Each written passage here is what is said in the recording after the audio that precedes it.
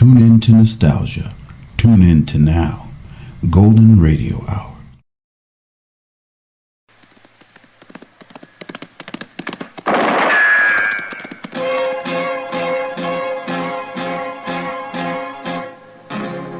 Gunsmoke, brought to you by Chesterfield. Chesterfield packs more pleasure because it's more perfectly packed, thanks to Accuray. They satisfy the most. Around Dodge City and in the territory on West, there's just one way to handle the killers and the spoilers, and that's with a U.S. Marshal and the smell of Gunsmoke.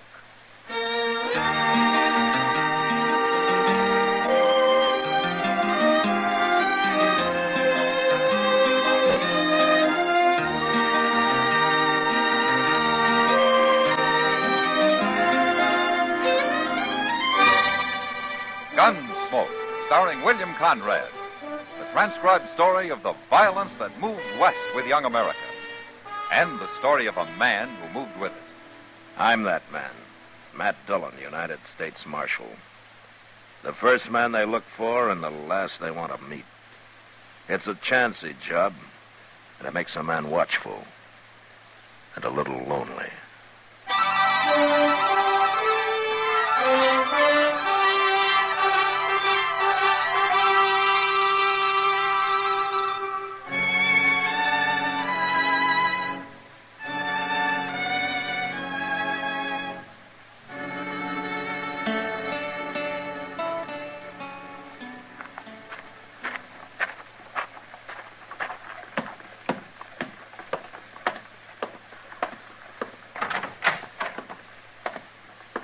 Marshal, Chester. Well, how are you, Mr. Hello, Jake. What brings you into town? Marshal, are you interested in stopping a killing?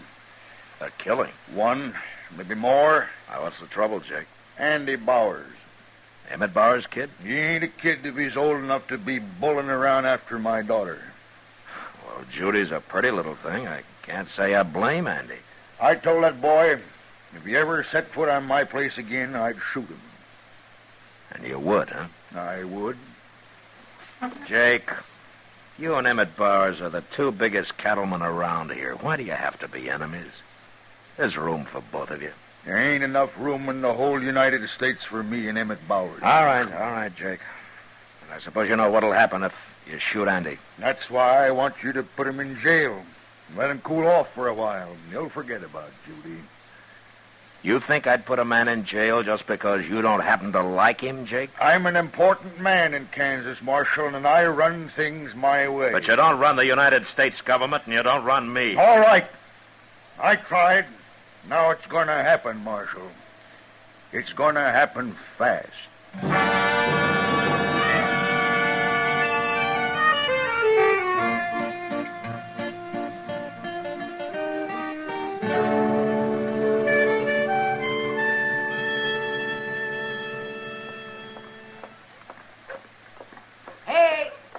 Two loafers better get saddled up.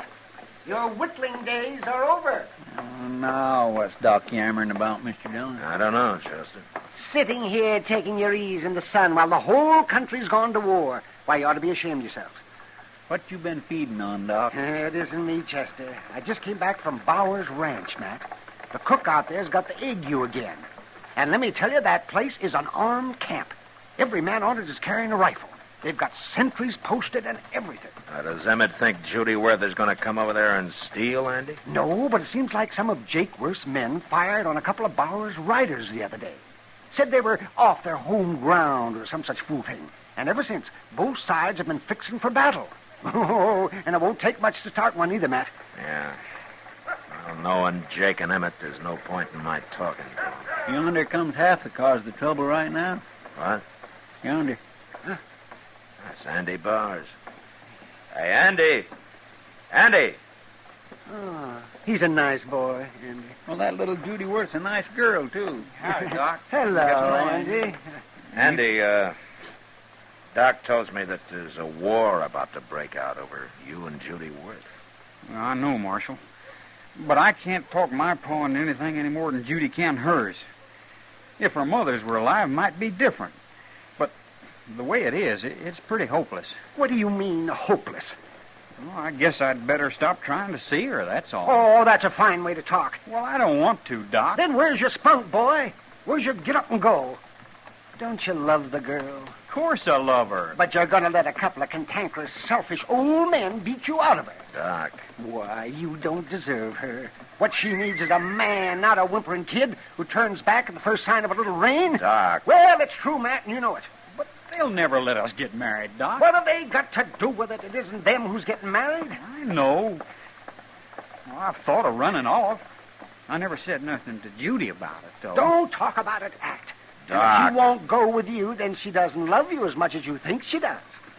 Well, maybe you're right. What do you think, Marshal? It's not for me to decide, Andy. Yeah, you're right. It's my business. Mine and Judy's. Yes. I better get going now. Goodbye. Goodbye, boy. Oh, Doc, you did a real good job. Yeah. You think he'll do it? I don't know. But if he does, there'll be war sure. And I know a broken-down, romantic old country croaker we can blame it on. Oh, fiddle-faddle. You want those kids to get married just as much as I do. And anyway, it's time you started earning your pay around here. Well, I got things to do. Let me hear what happens, Matt. Yeah, don't worry, Doc. You'll hear.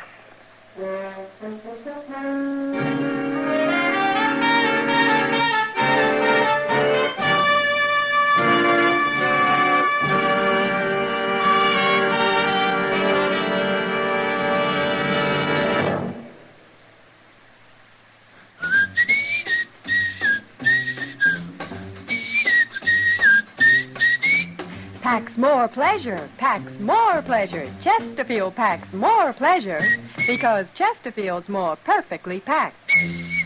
The more perfectly packed your cigarette, the more taste and mildness are released for you. Chesterfield, made by exclusive Accuray, has an open, easy draw that unlocks all the pleasure of fine tobaccos. Now, Accuray ensures an even distribution of tobacco from one end of your Chesterfield to the other. Chesterfield is firm and pleasing to the lips, mild, yet deeply satisfying. Chesterfield packs more pleasure because Chesterfield's more perfectly packed. To the touch, to the taste, Chesterfield packs more pleasure because it's more perfectly packed. By Chesterfield, mild, yet they satisfy the most.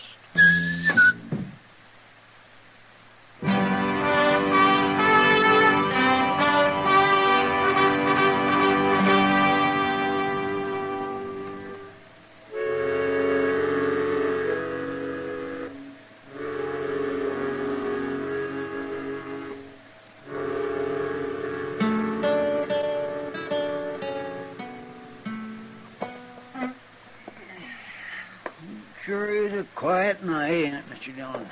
And nobody's lost his temper so far, Chester.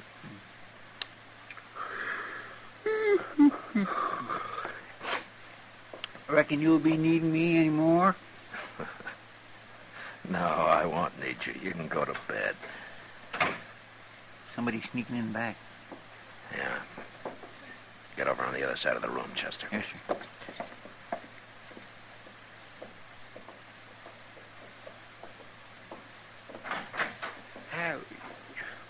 Why, it's Andy Bowers. Andy? Who's that in back of you? Come on, Judy. Hello, Marshal. Chester? Well, What are you two doing here? I got word to Judy, and she sneaked off and met me. Doc was right, Marshal. She wanted to go. Of course I did. Well, what did you come here for? We're being followed, Marshal. We gotta hide somewhere. You can't stay here, Andy. I'll think of a way we can sneak out of Dodge, Marshal. But we can't do it tonight. You say you're being followed, huh? Yeah. Judy's pa and a couple of his men. We lost them a few miles back, but they're sure to ride on into Dodge. Where'd you leave your horses? Oh, they're tied out and back. And I gotta do something with them. Look, Andy, your pa and Judy's are going to start a war over this, and you're putting me right in the middle of it. Don't you realize that? Well? I guess he's right, Andy. We can't get him mixed up in it. But he's the only man around here we can trust. I know, but it isn't fair to put all this on him. Oh, maybe you're right, Judy. Come on. I'll think of something. But we better hurry before they catch us. Wait a minute. What, Marshal? Chester, Yes, sir. you go with Andy, take those horses down to Moss Grimmick's stable and tell him to hide them. Oh, well, Moss knows how to do that, Mr. And put Andy up in the loft somewhere. Moss will understand. All right, sir. Oh, what about Judy? Now, you two get going. I'll take care of Judy. Oh, he's going to help us, Andy. He's going to help us. Yeah, I'm going to help you. But who's going to help me, I sure don't know.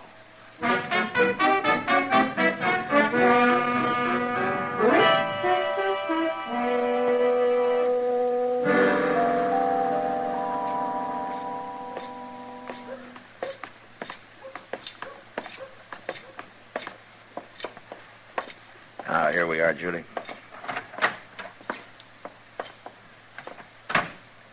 Doc. Hey, Doc. Yes, Matt. Let her do it. Come out here a minute, will you? I was just mixing a little something out there. Well, hello, Judy. Hello, Doc. Look, Doc, I was wondering if Judy could stay here until she and Andy can get on out of town. I'm sure it'll surprise you, but they're running away. They're running away. Oh, no. They are? Oh, well, isn't that wonderful? Yes, and we're going to make it, too, in spite of our fathers. You sure are. And you're welcome to stay right here as long as you want, Judy. Nobody will look for you here. Oh, that's real kind of you, Doc. Oh, no. It's just that I like the idea of people who want to get married just as much as you and Andy do. Yeah. Well, I better get going. Now, you stay here, Judy, until you hear from me. You understand? All right, Marshal. Yes. I think I'll go with you, Matt. And now you can make yourself comfortable, Judy. And I'll be back in a couple of hours, and I'll bring you something to eat, huh? How's that? I'll be waiting for you, Doc, and thank you. Oh, you're a nice girl. Come on, Matt.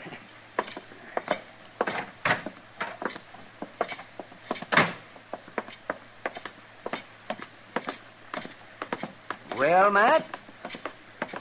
Doc, I know how, but I don't know why I got mixed up in this. But I'm sure in it now.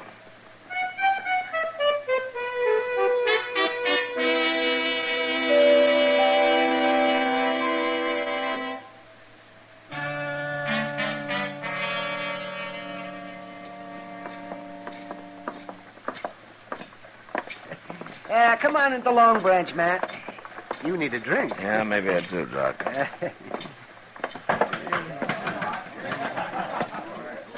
Say, look, Matt. It's Jake Worth. Yeah. Who's that with him? His name's Ab Drain, Doc. Ab Drain? Yeah, Jake's hired himself a gunman. And a pretty good one, too. Uh-oh. They've seen you. Yeah, you stay out of the way, huh? Don't worry.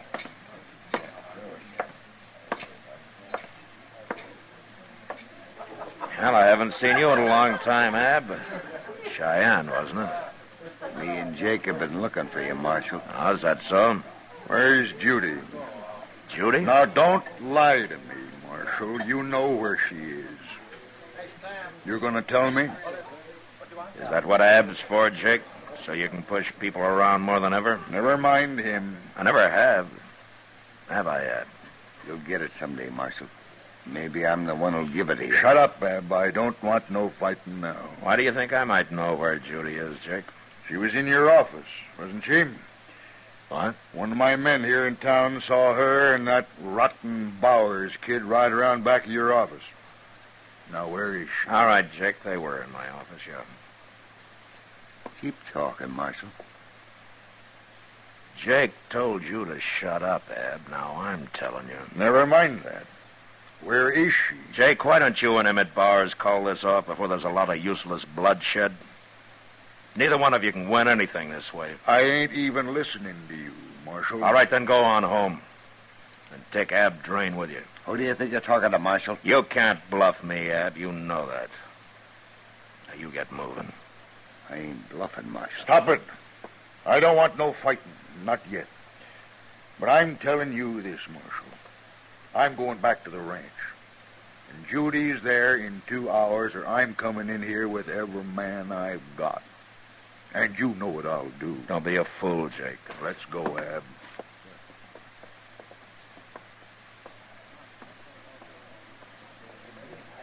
Say, they look mad, Matt. They're coming back in 2 hours, Doc, with an army. Oh, no. Well, what are you going to do? I'm going to get Jim Buck out of bed. He's driving an empty stage west tomorrow morning anyway, and he can leave tonight. And the preacher can tie a horse on behind long enough to get Judy and Andy married. While you stay behind to take on Jake's army. Is that it? Yeah, that's it, Doc.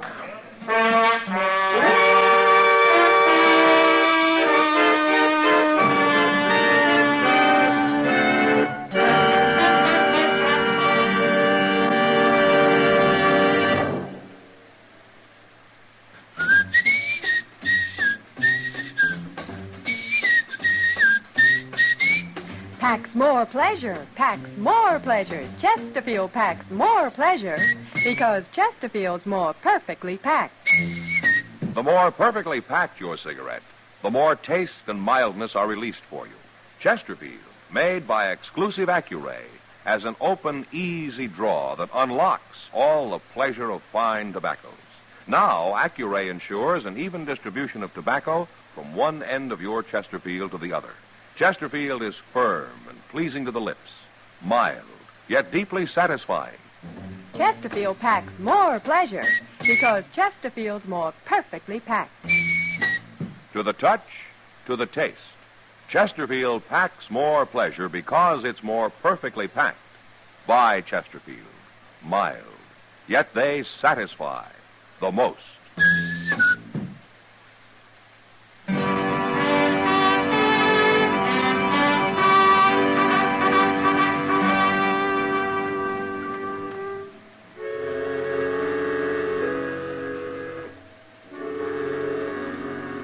Less than an hour later, Jim Buck quietly drove his stage out of Dodge. A couple of miles down the trail, he stopped long enough to witness the marriage of Judy Worth and Andy Bowers.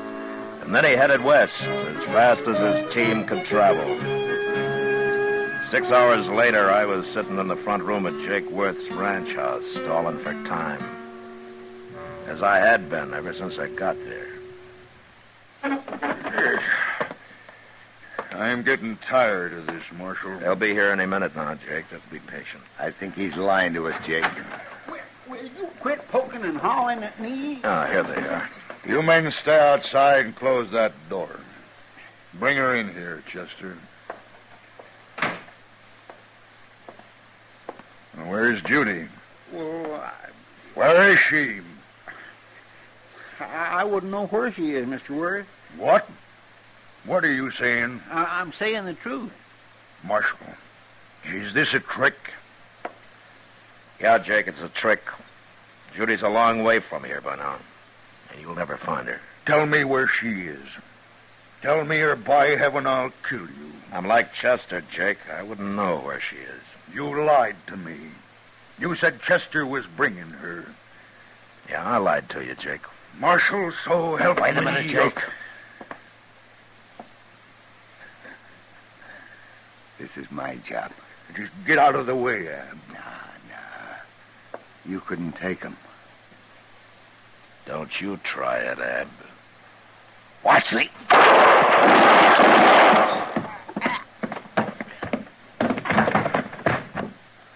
Now, don't make me kill you, Jake.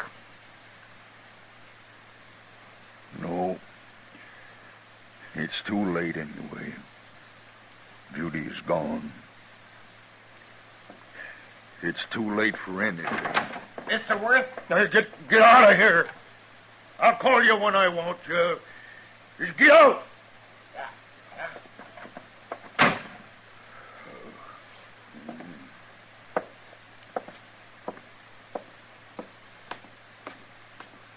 Where's he going? Wait here a minute, Chester. Yes, sir.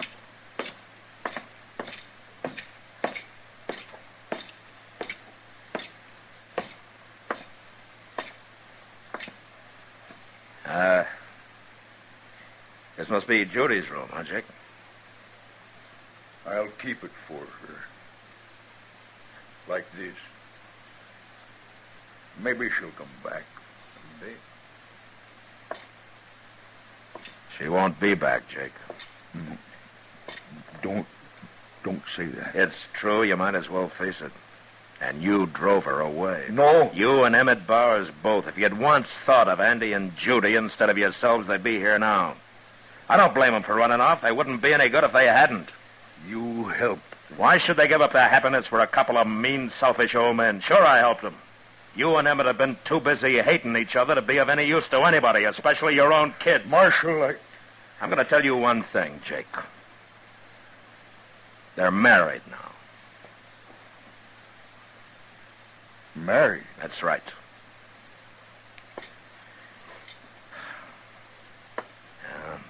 Now I'm going over and tell Emmett Bowers about it. No, wait, Marshal. Yeah, what? You think it might help if maybe I rode over to Emmett's with you? It might help you and Emmett, Jake. And it might help the kids, too, when they hear about it.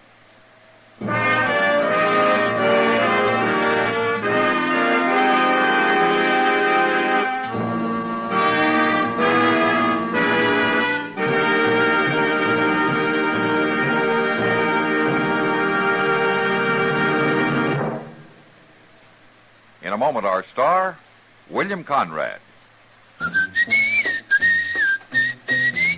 Chesterfield packs more pleasure because Chesterfield's more perfectly packed. Chesterfield, made by exclusive Accuray, packs more pleasure because it's more perfectly packed. Unlocks all the pleasure of fine tobacco. Chesterfield packs more pleasure because Chesterfield's more perfectly packed. Firm and pleasing to the lips. Chesterfield. Mild. Yet they satisfy the most. You know, a newcomer to the West was often referred to as a pilgrim and made fun of. But next week, a pilgrim nearly causes a wholesale massacre. And that was the West. Good night.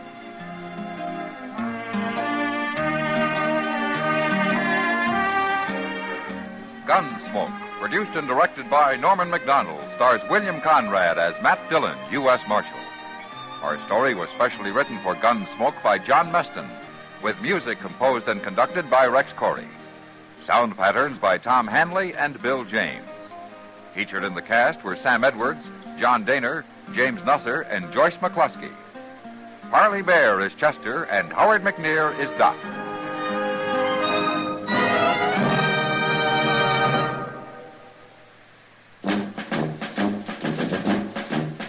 Make today your big red letter day, your L&M red letter day. Superior taste and filter, it's the miracle tip. Make today your big red letter day. Change to L&M today. L&M. So good to your taste. So quick on the draw. Get L&M today. L&M filters. So good to your taste. So quick on the draw. Relax with L&M, America's best filter cigarette. Be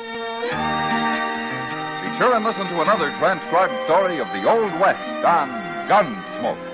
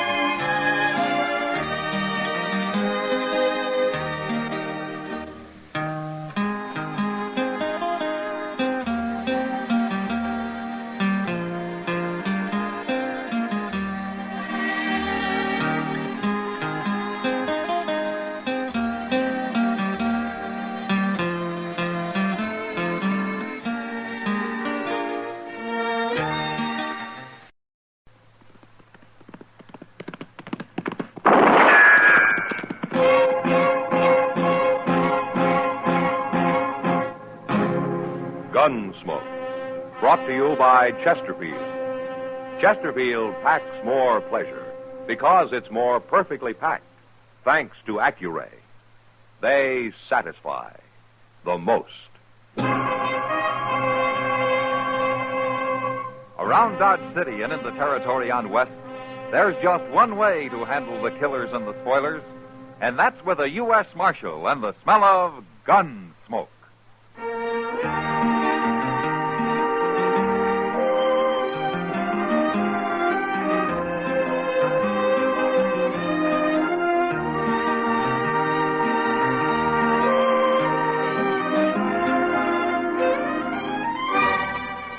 Gunsmoke, starring William Conrad. The transcribed story of the violence that moved west with young America. And the story of a man who moved with it. I'm that man, Matt Dillon, United States Marshal. The first man they look for and the last they want to meet. It's a chancy job, and it makes a man watchful and a little lonely.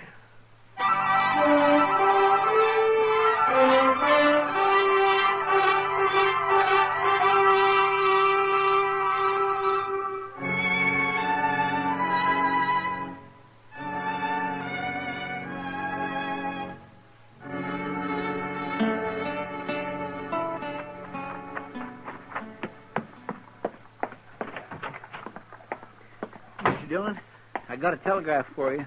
Oh, who's it from, Chester? Well, I think somebody's playing a joke on you. A joke? What? Why? I never read such a thing. It's plumb crazy. I mean, well, here. Maybe you better take a look at it. Yeah. Now, this is from the War Department. That's what it says. Rex Proctor coming to Dodge has full authority. Bad reports. Take orders from him. You see what I mean? It says they're sending this government man to check up on you. Well, it's an official telegram, Chester. But it says you've got to take orders from him. The way I get it, he's kind of like a inspector general in the Army. But what do they mean they got bad reports about Dodge? Things is getting out of hand. Well, Chester, Dodge isn't the most orderly community in the United States. I don't like it, Mr. Dillon. I don't like no part of it. Well, we'll know more about it when he gets here tomorrow. It's insult. That's what it is. Now, Chester, maybe this Proctor's a good man. Maybe he knows what he's doing. How could somebody from Washington know anything at all about the frontier? No, sir, Mr. Dillon. You mind what I say. You're making a bad mistake if you even let him get off that train.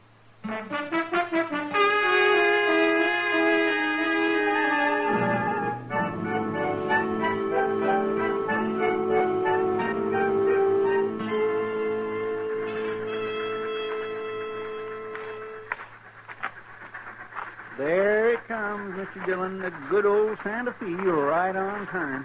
Yeah? I wished it wasn't on time today. I wished it'd never get here. Everything's going to be all right, Chester. No, it ain't. Well, we'll soon find out. You'll soon find out. I know all I need to. You were in the Army, Chester. You know how things go. That's what I mean. You're judging a man you haven't even seen. Well, they're getting off now. Look, I'll bet that's him. Yeah? With a beaver hat. Look at him. He looks like he takes a bath every single day, Mr. Dillon. Rex Proctor? Yes. How'd you know my name? Well, I'm Matt Dillon, Mr. Proctor. Oh, yes, of course. Glad to meet you, Marshal Dillon. This is Chester Proudfoot. Proudfoot. I don't believe I was informed of him. Well, that's all right, mister. I never heard of you neither. You'll be wanting a hotel, Mr. Proctor. I've got you a room at the Dodge House. Well, thank you, Marshal. I'll go there first. I would like to wash up a little. What did I tell you, Mr. Dillon? Never mind, Chester. Then I'll show you the town, Mr. Proctor. No, Marshal. Oh? I'll look the town over alone. I want to be free to form an unbiased opinion of the situation here. I see. I might as well tell you we've had some rather damaging reports about Dodge City. And they all say that Dodge is a pretty rough town, is that it? The government is interested in making the frontier safe, Marshal, safe for everybody. And the impression in Washington is that Dodge hasn't entirely achieved that goal. In Washington? Oh, my You know, I'm going to tell you something, Mr. Proctor. Yes, Marshal? You're right. You're absolutely right about Dodge.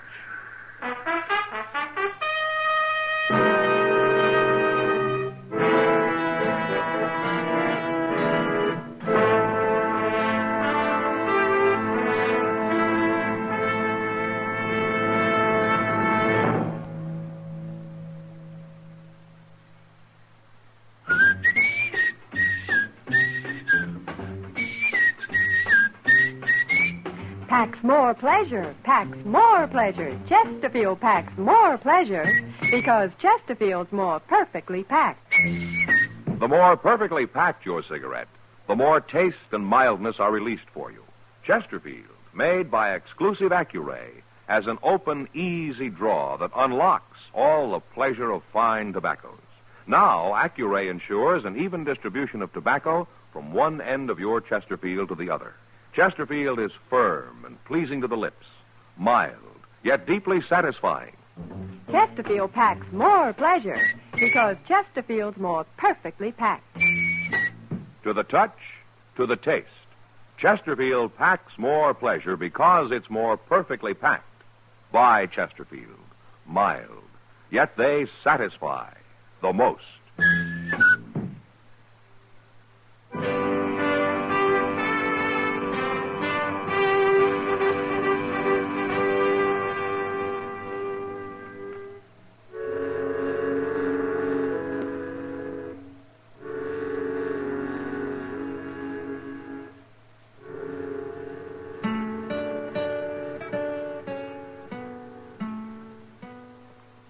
Uh-oh. Get out the draining water. Here comes Mr. Proctor. Hello, Marshal. Come in, Mr. Proctor. And Chester, isn't it? Chester Wesley Proudfoot. Well, I've looked Dodge over carefully, Marshal. Yes, it's been pretty quiet today, Mr. Proctor, so far. You mean you're expecting trouble? Well, nothing out of the ordinary. What do you call the ordinary? I don't suppose you got out to Boot Hill, did you? No. No, but I've certainly heard about it. Well, it's got a growing population. Which doesn't seem to bother you much, Marshal. It has, Mr. Proctor. What do you mean, it has? Well, I've accounted for my share of those graves. I'm sure you have. And that's one of the things wrong with this town. Oh? There's no need for shooting here. I've made a study of such towns as this, Marshal, and I can't understand why you run Dodge the way you do. And what way is that, Mr. Proctor? Well, there's no deadline, for one thing. Your riffraff should be restricted to one part of town where they won't endanger respectable people. You know, there was a deadline when I came here. I got rid of it. And why, may I ask? Well, Mr. Proctor, the riffraff that you're talking about, they're not all bad men. Most of them are just honest cowboys or buffalo hunters or sodbusters on a little spree. But there isn't one of them that likes to be reminded he isn't quite respectable. And they don't need a deadline. They know where it is. I don't agree, Marshal. We'll put the sign back up. We'll put up some other signs, too. Like what? Plant your Delphiniers straight? Take it easy, Chester. This is a serious matter. Well, go ahead, Mr. Proctor. How is it I haven't seen a man in Dodge who isn't wearing a gun? Oh, you think they should check their guns? Certainly. If men want to fight, they'll fight, Mr. Proctor. But if they haven't got guns... They'll use something else. And besides, if there's a rule that they have to check their guns, they'll think I'm afraid of them. And that'll be the end of any law at all. You're wrong, Marshal. This is going to be the beginning of a strong law here. I want those signs up before sundown. Well, surely you ain't going to do it, Mr. Dillon. Yeah, I'm going to do it, Chester. But why? Because it's the only way I can teach Proctor his lesson.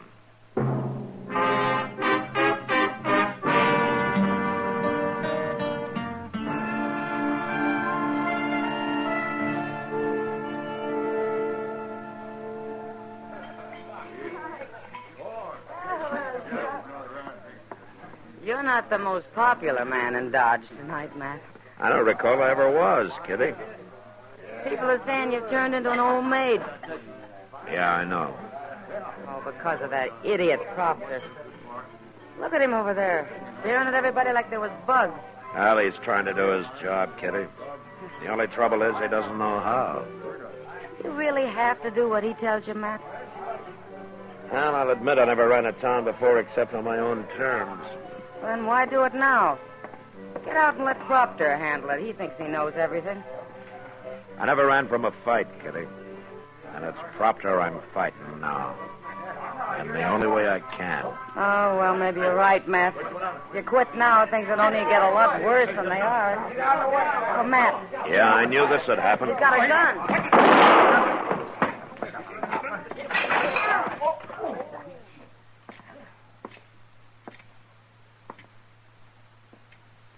All right, I'll take that gun, mister.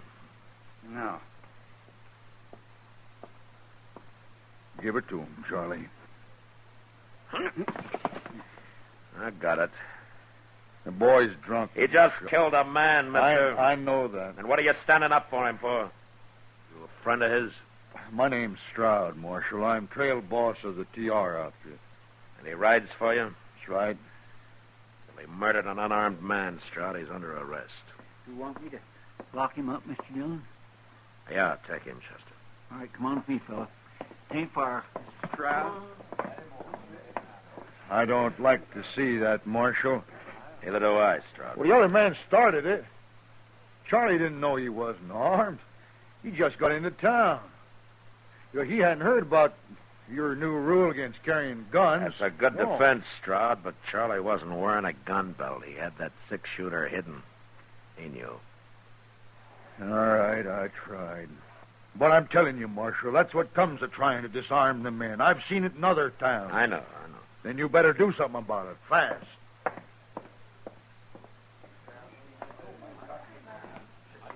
So, you've got another man for Boot Hill, Marshal. Mr. Proctor, did you hear what Stroud just said? I heard him. Good. And we'll count this man as yours. You think about that, Mr. Proctor.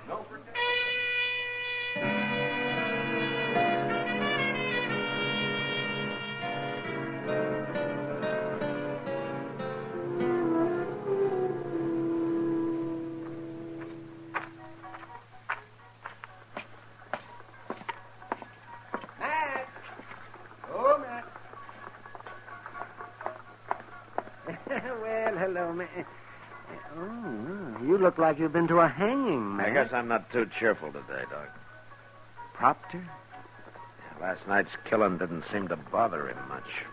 He doesn't learn very fast, does he? No. Well, I admire you for trying, Matt. But from what I hear people saying, you're buckling under to this man is making you look mighty foolish in their eyes. They don't work for the government, Doc, and But I do. I've told them that. I've said with a job like yours, you have to take the good with the bad. Up to a point, I do, Doc. What do you mean? Things might get so bad here, I'll have to quit. For everybody's sake. Marshal Dillon. Oh, it's Proctor. Yeah, now what's he got on his mind? Marshal. Right next door here. Right in that saloon, there's a man wearing a gun. I told him about the rule, and he laughed at me. He said to send you in. He said you know him. Maybe I do. His name is Fain. Nick Fain? Yes. Well, what's the matter? Is he a special friend of yours? Nick Fain's a gunman, Mr. Proctor. Does that mean you're afraid of him? I'll talk to him. See you later, Doc. Yes, sure, Matt. I'm coming with you, Marshal. You shouldn't be trying to enforce the law around here, Mr. Proctor. I have that authority. On paper, maybe. I'm just telling you for your own good. You might get hurt.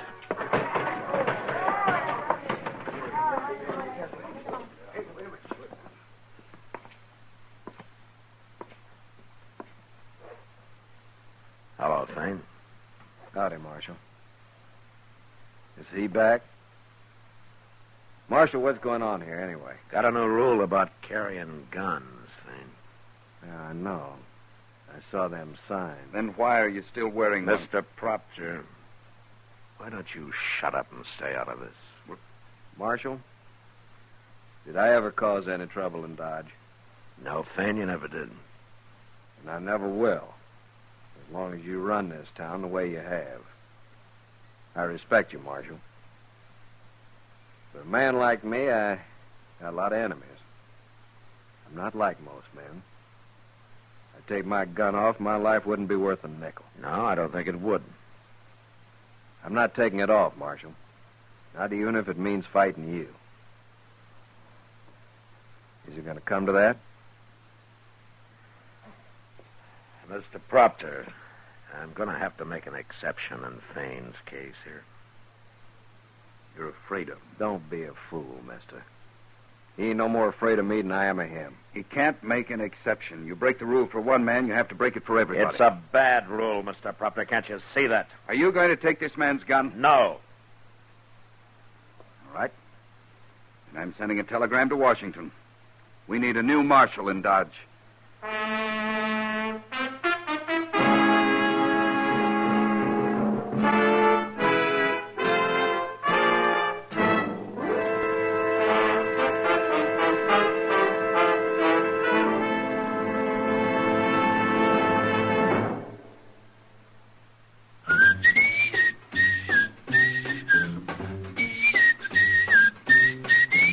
Packs more pleasure, packs more pleasure. Chesterfield packs more pleasure because Chesterfield's more perfectly packed. The more perfectly packed your cigarette, the more taste and mildness are released for you. Chesterfield, made by exclusive Accuray, has an open, easy draw that unlocks all the pleasure of fine tobaccos. Now, Accuray ensures an even distribution of tobacco from one end of your Chesterfield to the other. Chesterfield is firm and pleasing to the lips, mild, yet deeply satisfying. Chesterfield packs more pleasure because Chesterfield's more perfectly packed. To the touch, to the taste, Chesterfield packs more pleasure because it's more perfectly packed. By Chesterfield, mild, yet they satisfy the most.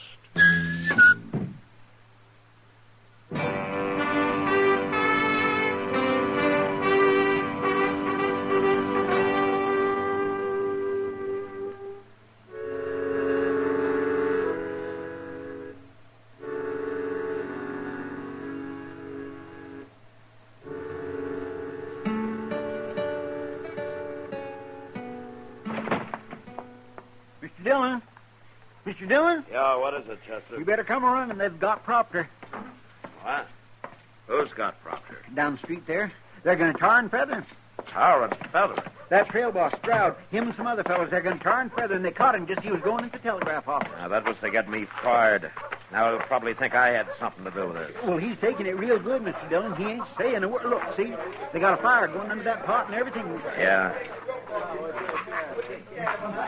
All right. Let me through here, man. Let me through, man. Hello, Stroud. I hate to spoil your fun. You ain't going to spoil it, Marshal. Yes, I am. We know the whole story. We get rid of this meddler here and things will be all right again. Little hot tar ain't going to hurt him. I can't let you do it, Stroud. You can't stop us, Marshal. All right, you men, clear out of here. All of you. You see? They ain't about to move. You heard me. What are you going to do, Marshal? Shoot us? If I have to. Ain't you forgetting them little signs you put up about not carrying guns in Dodge? Marshal, there ain't a man here that's got a gun on him. You ain't going to shoot no unarmed man. You can't take us no other way. There's too many of us. By golly, he's right, Mr. Of course Dillon. I am. All right, let's get on with the party, boys. To start stripping our friend from Washington there. Car's about cooked. Here. All right, hold it. Hold it! Wait a minute. Well, you're pretty smart, Stroud. You win. You know something? I'm glad of it. What? Chester, Yes, sir. go tear down every sign we put up, and be sure you find all of them. Yes, sir, I'll do it, Mr. Dillon. I'll do it gladly. All right, men, you can go pick up your guns. The game's over.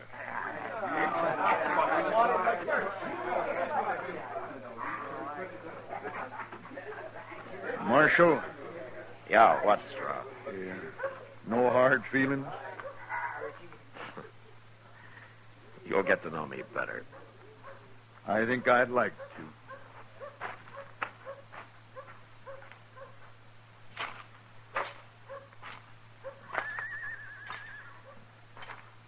Well, you haven't said much, Mr. Proctor. There was no use in my talking, Marshal.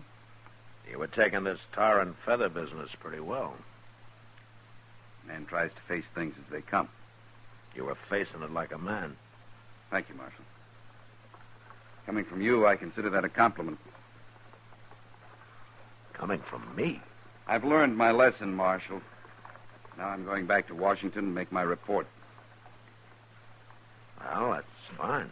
And you'll know how well I've learned it, Marshal, when you get your copy. Well, thank you, Mr. Proctor. Thank you.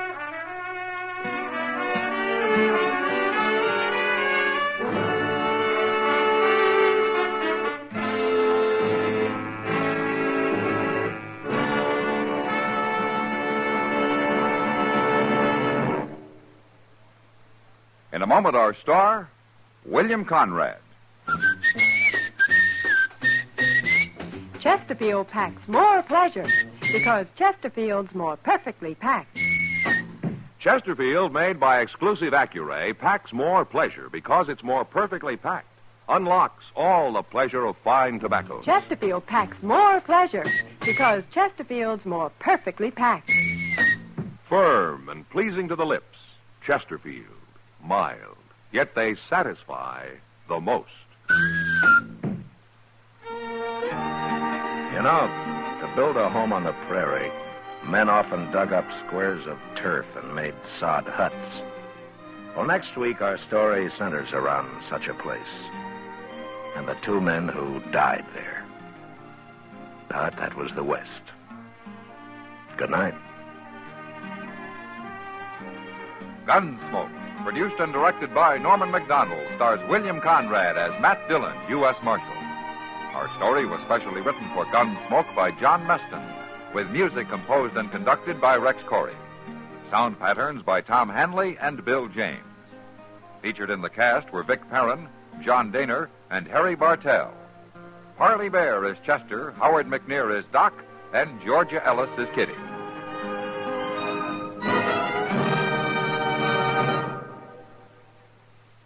Smokers, this is it. L&M filters. So good to your taste, so quick on the draw. Make today your big red letter day, your L&M red letter day. Superior taste and filter, it's the miracle tip. Make today your big red letter day. Change to L&M today. L&M, so good to your taste. So quick on the draw. Get L&M today. Relax with L&M. So good to your taste, so quick on the draw. Join us again next week for another specially transcribed story as Matt Dillon, U.S. Marshal, fights to bring law and order out of the wild violence of the West in Gunsmoke.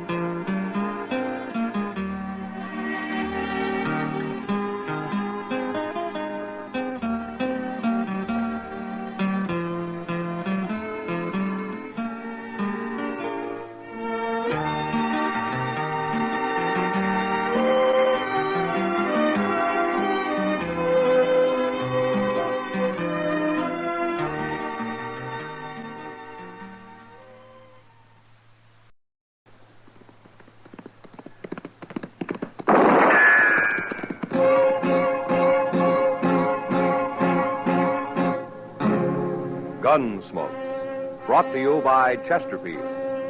Chesterfield packs more pleasure because it's more perfectly packed, thanks to Accuray.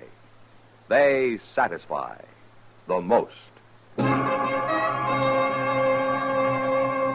Around Dodge City and in the territory on West, there's just one way to handle the killers and the spoilers, and that's with a U.S. Marshal and the smell of Gunsmoke.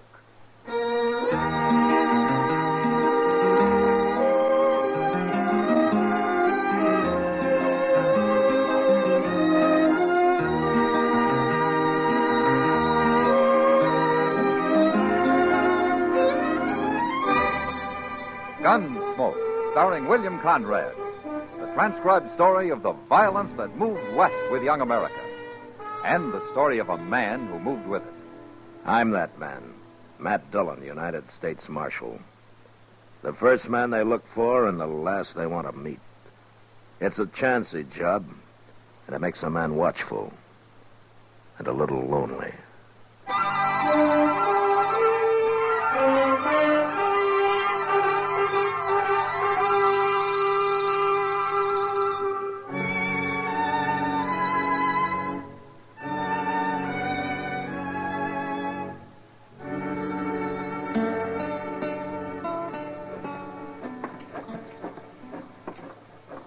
Oh, so that's Enoch Mills' new hotel. Yeah, it will be when they get it built, Chester. I never heard of a cattle rancher going into hotel business before, Mr. Dillon. Enoch Mills is a man of enterprise. Look yonder at him. He's as proud as a new father, ain't he? Well, it isn't every day a man builds a new hotel in Dodge. Hello, Marshal. Chester? Oh, Mr. Mills? That's gone up pretty fast, isn't it? Well, we got most a month before it's finished. Uh-huh. How many rooms you going to have? 15.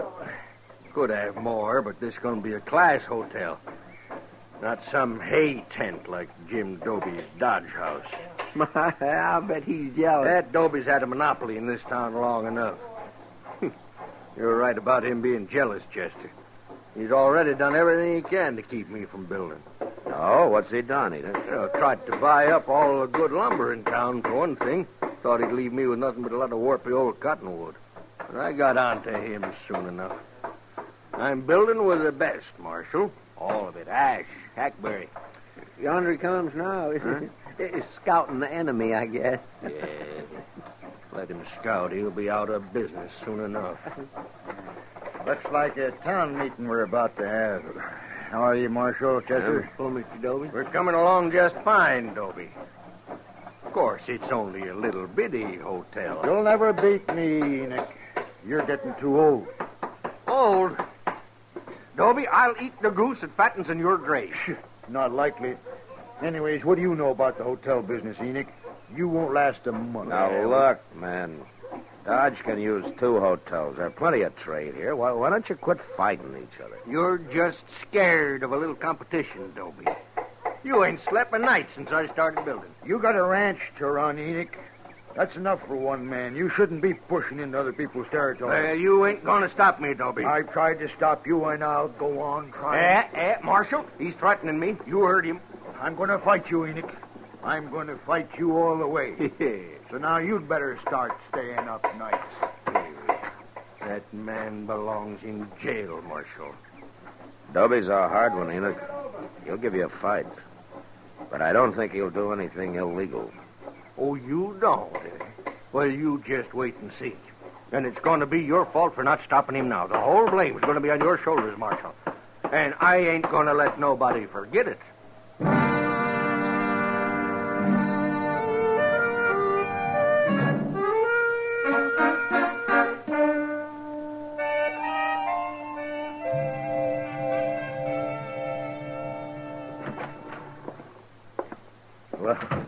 Well, evening, Kitty. What are you doing here? I came by to tell you something, Matt. Oh? You ever hear of a man called Gil Shank? Don't tell me he's in town. I met him at the Long Branch this afternoon. He didn't say much, but a man like that stands out like a white buffalo. You can pick him, Kitty.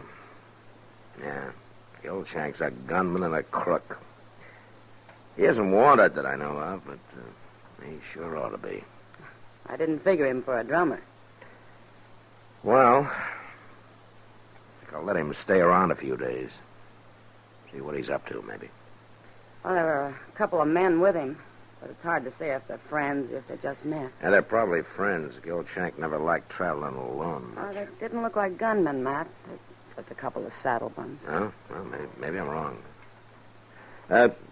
Thanks for telling me anyway, Kitty. Mr. Dillon. Oh, hello, Miss Kitty. Something to scare you, Chester? Worse than that, the new hotel's on fire. On fire? On fire. And old Enoch sent Jim Doby to own the place. You better get down there, Mr. Dillon.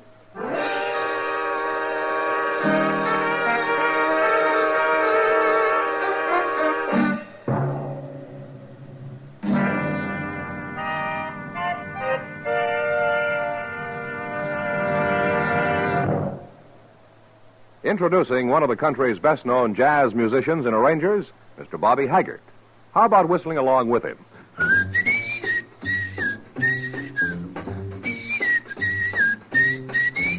Packs more pleasure, packs more pleasure. Chesterfield packs more pleasure because Chesterfield's more perfectly packed. The more perfectly packed your cigarette, the more taste and mildness are released for you. Chesterfield, made by exclusive Accuray, as an open, easy draw that unlocks all the pleasure of fine tobaccos. Now, Accuray ensures an even distribution of tobacco from one end of your Chesterfield to the other. Chesterfield is firm and pleasing to the lips, mild, yet deeply satisfying. Chesterfield packs more pleasure because Chesterfield's more perfectly packed. To the touch, to the taste, Chesterfield packs more pleasure because it's more perfectly packed. By Chesterfield, mild, yet they satisfy the most.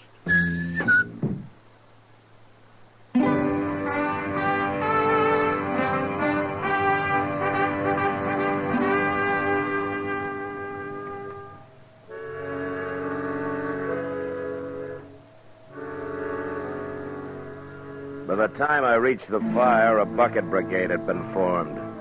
And there wasn't much to do but get in line myself. Even while we worked, I could tell the fire had been set and that the wood had been soaked with kerosene. It was all over in a half hour, but not because we'd put it out. There was nothing left to burn. Next morning, I went back and had a talk with Enoch. And he'd already bought more lumber, and he had his workmen busy cleaning up. This ain't gonna stop me, Marshal. Takes more than a little arson to stop Enoch Mills. Enoch, I guess there's no need to ask you who you think did it, is there? What? Jim Doby, of course. You know as well as I do. Yeah, but you don't have any proof of that, Enoch. I got what proof I need.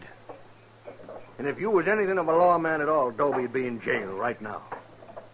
Enoch, you know I can't arrest a man because you and he are enemies. Well, it don't matter. I ain't counting on you no more. I got other ways. Yes, sir. Hey, come in right there, Marshal. What? There. You mean Gil Shank? That's right. He seen me after the fire last night, and he offered to go to work for me.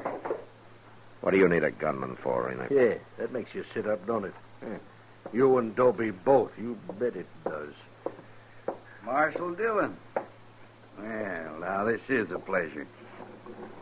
Yeah, he knows you're working for me, Shank. I told him. Just Shank, Enoch?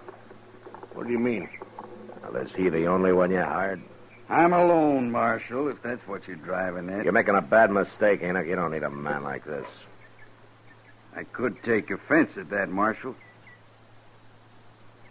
No? Well, why don't you let me know when you decide, huh? I'll let you know. Yeah, that's telling him. All right, we'll take care of Jim Doby next. You won't do a thing to Jim Doby. Either one of you. Well, you're protecting a criminal, Marshal. But it ain't gonna work. Shank's got a plan. You said you was gonna figure something out, Shank. You done it? Well, Enoch, what with the law being so loose around here, we gotta protect your hotel day and night. How many riders you got out at the range? About 20. I want 15 of them. You what? I want him here in Dodge. We're going to put a guard around this building 24 hours a day. Well, I can't spare 15 men, Shank. Who's going to watch the cattle? You ain't moving cattle this time of year, are you? Of course not. Then 5 riders is enough. You want this hotel to go up or don't you? All right. I'll send for him. Hey. You that Jim Doby over there? Yeah, that's him. Come to enjoy his dirty work, I guess. Shank, What, Marshal? the first sign of any of your dirty work, and I'm coming after you. Fast.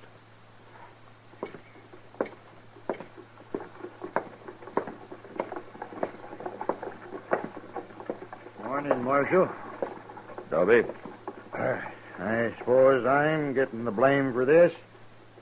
You are. Yeah. Then why ain't you arresting me? I've known you for a long time, Doby. You're pig-headed and you can be downright mean. But you don't fight this way. You make it hard to thank you, Marshal. You can thank me by laying off Enoch Mills for a while. There's going to be enough trouble without your making any.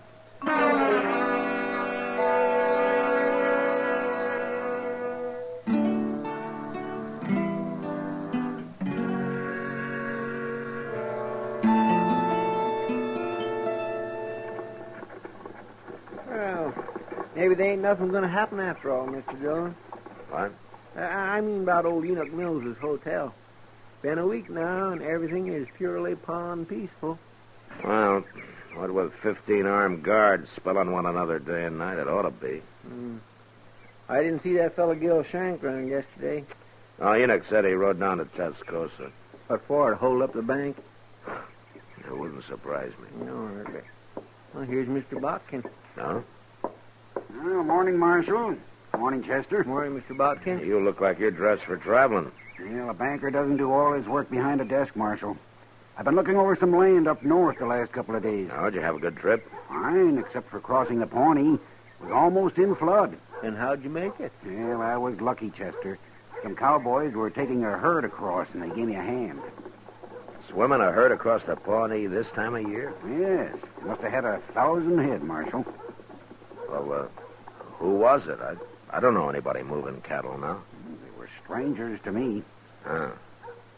What was the brand? I'm afraid I'm not much of a brand reader, Marshal. Oh, you think you could draw it for me? Come over here in the dirt, Mr. Bucky. All right.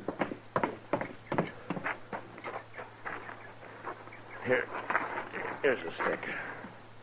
Now, what did it look like? Well, there was a circle here and a line through it, like this. It stopped just about here. Well, everybody knows that brand, Mr. Botkin. Everybody but me, I guess. Where would they be taking those cattle, Marshal? Only one place. The Greystone Indian Agency is about 20 miles beyond there. Oh, they're going to sell them to the agency, eh? Well, they won't get top prices, but it's always a fast cash sale. Chester. Yes, sir? Go saddle 3 horses and tie them up behind the office, and then wait for me. I'll be back after dark.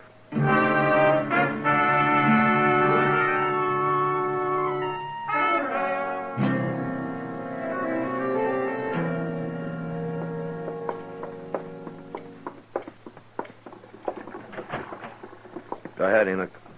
Don't know what you're bringing me here this time of night for, Marshal. Well, I got everything ready, Mr. Dillon. Oh, good, Chester. You got everything ready for what? Well, I don't know exactly, Mr. Mills. I think you're both crazy. Well, now, here, that's no way to talk. Nobody's done nothing to you. I suppose burning my hotel down was nothing, huh? It wasn't a hotel. It was only the frame of one. Chester, I'm beginning to think you and the Marshal was in on it. Both of you. You're such big friends of that Jim Doby. You'll believe most anything, won't you, Enoch? Anything but what you tell me, Marshal Dillon. Yeah, I guess that's true. Yeah, it's sure enough true. All right, I'm getting out of here now. I got nothing to say to you, and you got nothing to say to me. Don't know why I come here in the first place. Wait a minute, Enoch. Well, make it fast. I will. I was going to try to explain something to you, but I can see that it'd be a waste of time. You all through? No, I'm just getting started. All right, give me that gun, Marshal. I'm going to keep it for you, Enoch. Right here in my belt. You arresting him for something, Mr. Dillon? No, I'm not arresting him, Chester. I'm kidnapping him.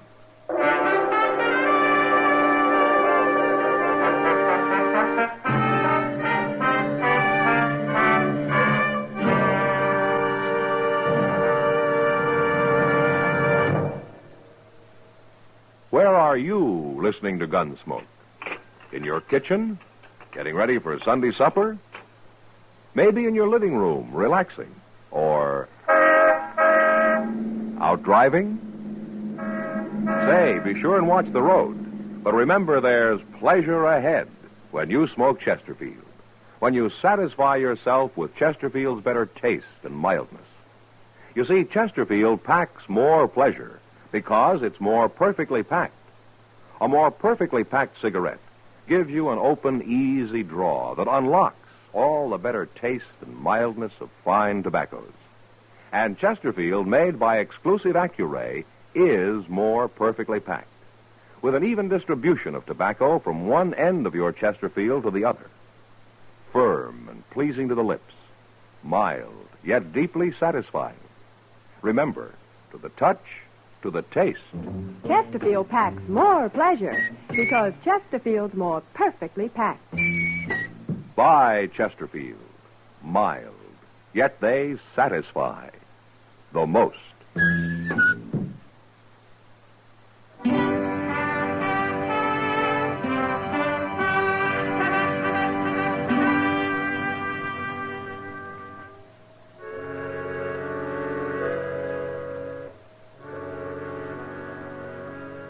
Enoch Mills was about as mad as any man I'd ever seen. But I managed to get him on a horse, and then he and Chester and I rode quietly out of Dodge. By noon next day, we'd covered some 60 miles and were at the Greystone Indian Agency. It was run by a man called Albert Leach, who didn't seem too bright, but at least I could tell he wasn't a grafter like most. I had a talk with him, and I brought Enoch in to meet him. Come in, gentlemen, come in. Have a chair. You give me a chair, mister. I'll bash both your heads in with it. Now, really, Mr. Mills. How come you know my name? Marshal Dillon told me. This is Albert Leach, Enoch. He runs the agency. I don't care who he is or what he runs. If he's got anything to do with whatever it is you're up to, Marshal, he's going to end up in jail, too. Good heavens. Don't worry about it, Leach. Enoch was up all night. I think I put him in a bad temper. Look, Leach, I want you to tell him how many cattle you bought yesterday. 1,012 head. Mm-hmm. And you paid? $15 a head. Well, then you robbed somebody. Any couch and walk's worth $20. The government never pays over 15, Mr. Mills. Which is why I never sell to the government. We haven't got much time. Have you paid for those cattle yet, Leach? No, the boss will be here any minute to collect the money. In fact, that's him riding in now. Yeah. All right, you pay him, Leach, and we'll wait in the other room. I understand, Marshal. Come on, Enoch. You're getting yourself in deeper and deeper, Marshal. But I've about decided you won't go to jail. Just going to lock you up in a madhouse. Quiet now, Enoch. Just listen.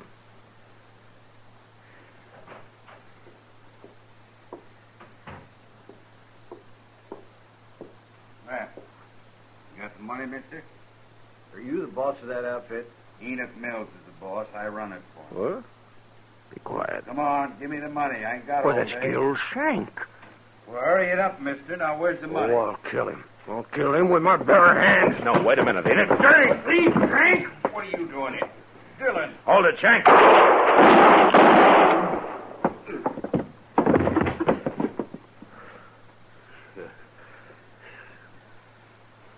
Yeah, you killed him, Marshal. You're not hit, are you, Enoch? Yeah? No, he missed me. That's what he wanted my men guarding the hotel for. That rotten criminal. He had some help. Now, we're going to be a long time finding him. I don't care about them. You got him. He set that fire, Enoch. He planned the whole thing. You had it figured out. Why didn't you tell me? You won't believe anything I say. Remember? I've been a fool, Marshal. Looks like I owe you an apology. Never mind me. What about Jim Doby? You've given him a bad name. I don't know, Marshal. I never should have started that hotel in the first place. I'm a cattleman. I'm no innkeeper. You mean you're not going to finish it? Oh, I'll finish it. But then you know what I'm going to do? I'll go to Jim Doby and I'll ask him to run it for me. You think he'll do it, Marshal? Yeah, he'll do it, Enoch. And whenever you come to town, he might even let you stay there. If you behave yourself.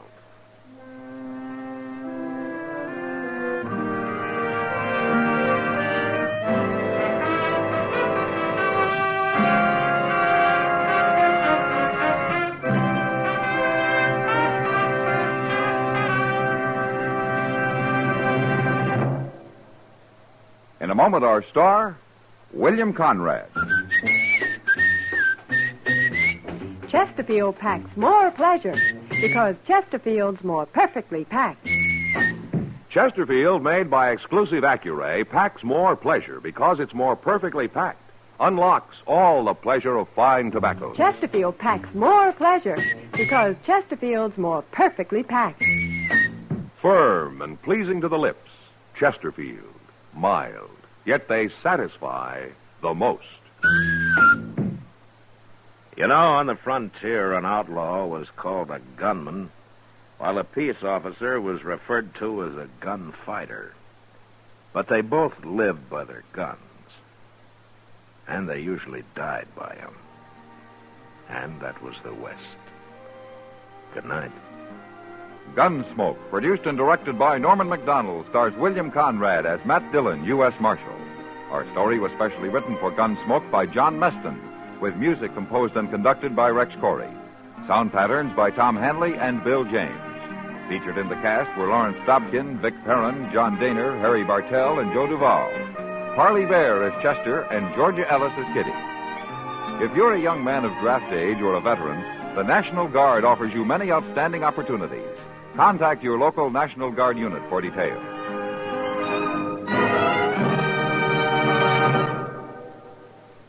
Smokers, this is it. L&M filters. So good to your taste, so quick on the draw. Make today your big red letter day, your L&M red letter day. Superior taste and filter, it's the miracle tip. Make today your big red letter day. Change to L&M today. L&M, so good to your taste. So quick on the draw. Get L&M today. Relax with L&M. So good to your taste, so quick on the draw. Join us again next week for another specially transcribed story on Gunsmoke.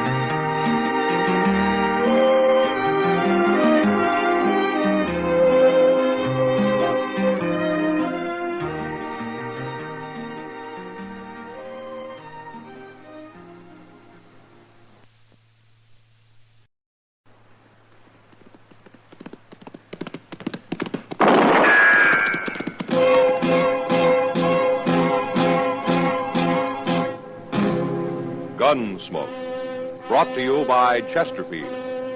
Chesterfield packs more pleasure because it's more perfectly packed. thanks to Accuray. They satisfy the most. Around Dodge City and in the territory on West, there's just one way to handle the killers and the spoilers, and that's with a U.S. Marshal and the smell of gun smoke.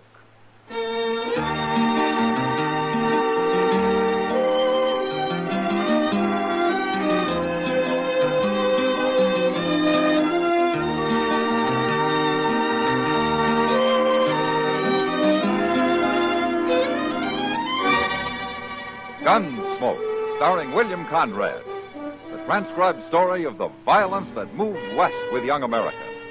And the story of a man who moved with it. I'm that man, Matt Dillon, United States Marshal. The first man they look for and the last they want to meet. It's a chancy job, and it makes a man watchful and a little lonely.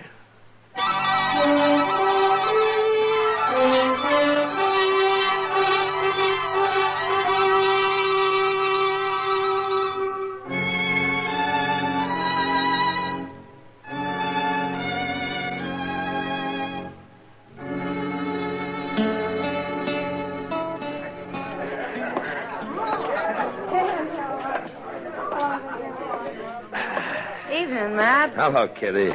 You look a little blue. Oh, it's cold outside. Well, you sit down. Yeah. I'll have Sam fix you up a coffee grub.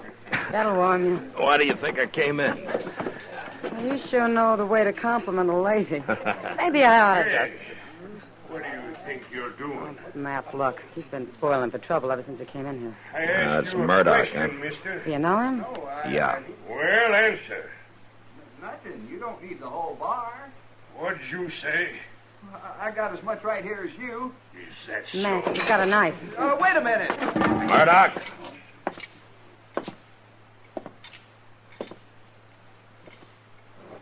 Put it up. You again, Dillon. Just like the last time. You want more of the same? It's a little different now, Murdoch. So I see. You got a badge to hide behind now. Put up the knife. That's better. This man's crazy, Marshal. I didn't do a thing to him. I didn't mean to jostle him. It's all right, son. It's over now. Go on about your business. Yes, sir, Marshal. Yes, sir. Yeah. What kind of a bone picker is that for the high plains? Times have changed, Murdoch. Nothing but settlers and dudes, bone pickers and trackmen, cow wranglers and bluecoats, and lawmen. There's something you better understand, Murdoch. When Dodge was full of you buffalo hunters, you could throw your weight around. Well, not anymore. I ain't changed, Dillon. Just stay out of trouble. I'll do as I want. He always did. What are you doing in Dodge anyway? There haven't been any buffalo around here for years. Well, maybe I came to see you, Dillon. And I thought you probably figured me for dead. Oh, no. I heard about you and your badge. Maybe it's just as well for both of us I'm wearing it. I don't fear no man. And least of all, you. All right. Just let me give you a little warning. If you're thinking of going south for buffalo into Indian territory, I wouldn't. I do a lot of things you wouldn't. This is orders from Washington. They don't want any more trouble with the Indians. The territory is closed to hunters. They got cavalry patrols along the line. I go where I aim to go. And I don't fear no cavalry. And I got orders to stop anyone. Have you now? You just remember what I said.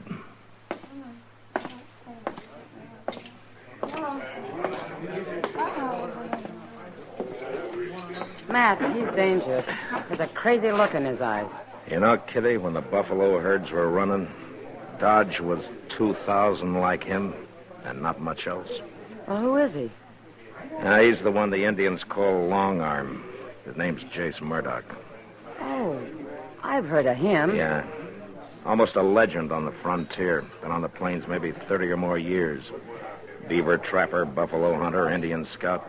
He lived with the Indians a long time. Matt, what's between you and Murdoch? A grudge? That's the kind of a thing a man doesn't like to talk about or remember, Kitty. when he takes a beating. You? I was just in from Missouri, pretty green. Murdoch and some of his crowd were in town on a spree. But when their fun threatened to include scalping a hide freighter they didn't like, I stepped into it. Like I say, I was pretty green. They beat you, Matt? Left me for dead down by the river. You watch out for him. He's a troublemaker. Yeah. But right now, I want to find out why he's here.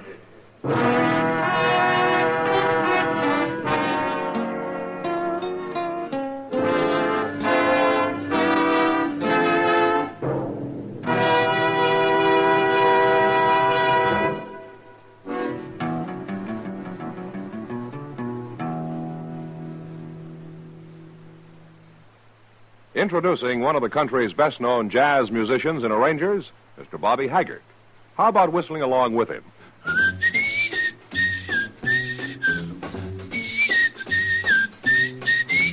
Packs more pleasure, packs more pleasure. Chesterfield packs more pleasure because Chesterfield's more perfectly packed. The more perfectly packed your cigarette, the more taste and mildness are released for you. Chesterfield, made by exclusive Accuray, has an open, easy draw that unlocks all the pleasure of fine tobaccos. Now, Accuray ensures an even distribution of tobacco from one end of your Chesterfield to the other. Chesterfield is firm and pleasing to the lips, mild, yet deeply satisfying. Chesterfield packs more pleasure because Chesterfield's more perfectly packed. To the touch, to the taste, Chesterfield packs more pleasure because it's more perfectly packed. By Chesterfield, mild, yet they satisfy the most.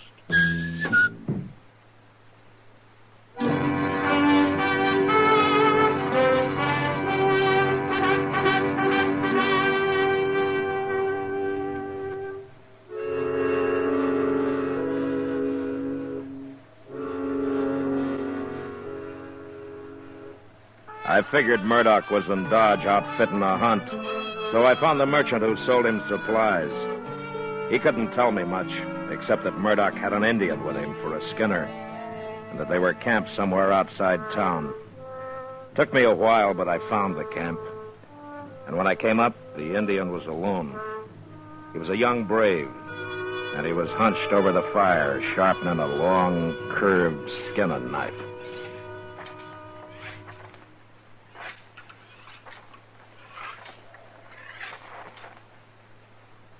It's all right. Go on.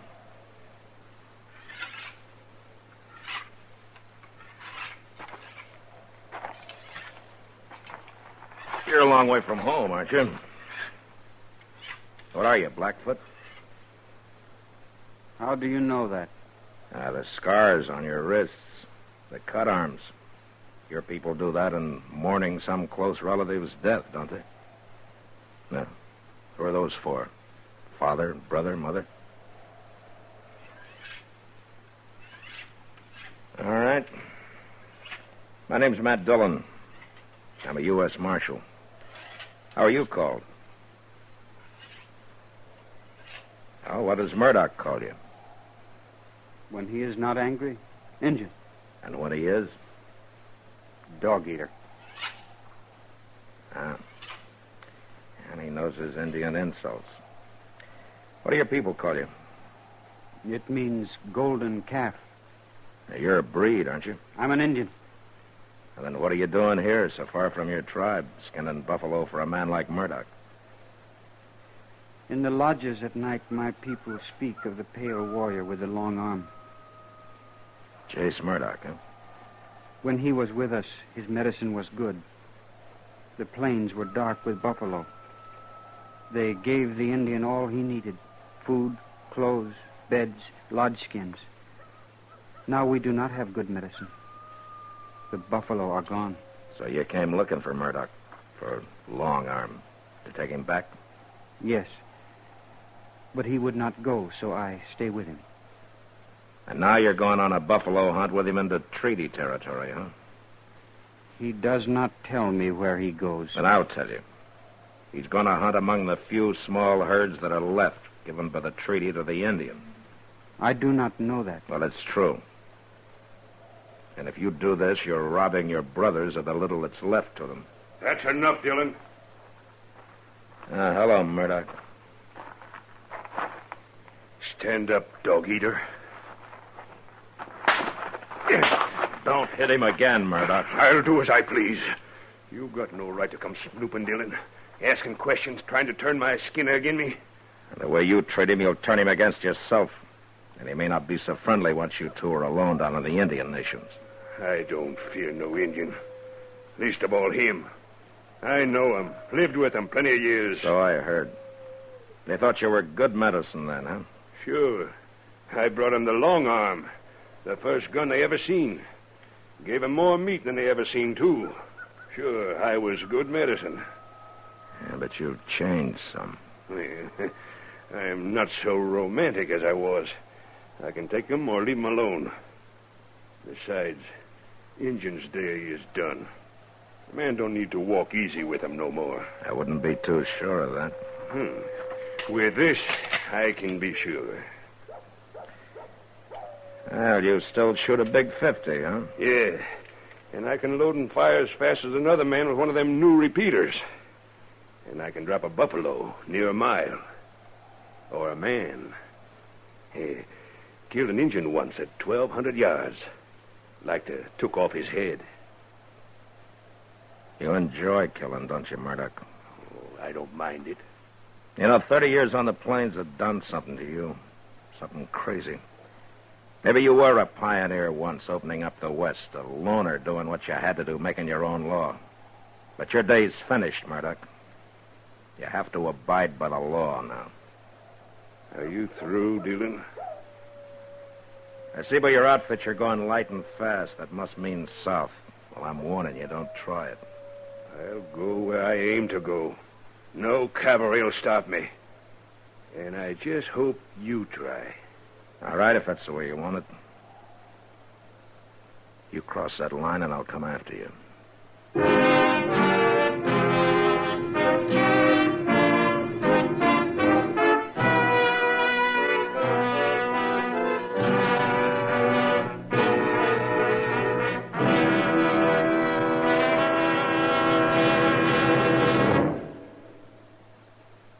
Say, where are you listening to Gunsmoke? In your car? Getting ready for dinner? Oh, I see. Just relaxing in your favorite easy chair. I'd say you're in a good spot right now to really enjoy Chesterfield's better taste and mildness. You see, Chesterfield packs more pleasure because it's more perfectly packed. A more perfectly packed cigarette gives you an open, easy draw that unlocks all the better taste and mildness of fine tobaccos. And Chesterfield, made by exclusive Accuray, is more perfectly packed, with an even distribution of tobacco from one end of your Chesterfield to the other. Firm and pleasing to the lips, mild, yet deeply satisfying. Remember, to the touch, to the taste. Chesterfield packs more pleasure because Chesterfield's more perfectly packed. By Chesterfield. Mild, yet they satisfy the most.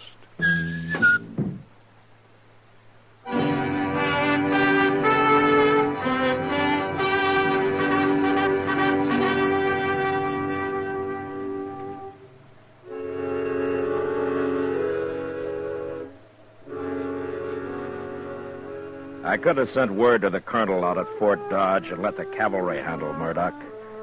But this was something personal. It was a job I wanted to do myself. I couldn't touch Murdoch until he crossed the line into the Indian nations, so the next morning I just watched him drive out of town. I gave him a couple of hours, and then Chester and I started on his trail. Went straight south, across the Arkansas, into the nations.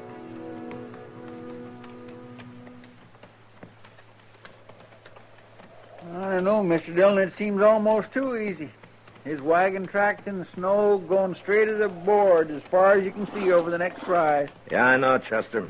But we better keep our eyes open. We should be getting close to him now. Well, I guess ain't nothing to worry about, as long as we can see his tracks up ahead. Now, maybe not. But we'll come up on that rise easy. Just might be waiting for us on the other side. Well, I don't know. The way he ain't bothering to cover his trail, it seems like he ain't expecting us to follow him. Maybe he didn't believe you. Don't count on it. No, I ain't. I swear this ain't the time of year for traveling, is it? Good time for buffalo hunting, though. Coats will be prime. And if I was... Mr. Dillon!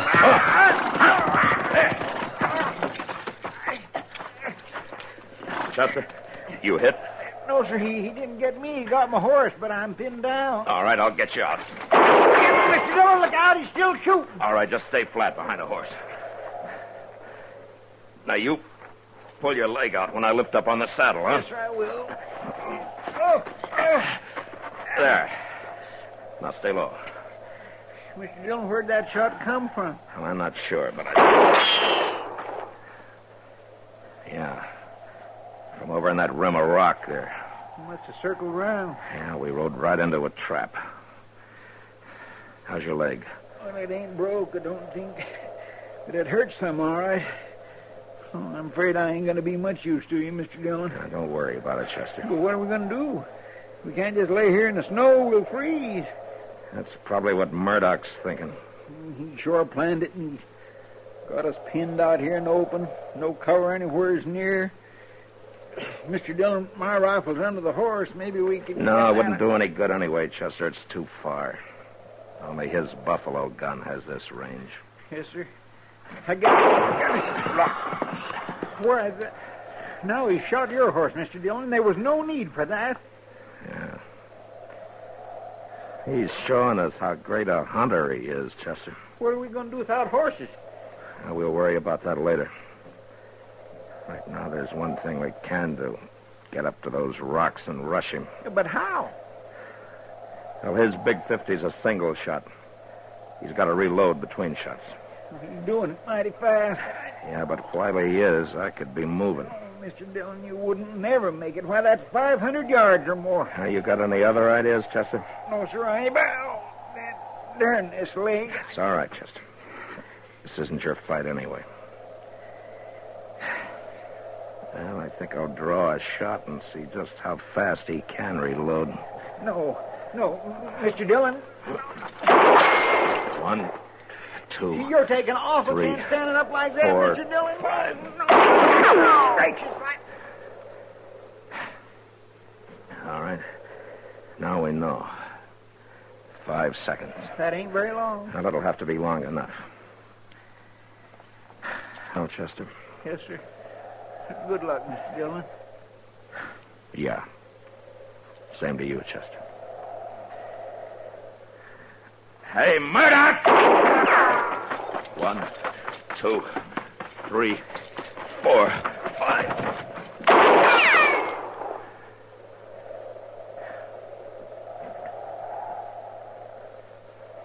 Not like hunting buffalo, is it, Murdoch? 1, 2, 3, 4, 5.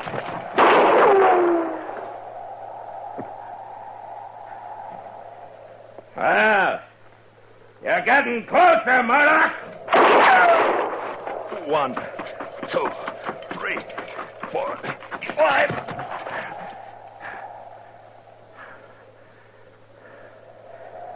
Oh, maybe he's caught on. Hey, Murdoch! You couldn't be out of ammunition, could you?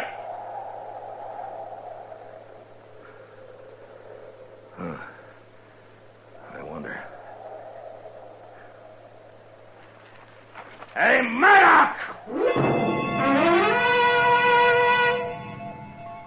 I lay there half covered by the snow, knowing Murdoch might easily be holding me in the sights of his rifle. But I also knew I couldn't lie there much longer. I'd freeze before darkness could give me the cover I needed. Then I saw movement among the rocks. It was Golden Calf. He walked to the rim, then started down toward me. The body of Jace Murdoch, lifeless in his arms. I got up and went to meet him. And as I approached, Golden Calf stopped, and after a moment, he placed the body gently on the ground.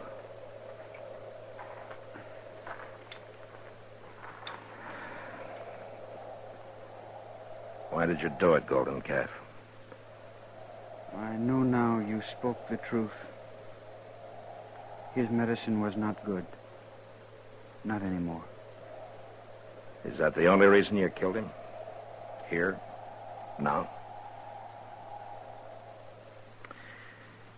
All right, thanks, anyway.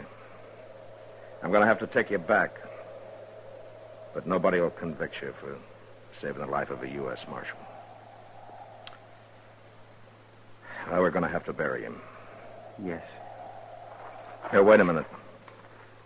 Let me see your wrist. That's a new gash. Was Murdoch a relative of yours? He was my father. I am Golden Calf, the son of Long Arm. Oh. Well, all right, Golden Calf. Let's get started.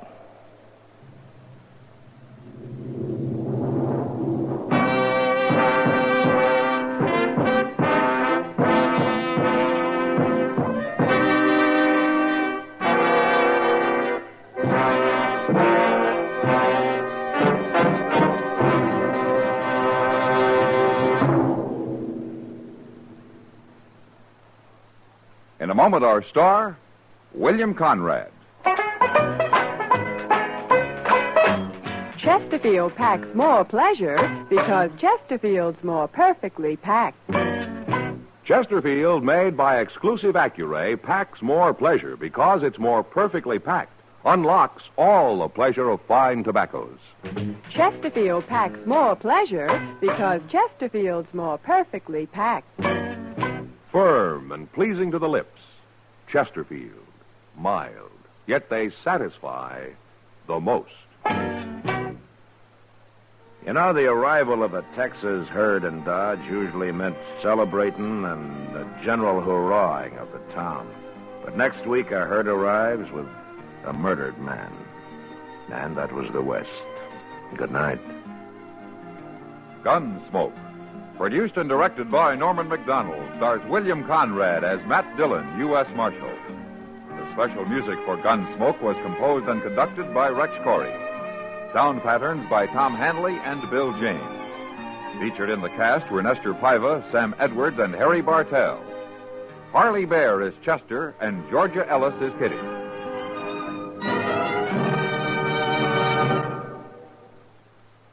Smokers, this is it. L&M filters. So good to your taste, so quick on the draw. Make today your big red letter day, your L&M red letter day. Superior taste and filter, it's the miracle tip. Make today your big red letter day. Change to L&M today. L&M, so good to your taste. So quick on the draw. Get L&M today.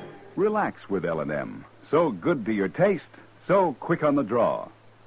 Join us again next week for another specially transcribed story on Gunsmoke.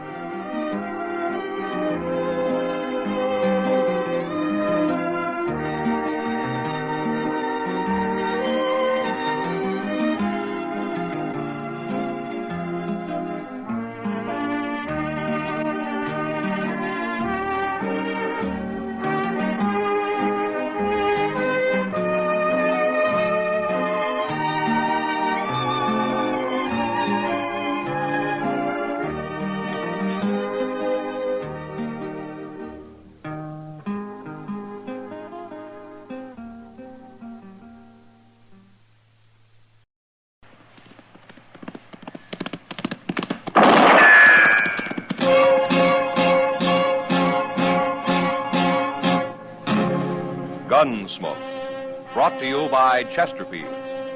Chesterfield packs more pleasure because it's more perfectly packed, thanks to Accuray. They satisfy the most. Around Dodge City and in the territory on West, there's just one way to handle the killers and the spoilers, and that's with a U.S. Marshal and the smell of Gunsmoke.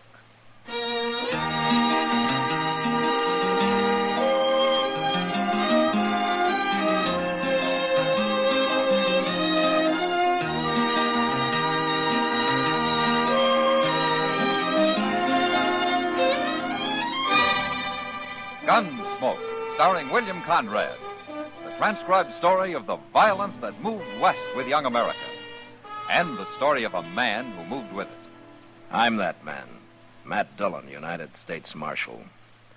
The first man they look for and the last they want to meet. It's a chancy job, and it makes a man watchful and a little lonely.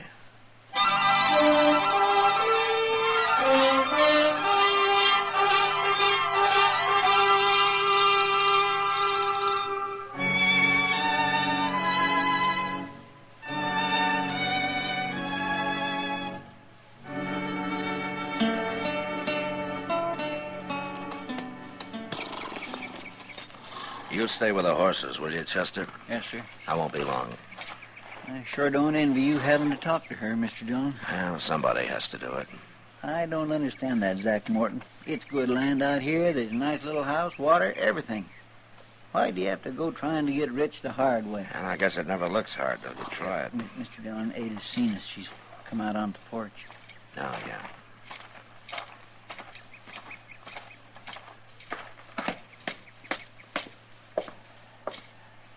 Hello, Ada. Marshal Dillon. Ada, I sent a man out here a few days ago to tell you what happened to Zach. He told me. Well, I kind of thought you'd come into Dodge.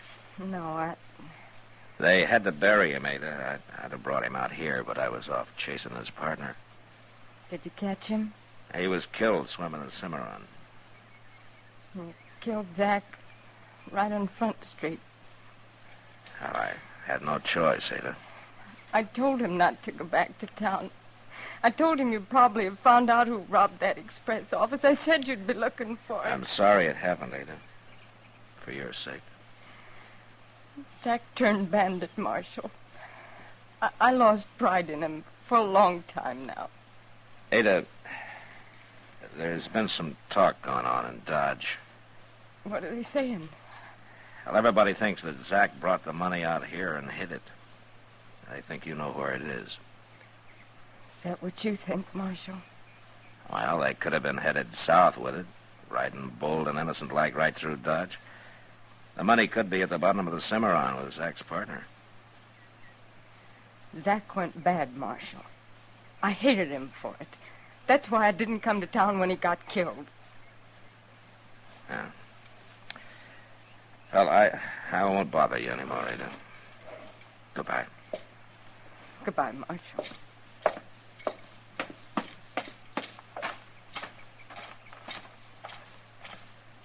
What'd she say, Mr. Dillon? I don't think Ada knows anything, Chester. Well, he buried that money out here somewhere. No man would be fool enough to ride back into Dodge with it. I think that woman's fooling you, Mr. Dillon. I think she knows where the money's at. Chester, let's ride back as far as the creek and build us a fire, huh? I'm hungry.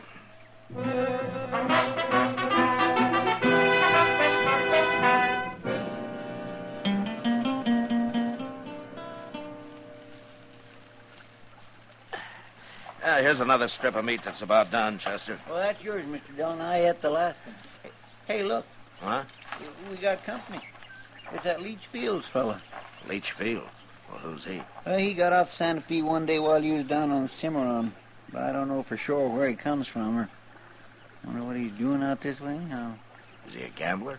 Oh, I ain't never saw him gambling, but he sure dresses like one, don't he? Yeah, he looks pretty fancy. Oh, he's a gentleman, Mr. Dillon. A real gentleman. We don't get many like him. How do, Mr. Fields? Hello, Chester. Mr. Fields, this here is Marshal Dillon.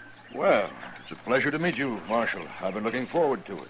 Well, that makes you different from most men that come to Dodge. Yes, I've been observing those men, Marshal. They're bad. They're evil. Yeah, some of them sure are, Mr. Fields. You do right to kill them, Marshal. When I kill somebody, it's because I have to, not because it's either right or wrong. Well, it was certainly right to kill Zach Morton. Was it? Of course it was. I'm on my way now to console his widow with that same thought, Marshal. Oh? Yes, we're old friends, even though I haven't seen Ada in years. Where did you know her, Fields? Back in St. Joe. Oh, that's right. She is from St. Joe. I've heard her talk about it. I'll buy you a drink when I return to Dodge, Marshal. Goodbye. Goodbye, Chester. Bye, Mr. Fields. Here. See what I mean about him being a gentleman, Mr. Dillon? Your meat's burning, Chester. You mean you don't think he's a nice fellow? I said your meat's burning.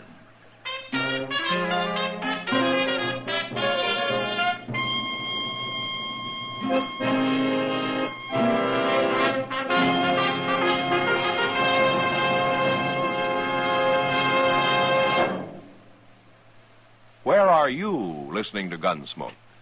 In your kitchen? Getting ready for Sunday supper?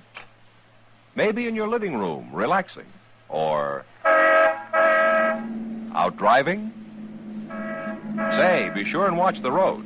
But remember, there's pleasure ahead when you smoke Chesterfield. When you satisfy yourself with Chesterfield's better taste and mildness. You see, Chesterfield packs more pleasure because it's more perfectly packed. A more perfectly packed cigarette gives you an open, easy draw that unlocks all the better taste and mildness of fine tobaccos. And Chesterfield, made by exclusive Accuray, is more perfectly packed, with an even distribution of tobacco from one end of your Chesterfield to the other. Firm and pleasing to the lips, mild, yet deeply satisfying. Remember, to the touch, to the taste. Chesterfield packs more pleasure because Chesterfield's more perfectly packed. Buy Chesterfield. Mild, yet they satisfy the most.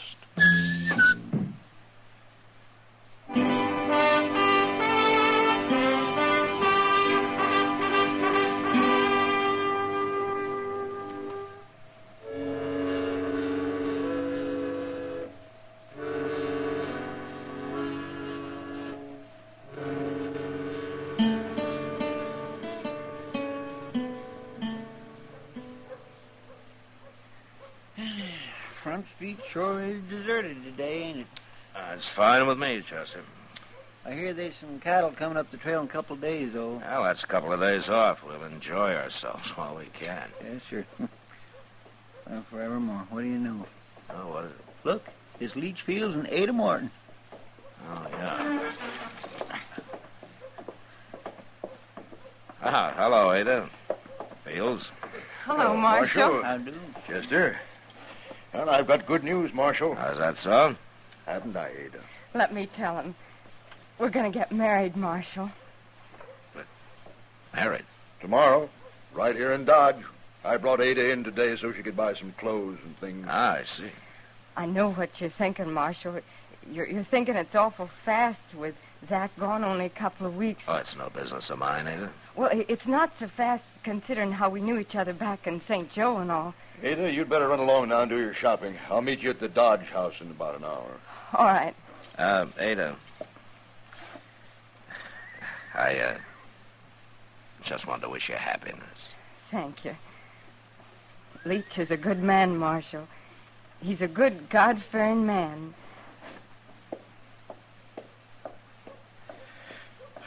Well, that's quite a compliment, Fields, from a woman like her. She's endured a lot of evil in her life, Marshal. I want to help her to forget it. Look, Fields, the evil that you mentioned, it never brought her a thing. Not a thing. Well, of course not. What I mean is, it didn't bring her any money. Money? From Zach? That'd be tainted money, Marshal. I wouldn't touch it, and I wouldn't allow her to. Now, what about that drink I promised you? No, not today, Fields. I'm pretty busy. But I'll be waiting for you next time you come to town.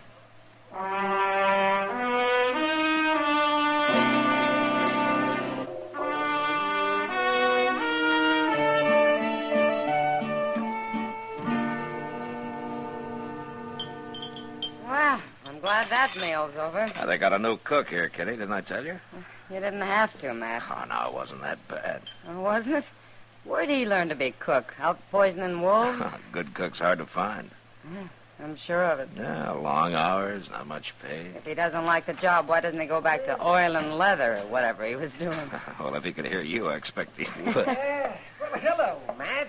Kitty. Hello, Doc. Sit down. Hello, Doc. Oh, thank you. Where you been the last couple of days? Oh, out in the country, Kitty.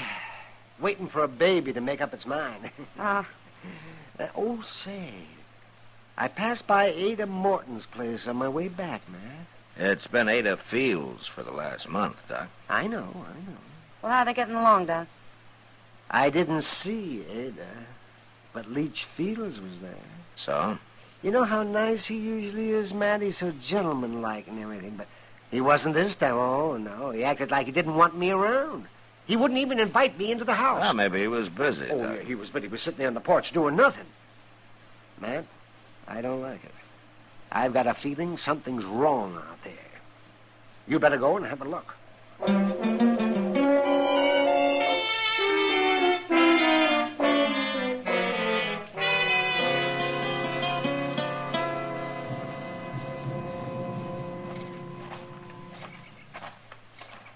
He's sitting right there on the porch, Mr. Dillon, just like Doc said. Yeah? Of course, I always did think Doc's just an old worrier. Hello, Fields. Good afternoon, Marshal. Chester. How do, Mr. Fields? What are you doing way out here? Well, we were riding by. We thought we'd say hello. Well, I'm glad you did. Sorry you missed Ada, though, Marshal. She's going to be mighty disappointed. Where is she, Fields? I don't know. She got on a horse this morning and said she was off to visit some neighbors. Mm-hmm. Didn't she say who? She wants to go visiting. I don't ask her where. I trust Ada. Yeah, sure. I'd ask you in, Marshal, but one thing she did tell me was if anybody rode by, not to let them see the house. She didn't take time to clean it up, and you know how women are. Well, we got to go back to Dodge anyway, Fields. You tell her hello for us. Yeah, I'll do that, Marshal. Goodbye. Goodbye. Bye, Mr. Fields. Goodbye, Chester.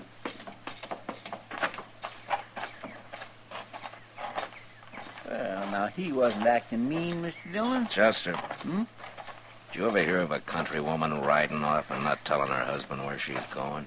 Well, no, sir, come think of it, I never did. You bet you didn't.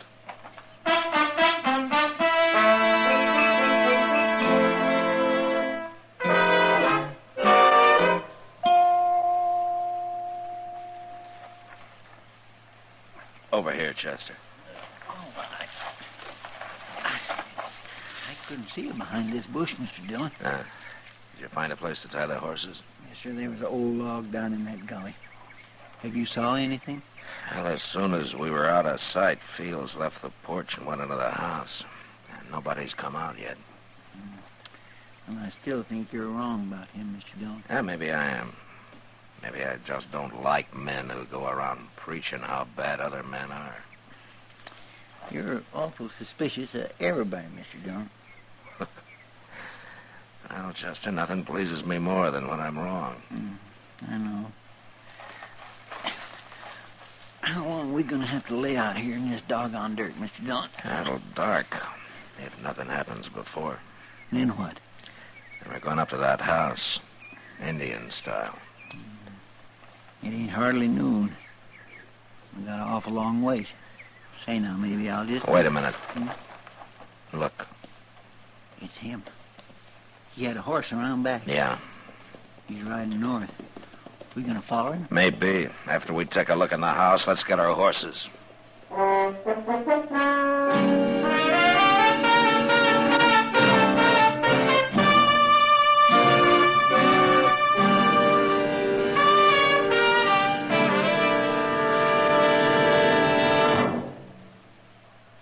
That whistling man, Bobby Haggart, really started something. Tonight, we'd like to introduce a player piano that could have come right out of the Long Branch in Dodge City.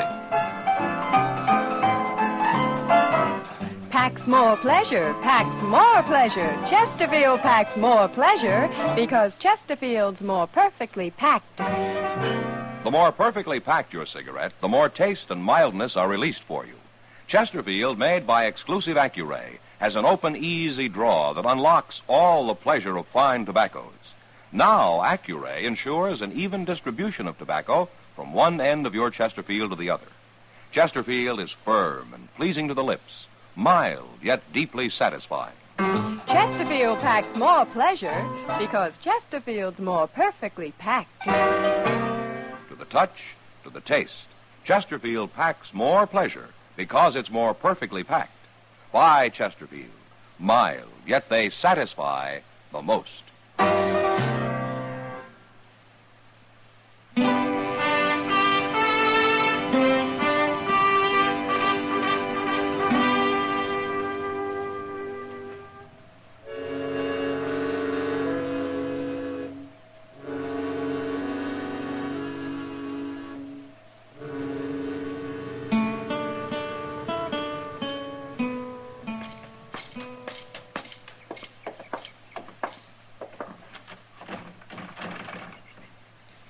You're going to have to bust that door open if you want in, Mr. Dillon. And I'll bust it open.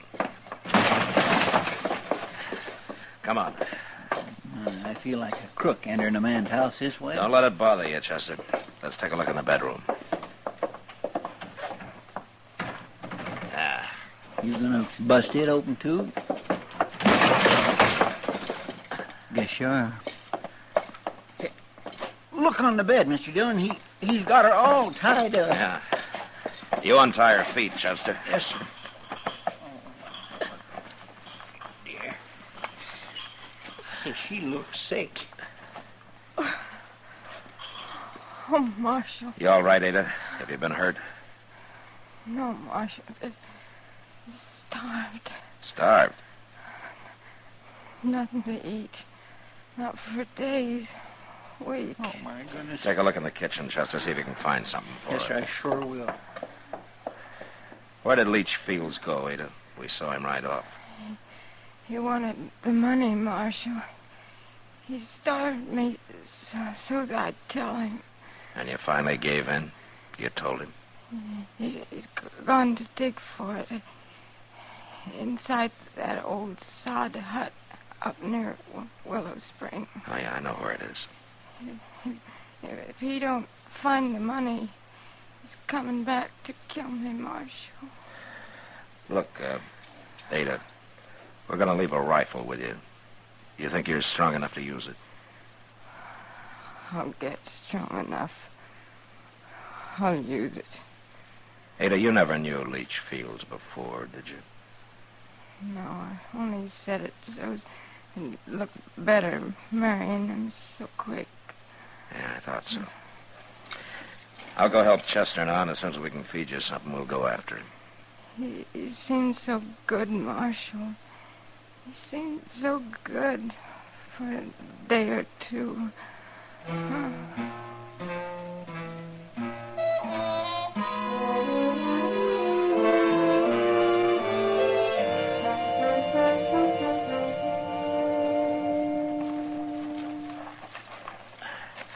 All right, this is far enough, Chester. It's so dark I can't hardly see nothing. Now, he's in there. You can hear him digging. Listen. I'll hear him. We gonna rush him? I'd like to take him alive, if possible. What do you mean we'll wait for him to come out? No, let's jump him. Maybe it'll scare him so bad he won't put up a fight. All right. Now, you walk about 10 feet to the left of me, Chester. I'll go inside alone. If he takes me, will you get him, huh? Yes, sir.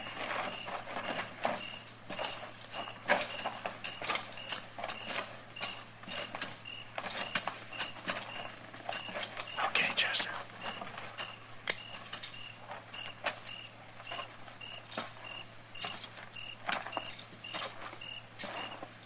I got the drop on you, Fields. Don't move. What are you doing here, Marshal? Get your hands in the air. Well, sure. Sure. But I don't understand. Don't be a fool!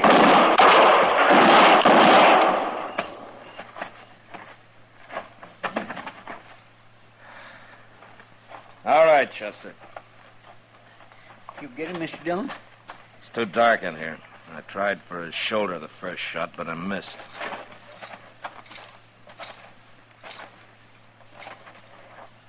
You sure he's dead? I couldn't afford to miss the next two, Chester. No, sir. Oh, Mr. Dillon, I sure was wrong about him. Yeah. I guess he didn't find the money, though, did he? He would have, if there'd been any. But this is where Ada said it was. You want to start digging for it, Chester? Well, no, sir. That money's at the bottom of the Cimarron with Zach's partner. Well, then why'd she say it was out here? Well, I guess she thought if she could get rid of Leach Fields even for a little while, she might have a chance. Well, she was right, wasn't she? Yeah. And you and everybody else had better start believing in Ada. She's been through enough over something that she never even knew anything about. Man sure can be wrong sometimes, can't he, Mr. Dillon? Now, you tell everybody that back in Dodge, Chester. And maybe Ada can have a little peace. She's earned it.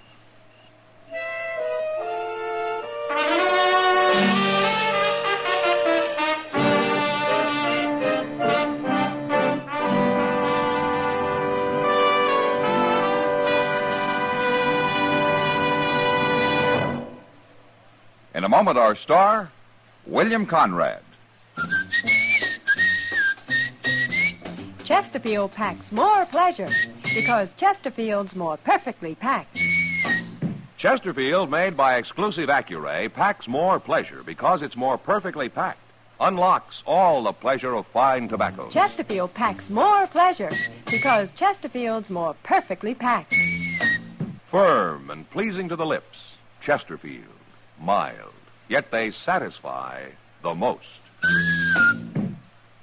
To kill a man in a fair fight or in self-defense wasn't too unusual on the frontier. But next week, a man kills to avenge the death of his brother without firing a shot.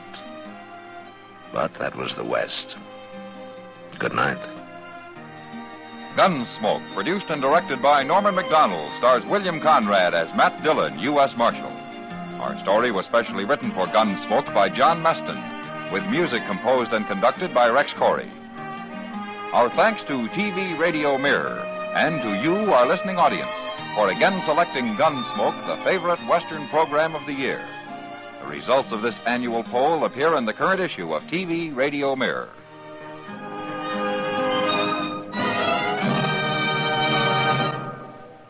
Talk about good taste. Friends, there's plenty of talk about good taste among the people who have changed to L&M cigarettes. That's because L&M is so good to your taste, and L&M is so quick on the draw. Just take an easy puff, and the flavor of superior tobaccos comes rich, comes clean, comes easy. And the secret of your pleasure? It's the L&M Pure White Miracle Tip. So make today your big red letter day. Change to L&M. Join us again next week for another specially transcribed story on Gunsmoke.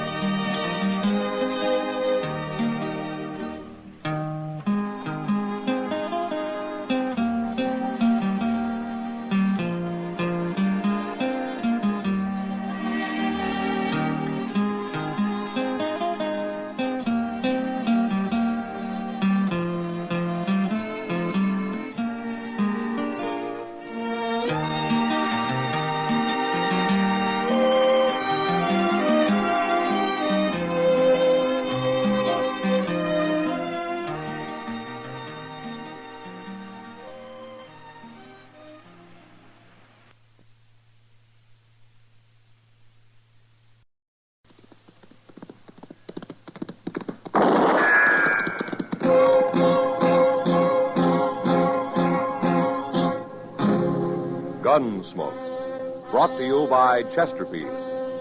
Chesterfield packs more pleasure because it's more perfectly packed, thanks to Accuray. They satisfy the most. Around Dodge City and in the territory on West, There's just one way to handle the killers and the spoilers, and that's with a U.S. Marshal and the smell of Gunsmoke.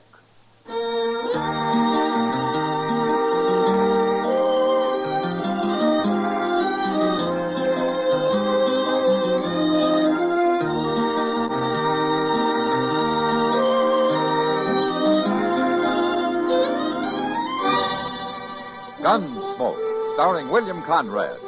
The transcribed story of the violence that moved west with young America. And the story of a man who moved with it. I'm that man, Matt Dillon, United States Marshal.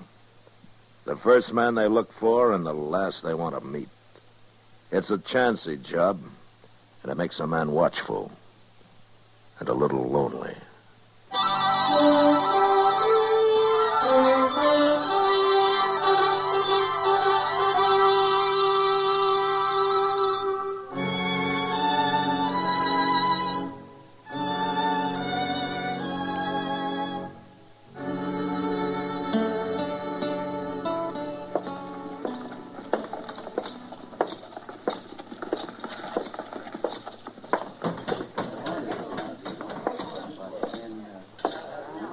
Marshal Dillon. Hello, Bowers. How's the cattle business? I shipped 1,000 head out into Santa Fe this morning.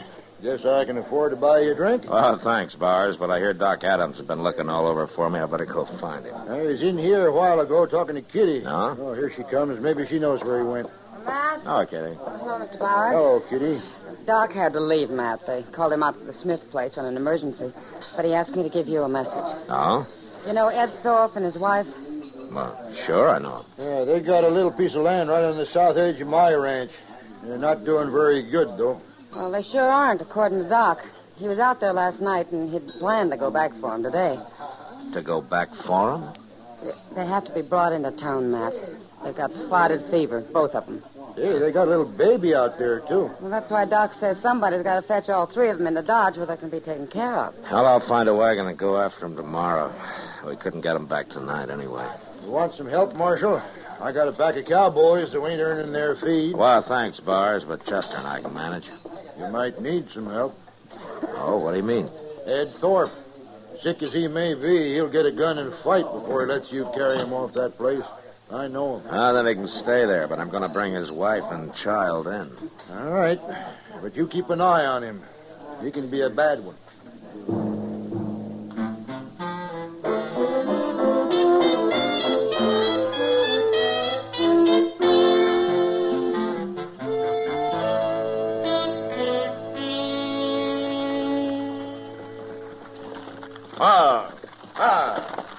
This ain't Ed Thorpe's place, Mr. Dillon. Yeah, I know, Chester, but I want to meet these people. They must be new.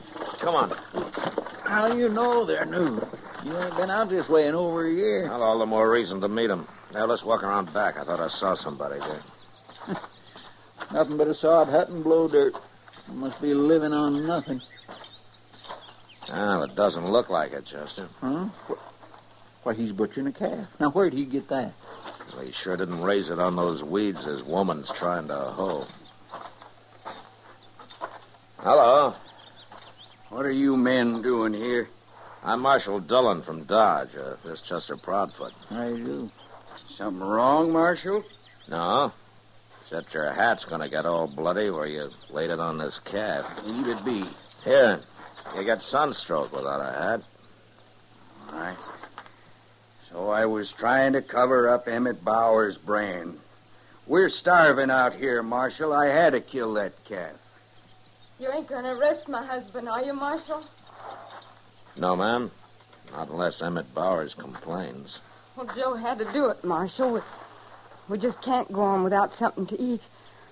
Look where I've been hoeing over there. I couldn't plant enough for hardly anything to come up. We can't afford no more seed. Our credits run out in Dodge. Well, that ground doesn't even look like it's been plowed. I done the best I could. It ain't easy. No, ma'am. Not for a woman. We're on our way over to Ed Thorpe's. I guess you know that they got spotted fever. I was there this morning. Ed Thorpe's dead. Died in the night, I guess. She didn't tell me that, Joe. You mean you left Miss Thorpe and the baby alone over there? I ain't gonna chance catching no fever. But, Joe, the baby. My woman's always worrying about babies. It's only 'cause she can't have none, I guess. She's like one of them there dry gourds. Don't, Joe. You're putting shame on me. Chester. Yes, sir? Let's get out of here. Oh, Miss Nader, Yes, Marshal? next time you're in Dodge, come see me, huh? I'll get you some seed to plant.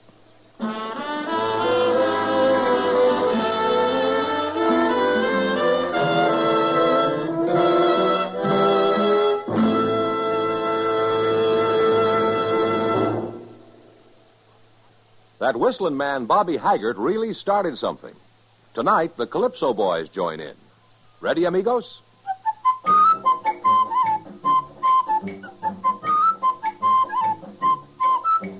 Packs more pleasure, packs more pleasure. Chesterfield packs more pleasure because Chesterfield's more perfectly packed. It stands to reason a cigarette made better and packed better, smokes better, tastes better. And Chesterfield is more perfectly packed by Accuray. This electronic miracle removes human error in cigarette manufacture. So Accuray Chesterfield is firm and pleasing to the lips, mild yet deeply satisfying.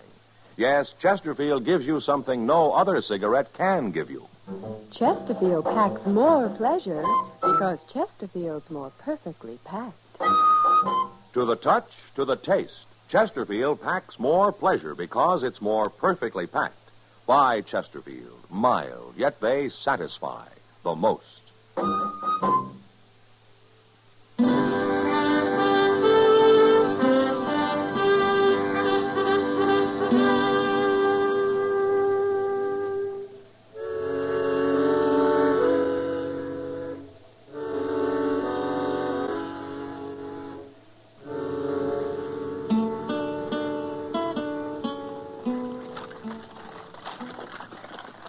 Goodness, Mr. Dillon, I thought we wouldn't never make Dodge tonight. How's the baby, Chester?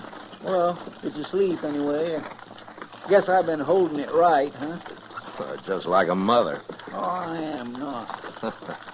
Oh, there's Doc waiting for us. Oh, there. You just sit tight a minute, Chester. We'll help you with the baby. I hope it don't wake up or anything.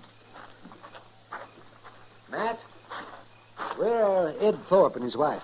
Well, Ed died before we got there, Doc. Miss Thorpe's lying down in the wagon back there.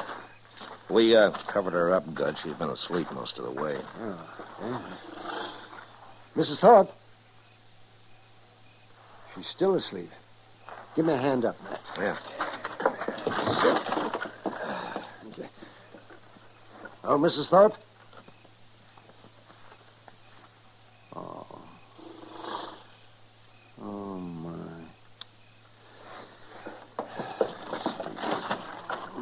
What's the matter, Doc? She's not asleep, Matt. She's dead. No. Died on the way in, I guess. Now we got a baby to take care of. You know, Doc, I think she knew she was going to die. Why? Just before we left her place, she told me that if anything happened to her, the baby was to be put in Ma Smalley's care. And Ma Smalley was to have complete charge over him. Well, what she says goes. Well, Ma's a widow. She's had kids herself. That was a good choice. Yeah. But she's too old to raise them herself, man. Well, we'll worry about that later, Doc. Let's get busy.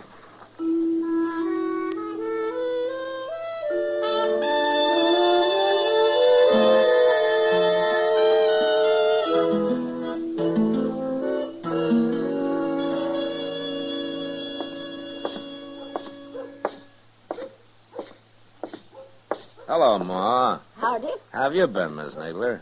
Pretty good, Marshal. Marshal, Mrs. Nadler wants to adopt the Thorpe baby. Oh? Well, Miss Thorpe left the baby in your charge, Ma. It's all up to you. Well, I've had him over a week, Marshal, and I'm going to keep him a while longer so he'll be near Doc just in case. But Mrs. Nadler here seems like a mighty fine woman to me. And I'd let her take that baby, only I'm worried about one thing. I told her, Marshal, and the truth, and she's afraid maybe Joe and I can't make a go of it out there. You remember what you said when you was leaving that day? I said to come to see me. I'd help you get some seed to plant. Well, now, that's all I need. I get a little corn up there. I might even raise a few hogs. I work awful hard, Marshal. I promise I will. She gets started. She can have the baby, Marshal. Miss Nadler, why don't you come by my office before you leave town? I'm going to the store here and have a talk with Mr. Jonas now. Oh, Marshal, I do thank you. Come on back to the house, Mrs. Nadler. All right. You can look at him.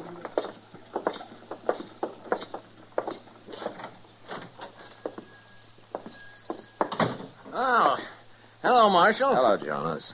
Well, what can I sell you today? I came by to see you about Miss Nadler. You know her, don't you? Yeah, of course I do. Joe Nadler's out back in the stock room right now. Oh, he is? Yeah. Hey, Nadler, come in here a minute. He's buying himself a new pair of boots, Marshal. I thought their credit had run out. Oh, well, Nadler's doing better now. He started bringing meat into Delmonico's and a couple other eating places and paid up part of his bill already, ain't you, Nadler? I don't know as I like you talking about my private affairs, Jonas. Oh, no harm. It's only Marshal Dillon. Come on, Nadler. Those are good-looking boots. They ought to be. Them's the best I stock. Them's $20 boots. $20. I'd buy a whole wagon load of seed, Nadler. You telling me how to spend my money? Does your wife know you've been doing better lately? Family matters ain't no concern of the law. Yours are. And if it wasn't for your wife, I wouldn't bother just warning you. But because of her, I'm telling you to take off those boots and buy some seed and whatever else you need to grow corn with. Now, you look here, You Marshal. shut up! Now, I'm giving you a chance, Nadler. In 3 days from now, I'm riding out to see what you've done with it. It's up to you whether or not you'll be riding back with me.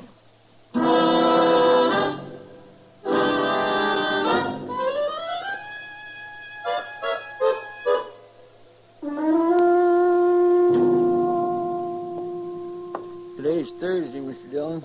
Ain't we riding out the Nadlers? Well, we can wait another day, Chester. You know what? I don't think you want to go at all. Yeah, you're right, I don't. Hello, Marshal. Bars? Chester? Oh, Mr. Byers. I was just up at Delmonico's, Marshal, having myself a feed. Oh, good. How was it? It was fine, till I went out back and got a talking with the cook. Oh? Marshal, I reckon any man's got a right to complain when he goes to a restaurant and finds himself eating his own beef. I know about that, Bars. You do? And why ain't you done nothing about it? Oh, because of Miss Nadler, I guess. Look, Marshal, I'm a rich man. I don't mind a Nestor slaughtering one of my calves when he's starving. And nobody's going to start selling my beef. I'll kill him. He keeps that up. All right, I'll handle it, Bowers. I admire that woman, too, Marshal, but letting him get by with rustling ain't going to help her. By the way, Ma Smalley brought some pies down to the kitchen while I was there. She's waiting outside here. She wants to talk to you. Get you right out, man. Thanks, Timmy. Hello, Ma. You riding out to Nadler's, Marshal? I am. Then you tell her I'm sorry. Tell her I think she's a good woman, but I can't let that baby go into the home of a cow thief. No. That'll break her heart, Ma.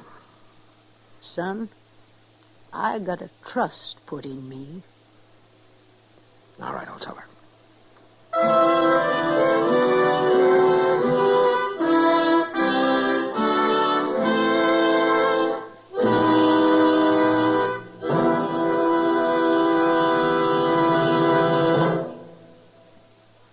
Say, where are you listening to Gunsmoke? In your car? Getting ready for dinner? Oh, I see. Just relaxing in your favorite easy chair. Well, I'd say you're in a good spot right now to really enjoy a Chesterfield. You see, Chesterfield packs more pleasure because it's more perfectly packed. It stands to reason. A cigarette made better and packed better smokes better, tastes better. And Chesterfield is more perfectly packed by Accuray. This electronic miracle removes human error in cigarette manufacture. So Accuray Chesterfield is firm and pleasing to the lips, mild, yet deeply satisfying. Yes, Chesterfield gives you something no other cigarette can give you. Chesterfield packs more pleasure because Chesterfield's more perfectly packed. To the touch, to the taste, Chesterfield packs more pleasure because it's more perfectly packed. Buy Chesterfield. Mild, yet they satisfy the most.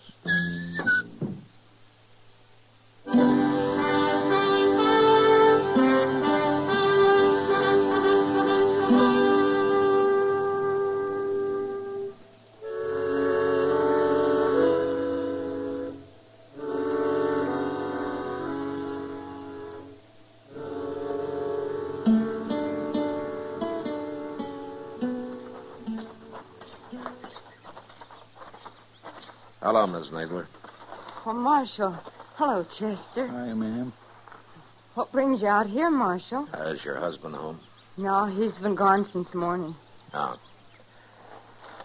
Miss Nadler, do you know that he's been slaughtering Emmett Bauer's beef? Oh. Mr. Bowers complained about it. About that calf? Oh, it's more than that one calf, Miss Nadler. He's been selling meat around Dodge lately. So that's what he had in the wagon. I know you had nothing to do with it, Miss Nadler, but I hate to tell you this, but Ma Smalley isn't going to let you have the baby. Oh. Well, she's right, Marshal. It wouldn't be fitting. Mr. Dillon, look. Huh? Over yonder. That's Emmett Bowers. I'll be back, Miss Nadler. I'm going to go talk to him. Them other two must be riders of his, huh? Yeah.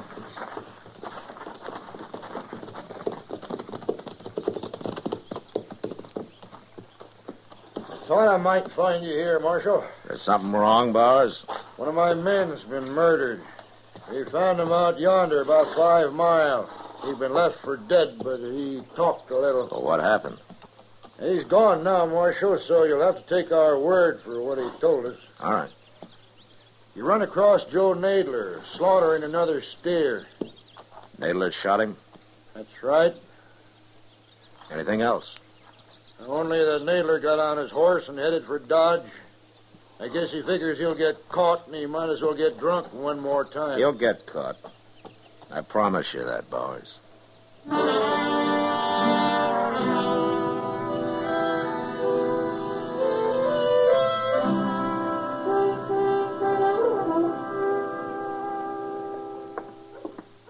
Finally found him, Mr. Dillon. He's in there getting drunk at the bar. Well, it's taken us long enough. Everybody in town must know I'm after him by now. There, see him? Yeah, I see him.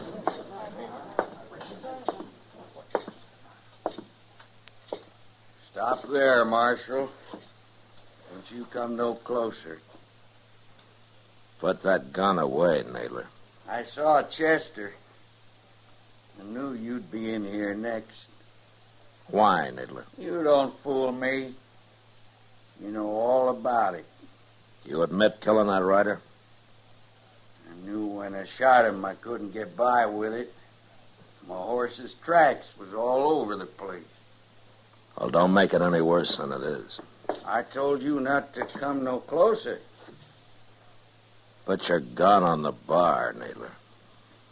You watch what I'm going to do with it. No, Nadler, don't. Why not? Hit you, didn't I? Now I'm going to kill you. You hurt bad, Mr. Dillon? He hit me in the arm, Chester, but I'll be all right. You killed him? Yeah. Do something with him, will you? I'm going over to Doc's. Yes, sir, I will. Alvin.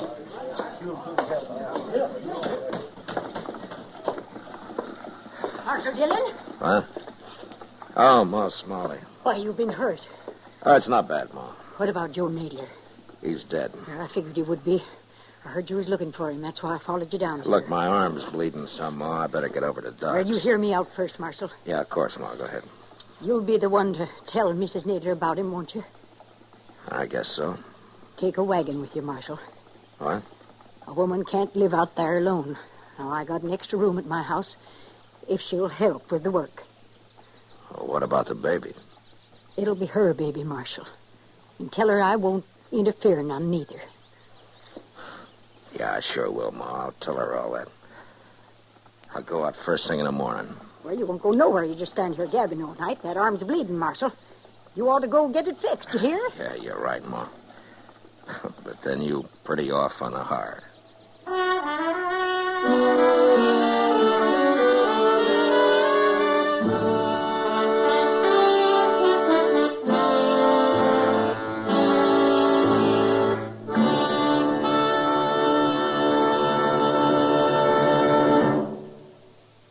In a moment, our star, William Conrad.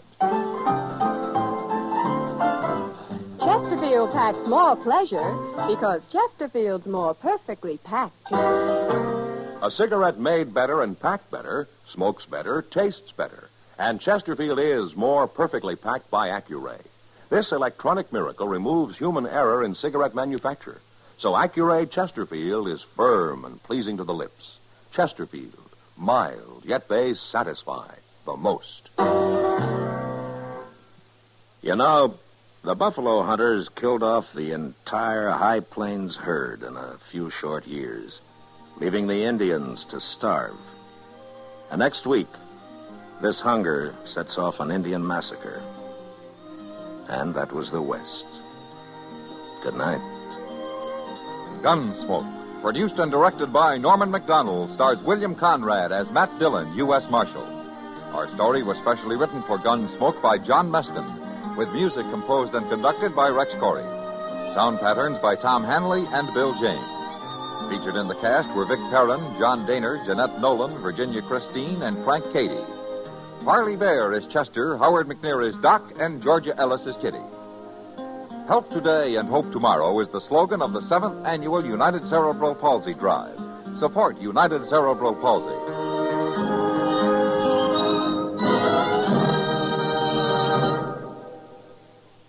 Live modern. Smoke L&M. Live modern. Change to L&M.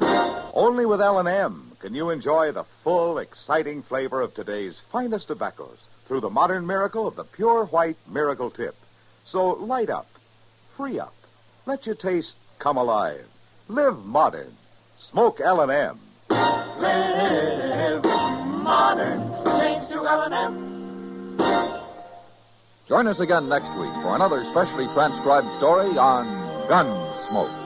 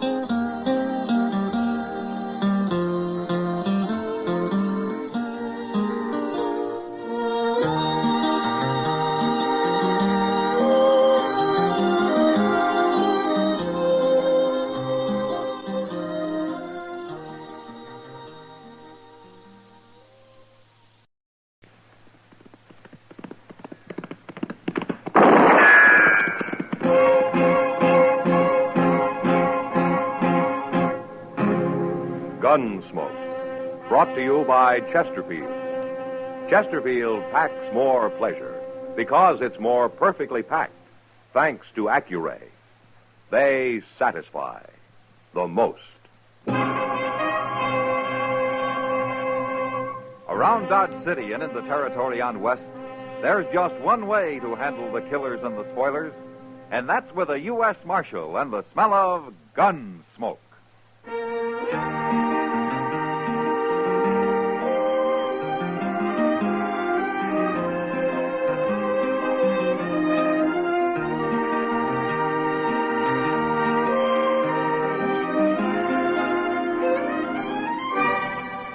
Gunsmoke, starring William Conrad.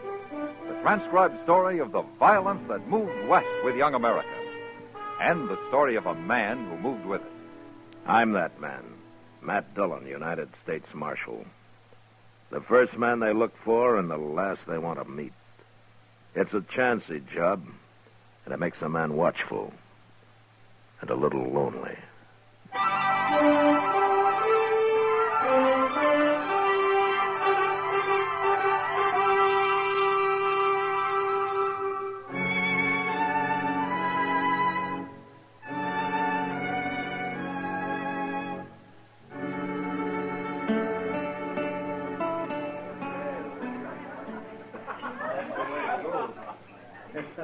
So your name's Force Capper, huh? Yeah, that's right, mister. Well, you say your name out like you got nothing to hide. Well, now you're right again.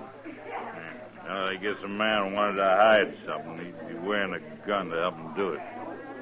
Maybe. Well, are you agreeing with me, or ain't you agreeing with me? Any way you want it, mister. Yeah, you're big, Capper, but I ain't afraid of you. There's no reason you should be. You're awful big. Man'd be a fool to go against you without a gun, wouldn't he? But wouldn't he? Mister, have a drink. No. Here. You have this instead. I always carry an extra gun in my belt. I don't want your gun. Well, I can't fight you letting you have a gun. You're too big. We got no cause to fight, mister. Now, you take your gun back. You're afraid. You're a coward. You're a sneaking coward. Don't you push it, mister. I said you're a coward. All right, fella. You've had enough. Now, you keep out of this. I am wearing a gun, mister. And I'll bend it across your skull in a minute. Oh. You're the marshal. Get out of here. Go on, move. Sure. Sure. Well, suppose I ought to thank you, Marshal. No need. Name is Foss Capper. You know, most men around Dodge do wear guns, Capper. I've had enough of fighting, Marshal. Oh? And where was that? By the war. Had it from Harper's Ferry all the way to Richmond. You know, a man gets tired of killing. Yeah, I know. Mr. Dillon? Yeah, what is it, Chester? Mr. Dillon, Ben Stacel's out there in the street. So? He's about to beat up one of his riders. I suppose it has to do with his sister again, huh? Yes, sir, it sure does. And Carrie's there, too. All right, let's go. Oh, I declare that poor Carrie. Mr. Dillon, she was trying to load their wagon all by herself. And this rider, Stansel's come along, and he was helping her when Stansel himself come up and got real sore about it. Stansel doesn't deserve a sister like Carrie. She's as nice as he is, mean and ugly. There they are. Yeah. Well, say, where's that cowboy at? He's lying on the ground behind Stansel. Well, I sure didn't hear no shooting. Back to loading that stuff, Carrie. You hear me? Yes. I hear you, Ben. Well, I hope you didn't kill him, Stansel. Oh. He's all right, Marshal. I only knocked him down. Well, I'll go get some water from over there. I should have killed him. For what? Trying to help Carrie do a man's work? Carrie's my sister, Marshal. What she does ain't no business of yours. No. But you're keeping men away from her the way you do is going to lead to real trouble one of these days. My trouble, Marshal. Not if you kill somebody. You know, I guess men don't like the way you treat her. There's somebody else trying to help her. What? Now, by heaven. You just take it easy, Stancil. That man's not wearing a gun. Then he better go get one. There you are. What do you think you're doing, stranger? Well, that box seemed a little heavy for a lady to be lifting. Please, Ben. He meant no harm. You know this man? He told me his name. Jerry, you're turning into a regular doxy. I wouldn't talk like that, mister. You shut up. You're going to beat me like you did the other fella? There's been enough fighting for one day. Stancil, your wagon's loaded. So why don't you get going? All I can say to you, mister, you better get yourself a gun. Get up on the seat, Carrie. Good day, Miss Carey. Goodbye, Mr. Capper.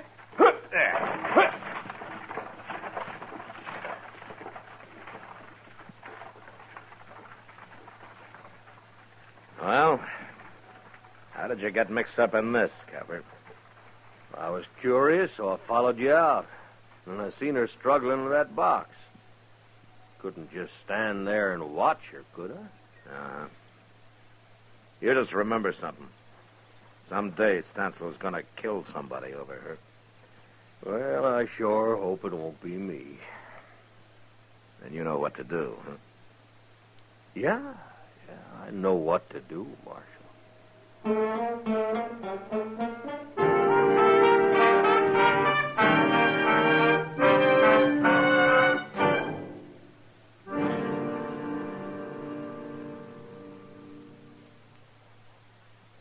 You've heard Bobby Haggart whistling it on radio and television.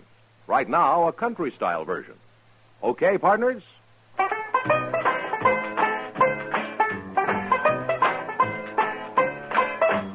Packs more pleasure, packs more pleasure. Chesterfield packs more pleasure because Chesterfield's more perfectly packed.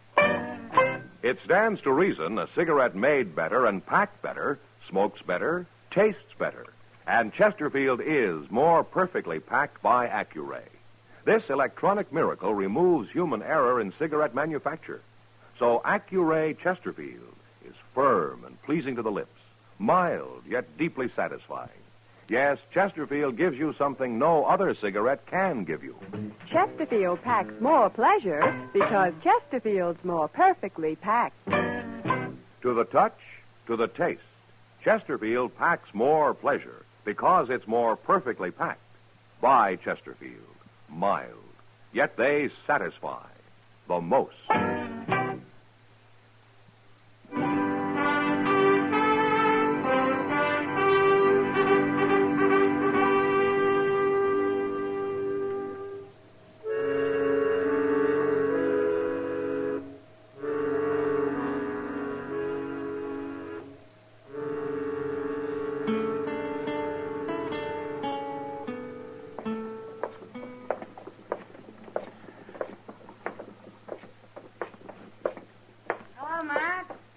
Ah, Kitty.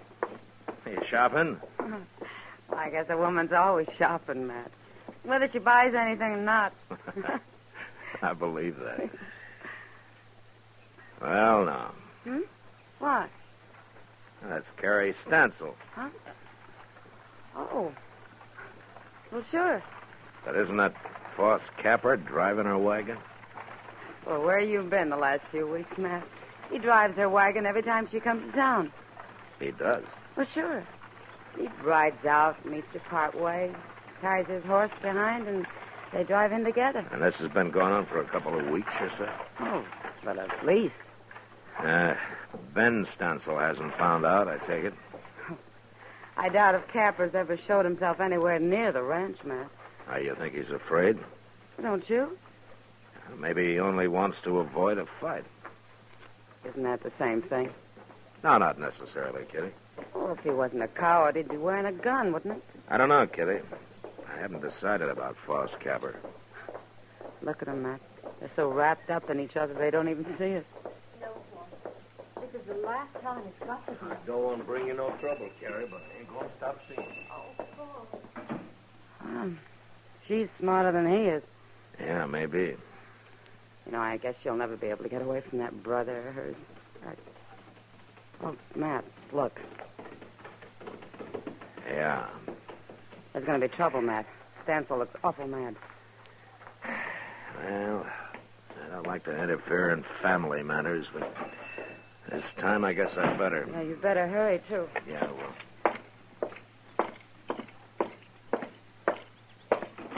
Long's this been going on, Carrie? Please, Ben. Let's talk about it at home, not here. We're going to settle this here and now. You ain't going to stop it, Marshal. I just wanted to be sure you remember that Foss Kepper doesn't carry a gun, Stansel. Dirty coward. Of course he doesn't. A gun wouldn't solve anything, Stansel. It'd get you killed. That'd solve things. Maybe for you, not for Carrie. I don't even want to hear you saying her name. You're going to have to hear it. Now, it's gone on long enough, Stansel, the way you treat her. What I do with Carrie ain't no business of yours. I want Carrie to marry me. Foss, you never told me that. Well, I've been thinking on it, Carrie. I figured to wait, but I guess there ain't time now for waiting. Oh, Foss. Carrie's worked hard for you, Stansel. And you never gave her a thing of her own. You kept everybody from her for fear of losing her. She ain't a woman to you, a sister. She's nothing but cheap labor. I'll kill you sure now. No, you won't, 'cause you'd hang for it. I'll get you, Capper, one way or the other. Carrie, Yes? you go on back to the ranch and get what things you need. I'll be waiting right here for you tomorrow noon. No, Carrie, you no. can't stop us, Stansel. You're going to be free, Carrie. You make up your mind later about marrying. But you're going to be free. Carrie. Stansel, you shut up. And don't you lay a finger on her, or I'll just beat you to death. Go on now, Carrie. All right, Foss. Noon tomorrow, Carrie. I'll be waiting. And you mind what I said, Stansel. Don't you try to stop her. I won't try to stop her. It's you I'm going to stop.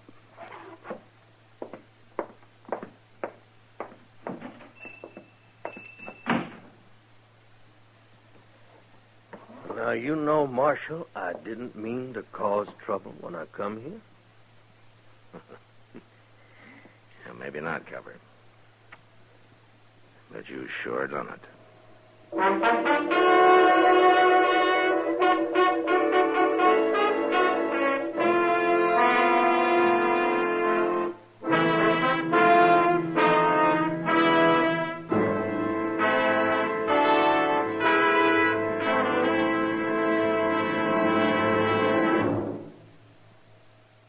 Where are you listening to Gunsmoke? In your favorite easy chair? Or out driving? Oh, there you are. In the kitchen. Say, you want to make whatever you're doing more enjoyable? Have a Chesterfield. Enjoy Chesterfield's better taste and mildness. It stands to reason a cigarette made better and packed better, smokes better, tastes better. And Chesterfield is more perfectly packed by Accuray. This electronic miracle removes human error in cigarette manufacture. So Accuray Chesterfield is firm and pleasing to the lips, mild yet deeply satisfying. Yes, Chesterfield gives you something no other cigarette can give you. Chesterfield packs more pleasure because Chesterfield's more perfectly packed. To the touch, to the taste, Chesterfield packs more pleasure because it's more perfectly packed. By Chesterfield, mild, yet they satisfy the most.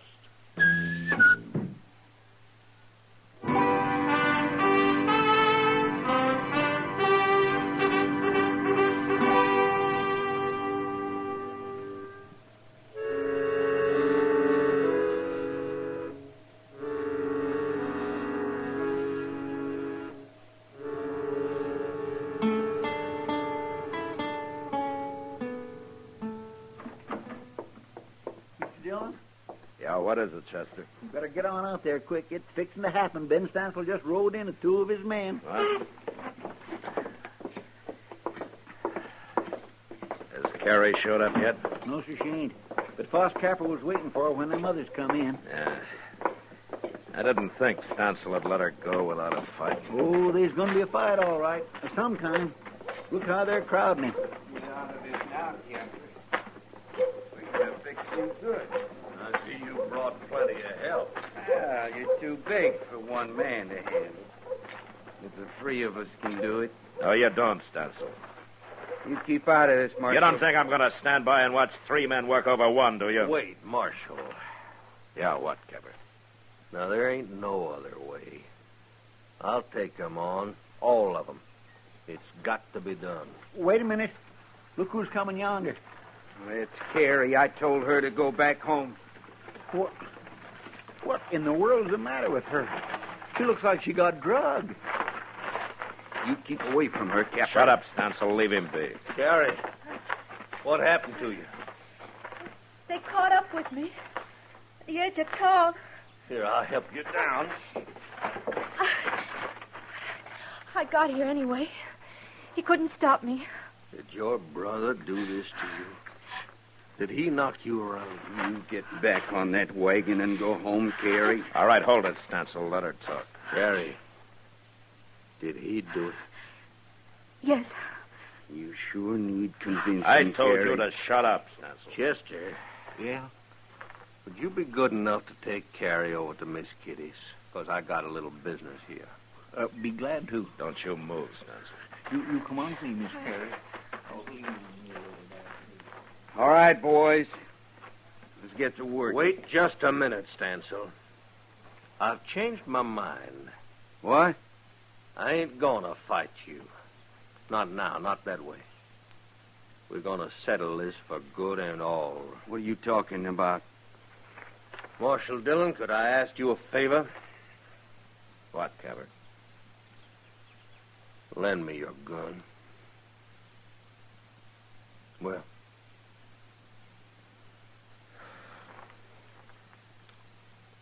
All right.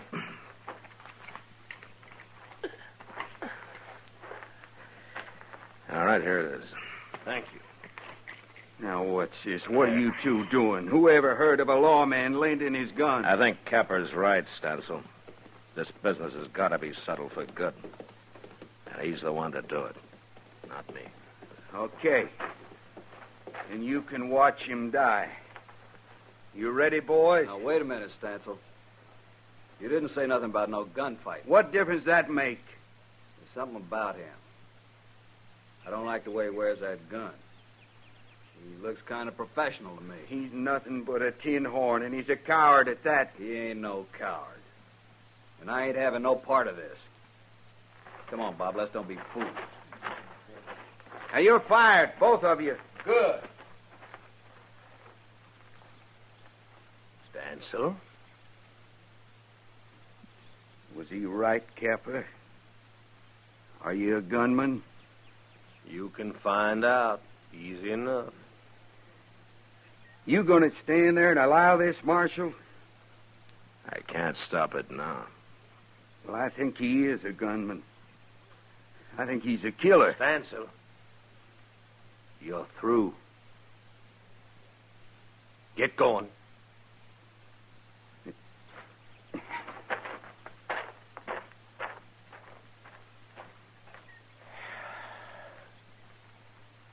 Yeah. Marshal, your gun. I thank you. Sure. You remember I told you how a man gets tired of killing? I had a feeling it was more than the war that did it, Capper. I thought I was all through wearing a gun. That's why I asked Carrie to marry me. So? You tell her for me, Marshal. Tell her I was ready to kill her brother. I can't ask her to marry me now. That day will always come when I'll have to put on a gun again. Not against Stansel. Well, there's others. A man like me's got enemies. Why don't you tell her about it yourself, Capper? Wouldn't be fair. I'd be influencing her the wrong way just being there. Will you do it? It's too late. Huh? I'm behind you. Oh. She didn't go to Kitty's. She was waiting to see what happened. Yeah. She saw you, Capper, gun and all. She doesn't look like she's coming to tell you goodbye. No. Oh, she doesn't, does she?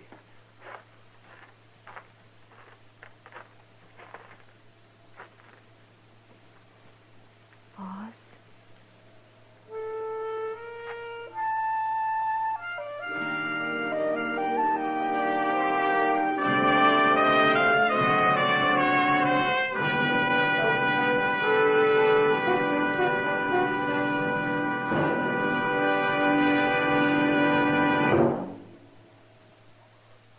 In a moment, our star, William Conrad. Chesterfield packs more pleasure because Chesterfield's more perfectly packed. A cigarette made better and packed better, smokes better, tastes better. And Chesterfield is more perfectly packed by Accuray. This electronic miracle removes human error in cigarette manufacture. So Accuray Chesterfield is firm and pleasing to the lips. Chesterfield, mild, yet they satisfy the most. You know, writers like Ned Buntline drew exaggerated word pictures of the West, yet they did no real harm. But next week, 2 writers from New York come to Dodge and are the cause of an Indian massacre. And that was the West. Good night. Gunsmoke. Produced and directed by Norman McDonald, stars William Conrad as Matt Dillon, U.S. Marshal. Our story was specially written for Gunsmoke by John Meston, with music composed and conducted by Rex Corey. Sound patterns by Tom Hanley and Bill James. Featured in the cast were Lawrence Dobkin, Vic Perrin, Gene Bates, Barney Phillips, and Harry Bartell. Harley Bear is Chester, and Georgia Ellis is Kitty.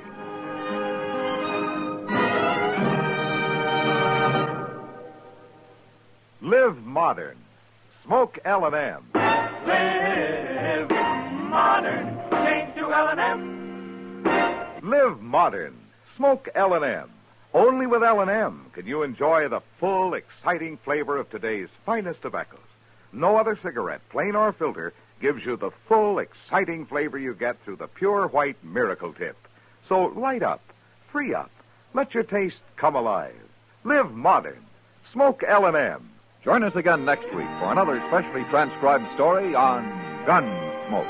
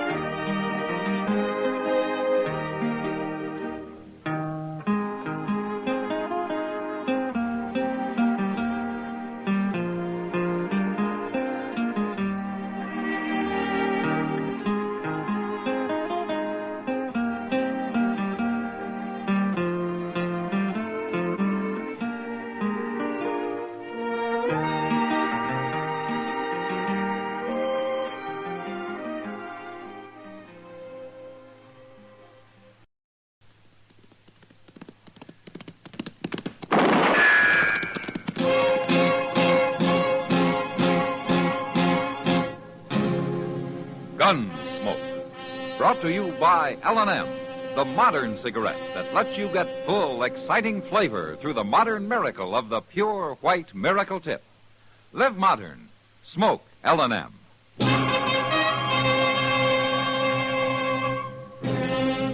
Around Dodge City and in the territory on West, there's just one way to handle the killers and the spoilers, and that's with a U.S. Marshal and the smell of Gunsmoke.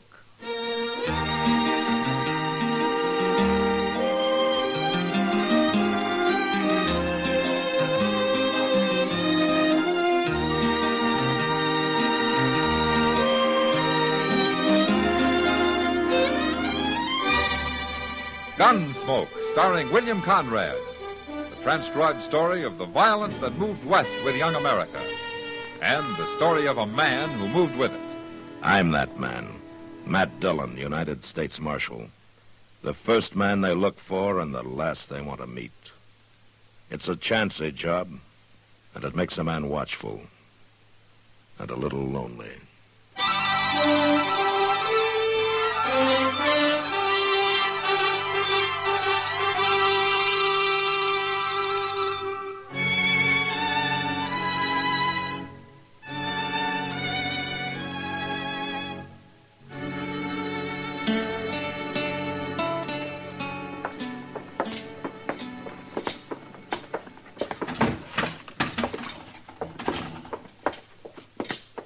Hello, Matt.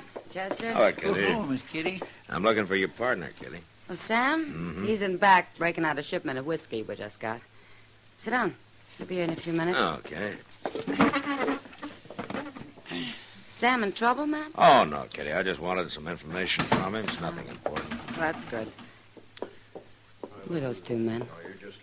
I don't know. They're strangers to me. That one wearing the gun, I'd like to keep a stranger. Where is the owner of this place? He don't look like he's going to make nobody happy. Hey. Excuse me. Let Sam take care of him, Kitty. Well, it's my job, too. Go get the owner, miss. We want to talk to him. I'm one of the owners. You? What is it you want? Well, we can't do business with no woman, Breeze. And what's wrong with doing business with a woman, mister? Well, it ain't fitting, that's all. Well, what's going on, Kitty? You the real owner here, mister? Miss Kitty and I own it together. What can we do for you? My name's Tom Breese. This here is Red Temple. I'm Sam Noonan. They say this saloon's worth about $15,000. Is that right? I guess that's about right. Why? We want to buy it. What?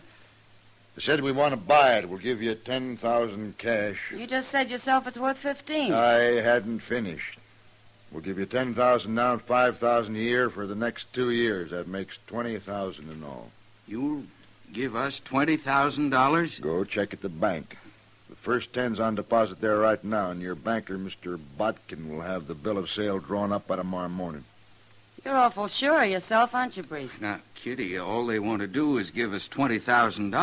Where are you men from, anyway? Abilene, we come in on the Santa Fe this morning, and our money is good. This is kind of sudden, but $20,000? Well, what do we want to sell for, Sam? This is a good business. Sam knows a good deal, miss. You trust him. Sure, if it's legitimate, why not? Well, I don't know. Look, why don't you two talk it over, and we'll come back in the morning and settle everything. We'll talk it over, all right. Sam can't sell without me. Oh. Well, you listen to him now. He knows what he's doing. We'll see you in the morning. Come on, Temple. He's right, Kitty. We'd be crazy not to sell at that price. I'll sleep on it, Sam. Sure, you do that. But come on out back for a minute. I want to show you that new whiskey we ordered. All right. I'm going out back for a minute, Matt. Okay, Kitty.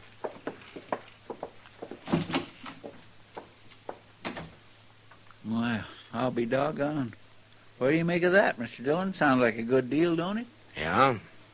If, like Sam said, it's legitimate.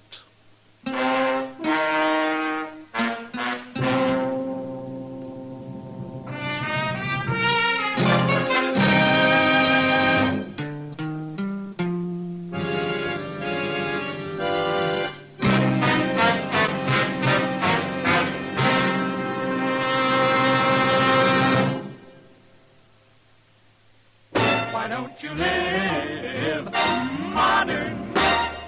Live modern. Live modern. Change to L&M. Only with L&M can you enjoy the full, exciting flavor of today's finest tobaccos through the modern miracle of the L&M Miracle Tip. Through the pure white Miracle Tip, L&M tastes richer, smokes cleaner, draws easier. No other cigarette, plain or filter, gives you all the flavor you want. The rich, exciting flavor you get only from L&M. So light up, free up, let your taste come alive. Live modern. Smoke L&M. Make today your big red letter day and start to live the modern way. Live, live, live modern. Get L&M today.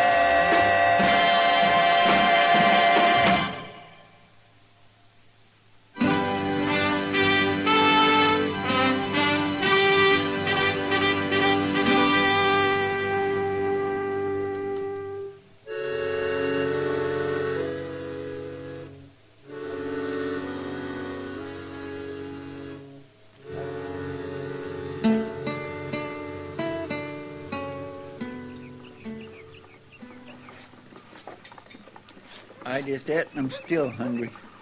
But it's a nice morning, though, ain't it, Mr. Dillon? Yeah, nice enough to get Kitty out bright and early. What? Oh. Say, she looks mighty pretty, don't she? Mm-hmm. Good morning, gentlemen. Good morning, Miss Kitty. Well, are you in business or out, Kitty? In. I told them this morning I'm not selling. No? Well, how's Sam feel about it? Sam's hardly speaking to me. How bad? Oh, what decided you? I honestly don't know, Matt. Maybe I just don't like those two. And I don't like their big hurry, either. They insist the deal has to be settled by Wednesday, day after tomorrow, no later. So I told them I needed more time, that's all. But they can't wait, so I made a definite no. Well, it's your right, Kitty. It sure is. Well, drop around later, huh? Okay. So long, Miss Kitty. Bye. Well, that's that. Yeah. Hey, look, Mr. Dillon. What? Them two fellas. You think they're fixing to follow her? It won't do them any good. When Kitty makes up her mind, she doesn't often change it. Marshal Dillon. Hello, Priest. Temple. How'd you know our names? I've heard. Oh, through Kitty Russell, no doubt. Do you want to see me? They say you're a good friend of Kitty's. Yeah, that's right. She tell you about turning down our offer? She mentioned it, yeah. She's making a mistake, Marshal. Well, I think it's up to her what she does, don't you? Oh, sure. Maybe you could kind of change your mind. What? By Wednesday. There's $1,000 in it for you. Better take it, Marshal. I had, huh? Tell me something, Temple. Is that more or less than he's paying you? Huh? Hey, now, look at Easy, Temple. What do you say, Marshal? I don't know what your game is, Brees, but if I find out and I don't happen to like it, you're going to be in trouble. Both of you. Come on, Temple. Yeah. We'll meet again, Marshal. Any time.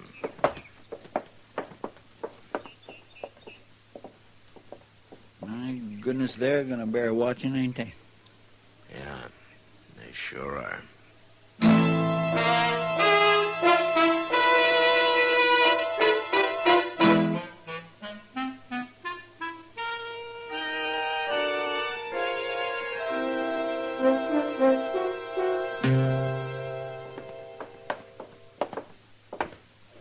Well, this is number 9.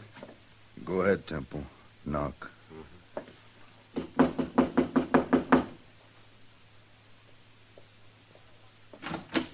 What do you want?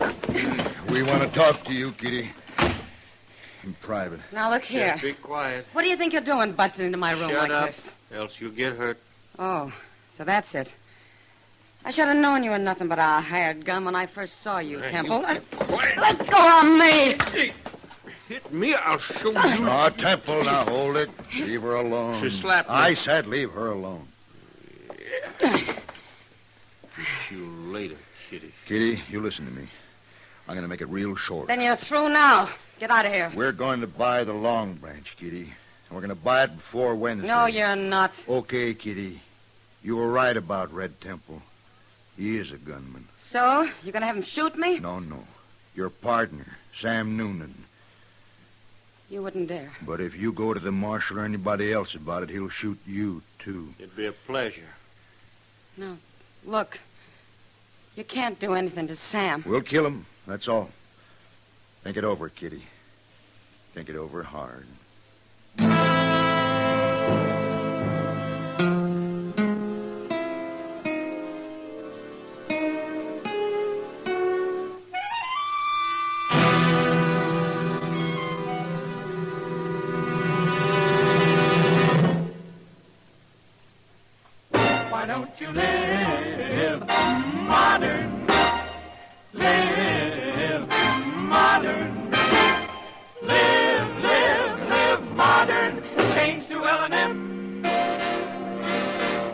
L&M is the modern cigarette that lets you get all the full, exciting flavor of today's finest tobaccos. No other cigarette you can buy, plain or filter, gives you the flavor that you get through the modern miracle of the L&M Miracle Tip. Through the pure white Miracle Tip, L&M tastes richer, smokes cleaner, draws easier. So light up, free up, let your taste come alive. Live modern. Smoke L&M. Make today your big red letter day and start to live the modern way. Live, live, live modern.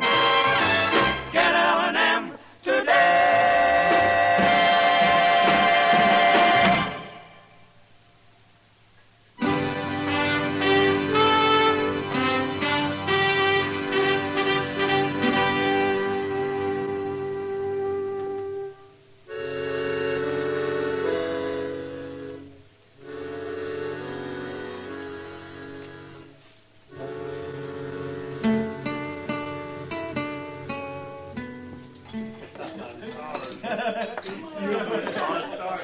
Evening, Marshal. Hello, Sam. Well, did you hear the news? Oh, what news? Kitty. She's changed her mind. We're going to sell the Long Branch after all. You are? Here, ask her. You tell him, Kitty. Well, about selling? It's true, Matt. Why should I turn down all that easy money? I was just being stubborn, I guess. Well, you had to think it over some, Kitty. I understand that now. But at least it's your decision. Nobody pushed you into doing it. No. Come by tomorrow afternoon, Marshal. Drinks will be on the house. Tomorrow? Well, after we get through signing the papers at the bank. We're going to have a little celebration. I'll see you then. Okay, Sam. Kitty? How come you changed your mind? You really want to know? Well, if you want to tell me. I did it for a friend, Matt. I did it for Sam.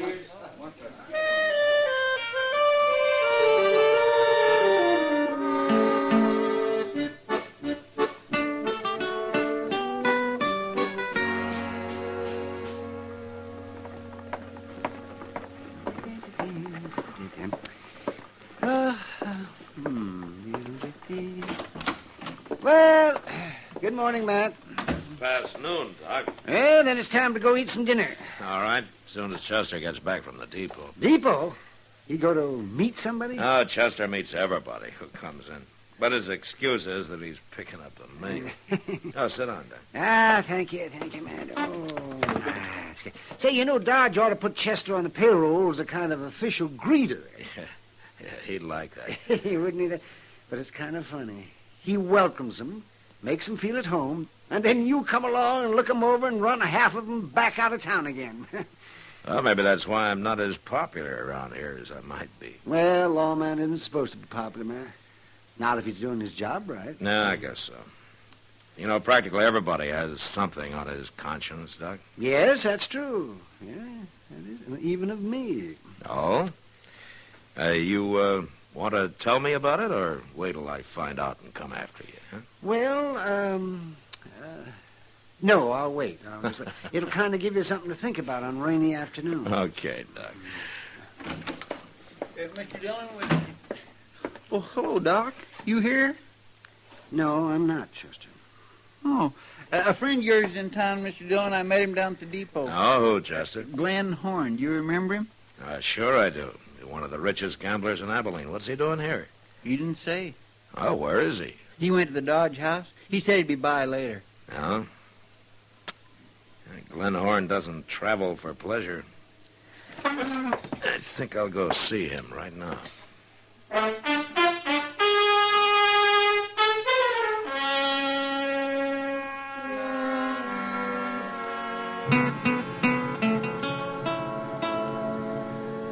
Well, Glenn, the whole thing begins to make sense, doesn't it?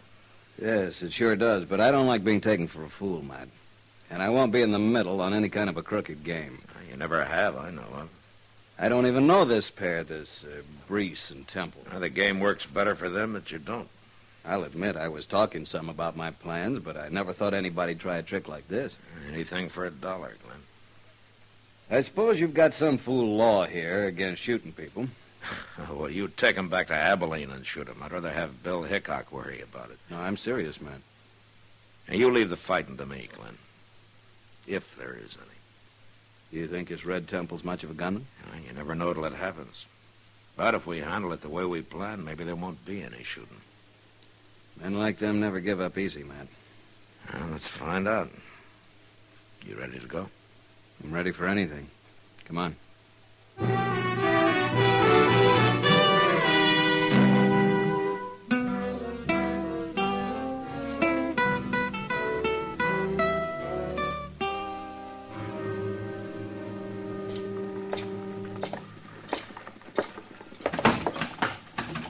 Hey, Marshal. Come over to the bar. Have a drink. Yeah, we just started celebrating, Marshal.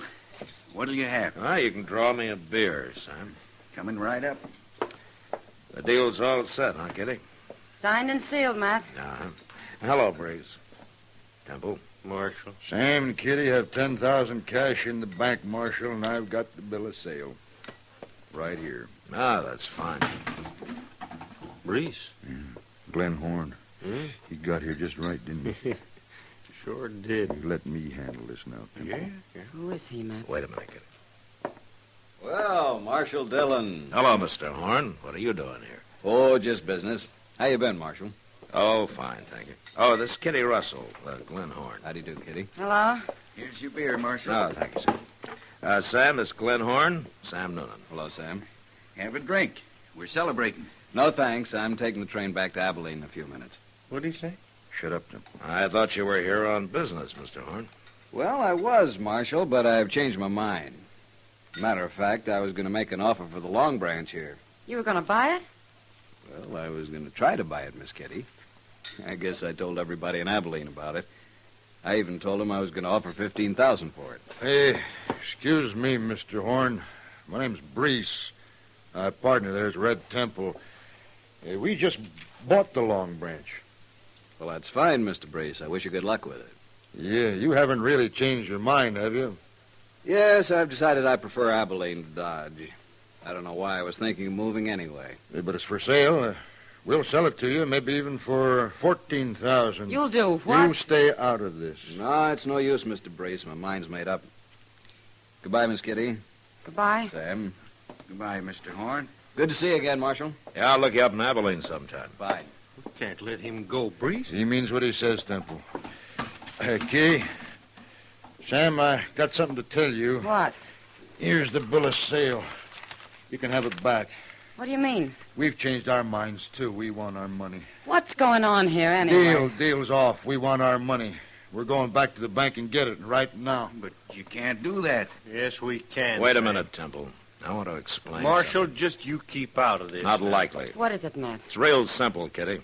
Glenn Horn was thinking of offering $15,000 for the Long Branch, and these two heard about it. So they bought it for $10,000, and we're going to make a fast $5,000 profit on it.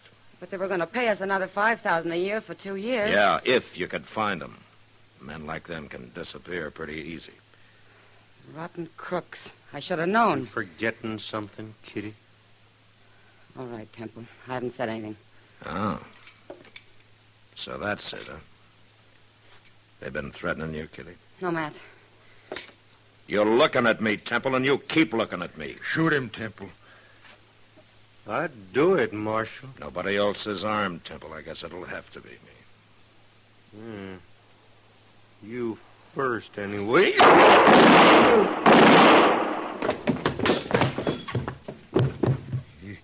You killed him.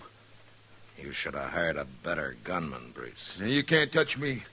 I ain't done nothing illegal. No, but you're leaving town after we go to the bank. What? You want your money back, don't you? Kitty, you and Sam come along, too. Glenn Horn is waiting there with $15,000 if you still want to sell. No. No, that ain't fair. Brees, you're lucky to get out of this alive. Now, you keep quiet. You two, you still want to sell? But I ain't even going to the bank, Marshal. After this, I'm leaving all such matters with Kitty. Good. Then we're still going to be running this place, Sam. Let's go, Matt.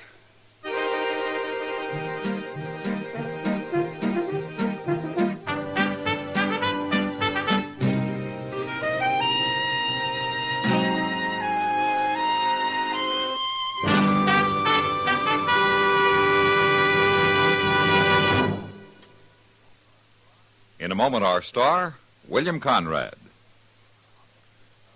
How can we make America a better place to live? First, we must keep our own homes in good condition. That goes without saying.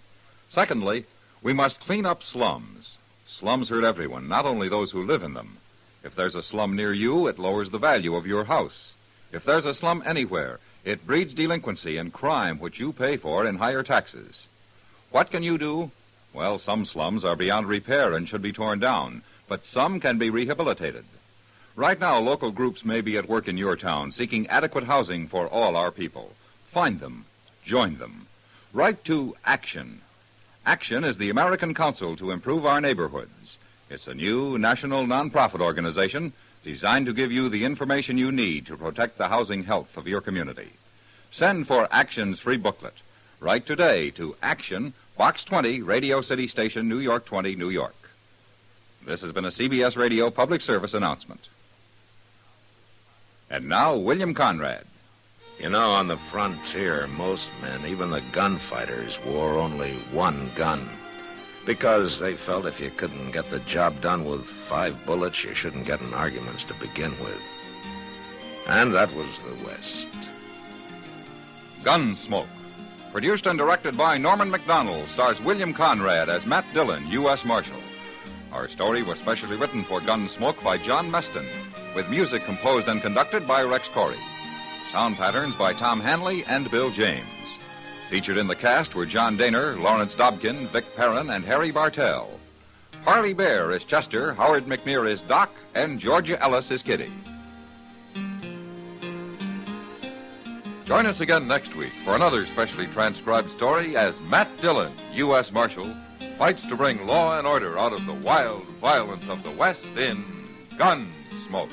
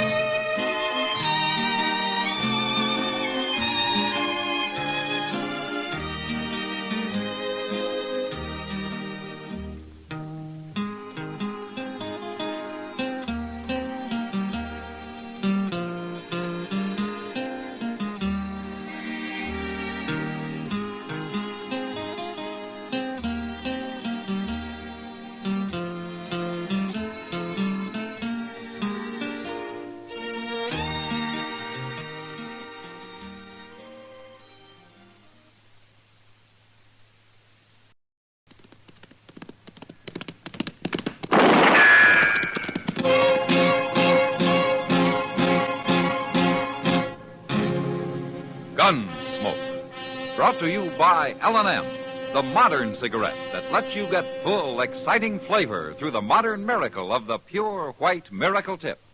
Live modern. Smoke L&M.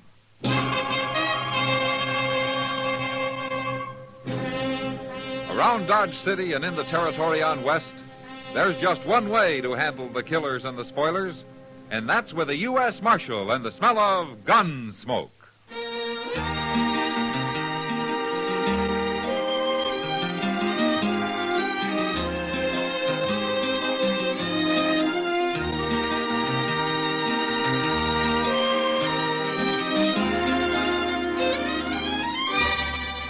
Gunsmoke, starring William Conrad.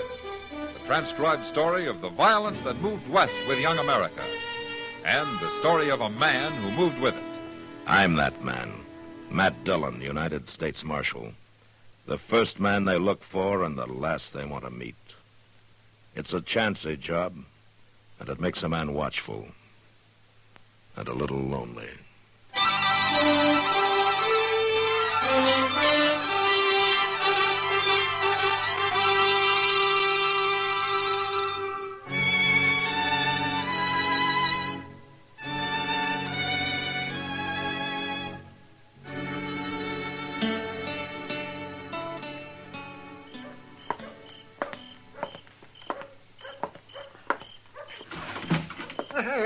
Good evening, Matt. Hello, Doc. I've been waiting for you. I'm all set up. Ah, well, might as well put away that cribbage board. We won't be playing tonight. Oh, why not? You found an easier mark? No, but you're going to hightail it up the street once you hear the news. Yeah? Matt, Belle's back. Belle? Belle who? Belle who? Belle Ainsley, that's who. You got a mighty short memory for a man who used to eat dinner out at her place 2 and 3 times a week. Well, she was a good cook, that's all. Besides, that was 3 years ago. Oh, Matt, you know doggone well you... Why don't you forget it, Doc? Is Jess Kreider with her? No. She's come back alone. Well, that's too bad. Too bad? Why? Jess Kreider's no good. That's just why. He was wanted 3 years ago when he left here with her, and he's wanted even more now. Here, take a look at this bulletin from Wichita.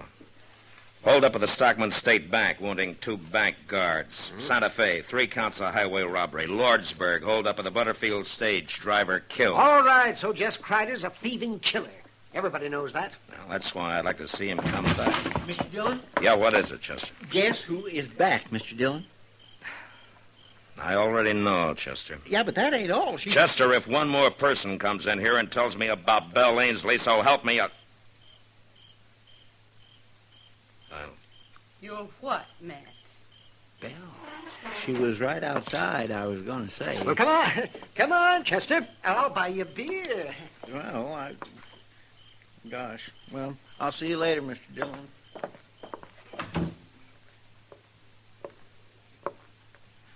How are you, Matt? I'm fine, Belle. And you? Huh? A little older. Are you a visitor, or are you planning on staying? Well, I'm staying. If the town will let me. What about Jess Kreider? Where is he, Belle? I don't know. And I don't care. I left him in Durango. I'm through with him, Matt. I see. I want to stay here with my father. He's getting old, and my kid sister, Phyllis, well, she's grown into a young woman since I went away. And pretty bitter, I understand, when it comes to you. She'll get over it. Everybody will, if you'll help me, Matt. Help you? 3 months after I left, I came back, if you remember. And I found the good people of Dodge had already tried and condemned me. What could I do but go back to Jess? Well, you chose to run off with him in the first place. Chose. Who knew whether I had? Who bothered to ask? You? Anybody? What are you saying? Matt, I rode out of Dodge, thrown across the back of Jess Kreider's saddle, with a gag in my mouth and my hands tied. Oh. Why didn't you tell somebody that? Who'd have believed it? Yeah, but he didn't keep your hands tied for 3 years, Bill. Matt, a woman has to have somebody. Somebody who wants her. And nobody here did. As bad as he was, Jess was my man. Yeah. What do you want me to do, Bill? Just tell people, that's all. If you believe me. Just tell them how it happened.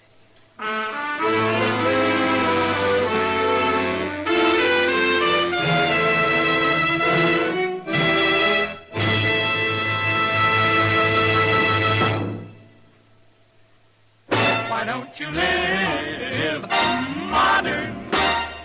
Live modern. Live modern. Change to L&M.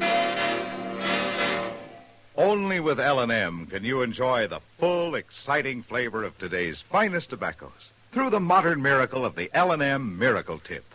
Through the pure white Miracle Tip, L&M tastes richer, smokes cleaner, draws easier. No other cigarette, plain or filter, gives you all the flavor you want. The rich, exciting flavor you get only from L&M. So light up, free up, let your taste come alive. Live modern. Smoke L&M. Make today your big red letter day and start to live the modern way. Live modern. Get L&M today.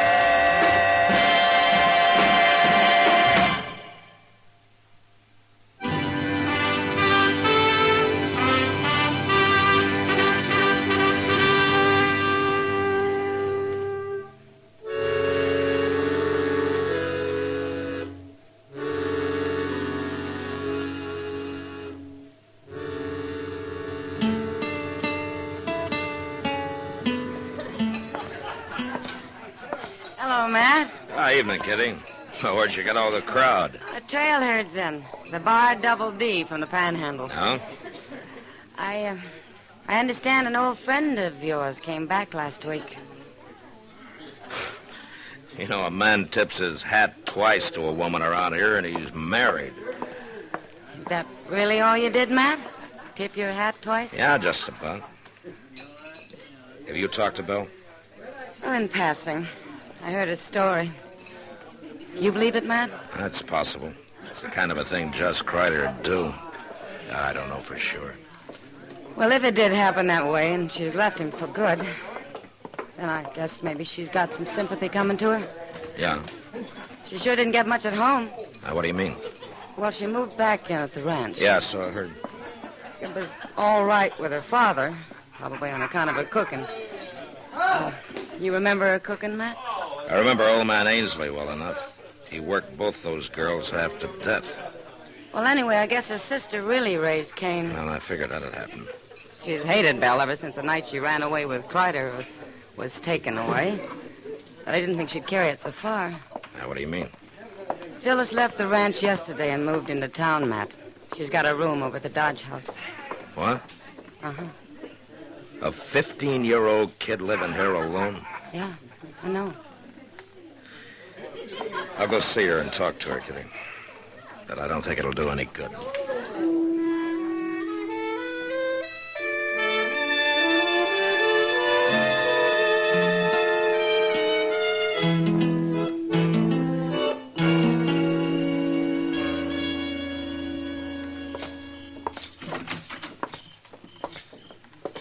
Well, good evening, Marshal. Chester.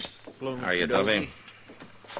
Some of my guests been kicking up their heels, have they? Dubby, I understand that the youngest Ainsley girl, Phyllis, took a room here yesterday. Is that right? Yeah, she certainly did. Wanted to get away from that environment, I reckon. And I can't say I blame her, Marshal. I know if my sister'd been cavorting around for 3 years with a cutthroat like Jess Kreider, Dubby, would you mind telling the girl that I'd like to talk to her? And I can't very well do that, Marshal. Oh, why not? Because she up and left this evening. What? Yep. I've already let the room to somebody else. She said she was leaving the country and wasn't coming back. Leaving the country? Well, was she alone? Well, now, she walked out alone, but I kind of had the impression there was some man waiting for her outside. And you let her go? Well, there wasn't nothing I could do about it. Well, you could have told somebody, her family or me. She's only 15, Dubby. Well, that's growed up the way I look at it. Anyway, I figured it's just another case like her sister Belle. It sure ain't none of my responsibility.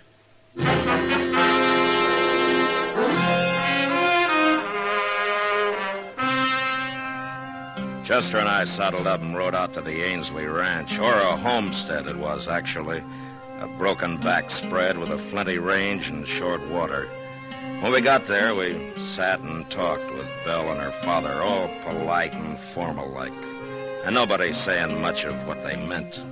Chester kept looking at me funny because I didn't mention young Phyllis, but I'd decided against that 2 minutes after we walked in. And I still hadn't said anything when we left. Belle came out into the yard with us. It was nice of you to ride out, Matt and Chester. Well, Nobody else from town's even been near the place.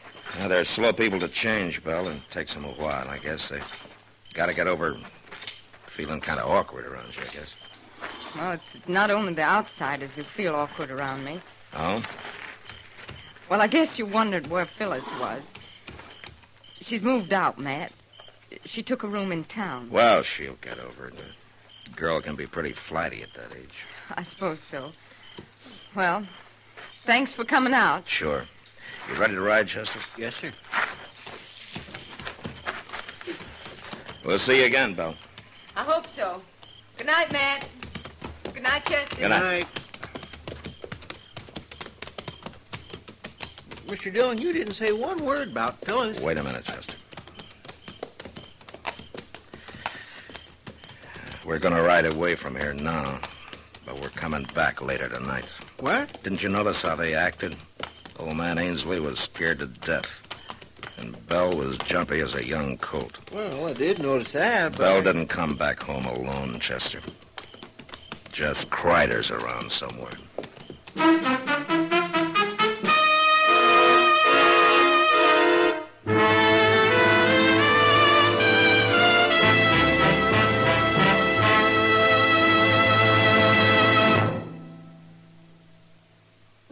Why don't you live modern?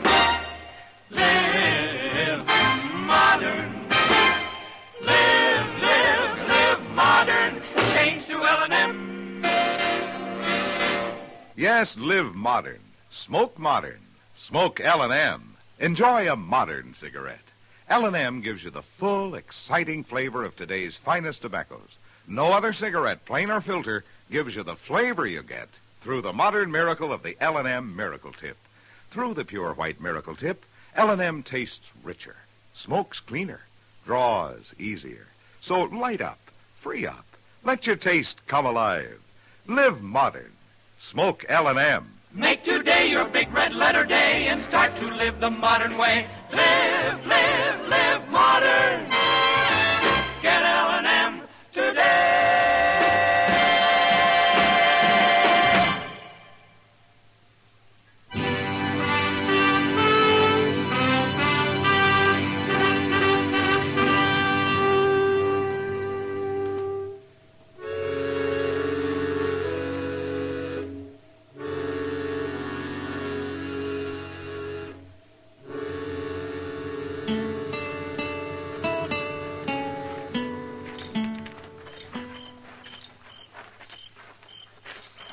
You figure Crider was right there in the house tonight when we was, Mr. Dillon? No, he couldn't have been, Chester. There's no place for him to hide.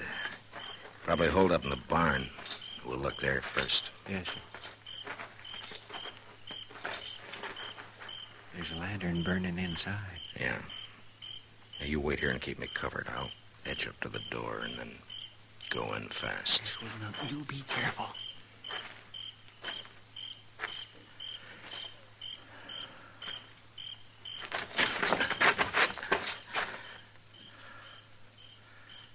Crider?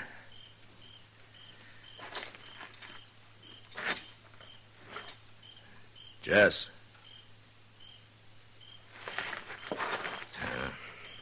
Come on in, Chester.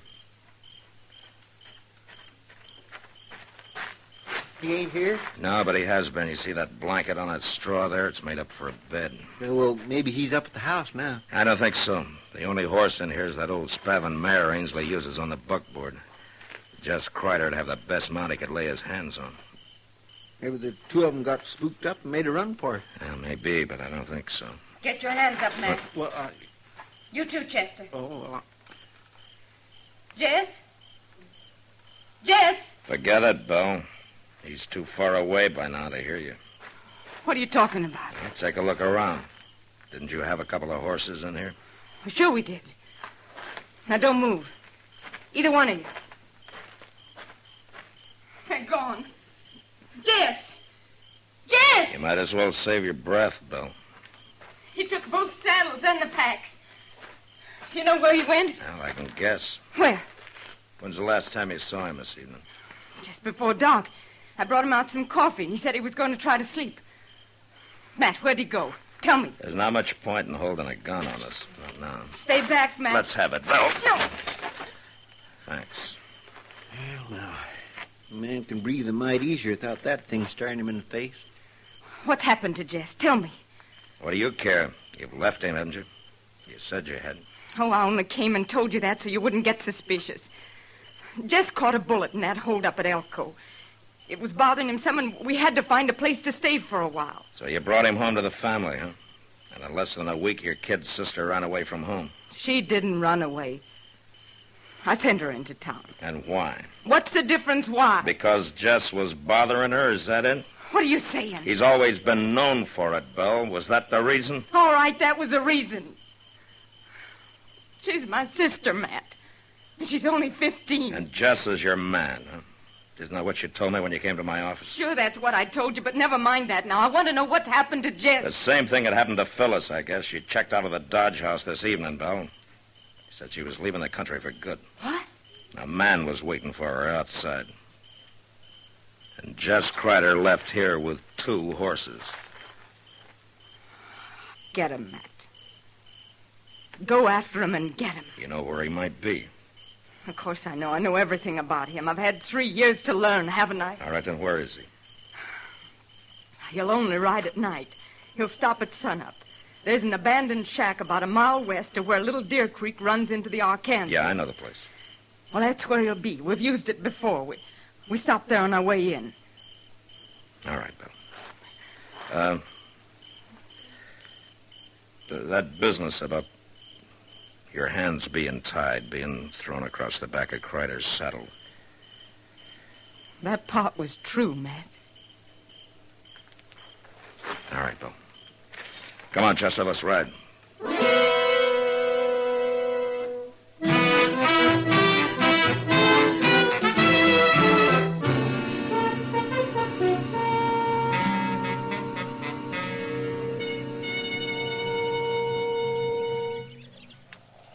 Come out of that shack all day, Mr. Dillon. He will, Chester. They just got here. Those horses are still sweating. He won't leave them standing there saddled for long. It wouldn't be too hard a chore to slip up through that plum thicket there at the back. No. If he fights, I don't want the girl in it. We'll just wait till he comes out. Doggone if I can understand women at all, Mr. Dillon. I've had the same trouble myself a time or two, Chester. But why would that nice young girl want to go running off with a murdering outlaw like Jess Kreider? Maybe it's more a matter of hitting back at her sister. She's let her hate for Belle build up till it's driven her half crazy, I guess. Somebody's coming out. It's him. Yeah. Easy now. We'll just let him get clear of the cabin.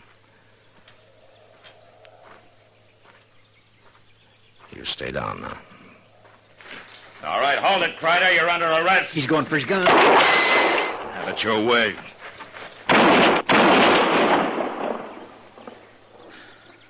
Okay, Chester.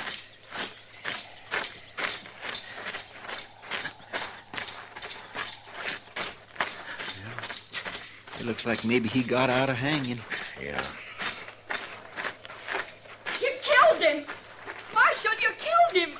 Why? Do you know what you've done? I know, Phyllis. Oh, no, you don't. Yes, I do. I've kept you from making an even bigger fool of yourself than you already have. Oh, what are you saying? I love him. We were going to be married. Well, we were. Phyllis, you better go home and talk to Belle about that. Oh, Bill, I'll never say a word to her again as long as I live. Now, you listen to me, Phyllis. You got to get rid of that hate of yours. If you don't, it's going to ruin your life for good. Now, you go home and you talk to Belle and you listen to what she's got to say before you judge her. No, I won't go back. Yes, you will. I can't. Not now. Nobody will ever know about this, Phyllis. I promise you. Jess Kreider was alone when I found him. Now, there's your horse. And he's still saddled. I can't. I don't want to. I know what you need, young lady. You see that plum bush over there? Well, I'm going to cut me a switch off of that, and if you're not out of here in 1 minute, Oh, you wouldn't. Oh, I wouldn't, huh? Well, you just watch me. Marshal? Yeah? I've been thinking, Marshal. Maybe I'll go home after all.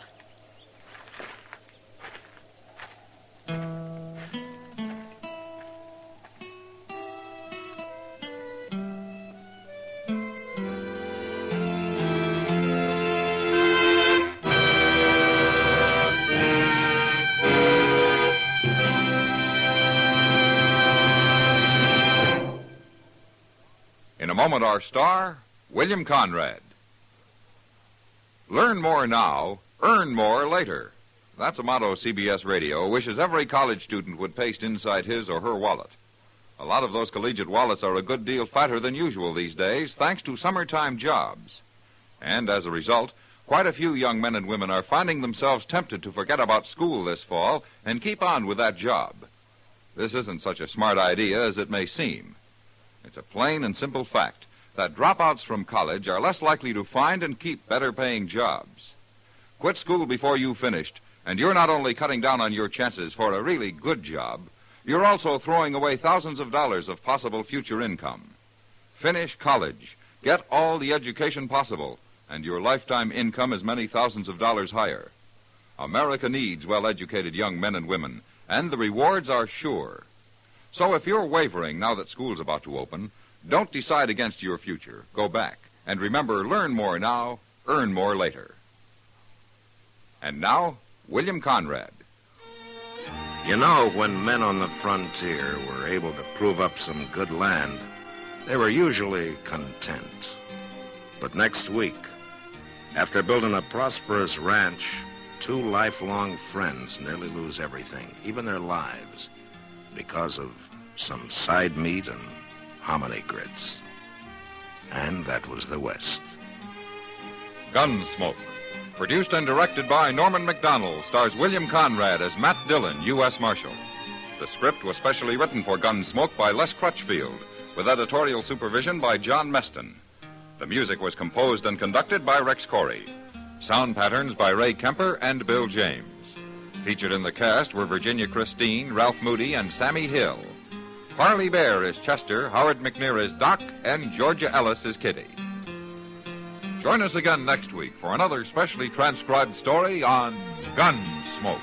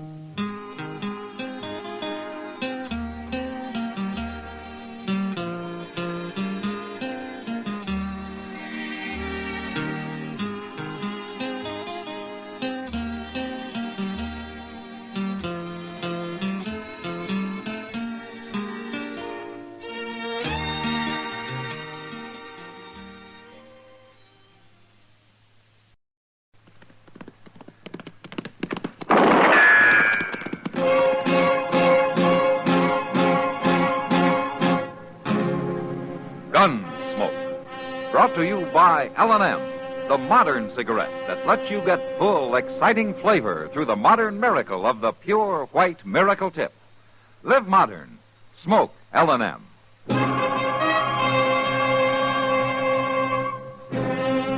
Around Dodge City and in the territory on West, there's just one way to handle the killers and the spoilers, and that's with a U.S. Marshal and the smell of Gunsmoke.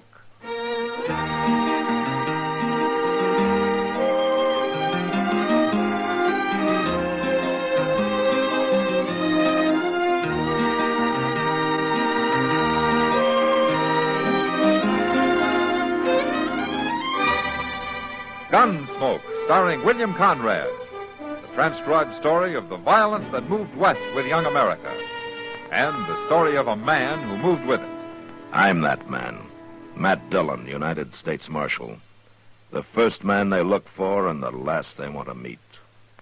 It's a chancy job, and it makes a man watchful and a little lonely.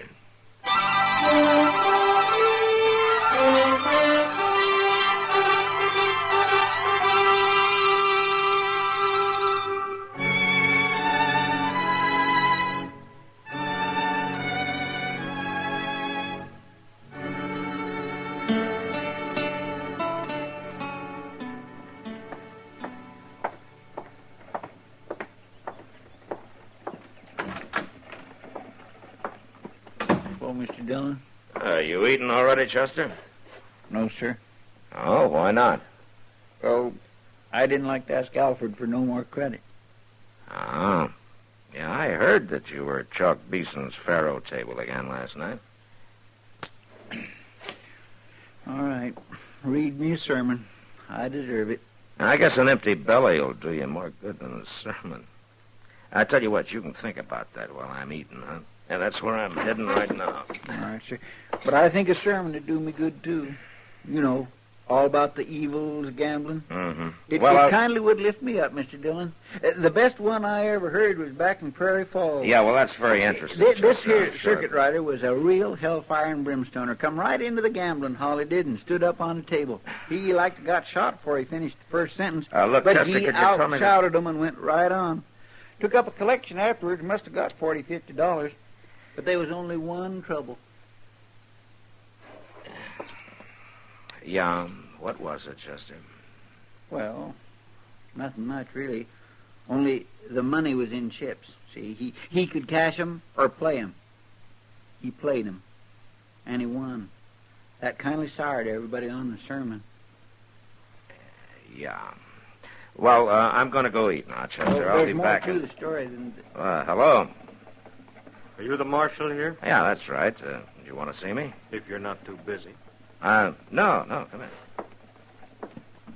This is Chester Proudfoot. Hello. How do you do? My name is Ascom, Marshal. Clint Ascom. I'm a gambler. Well, I kind of figured that. But you're not from around here. I'd say maybe you work the Mississippi riverboats, huh? That's pretty close. The Ohio. Ah. Well, you're a long way from water here. Thanks to the Santa Fe Railroad. But that's only a temporary necessity. I have a matter to settle. Oh, well, how can I help you? I'm looking for a man. I've traced him to this vicinity. Uh-huh. You know his name? That's all I know. His name is Cass. Jameson Cass. Old Jim Cass? Well, I never figured him to get mixed up with gambling. You do know him, then. Yeah. Well, maybe you can direct me to him, then. Well, he has a place out in the country. Those aren't very explicit directions, Marshal. No, they're not. But they're all I'll get? Well, I'd like to know what your business with him is. It's a personal matter. Oh, sure, but what? You told me what I wanted to know, Marshal. He's here. I'll find him without your help. Ask him. Why do you want to kill Jim Cass? What makes you think I'd do?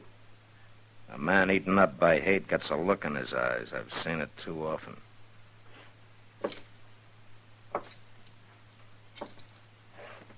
Now, why? I've got reason. Better be a good one. You say you've never even seen Jim Cass, huh? Nope. Well, he's a peaceful little man. He doesn't even wear a gun. And murder is illegal around here. I'll remember that. You better remember something else, too. Jim Cass is a friend of mine. You go anywhere near him, and it'll be a pleasure to run you clear out of the country. It wouldn't do any good, Marshal. I'll get him, sooner or later. Good afternoon. Well, what in the world? He don't mean that. I'm afraid he does, Chester. But why? There ain't a nicer, harmlesser little fella anywhere than old Jim Cass. Now, what do you suppose could bring a man to hate him so? I don't know, but I better find out. Chester, you watch things here. I'm going to ride out to Jim's. Huh? All right, sure, but ain't you going to eat? Oh, I can do that later. You keep an eye on Ascom, and if he should head that way, you follow and warn me, All huh? right, sure I will. Well, Matt, how I just came down to eat with you. What's you going out? I'm just riding out to Jim Cass's, Doc. You are? Now, that's a long, hot ride to make for nothing. Now, what do you mean, for nothing? You won't find anybody there. I saw Jim Cass over at the Long Branch now 15 minutes ago.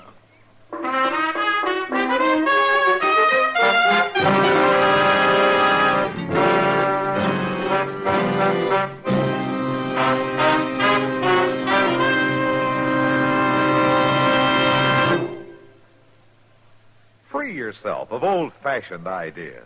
Why don't you live modern? Live modern. Live modern. Free up. Freshen up your taste. Smoke an L&M. Today, all over the country, more people are changing to L&M than to any other cigarette. And it's all because only L&M gives you full, exciting flavor through the pure white miracle tip. L&M draws easier, tastes richer, smokes cleaner. So free up, freshen up your taste, live modern, Change to L&M. Make today your big red letter day and start to live the modern way. Live, live, live modern. Smoke an L&M. It's America's fastest growing cigarette.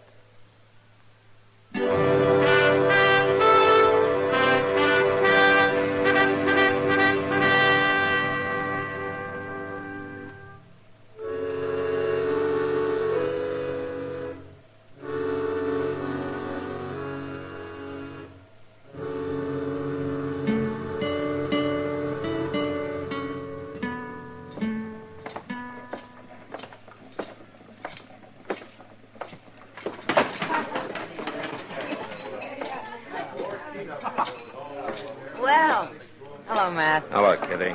Have you seen Jim? Oh. Marshal? Following me? Well, I might be, ask him. Kitty, can I talk to you for a minute? Sure, Matt. Is Jim Cass still around, Kitty? Oh, no. You know where he went? Home, I suppose. His wagon was hitched right outside. He got in and drove off about 10 minutes ago. Yeah. All right, thanks. Well, what's the matter, Matt? And I just want to see him alive. Alive? Jim Cass? Kitty, do me a favor, will you? Yeah. When I leave, you see that Ohio River gambler's entertained for a while, will you? Sure, as long as he's got money. Okay, thanks, Kitty. Marshal, have a drink. No thanks, ask him. Marshal, I've never had any trouble with the law. I don't want any now. This has got nothing to do with you. A deliberate killing is the business of the law anywhere, ask him. He'll have his fair chance. Sure, house odds, huh? I told you Jim Cass is not a fighting man. So you'll do his fighting for him? If I have to. I'm sorry, Marshal. Sure. But you won't stop it, will you? No. You must have a powerful hate. I have. I could lock you up, you know. Mm-hmm. And postpone it for a few days, that's all. And as for running me out of town, I'm leaving anyway, to go out to Cass's. If you want to warn him, you'd better go now. So you can follow me? I can find him without your help. Ask him, I'm going to warn you. You harmed Jim Cass, and I'm going to jail you or kill you. Fair warning, Marshal. If you can do it. I can do it.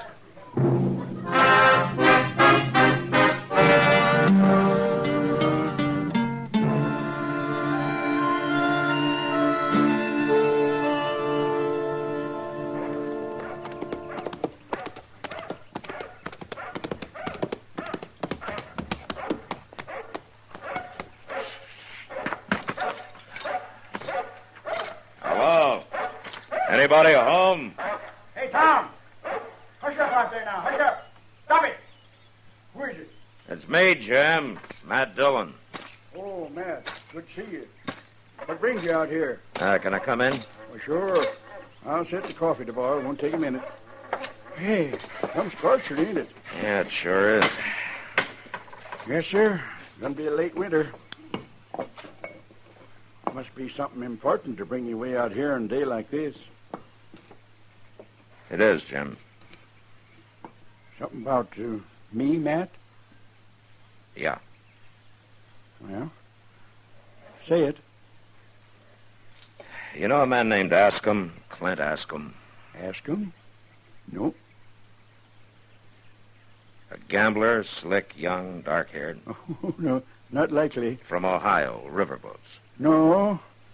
I was back east, Pennsylvania, a couple of years ago. You remember that? Yeah, I remember. I met some people, but I don't remember no gamblers. Not no Ascom. Jim, is there any reason why a man you've never even seen before would want to kill you? Kill me? Yeah, that's right. This fella, Ascom, he's here gunning for me? He probably followed me out here. Says he's got good reason. Well, it seemed to me like you ought to know about it if there was a reason like that. I don't know why any man I ever met would want to kill me. Okay. That's good enough for me, Jim. What are you going to do? Wait for him to come, then take him. Well, seems like I ought to help. No, you just sit tight. Well, at least I'd like to ask him why. Gee, reckon that could be him? Yeah, maybe. I'll take a look. No, it's Chester. Hey, Tom, shut up out there now. Stop it. Tom. Here. Oh, howdy, Chester. Hi there, Jim. Nice dog. Say, Mr. Dillon, Yeah, Chester. ask him followed you out like you thought. But soon as he spotted the place he turned off, I come in to tell you like you said. Yeah. That's my mistake. Now we've lost him. He's out there somewhere waiting for us to leave. Well, what'll we do? Jim, maybe you better ride into town with us, huh? And let a gunman scare me off my place? Something no Kiowa or Comanche was ever able to do? All right, Jim. Come on, Chester. We'll head back toward town. Yes, sir, but ain't we... And then circle and come back. Oh, well, he'll likely use that drawback by the barn.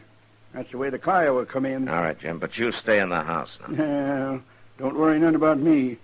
I got my old scatter gun. Don't use it unless you have to, Jim. Come on, Chester.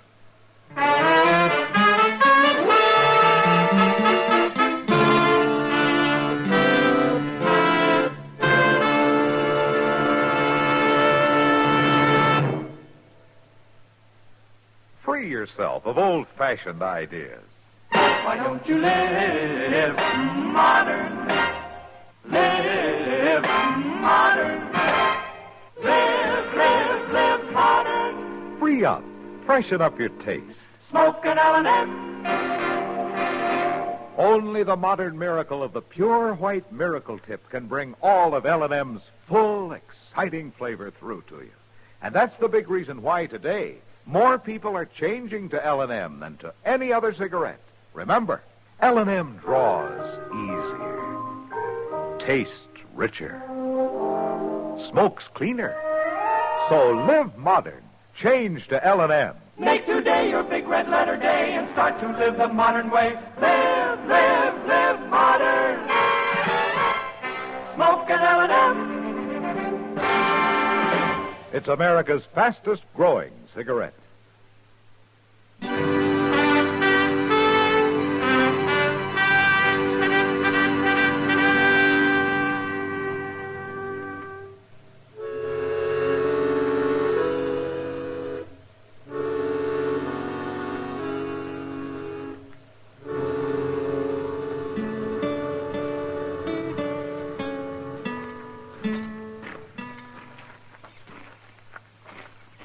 You see anybody, Mr. Dillon? No, not yet.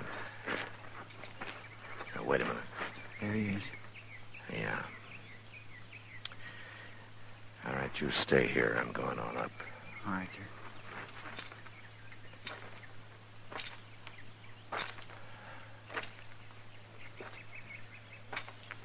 All right, hold it, Escalation. What? You're covered. Don't make a move. Where'd you come from? I'll just take that gun. Chester. Yes, sir. My mistake, Marshal. I guess I underestimated you. I guess you did, Escalation. Chester, get the horses and we'll get out of here. Jim, I told you to stay in the house. Man comes to kill me, I gotta ask him why. Just holster your pistol, Matt. This scatter gun will keep him quiet. Now, wait a minute, Do Jim. like I said, Matt. You too, Chester. Mr. Dillon? All right, Chester. Maybe I'd like to hear this, too. Yeah, but I don't like the look in his face. All right, now, mister. My name's Jim Cass. You tell me yours. Ask him. Clint, ask him. I'm supposed to know you? No. We ever met? No. But you got the notion to kill me? And I'll do it. Not while you're looking down this gun.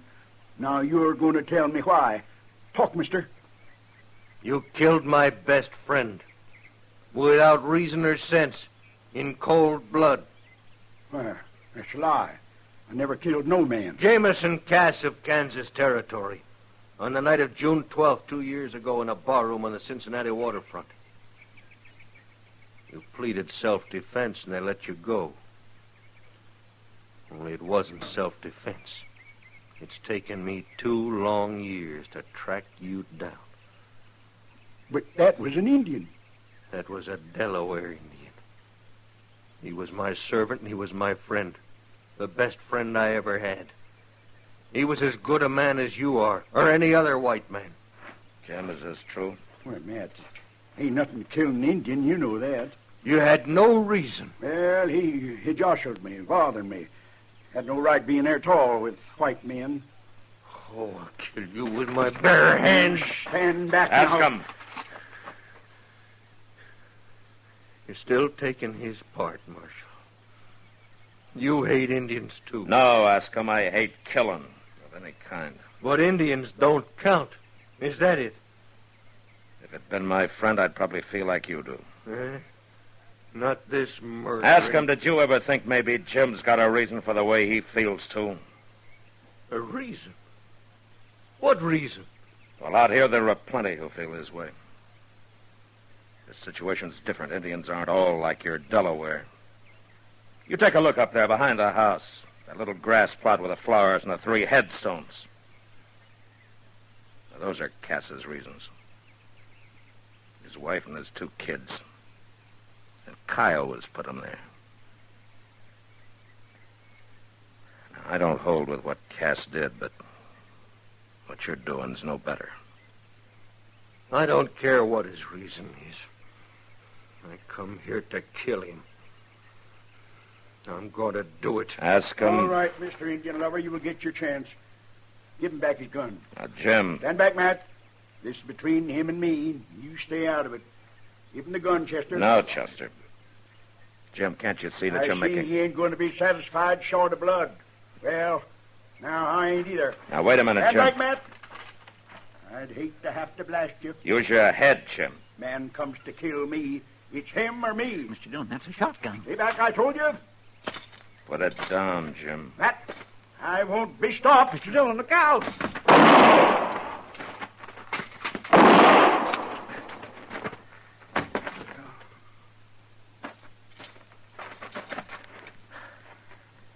Jim?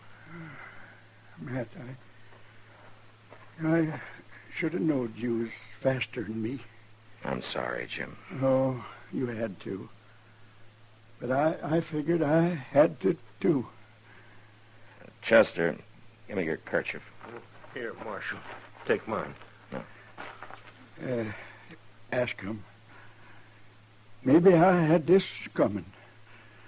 I never thought much about that Indian. Maybe I should have. You be quiet, Jim, and lie still. Marshal, I'm sorry I caused this. It's a little late to be sorry, isn't it, ask him? Now, why don't you get out of here? All right, I'm going. Matt. Is he dead? No, he just fainted. Chester, ride into town and get Doc out here as fast as you can. Will you let me get him, Marshal? Least I can do. All right, ask him. Go ahead, but hurry. Mr. Dillon, you think he'll really bring Doc back? Yeah, Chester, he'll bring him back. My, you took an awful chance with that cussed shotgun. Well, it was a gamble, Chester. Yeah, but one you could have lost. Well, maybe you better read me a sermon on the evils of gambling.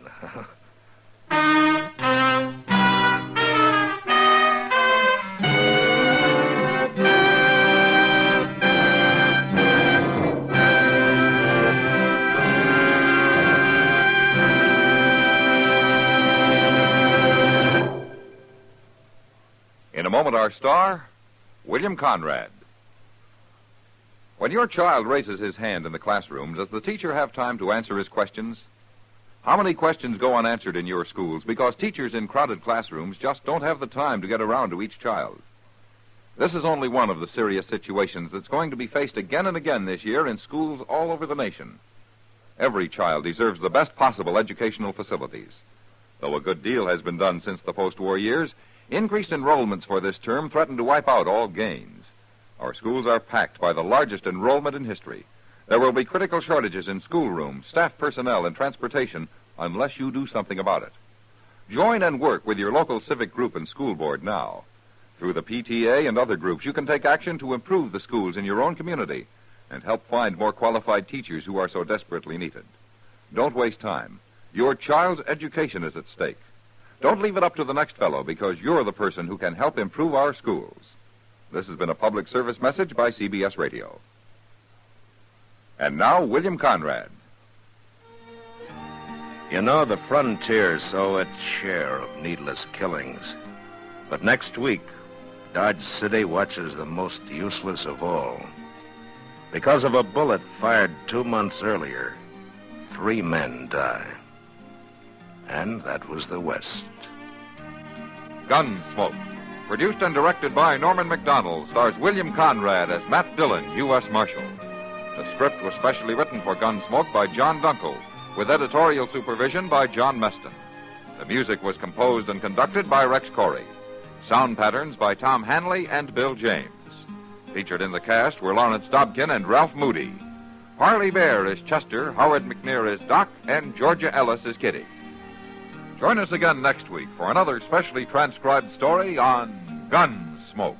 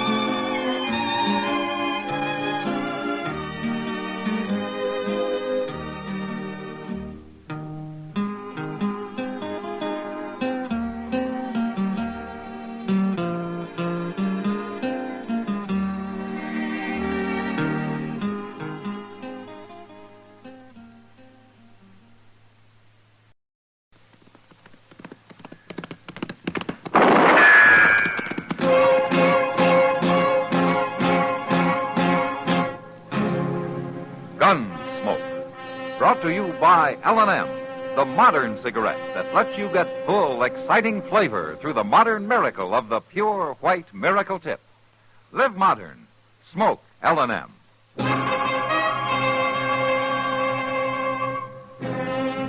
Around Dodge City and in the territory on West, there's just one way to handle the killers and the spoilers, and that's with a U.S. Marshal and the smell of gun smoke.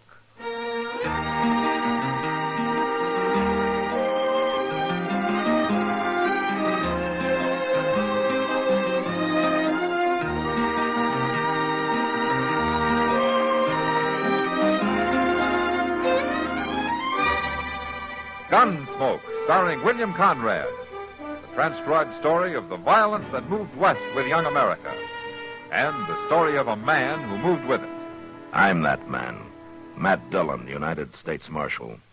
The first man they look for and the last they want to meet. It's a chancy job, and it makes a man watchful and a little lonely.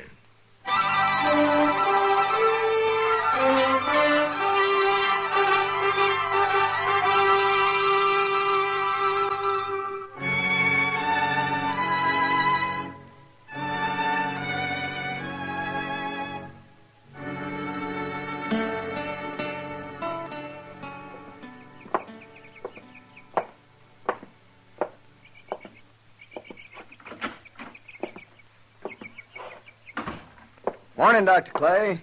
Oh, good morning, Nielsen. You wanted to see me? No, I never wanted anything less than to call you in here. You got bad news. Yeah, it's been bearing down on me for 2 days. But you've got to know, Nielsen. I'm not going to make it? Nope.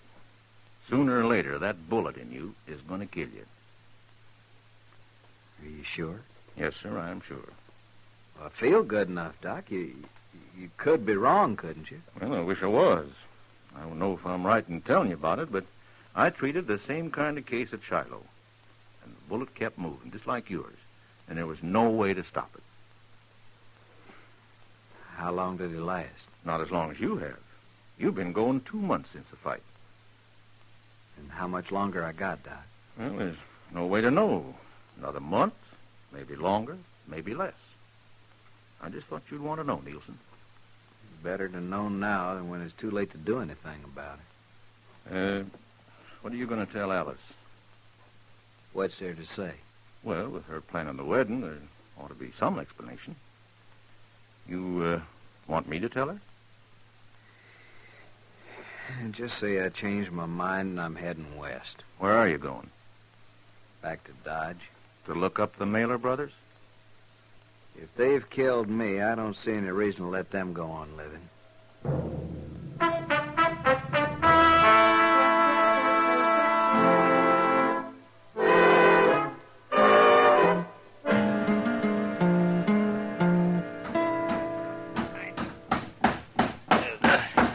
Chester, can you force it up a little more? Well, no, not much, Mr. Dillon. Come on. Yeah, that's better.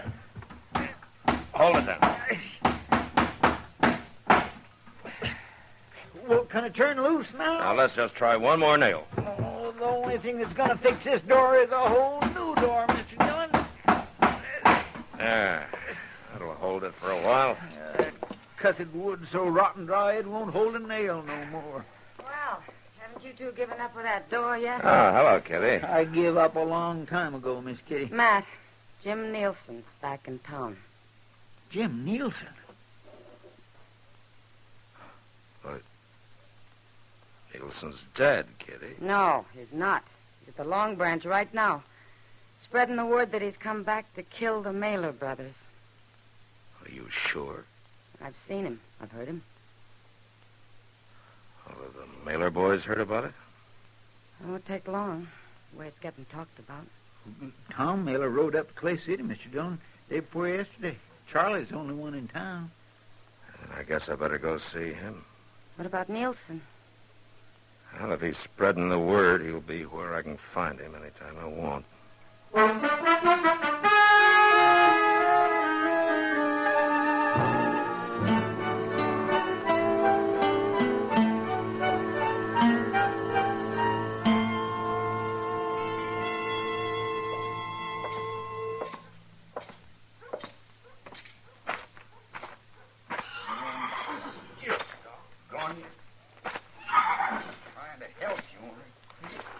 Charlie. Oh. Afternoon, Marshal. Hello, Charlie. What's the trouble? Oh, this blamed mare got a rock in her hoof. She won't even let me pick it up. You want me to hold her for you? No, I'll manage. How are you, Marshal? Oh, I'm fine, Charlie. Fine. Charlie, did you know that Jim Nielsen was in town? Nielsen? Nielsen's dead, Marshal. Tom did for him. He's not dead. He's back in Dodge looking for you and Tom. All right. He's welcome. Look, Charlie, I know a lot of people are on your side, but there are a lot of others on Nielsen's, and I'd like to stop this trouble before it goes any further. It was a fair fight, Marshal. I know it was. Any time Nielsen wants to stand up again against either of us, we'll be ready. It'd be better if you'd stay out of sight until he leaves. I can't do that, Marshal, and you know it. People would say I was a coward. What people say isn't important, Charlie. I don't hide from nobody. Now, the only thing behind that fight was some temper and some strong words. Aren't you man enough to forget it? What are you going to do about it, Marshal? There's nothing I can do if you're set on facing Nielsen. Except try and get him out of town.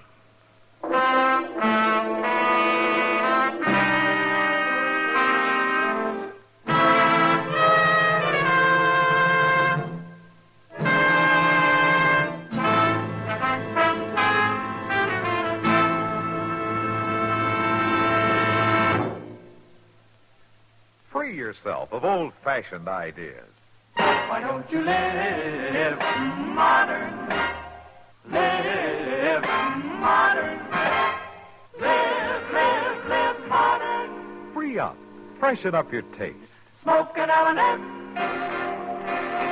Only the modern miracle of the pure white miracle tip can bring all of L&M's full, exciting flavor through to you. And that's the big reason why today more people are changing to L&M than to any other cigarette. Remember, L&M draws easier, tastes richer, smokes cleaner. So live modern. Change to L&M. Make today your big red letter day and start to live the modern way. Live, live, live modern. Smoke at L&M. It's America's fastest growing cigarette.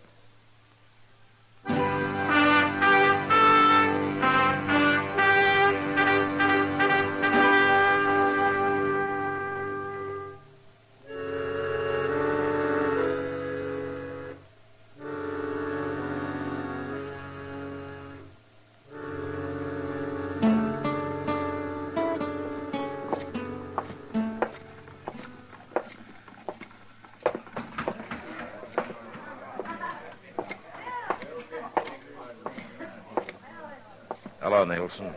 Marshal? Well, I didn't expect you'd ever get to Dodge again. Guess you thought I was dead, Marshal, along with a lot of other people. You didn't look very healthy when they took you out of here. I'm still alive, for a little while anyway. What good's it doing you to be back here? Well, everybody figured the fight was over, but I don't happen to think that way. It's a lot of trouble over nothing. You and the Mailer brothers are good men and peaceful ones. You were drinking and there were some names called.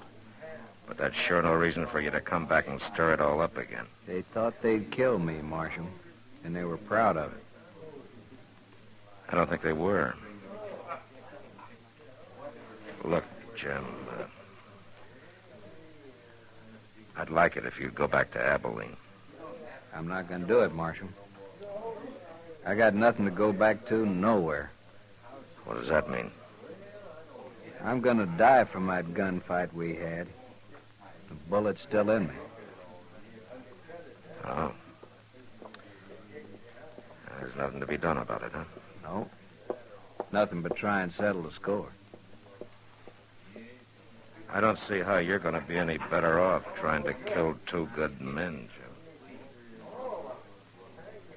Marshal, it's a funny thing knowing you're going to die. I had too much to live for when I faced up to him the first time. I was going to get married. I owned some land. Those were the things I was thinking about. I got scared and tightened up. Man shouldn't have anything to think about in a gunfight. It was kind of hard not to. But I don't have now, Marshal. I don't have a thing to lose. Jim, you're a bad man to have in town. I won't be here long. You can count on that. Drink with me, Marshal? No. No. Not tonight, thanks. Nielsen. I hear you're looking for me and my brother. You forget it, Charlie, and get out of here. Where should I get out to, Marshal? You want me to run away, Nielsen? Hold it, Charlie!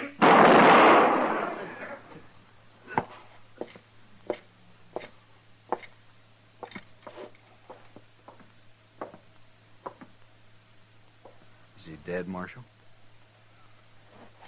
Yeah, he's dead. You satisfied now, Nielsen? It was a fair fight, just like the first one. And just as needless. Not to my way of thinking. Tell me, Marshal, when's Charlie's brother going to get back to town?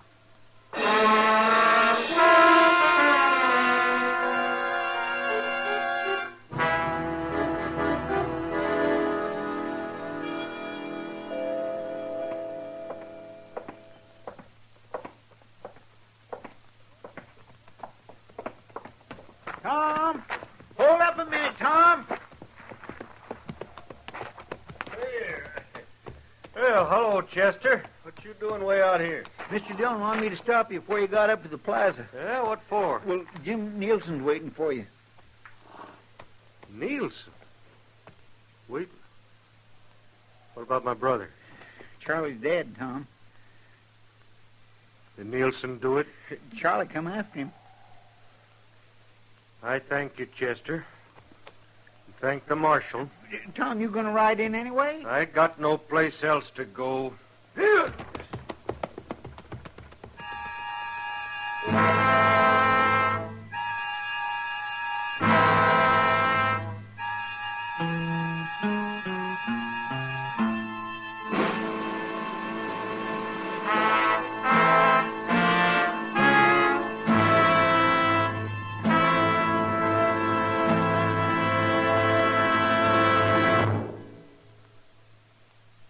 Free yourself of old-fashioned ideas.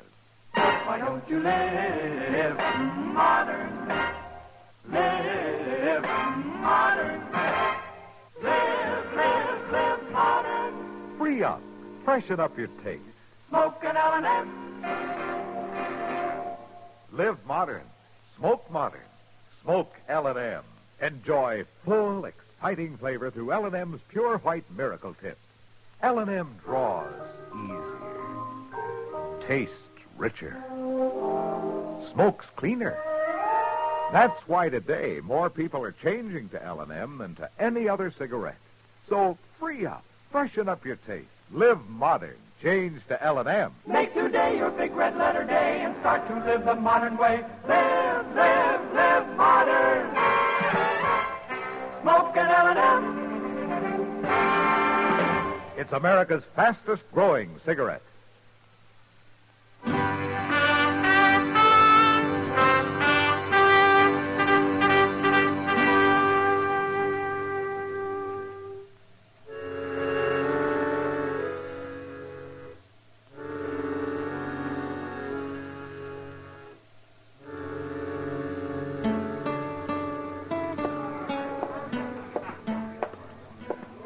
Hello, Kitty. Tom, I thought you were in Clay City. I was. I did real well, too. I signed up for Charlie and me. Take a pack train clear to Lincoln County. Charlie's dead. Can I get you a drink, Tom? Maybe later. I thought Nielsen was here. He left about a half hour ago. Happen to know where he went? No. Can't you get your pack train together and go, Tom? Oh, you know I can't, Kitty. What good's it going to do you looking for Nielsen or waiting for him? It's something I got to do. If he kills you, what are you going to be proving? My brother's dead. Killing Nielsen won't bring him back. Some men ought to be killed, sure, but not you and Nielsen. You're fine men, both of you. My brother was a good man, too.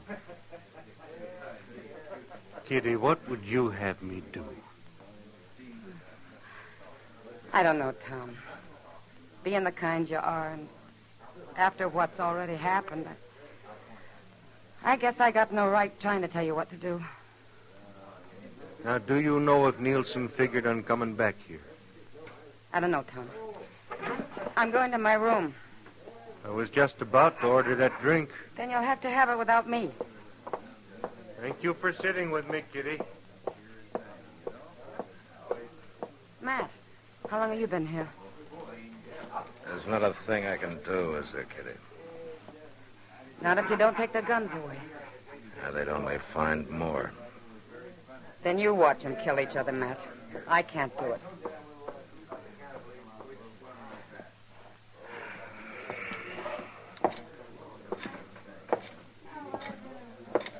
Mr. Dillon. Yeah? He's coming, Mr. Dillon. How long, Chester? It won't be but a few minutes. He was looking for Tom over at the Alfraganza. All right. You get out of sight someplace. All right, sir.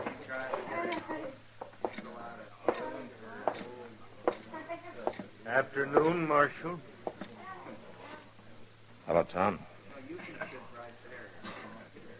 Look, Tom, I'm going to ask you to do a brave thing. Will you let me keep your gun for as long as you're in town? No, I won't, Marshal. You and I have been good friends, Tom. I'd like to keep it that way. But But you won't do what I say, huh? What would you do was you in my spot? What you're going to do, I guess. Tom, it's a different kind of a fight this time. Nielsen's going to die from the bullet you put in him 2 months ago, and he knows it. He's got nothing to lose. I kind of wondered why he come back. That's why. Now, will you either take off your gun or get out of town? I'd like to leave, Marshal. I'd like to be rigging our string of mules with Charlie. But there won't be any more of that. All right. All right, Tom. I told Nielsen, and I'll tell you from the beginning, this thing has been needless. My mistake was not throwing the three of you in jail right off. Marshal Dillon, have a drink with me. No, thanks, Tom. I'm going back to my office. Goodbye.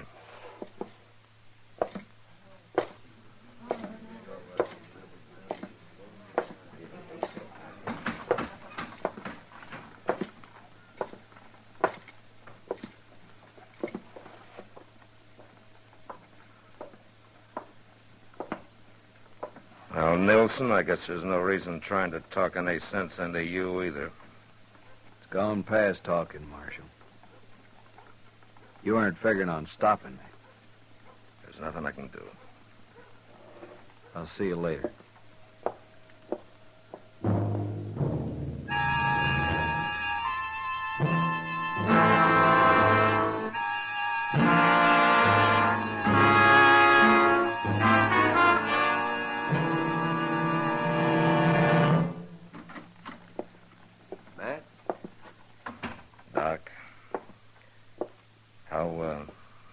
There was nothing I could do for him, Matt.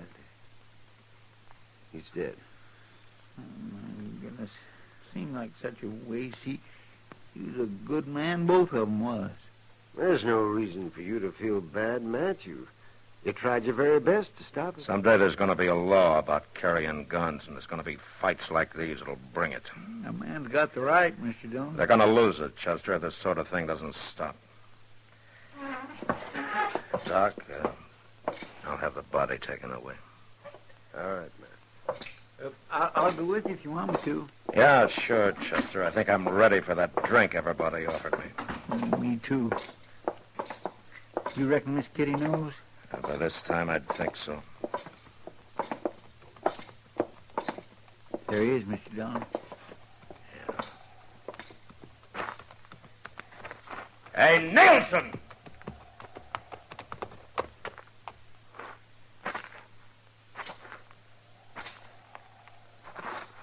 Well, you made it, huh? You killed both the Mailer brothers. Yeah? And in fair fight, huh? Yeah. I want to ask you something.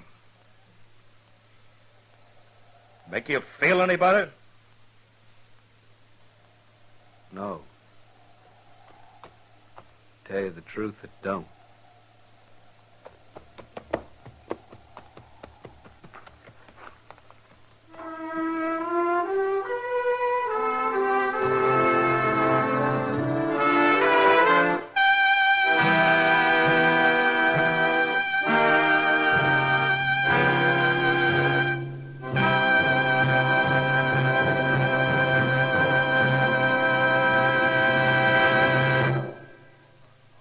In a moment, our star, William Conrad. Americans today are earning more money than ever before. And smart Americans are planning ahead, too, to preserve prosperity. They're investing part of their paycheck every payday in United States savings bonds. And you can, too, an easy, automatic way, by joining the payroll savings plan and buying savings bonds regularly where you work. With payroll savings, money is set aside for you by your employer before every payday, in any amount you say. That way, you never plan on the money and never miss it. Payday after payday, these sums grow into savings bonds, and before long, you'll find you have a collection of them. And remember, every Series E bond you buy pays back $4 at maturity for every 3. That's right. You get back $4 for every 3 invested. Help today's higher earning power pay off for you tomorrow Begin saving regularly with United States savings bonds. Join the payroll savings plan. And now, William Conrad. You know, on the frontier, a woman had to scratch pretty hard to make any kind of a home for a man. And next week, a woman who had worked at this for over 20 years finally lets the frontier beat her, and a man dies. But that was the West. Gunsmoke. Produced and directed by Norman Macdonald, stars William Conrad as Matt Dillon, U.S. Marshal. The script was specially written for Gunsmoke by Gil Dowd, with editorial supervision by John Meston. The music was composed and conducted by Rex Corey. Sound patterns by Ray Kemper and Bill James. Featured in the cast were Harry Bartell, Vic Perrin, Lawrence Dobkin, and Jess Kirkpatrick. Parley Bear as Chester, Howard McNear as Doc, and Georgia Ellis as Kitty. Join us again next week for another specially transcribed story on Gunsmoke.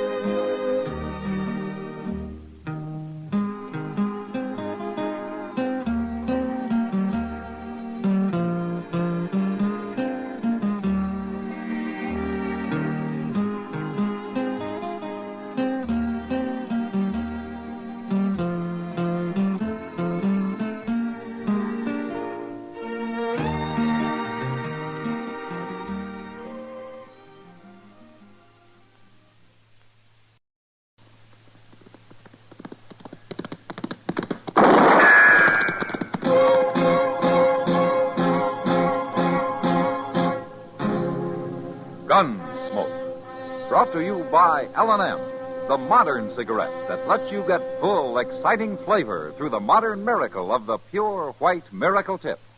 Live modern. Smoke L&M.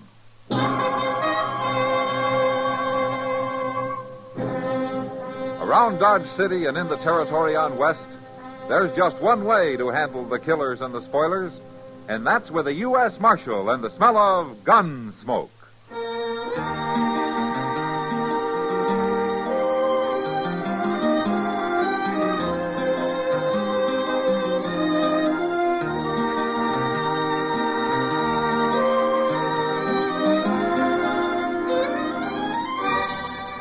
Gunsmoke, starring William Conrad.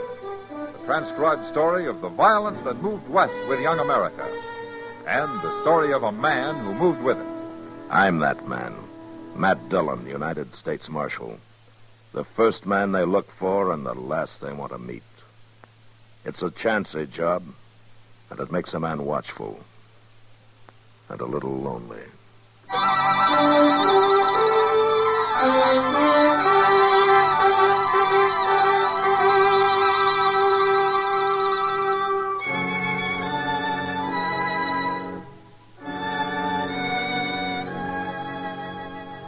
Her name was Rose, and she was pretty. And that's all anybody in Dodge knew about the girl. She'd come in on the stage from the South a month before and opened a blackjack table in the Long Branch, working on a 50-50 split with the house. The game got a big play, of course. A woman gambler was a new thing in Dodge. And some of the smartest and crookedest cardmen in town started coming around to try their luck.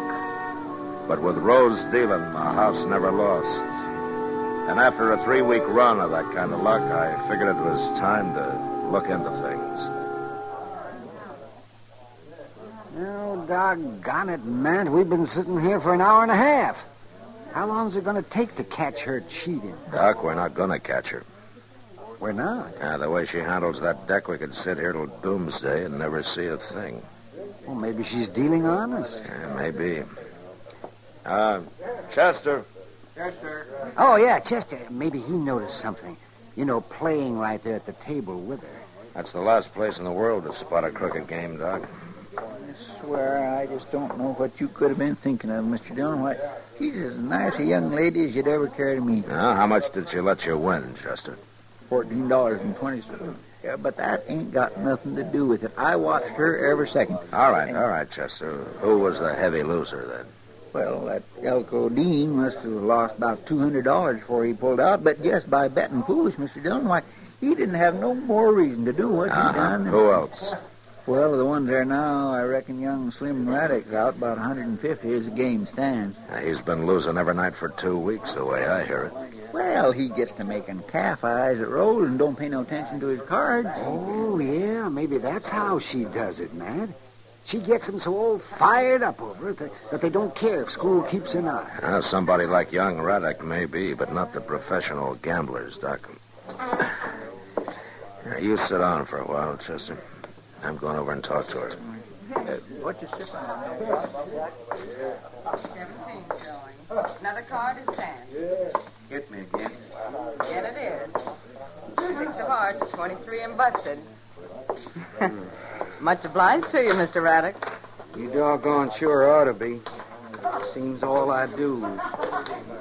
Oh, evening, Marshal. Hello, Slim. Your luck turning on you? It ain't turning, no way. It's been against me right along. Then maybe you won't mind if I interrupt the game for a while. That is, with your permission, ma'am. I'd like to talk to you. Why not? All right, gentlemen, the game is closed.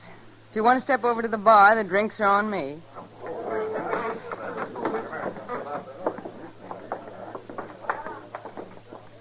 Well, how about it, Marshal? Do I get a clean bill of health? Along what lines, Rose? Running a square game. You've been watching me like a hawk for the last hour and a half. Every deal, every move I made. You see anything off color? Well, I saw Elko Dean slip a cold deck in on you. So did I. But I'll give you 10 to 1. You didn't see me slip it right back out. No, as a matter of fact, I didn't. Neither did Elko. And that mistake cost him $230. More eventually, because he'll be back here tomorrow night trying to get even. So the game is crooked, huh? Marshal, the man who taught me how to handle cards used to say, you can't cheat an honest man, Rose, so don't bother to try. But a crook is fair game any day. Uh-huh. Tell me something, Rose. How does that fit young Raddick? Slim? Yeah. That's different. Different how? He's been losing steady here at your table. It can't all be bad luck. I've tried to keep him away.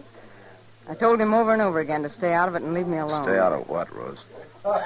It doesn't matter. Here, Marshal. Take a look. Go on, count it if you want it. That's the money I've taken from Slim. $2,642. And when I leave Dodge, he'll get it all back. Every cent of it. Can I ask you something, Rose? What's a girl like you doing in this business, anyway? Earning a living, for one thing. Now, there are other ways, you know. None that I know as well. Besides, it lets me cover a lot of country. Look people over. Why is that so important? I'll tell you why, Marshal. I've spent 4 years now looking for one certain man. Now, you won't quit till you find him, huh? I found him. Tonight. Oh? What happens now? I'm going to kill him.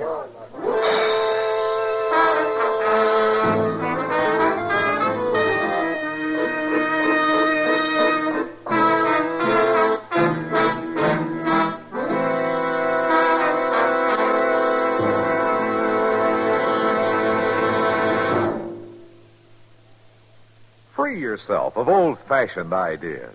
Why don't you live modern? Live modern. Live modern. Free up. Freshen up your taste. Smoke an L&M. Only the modern miracle of the pure white miracle tip can bring all of L&M's full, exciting flavor through to you. And that's the big reason why today more people are changing to L&M than to any other cigarette. Remember, L&M draws easier, tastes richer, smokes cleaner. So live modern. Change to L&M. Make today your big red letter day and start to live the modern way. Live, live, live modern. Smoke an L&M. It's America's fastest growing cigarette.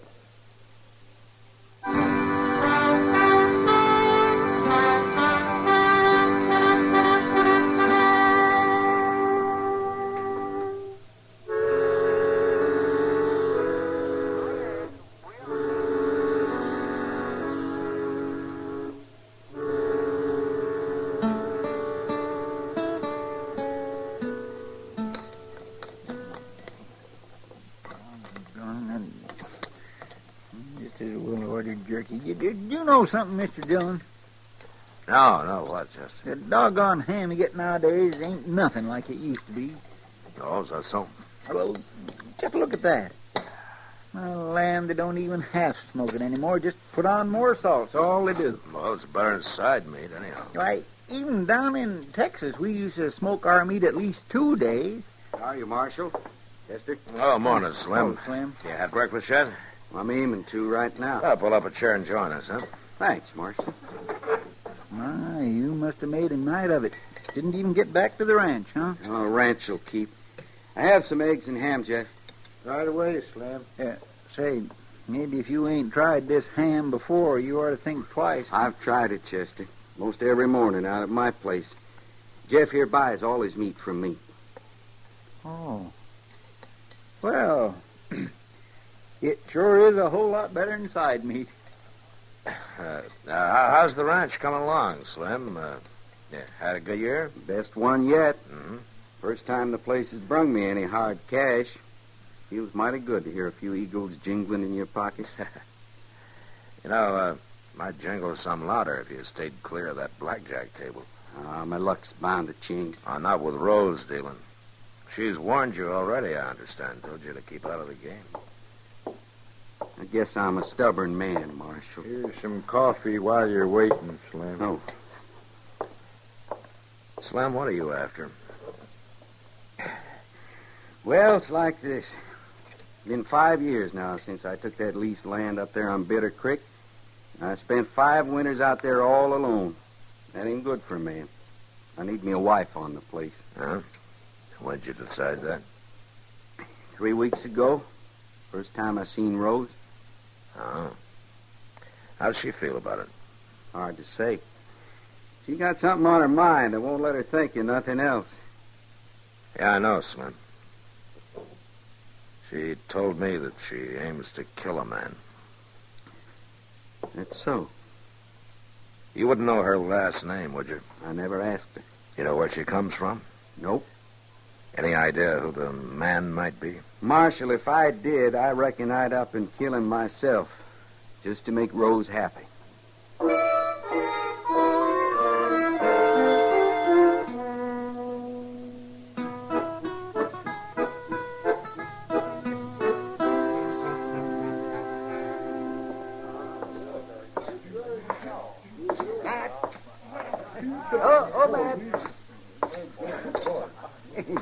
You're just the man I was looking for. Evening, Doc. Yes, here, sit down. Sit down, Matt. You're just in time. Time for what? A poker game.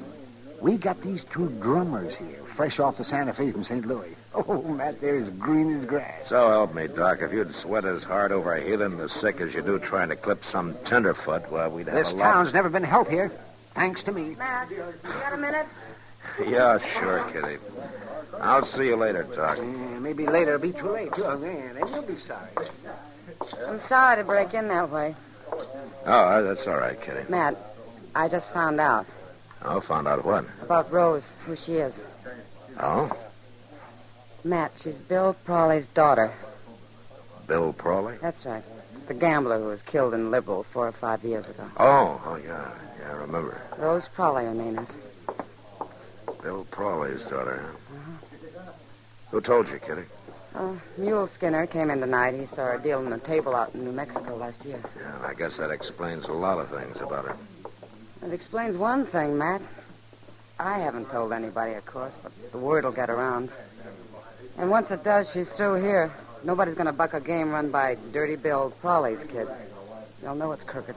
Maybe the word's already out. I noticed Slim Raddock's pulled out of the game. He's standing over there at the bar. Well, she threw him out, along with all the other players except Elko Dean. She said it was a private game.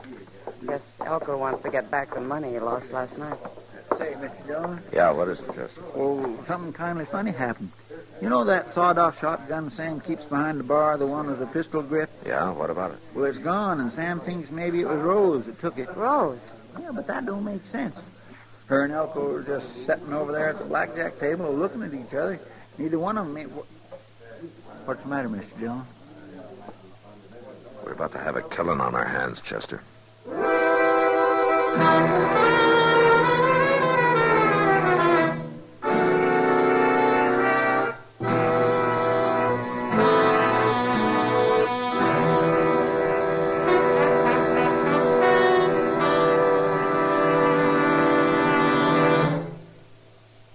Free yourself of old-fashioned ideas.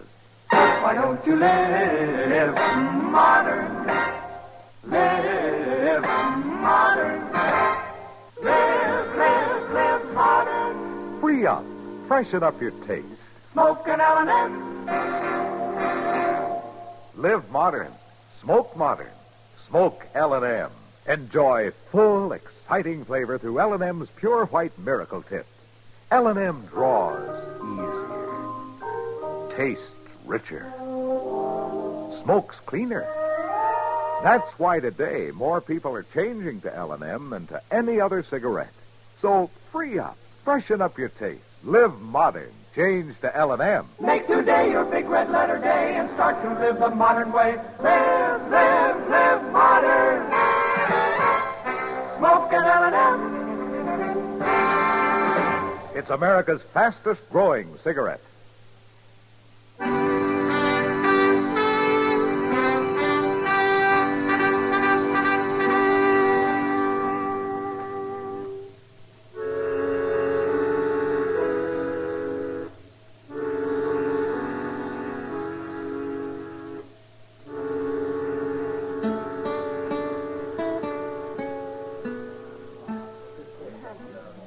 Matt, what are we going to do? I don't know, Kitty. What do you think she's planning? Well, I can guess. Chester, is Sam sure that Rose took that shotgun? He says she come back to the bar just before he missed it. Yeah. She could have hid it in the fold of her skirt. Elko's looking pretty white, Matt. Yeah, just look at them sitting over there facing each other. You know, 10-1, she's got that shotgun under the table pointed at him. Can't you slip up behind her, Matt? Grab her before she can use it? A shotgun's not like a pistol, Kitty. All you got to do is point in the general direction of your target. Yeah, but why she want to kill Elko? Revenge, I guess. Chester, did Slim Raddock hear about her having the gun? No, sir, nobody didn't. Sam called me to one side. Good. Word got around, somebody'd be sure to lose his head and touch the whole thing off. Well, it's going to happen anyway, Matt. Elko's starting to get restless. He's sure going to make a move soon. Well, it'll be his last one if he does. Matt? Oh, Matt. These plums are just ripe for the picking. I can't hold up the game all night for you. I'm sorry, Doc. I'm busy. Oh, well, as long as you feel that way about Doc, you don't understand. Oh? Well, only one way to handle it, I guess. No, you stay there, Chester. Yes, sir. Be careful, Matt. Will somebody tell me what's going on here? Good evening, Rose. I'm sorry, Marshal. Table's closed. Oh? It, not closed to Elko, then. Marshal, she Shut said... up. Elko and me have a personal game going, Marshal. Yeah, I know. Better hand over the gun, Rose. Sit down. Sit down and put your hand flat on the table, Marshal. Same as Elko's got his. Good. Now keep him there. I guess you know this is a shotgun I'm covering you both with, underneath the table. Yeah, I know that. Well, why'd you come over here if you knew that... Keep your voice down, Elko. Why didn't you shoot her from where you was standing? She's aiming to kill me, Marshal. Yeah, I figured it was about the way things stood. I knew I'd find him someday if I just kept traveling and kept on dealing cards. And last night it happened. I recognized him the minute he sat down at my table. I knew he'd be back tonight, and I was ready for him when he come. Now you mean to kill him, huh? She's crazy, Marshal. She's out of her head. Keep your hands on that table. I mean to kill him. Why, Rose? If you knew me, if you knew who I am, you'd understand. I do know, Rose. You're Bill Prawley's daughter. That's right. Dirty Bill's daughter. Look, Rose. Oh, I know what they called him. Dirty Bill Prawley. All the cheap little tin horns that tried to cheat him and lost their shirt doing it. They're cowards. That's the only way they could hit back. Give a dog a bad name and shoot him for mad. Take her, Marshal. She's going clean out of her Shut up, mind. Alco, before you get us both killed. My father was a fine man, and anybody that says different is a liar. Marshal. That night he was killed, I was upstairs asleep, and the shots woke me up. I looked out of my window, and I saw a man run out the front door with a gun still in his hand. I saw him for just a second in the light from the door. But I never forget his face. Alco here, huh? That's him. Don't listen to her, Marshal. She's lying. It's a job for the law now, Rose. Now you walk away from this table, Marshal. Stay clear of this. I got nothing against you personally. I want your gun, Rose. Sorry. The hand's played out. No, not yet, it isn't. I got a whole card. Hey, Slim Raddick. Marshal. Yeah, Marshal? Come here a minute, will you? What do you think you're doing now? Marshal, you... Hold it, Alco. Keep your hands on the table. What's going on? Get away, Slim. Stay back. We're right here, Slim, between me and Alco, huh? No. That's right. What's the matter, Rose? Oh, you fool. All right, Rose, you were planning to give him back his money, so he must mean something to you. And he's in it now, too. The way a shotgun works, it's all three of us or none of us. Now, you hand over that gun. No. Oh, Slim, why didn't you stay clear? Now, what's this all about? Rose, I want that gun, and I want it now.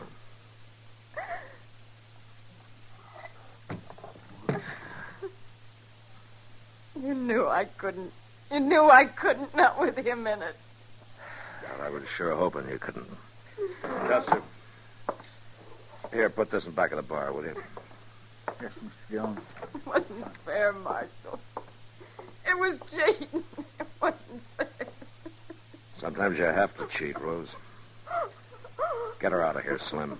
And if you take my advice, you'll keep her out of here. Don't you worry about that. Come on, Rose. Matt, if that wasn't the doggonest thing I ever saw. Hey, Alco. What? Wait a minute. No. I said wait a minute. You're under arrest. You're not taking me in, Marshal. Look out, he's got a gun! Drop it. Drop that gun!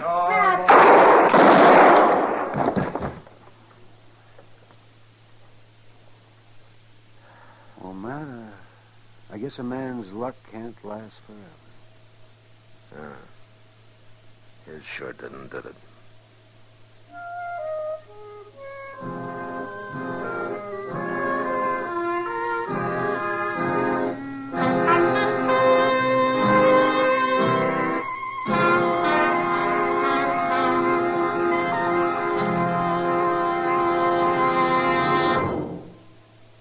In a moment, our star, William Conrad. Now a public service message from CBS Radio. What is America really like? Thousands of men, women, and young people all over the world want to know the truth. There's proof of it in the flood of mail received by the volunteer group called Letters Abroad, which gets mail from people everywhere in the free world who are eager to be in correspondence with someone in the United States. They want to know all sorts of details about our everyday life. Anyone who is over 15 years of age who would like to write to someone overseas in Europe, the Middle East, or the Far East should send his or her name in a stamped, self-addressed envelope to Letters Abroad, 45 East 65th Street, New York, New York, together with information about age, occupation, and interests, which will make possible selection of a suitable correspondent. That address again is Letters Abroad, 45 East 65th Street, New York, New York. Everyone who does enter into such a correspondence is sure to find it greatly rewarding, a contribution to better understanding among peoples of the free world. And now, William Conrad. You know, when they buried a man out on the high plains, they usually wrapped him in his saddle blanket and forgot about him. But next week, a man dies and leaves a will that keeps the whole of Dodge from forgetting him. And that was the West. Gunsmoke. Produced and directed by Norman McDonald, stars William Conrad as Matt Dillon, U.S. Marshal. The script was specially written for Gunsmoke by Les Crutchfield, with editorial supervision by John Meston. The music was composed and conducted by Rex Corey. Sound patterns by Ray Kemper and Bill James. Featured in the cast were Virginia Christine, Vic Perrin, and John Daner. Harley Bear is Chester, Howard McNear is Doc, and Georgia Ellis is Kitty. Join us again next week for another specially transcribed story on Gunsmoke.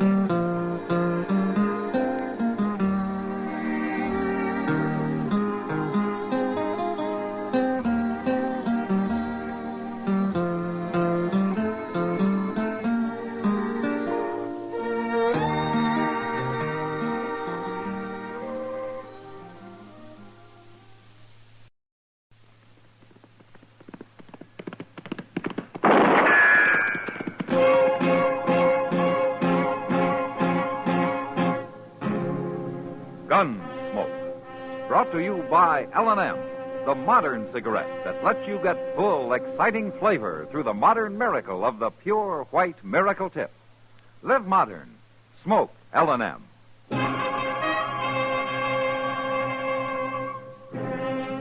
Around Dodge City and in the territory on West, there's just one way to handle the killers and the spoilers, and that's with a U.S. Marshal and the smell of gun smoke.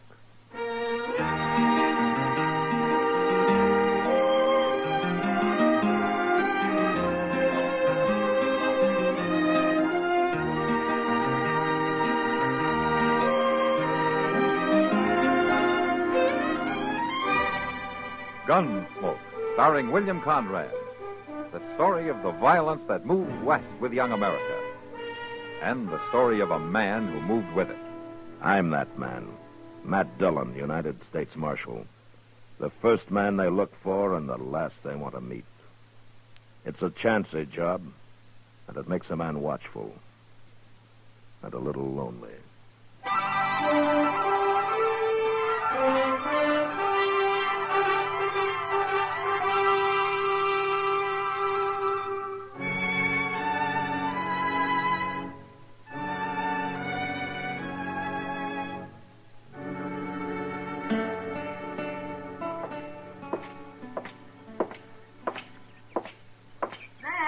Huh?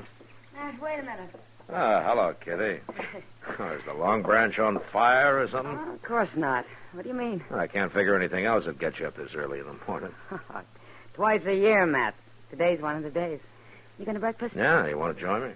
Thank you, sir. Where do we go? Delmonico's? That's the only place open before 10 o'clock. Are the mornings always like this, Matt? What? Oh, so crisp and clear. Oh, yeah, most always. The best part of the day, as a matter of fact. It's peaceful. I guess that's the feeling. That's the only time of day Dodge is peaceful. That little shaver's in a big hurry about something. That's Hank Marvel's kid, Beanie, they call him. Well, he stopped at the jail, Matt. Yeah, wait a minute, Kitty. Yeah. Hey, Beanie. What's the matter, Beanie? You gotta come out to the ranch, Marshal. Right away. It's my pop. He's been shot. Been shot? Well, how bad is he? He's dead.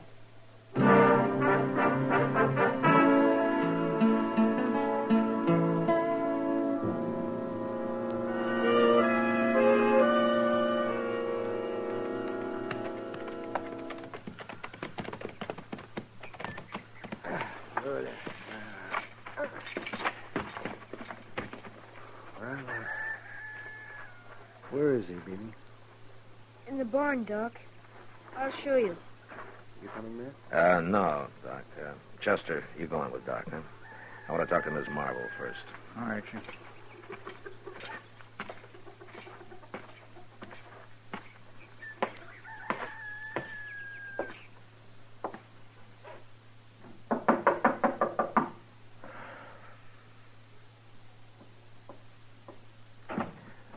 Miss Marvel? Come in, Marshal. Thank you, ma'am. I'm sure sorry to hear about this. Just a few hours ago, Hank was sitting there eating his breakfast. Now he's dead. Where did it happen, Miss Marvel? Down by the creek. He was laying there on the ground, shot to death. And Beanie and me got him into the buckboard and brung him back. Do you have any idea how he was shot? No, Marshal, no idea at all. Hank didn't have no enemies. He got along with everybody. When did it happen? Right after he left home? Half hour, maybe. Him and Beanie left together. I was going to make soap today, and I just got the kettle set up out there in the yard when Beanie come riding back half out of his wits. Was Beanie with him at the time? No. Hank left him at the pumpkin patch and went on alone. We raised some pumpkins along the slope below the edge of the bluff. That's Hank's favorite kind of pie pumpkin. He always said... Well, he liked it better than any other kind. Arson. Did Beanie hear the shot? Yes, and he rode along the bluff to see if maybe Hank had shot a deer. And then he seen his father laying down there by the creek. Did he see anything else? Anybody around? No, it's awful brushy down there in the bottoms. You're kind of short on neighbors around here, aren't you? Well, there ain't any at all, Marshal. There's just the Badlands on to the west, and the Circle D spread comes up against us on the other side. Yeah. Circle D's got a line cabin around here, haven't they? Oh, it's about a mile and a half north. They got the same rider staying there, Jack Teague? Yes. You folks see much of him? Well, he's stopped by a few times. Ms. Marvel, there's been a little talk around Dodge about Teague and... And about me, too, I know. And it's a lie, Marshal. Well, I didn't mean anything, ma'am. It's just that they say that he's a chaser. Hank heard the same stories and the same lies. That's why he ordered Jack Teague off the place. No? Well, when was that? Last night.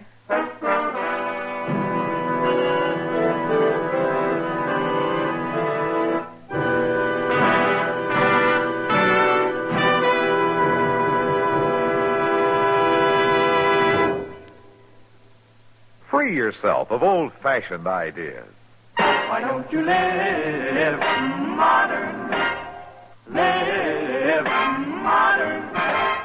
Live modern. Free up.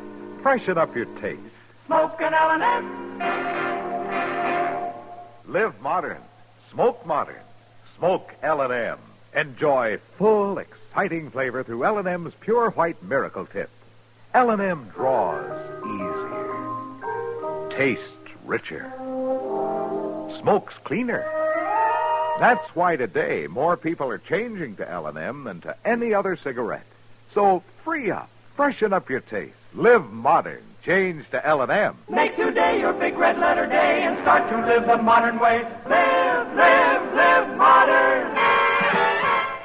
Smoke an L&M.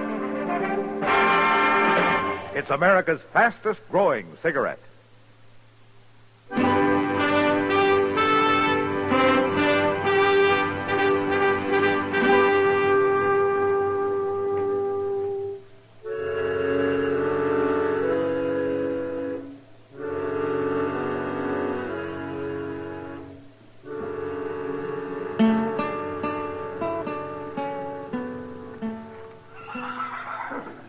Well, Matt, I guess that's it. The bullet caught him in the back, right on the shoulder blade. He never knew what hit him. Did you get the bullet, Doc? Yeah, rifle of some kind, looks like. Yeah, small caliber, though. Nothing like a Sharps 50. No, more like one of those light Winchesters. That won't help you much. Plenty of both kinds around. Yeah, I know. Well, you and Chester riding back into Dodge now? Now I want to take a look at the place where it happened. The kid's going along in Shaw's. Where'd you get to, Mr. Dillon? Oh, in the house with his mother, I guess. She's pretty upset. But at least she's lucky to have the boy left. Be mighty hard for a woman to keep this place up by herself. Yeah, it sure would. It's an awful nice little ranch. I wished I had it. You wish... Are you thinking about the ranch, Chester, or the widow? Oh, no, Doc. That's all right. I can't see as I blame you. She's a mighty pretty woman. Well, sure she is, but... And so doggone young looking. It's hard to think of her as having a kid like that, 8 or 9 years old. She sure is a pretty little thing. Don't you think so, man?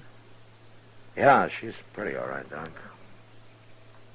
Maybe she's too pretty.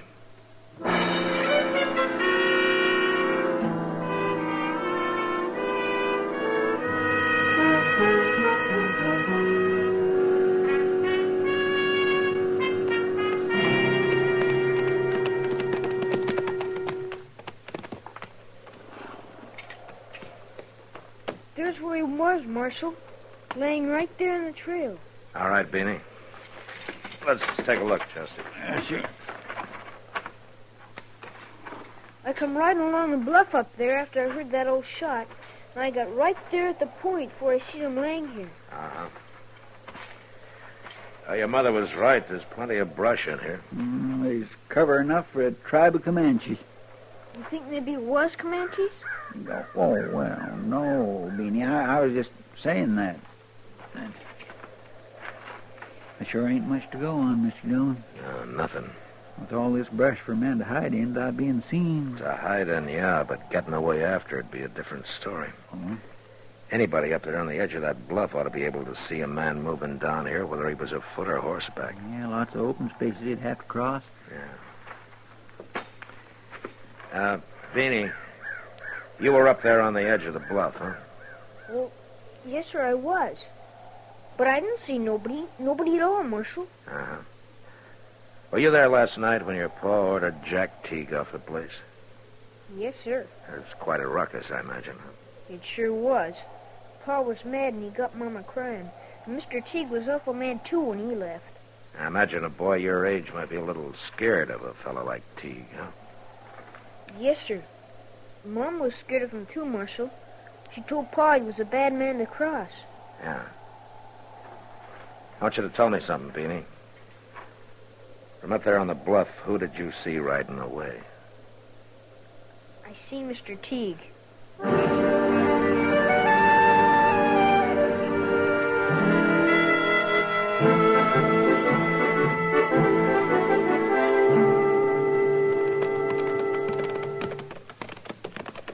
I think that line cabin's just around the next turn yonder, Mr. Dillon. Yeah, I caught a glimpse of it from back up the trail away. Doggone it all, you'd think they'd clear out some of this cussed brush from along the trail.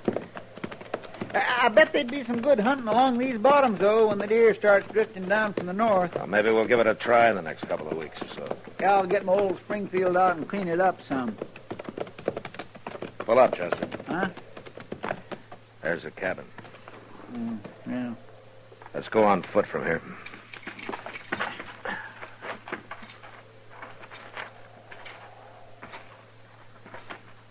There's a horse tied there at the corner. Yeah. All saddled up. Bedroll tied on behind. Looks like maybe Teague's figuring on moving. Hit the ground. Reckon we come to the right place. Yeah, it looks that way.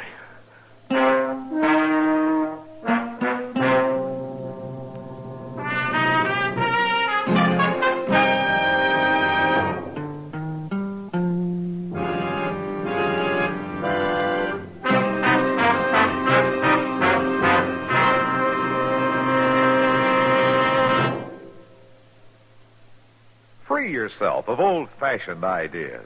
Why don't you live modern? Live modern. Re-up. Freshen up your taste. Smoke an L&M. Only the modern miracle of the pure white miracle tip can bring all of L&M's full, exciting flavor through to you.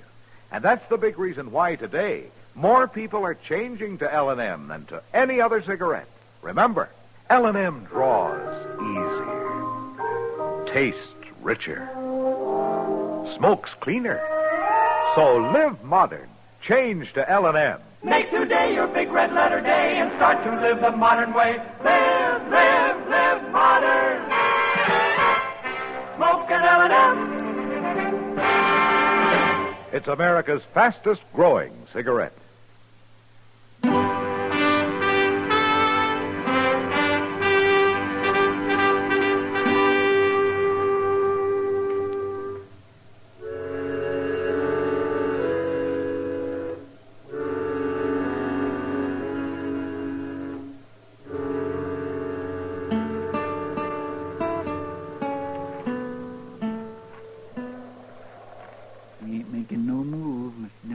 Still there, though. That cabin ain't much protection. Just built out of shake sidings. Yeah. Maybe we ought to show him that, Chester. Might convince him.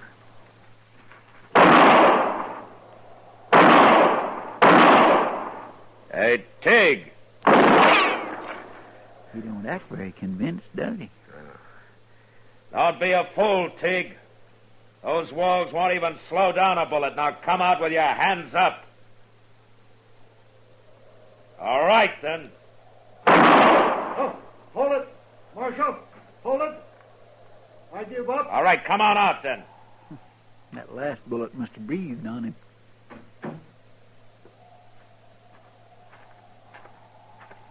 All right, hold it, Tig. That's far enough. I knowed I was in for it when June rode over and told me Hank was shot. June? Yeah, Miss Marvel. That's why I was trying to get away. I knowed I wouldn't have a chance. Tig, Hank's boy saw you. He saw me? He saw me what? Right away, right after his dad was shot. Well, that's a lie. I weren't even near them bottoms this morning. You got a rifle here? Sure. I got a Sharps 50, and it's been fired, too.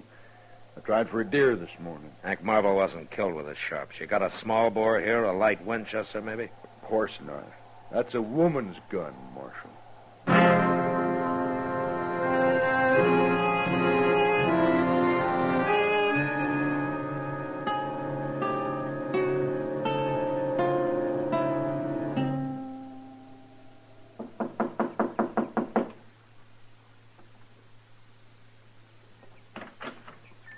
Marshal.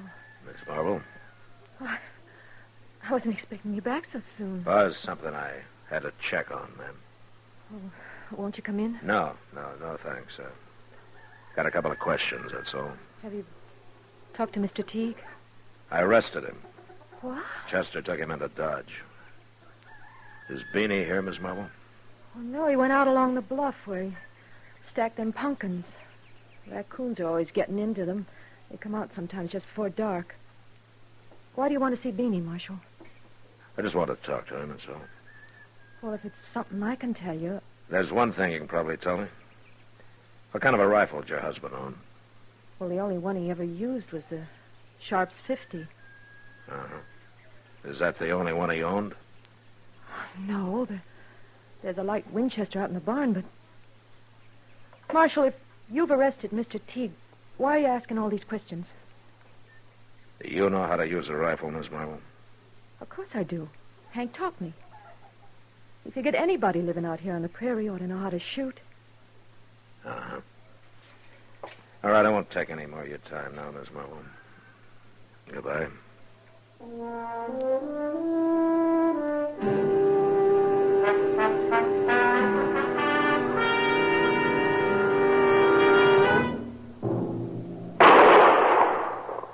By golly, I got him.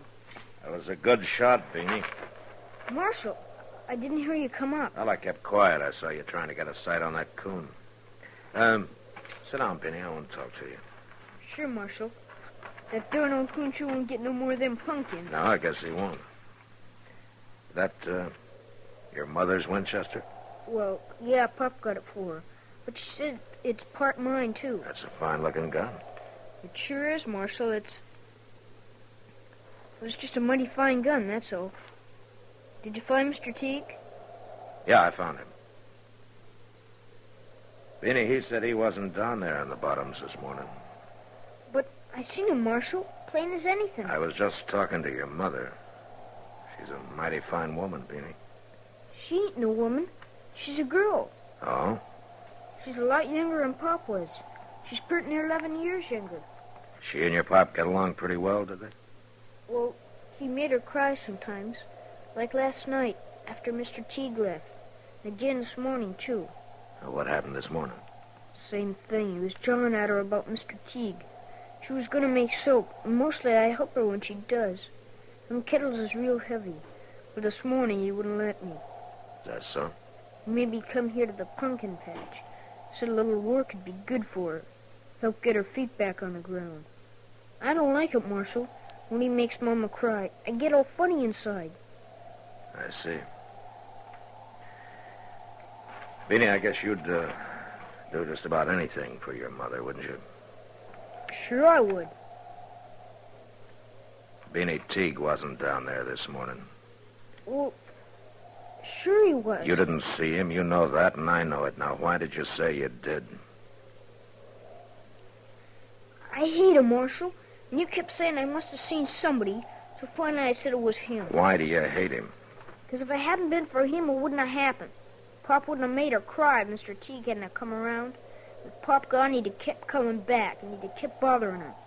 So I said it was him I seen. Ma and me don't need nobody like him coming around. You really didn't see anybody this morning, did you? No, sir. You shot your father yourself, didn't you? Yes, sir. I didn't go to do it, sir. It was just all of a sudden. Them pumpkins could have waited, Marshal. Them soap kettles are so heavy. Yeah, I guess they are, Beanie. How old are you? 8. Pretty near 9, sir. Pretty near 9, huh?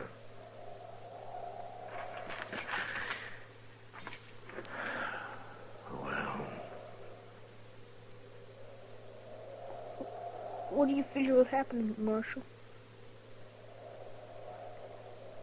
Beanie, I wish I knew.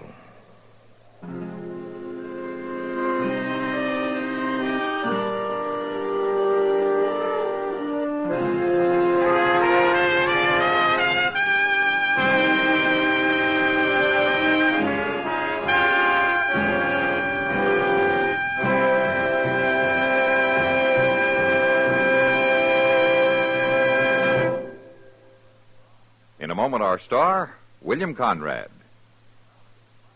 America's Protestants, Catholics, and Jews are strengthening the bonds of brotherhood and friendship by helping the needy overseas.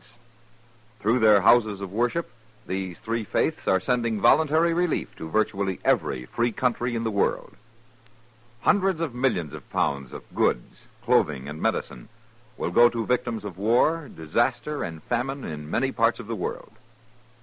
More than 80% of American voluntary relief work for the hungry and needy overseas is conducted through the religious agencies of these three major faith groups. When you share with needy persons overseas through your house of worship, you are promoting the spirit of democracy that unites all peoples for peace and goodwill. You are keeping faith with the finest tradition and heritage of America. CBS Radio urges you to keep faith with those in need overseas by giving as much as you can through your faith. And now, William Conrad. You know, on the high plains, a man lived hard and worked hard, and the years slipped by in a hurry. Well, next week, a man returning to Dodge finds that everything has changed because he stayed away too long. And his plan for changing things back calls for the murder of his brother. And that was the West. Gunsmoke, produced and directed by Norman MacDonald, stars William Conrad as Matt Dillon, U.S. Marshal. The script was specially written for Gunsmoke by Les Crutchfield, with editorial supervision by John Meston. The music was composed and conducted by Rex Corey. Sound patterns by Tom Hanley and Bill James. Featured in the cast were Gene Bates, Butch Bernard, and John Daner.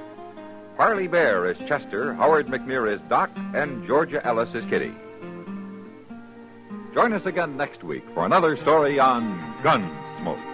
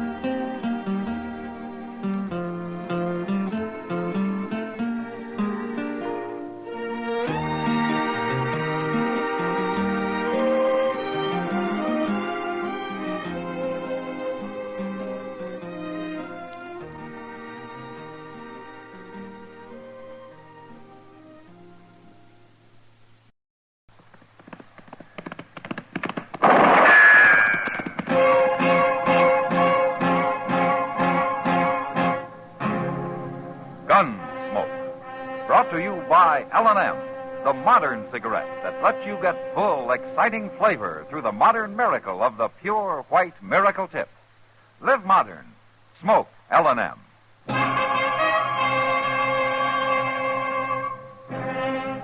Around Dodge City and in the territory on West, there's just one way to handle the killers and the spoilers, and that's with a U.S. Marshal and the smell of Gunsmoke.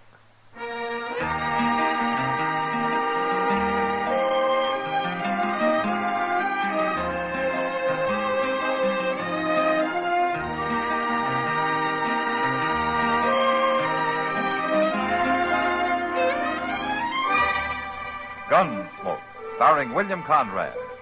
The story of the violence that moved west with young America. And the story of a man who moved with it. I'm that man.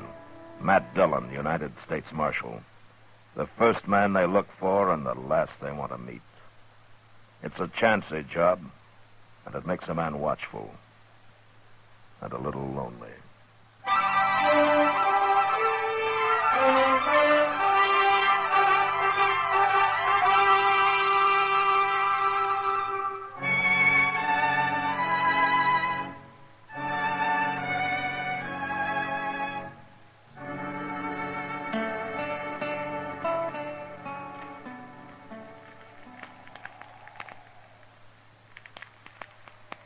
Good thing we packed in all that stove wood, Mr. Dillon. Gonna need plenty of it for morning. Yeah, it'll be a real cold night, looks like. That snow keeps on there, so it's gonna be 2 foot deep on the level and 4 in the draws. And if you don't take your boots off that stove, you're gonna have 2 feet on the bare ground, Chester. What are you talking about? Well, your soles are starting to smoke. Now take them off. My golly, I thought I smelled something burning in here. The stove's red hot. Yeah, well, at least my feet's warm for the first time in 2 days. Yeah, maybe I'll rub my boots with tallow. The leather ought to soak it up real good, being so hot that way. Evening, Matt. Oh, hello, Kitty. Come on in. Kitty. Oh, cold out tonight. Yeah, well, come over here and stand by the stove and burn with a Chester. Oh, now. I can't stay, Matt. I gotta back to the Long Branch. Yeah, big crowd tonight? Yeah, but quiet one. Men get sentimental around Christmas time. Oh, I'm that way myself, Miss Kitty. So am I, Chester. I was thinking earlier this evening what it was like when I was a little girl. We used to always say... Well, that was a long time ago. Well, why don't you stay a while, Kitty, and let Sam run the place tonight, huh? Well, the boys sort of need me, Matt. Talk with them and laugh with them, even though they're thinking of somebody else at the time. Well, yeah, I know, but... Well, I don't mind, really. Kind of nice to be needed by somebody. What I was thinking, though, Matt, later around midnight, maybe the 3 of us could get together. Make some hot rum, maybe? It's a good idea, Kitty. Yeah, doggone, maybe I can get old Mr. Jonas to rustle up some chestnuts. And I'll be counting on it. All right. I'll come here if that's all right. I'd kind of like to get away from the Long Branch. Okay. Oh, well, how are you, Mr. Beaker? Good evening. Well, I'd better get on back. I'll see you later. All right, Kitty. Come on in, Jethro. You look like you could stand some warming up. Marshal Dillon, got some trouble out in my place. Oh, what kind of trouble? I've been invaded, attacked it on my own property, shot at. Look here, at that there hat. Ah, that bullet come much closer, you'd have been shot, not shot at. Who was it, Jethro? A couple coming through in a wagon. They took over my barn and won't let me put a foot inside. Now, what do you mean a couple? A man and wife? How do I know whether they're man or wife or not? Well, maybe they just wanted shelter from the storm. Marshal, I don't care what they want. They took possession of my barn without so much as to buy your leave. And I want them throw it out tonight. Oh, now, can't we leave it till morning, Jethro? No, sir. Will Ross ain't spending the night on my property. Will Ross? Yeah. Is your daughter with him? Harmony? Marshal, I ain't got no daughter. Well, you did have until 2 years ago when she married Ross and you threw them both off the place. For the last time, I ain't got no daughter. You had one for 19 years, Beaker.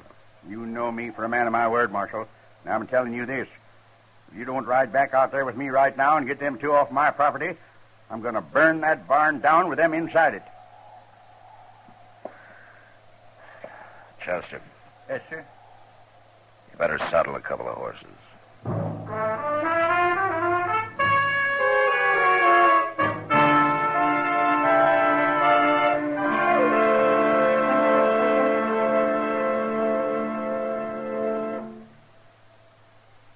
Free yourself of old-fashioned ideas. Why don't you live modern? Live modern. Live modern. Free up. Freshen up your taste. Smoke an L&M. Live modern. Smoke modern. Smoke L&M. Enjoy full, exciting flavor through L&M's Pure White Miracle Tip. L&M draws easier. Tastes richer. Smokes cleaner. That's why today more people are changing to L&M than to any other cigarette. So free up. Freshen up your taste. Live modern. Change to L&M. Make today your big red letter day and start to live the modern way. Live modern. Smoke an L&M. It's America's fastest growing cigarette.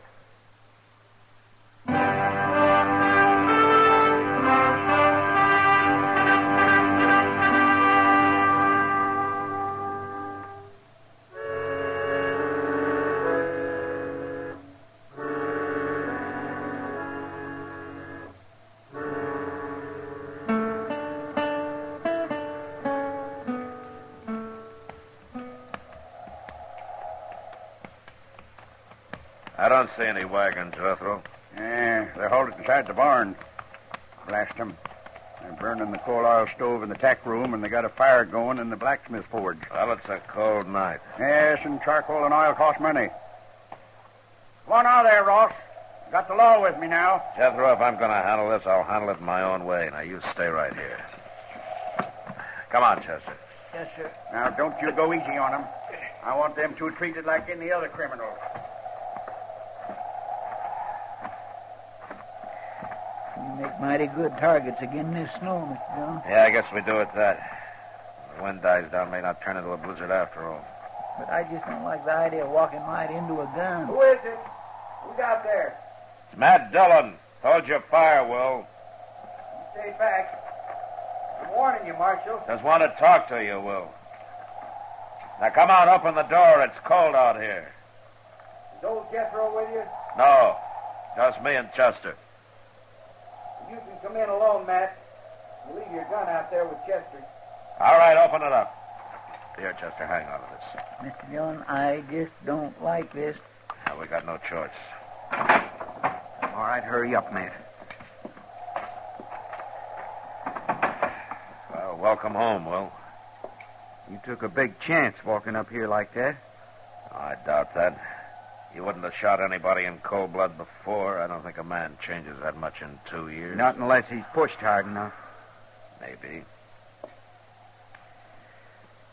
Now, take that gun, Will. You said you just wanted to talk. I do, but not over a gun sight. Now, hand it over. No, now stay back, Matt. No! Like I said, Will, a man doesn't change that much. No, I guess not. I wouldn't even have shot old Jethro. I figured that. We didn't aim to stop here, Marshal. We was trying to make dodge, and the storm come down on us. A man takes shelter where he can. I wouldn't even ask him for a drink of water. Not after the way he treated us when we got married. But we didn't have no choice. Where's Harmony, Will? She's in the tack room.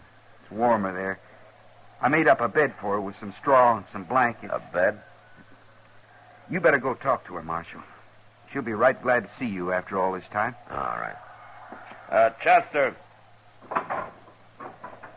Yes, sir? Come on in.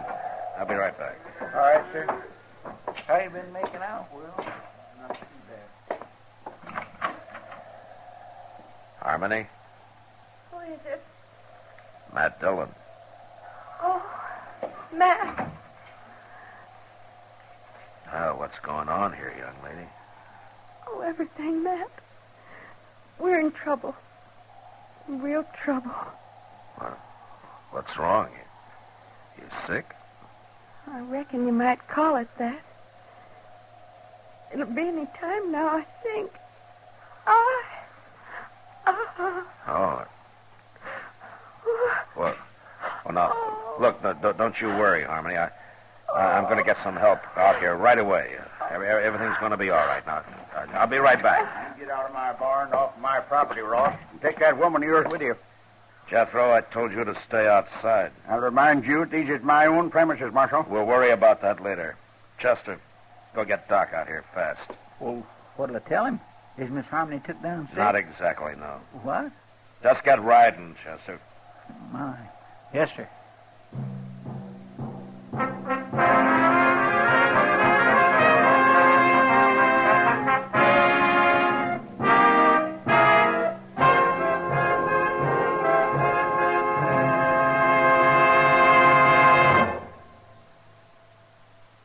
Happy holidays from L&M.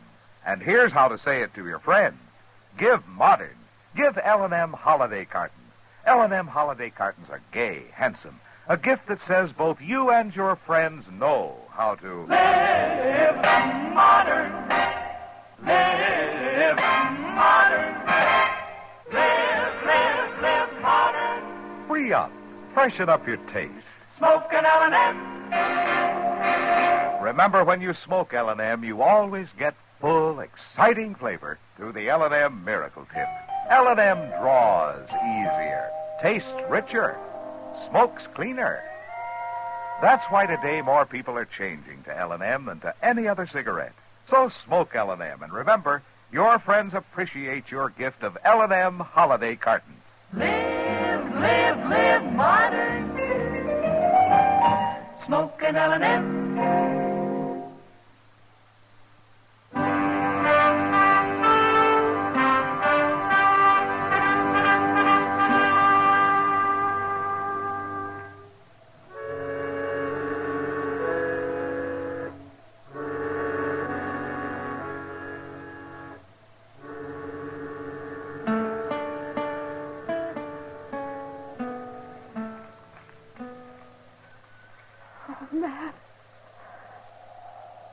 Matt, I'm scared. Now, you just take it easy, Harmony. Now, Will and Chester are going to be back any minute now. They'll have Doc with them. Why don't they hurry? Don't worry, it won't be much They've longer. got to hurry. Oh, they've just got to. Oh. It's going to be all right, Harmony. Couldn't Chester have gone alone? Oh, why did you have to send Will with him? Well, if he'd stayed here, Harmony, your father and him would have been at each other's throats. Where's Pa? He's out there keeping the forge burning, heating up some water. He's looking sicker by the minute. Why didn't it have to happen Here, Matt. Oh. Harmony, take it easy. If I only had something to hold on to. Maybe if you'd give me your hand. Here, take my hand. Oh. Here. There you go. There you go. There you go. You know, baby's first look at the world ought to be all love and joy, not like this. Now with Pa hating us like he does. Oh, no, Harmony. He does. He hates us. Will and me both. Well, maybe not as much as he puts on. Oh, Matt. Oh, you're right, I think. What do you mean? Oh, it's not going to be much longer. It's... Oh... Just take it easy. If Doc doesn't get here, you'll stay with me. You'll help me, won't you, Matt? Well, sure I will, Harmony. I'll do what I can. But he'll get here, though. Doc always makes it. I hope so, Matt, but I'm afraid he...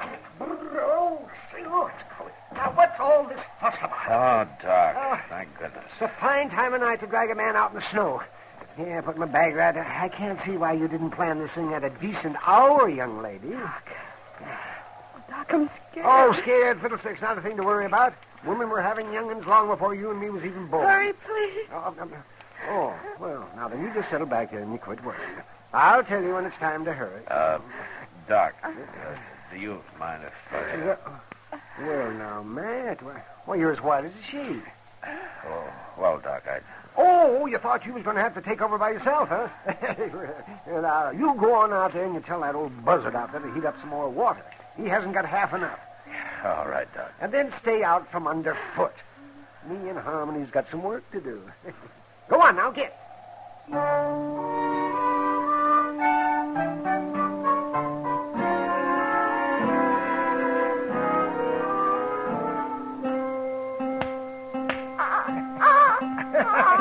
Oh, howdy, young fella. Welcome to the world.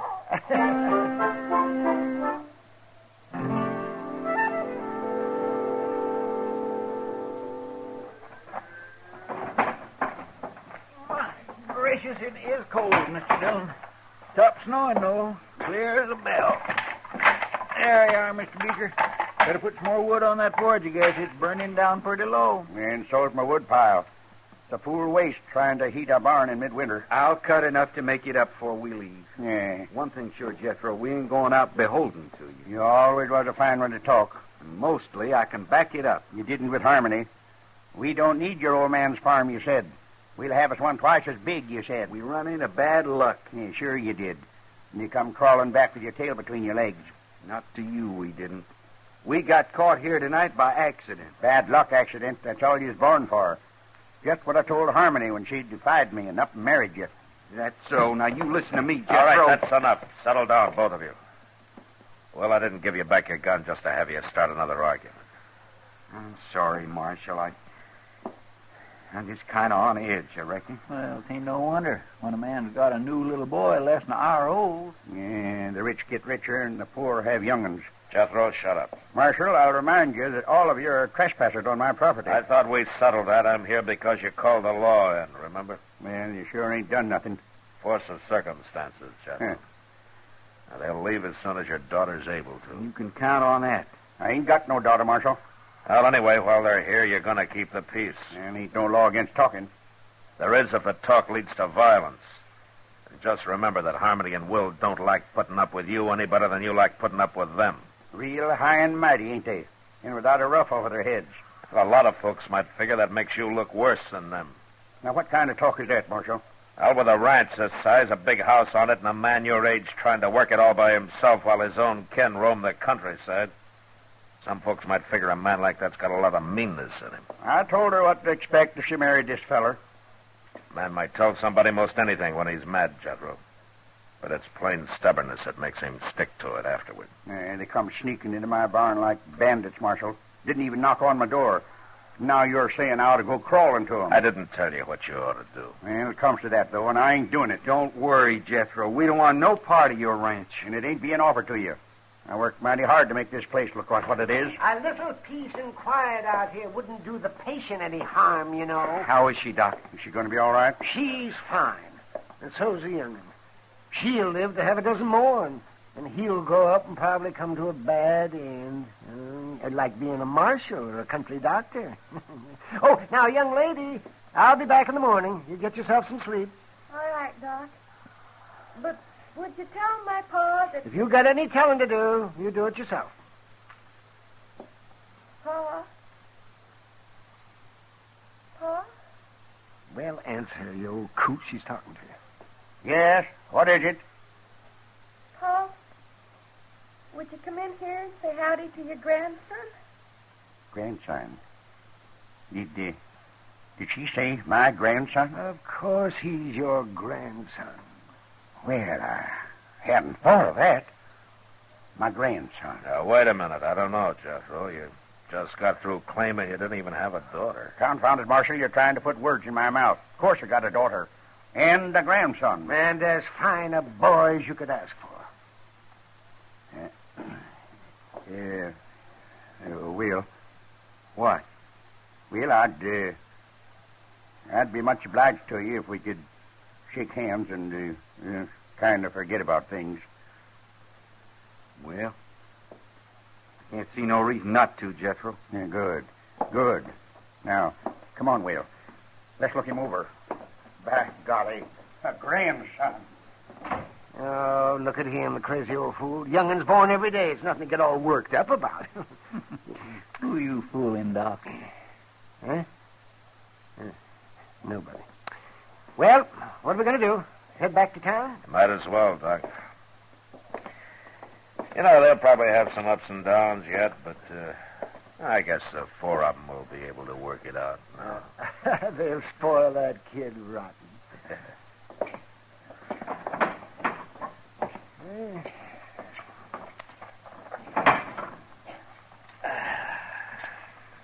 Well, turned out to be a fine night after the snow quit, didn't it? Yeah. Mm. Look at those doggone stars. Say, Doc, why don't you come by the office when we get in town? Kitty'll be there, and we thought we'd have a little something to drink and sit around a while and talk. Oh, that sounds fine. Yeah, hold on. It's pretty near 4 o'clock in the morning, Mr. Dillon. That's right, Chester. Well, Miss Kitty won't still be waiting up.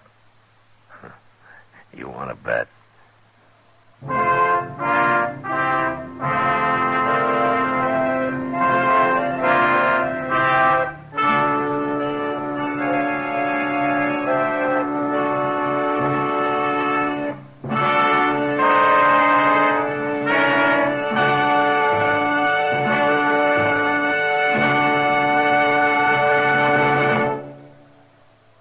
In a moment, our star, William Conrad. Just one person can make the mistake that causes an accident. Pedestrian, passenger, or driver. Any one of us can go into the kind of solo mistake that spells trouble on the road. It can happen even though we know better. Most drivers know how their cars operate and what the traffic rules are. We know that speed kills and that alcohol and gas make a bad mixture. Yet an impulse sometimes takes over. We show off, act defiant, or let off steam. We take the gamble that figures in the majority of accidents today. Don't be sorry later. Be sure now.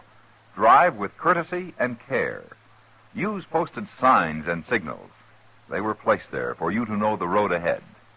Keep in mind that just one person can cause an accident when a dangerous impulse takes over behind the wheel. It's what psychiatrists call emotional immaturity. Whatever your age, on the road, grow up and live. Remember, careless driving is kid stuff. And now, William Conrad. You know, the frontier cowhand was pretty proud, and he'd fight anyone who had bad to say of his horse, his hat, or his saddle. And next week, it's because of an old spotted hound dog that 2 men nearly died.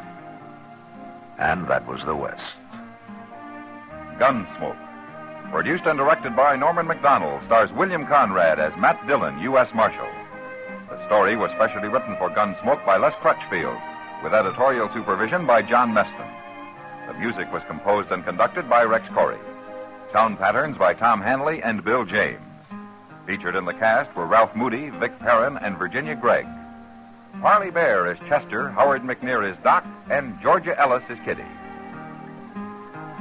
Join us again next week for another story of the Western frontier, when Matt Dillon, Chester Proudfoot, Doc, and Kitty, together with all the other hard-living citizens of Dodge, will be with you once more.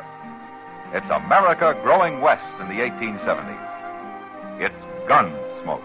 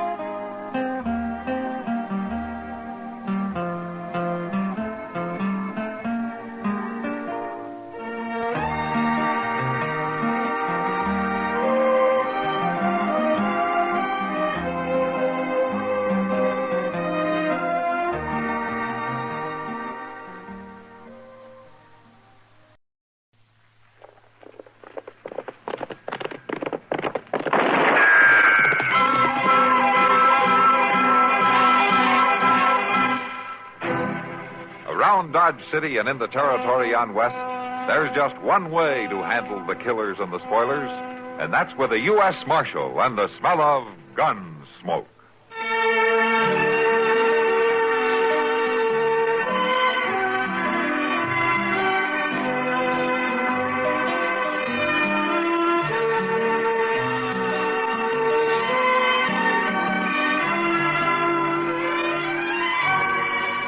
Gunsmoke, starring William Conrad. The story of the violence that moved west with young America. And the story of a man who moved with it. I'm that man. Matt Dillon, United States Marshal. The first man they look for and the last they want to meet. It's a chancy job, and it makes a man watchful. And a little lonely.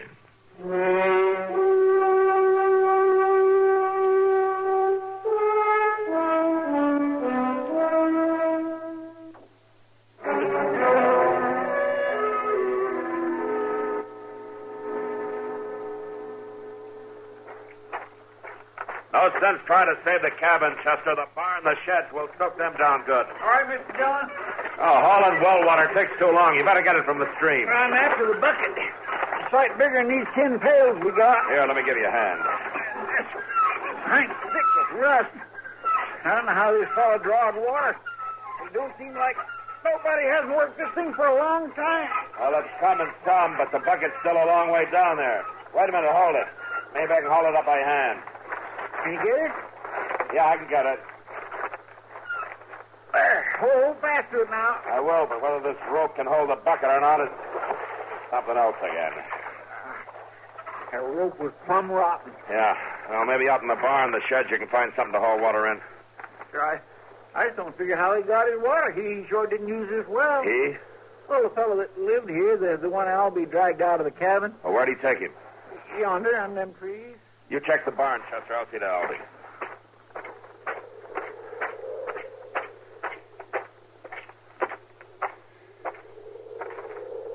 You look kind of singed, Albie. You all right? He's just a cinder. That's all I can think. He's just a cinder. Out under the blanket here? He ain't a man at all. He's a cinder. Yeah. That's all, Albie. Could you tell, was he alone in the cabin? I couldn't believe it. He was sitting at the table. His head was slumped forward, and there was fire all around. And then I seen he was on fire. He was just sitting there, on fire. Take it easy now. And I got to him, and he toppled off right onto the floor, and he laid there burning. You didn't know it, Albie. I seen trees burn. I seen fields. I seen logs. I never seen a man burn before. Just forget about it. You know, it's funny. A man on fire. First thing you do is put a blanket on him. He's burning hot, so you smother. You put the fire out, Albie. That's the way to look at it. You put a blanket on his All right finger. now, Albie. You put Albie, a blanket stop it. around his Stop it. finger. You...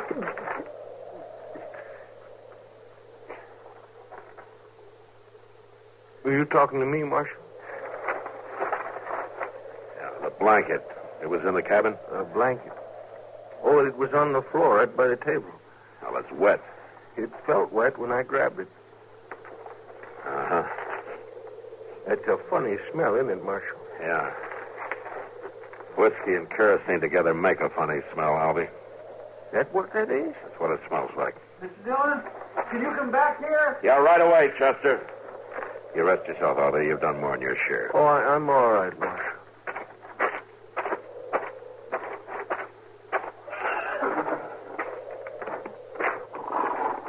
Where'd you find him, Chester? In the corral, behind the barn. Poor things, ain't they puny looking? All thin-fleshed, bones showing. Yeah. Somebody neglected them for a long time. Mr. Dillon, they're about starved. Any feed in the barn? Ain't nothing in that barn but rusty cans and a broke plow.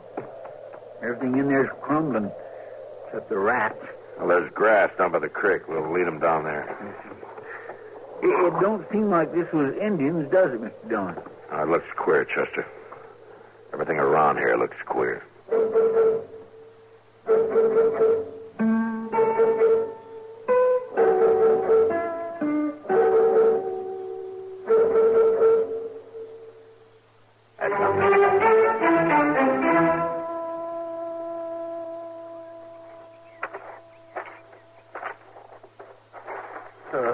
At least the barn is still standing, and a couple of sheds.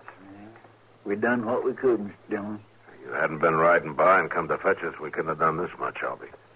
I couldn't do enough alone. Funny, in a way. It ain't too far from Dodge, but you know, I didn't pass one settler on the way in. You didn't see anybody around here? No, not a soul. It's just odd, that's what it is. Odd. Odd as can be. Well, you got to figure he was alone, except for them two starving horses. I don't know his name, so can't mark his grave. Can't help wondering about him, though. What's a man like that lives alone, lets his place go to rust and rubble, his horses starve? And that well? I don't know when that's been used. I don't think he drank water, Chester. You mean that smell of whiskey on the blanket, Mark? Yeah. Might be he drank himself into a stupor, knocked the whiskey over, along with it a kerosene lamp. That'd start a fire that'd burn a man to death. Yeah, that must have been the case. Well, if he was all alone, maybe it doesn't matter what we know. Well, for the love of... What? Mr. Dillon, look. Coming up in the creek bed yonder. Maybe he wasn't alone after all. Well, that's just a child. She can't be more than 9 or 10. I'm afraid I'm no judge. Who are you? I'm Marshal Dillon from Dodge City. Who are you? Charity. How's that? Charity Gill, that's my name. It was a big fire, wasn't it? Yeah, it was. You live here?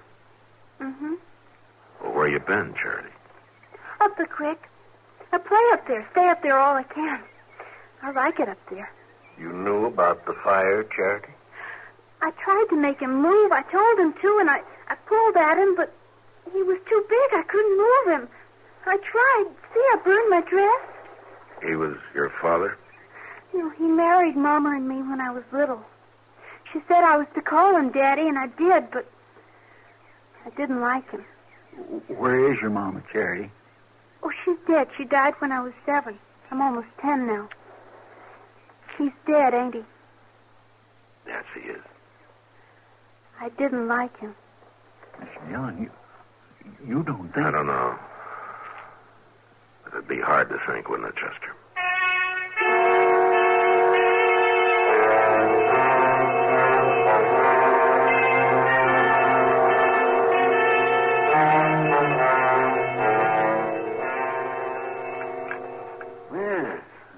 I'd say you're a pretty healthy young lady. I've never been to a doctor before. You never have. Well, you take a tip from me. You stay away from them all you can, Charity. You're funny. Well, some folks think so. Now then, I guess you can slip into your dress yourself. I always do. Oh, well, Marshal Dillon, I'll be waiting for you in the other room when you're ready. I won't be long. All right. What about her, Doc? Oh, she's fine. She sure could use some more meat on her bones, but there's nothing really wrong with her. The way her dress was burned, I thought maybe the fire got to her, too. Well, it's not a sign of a burn. You know something? She seems a lot older than 10, doesn't she? I don't know anything about kids, Doc. Well, I don't mean she is older than that. She just seems it. Older than her years. I guess she's seen a lot. You talked to her much about the fire? She said she tried to move her stepfather. Couldn't, I suppose. She didn't like him. She keeps saying that. I'm hungry, Mr. Dillon. Yeah, well, we'll fix that pretty quick now. Yeah, just Matt, get Chester to eat with her. Hey, he sets a mighty good example. Yeah, he does at that, doesn't he? Charity, will you tell us about the fire? What about it? Oh, how it started, for instance? Well, it's almost happened lots of times. Mama used to tell him it happened sometimes if he wasn't careful. He'd drink out of that jug, and then he'd fall asleep, and if the lamp was near, he'd knock it over. That's what happened this morning? I guess so. I went down to the creek to get my breakfast. He didn't talk to me ever, so I didn't talk to him. He was just sitting there with the jug. Your breakfast, Charity? Yeah, the berries are nice down by the creek. Oh, you ought to eat more than berries for breakfast. I thought you wanted to know about the fire. Well, that's right, we do. When I came back from breakfast, the lamp was on the floor and everything was burning. I tried to make him move, but he was too big. And when my dress started to burn, I ran away. It was just you and your stepfather. That's all that lived there, huh? Mm-hmm. And Coley and Sue. Coley and Sue? Yeah, the horses, Doc. We brought them in the moss. Oh. Marshal? Yeah, Charity. Will I live with you now? Well, no. We'll find a place for you, but... But I like you. Well, yeah, but you Don't see... you like me? Well, sure. Sure, I like you all right, honey. You want to say something, Doc?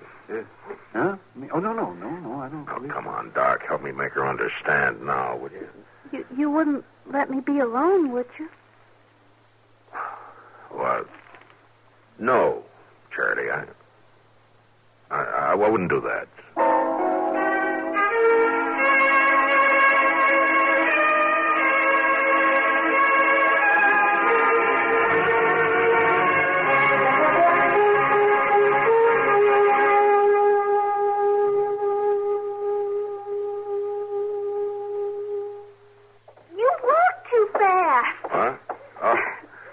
Yeah, I guess I do.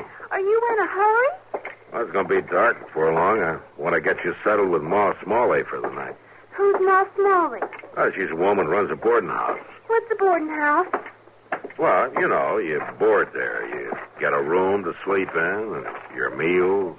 Can I eat with you? Well, sure. Sometimes, maybe. Sure. I can cook a little bit. I mean, when there's food in the house, I can cook. Well, yeah, I bet you can. Do you have a little girl like me? No. Little boy? No. Why not? Well, I'm not married, Charity. Well? Well, what? Why don't you have a little girl, little boy anyway? Now, you listen to me, little lady. Oh, you were going to call me Charity? Yeah, well, you ask an awful lot of questions, Charity. Well, that's how you learn asking questions. Well, sure. That's how you learn. Then why don't you have a little girl like me? I told you, Charity, I'm not married. Well? Come on, Charity. You're going to like Ma Smalley. She have a little girl? No. She married? Well, I think she used to be, yeah, but, Well?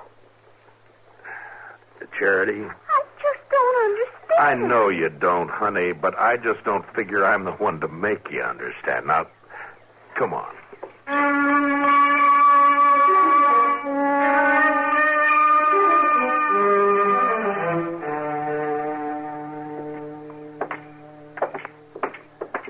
Well, evening, Marshal. Evening, Rob. What's that you got there? This is Charity, Rob. Why, she's a young'un, a girl. Yeah? Do you have a little girl? Now, don't start that again, please. Well, you talk right up to her, don't you, Marshal? Is Ma around, Rob? Can't start that soon enough with a young'un. Girls especially. Can't give 'em their heads, you know. Gotta lay down the law right early in life. I was asking after Ma. Where is she, inside? No, she is not. Well, then where is she, Rob? Meddling. That's where she is, thinking and talking free with a whole sewing circle of half-wit women who should have been buggy-whipped a long time ago. Is he mean, Marshal? Yeah, he's mean as a butterfly. Ain't no mean about it, just setting down the facts, stating the case, you might say. Now, if someone had put Ma and them others in their place when they was this young'un's age, we'd have had a warm supper this evening and a few of the comforts us men folks are entitled to. Rob, you're going to run down pretty soon and tell me where Ma is? Clean all the way to Wichita. Wichita? Mm-hmm. Left on the morning Santa Fe, big as you please. Her and the Dorsey girls, Boss Grimmick's wife, Fanny Dorsey, Rob, Clara Jones. Hold up a minute, will you? You're calling off every woman in Dodge. They can't all be in Wichita. Well, you're the marshal. Make yourself a house-to-house search. There ain't a woman left in town, and they ain't going to be for 5 days running. Well, what's going on? Suffering. Rob, you talk straight to me now, That's or so... what they call it, suffering. They all met for it. Women from all over the state, according to Ma, pouring into Wichita, and every single one of them's got suffering on their minds. Suffering? You mean suffrage? Oh, it's one and the same thing. It's that sneaky way women folks has of talking. Why don't they just come out plain and say that they want the vote? No, they got to call it suffrage. Suffrage. Well, you let them vote a while and see if the country ain't suffering. I'm awful sleepy, Marshal. Yeah, me too, Charity.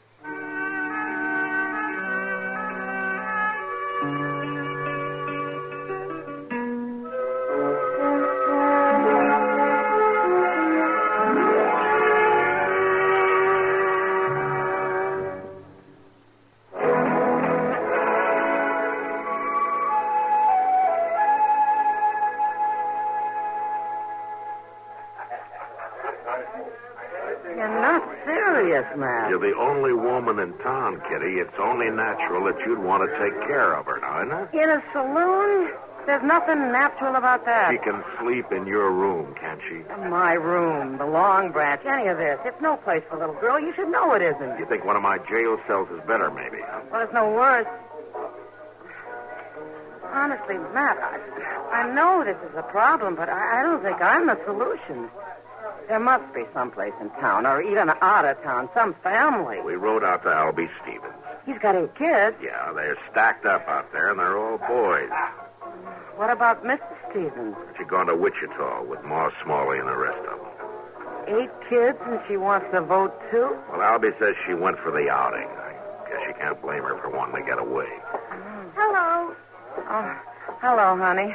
Did you get the drink you wanted? No, the man said he didn't have any milk, so I had some water. She ought to have milk, Matt. Well, yeah, but... They keep a cow at Delmonico's. Oh, yeah. Yeah, I guess they do. Well, go and get us some. Charity will be all right here for a little while. Here, honey. You sit down here.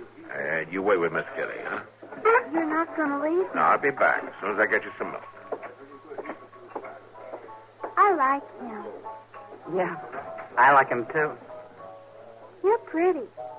Do you think so, honey? Mm-hmm, and you smell pretty, too. Only... Only what? You got your face painted.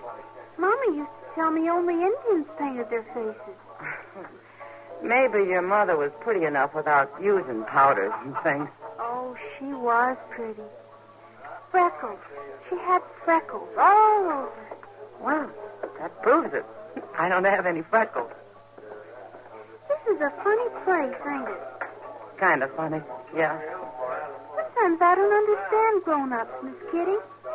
Outside, there's alfalfa and sweet clover to smell, and quick water to drink, and currants and wild gooseberries and sheep shower to eat. But grown-ups are always crowding together indoors and smelling smoke and drinking whiskey and talking loud. What is that? I don't know, Charity. I just know they do. And if they didn't, I'd be out of business.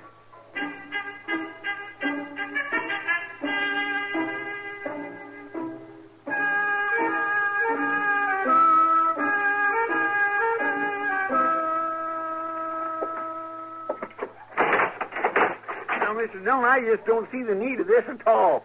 I never been in jail before in my life. Stop acting like an old woman, Chester. You're not in jail now, really. Poor Igor McPeters was in the same doggone cell just last week where they took him off to Hayes City to hang. Now, you listen to me, Chester. It's been a long day. I had about all the jawing I can handle. Charity's going to sleep in your bed. I'm going to sit up in mine, and you're going to sleep on that cot there, and that's the end of it. Now, shut up. Yes, sir, I understand, but I don't see why I got to be locked up to You're accomplish not it. locked up, Chester. You closed the door shut on me, Mr. All right, Dillon. all right, there. Better? Is that better? Huh? Yes, sir, it is. A sight better. Good night, Chester. Night, Mr. Dillon. Yes, I guess Charity's asleep by now, all right? Now, she probably was before we started this ruckus, yeah. Oh, that poor little thing. Whatever is going to come of her, Mr. Dillon? No, I don't know, Chester. I don't know anyone who wants kids that hasn't got them.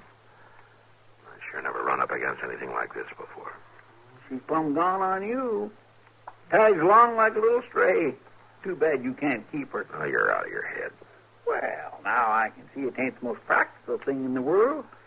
Chances are you'd feel a lot better having a little boy, but all the same... Chester. Yes, sir? I'd feel a lot better having nothing at all.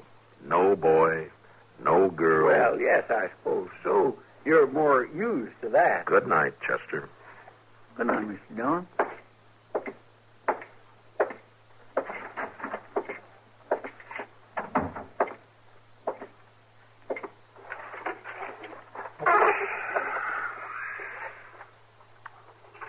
Ain't you going to get in your bed, Marshal? Huh?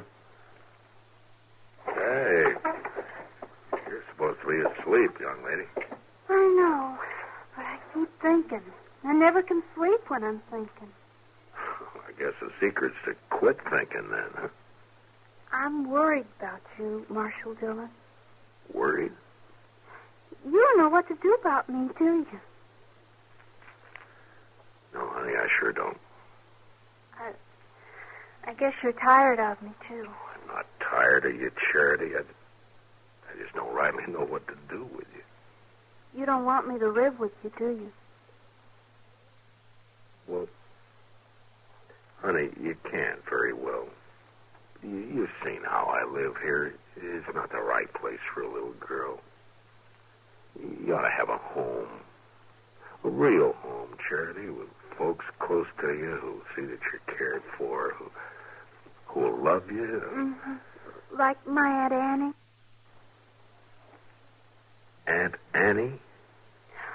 Oh, maybe I haven't told you about Aunt Annie. Oh, maybe you haven't. At first, I thought it'd be nice to live with you. But mostly you and I just walk around. I get tired. Charity, where does Aunt Annie live? Just on yonder from where I used to live before the fire. Maybe 5 miles, not far. I like you, Marshal Dillon. Yeah. Well, I like you too, Charity. And tomorrow morning, we're going to ride out to Aunt Annie's, huh? Mm-hmm.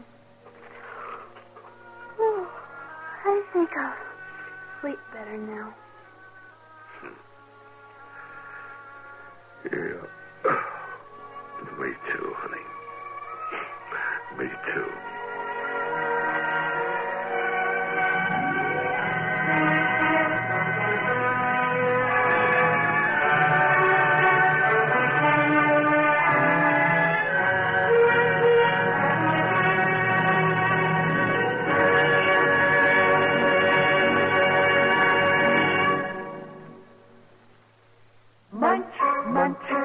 bunch of Fritos. Corn chips, it's not polite to smack your lips, but you can't help it with Fritos. Corn chips, munch, munch, munchy bunch of Fritos. Corn chips. Some things you eat because they taste good, and some things you eat because they're good for you. But Fritos corn chips are one snack you can eat for both reasons.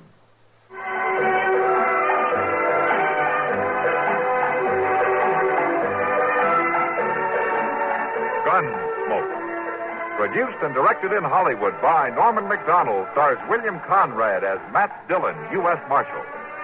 The story was specially written for Gunsmoke by Kathleen Height, with editorial supervision by John Meston. Featured in the cast were Ann Whitfield, Joseph Kearns, and Lawrence Dobkin. Harley Bear is Chester, Howard McNear is Doc, and Georgia Ellis is Kitty.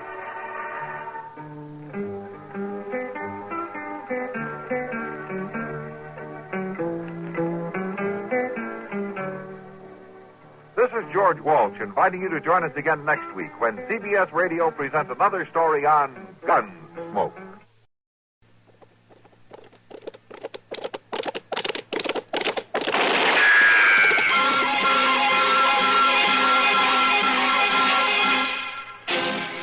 Around Dodge City and in the territory on West, there's just one way to handle the killers and the spoilers, and that's with a U.S. Marshal and the smell of gun smoke.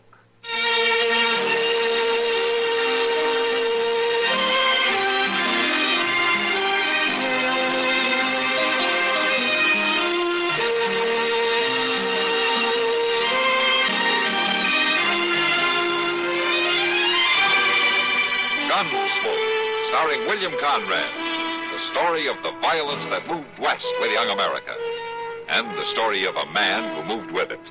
I'm that man, Matt Dillon, United States Marshal. The first man they look for and the last they want to meet. It's a chancy job, and it makes a man watchful and a little lonely.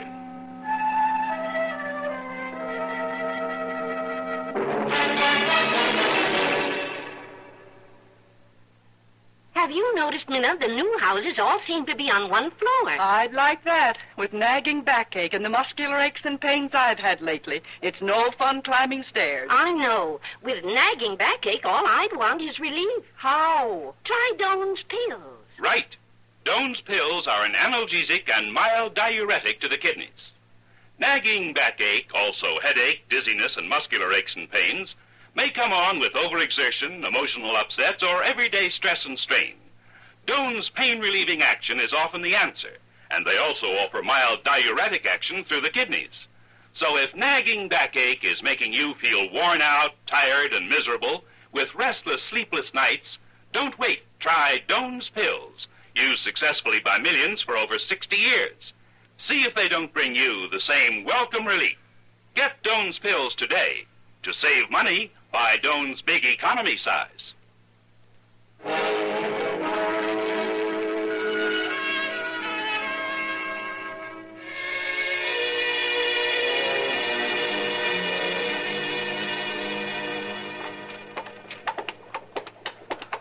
My gracious, Doc, I never heard so much complaining in all my life. Well, it's just that I don't like walking all the way to the end of Dodge to look at some horse that you want to buy. Well, he's a pretty good horse. Oh, they're probably poor as a crow. Doc, if you remember, I didn't even ask you to come with me. Well, I wouldn't let you go alone. Moss could sell you a blind horse, lame and 3 legs, and you wouldn't know the difference. You don't know the difference between a slick fork and a single tree, and you're trying to tell me... Well, I'll be... Huh? What? Look at that fella yonder, over by the stable. Oh, what about it? Doc, that's a coffin he's got in his wagon, ain't it? My golly, it sure looks like it. Hello there. Hello. What's that you got there? Hey, my wagon? Well, that's a burying box. And a mighty fine one, too. I made it myself. Is it, got anything in it? Well, now, that's a mighty personal question, mister. I don't even know your name. Oh, well, I'm Chester Proudfoot, and this here is Doc Adams. Yeah? Well, my name's Mather. Gus Mather. Glad to know you. How do? Hey, you a real doctor? Well, that's been argued both ways. I like you. Well, I sure wish you'd been here when Orson Boggs took sick. Well, who's Orson Boggs? That's Orson Boggs laying right there in that box. Oh, what'd he die of? Killed an acre. He fought her for a whole week, and then he just give up. He was the best friend I had in this whole world. You live around here, do you? No, we was traveling there heading west. You aim to take him with you? Orson Boggs? No, sir. His last request was to be buried in a proper burying ground, and I'm going to do it right here in Dodge. Proper burying? Yeah. You mean you call Boot Hill a proper burying ground? It'll do. I'm going to plant him this afternoon, and then tonight I got to fill his other last request. What was that? Well, Orson left me share of our grub steak. It ain't much, but it'll serve for a wake. A wake? Yeah, well, it's fitting and proper a man should have a wake if he wants one, and Orson said to hold a bed one. Well, they hold a wake, before the burying, not after. Well, this is the way Orson wanted it, so that's the way it's going to be. I'm going to hire a room and invite everybody who wants to come. And you're invited, both of you. Oh, well, yes, thank you, but what about this burying? Don't you need a preacher and all? Oh, no, Orson Boggs had no dealing with preachers. No, he asked me to dig a hole and put him in it and fill it up, and that's all. Well, maybe I'll speak a word or two. Well, I gotta find the stable man. I'll see you later. And be sure to come to the wake. Bring anybody you like. Lots of liquor. Absolutely.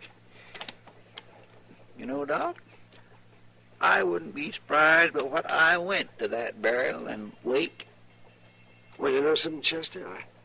I wouldn't be surprised if you did either.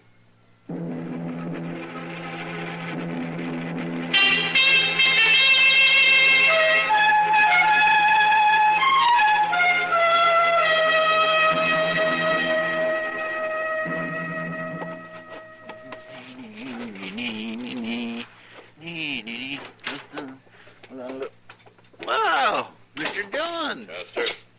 Well, I sure am glad you got back, but I didn't expect you till tomorrow. I'm away 3 days, and you've got to go and get married, huh? Yeah, oh, now, looky here, Mr. Dillon. Just because a man wants to look nice for a party ain't no cause to think he's clean lost his mind. Oh, party. Well, that's different.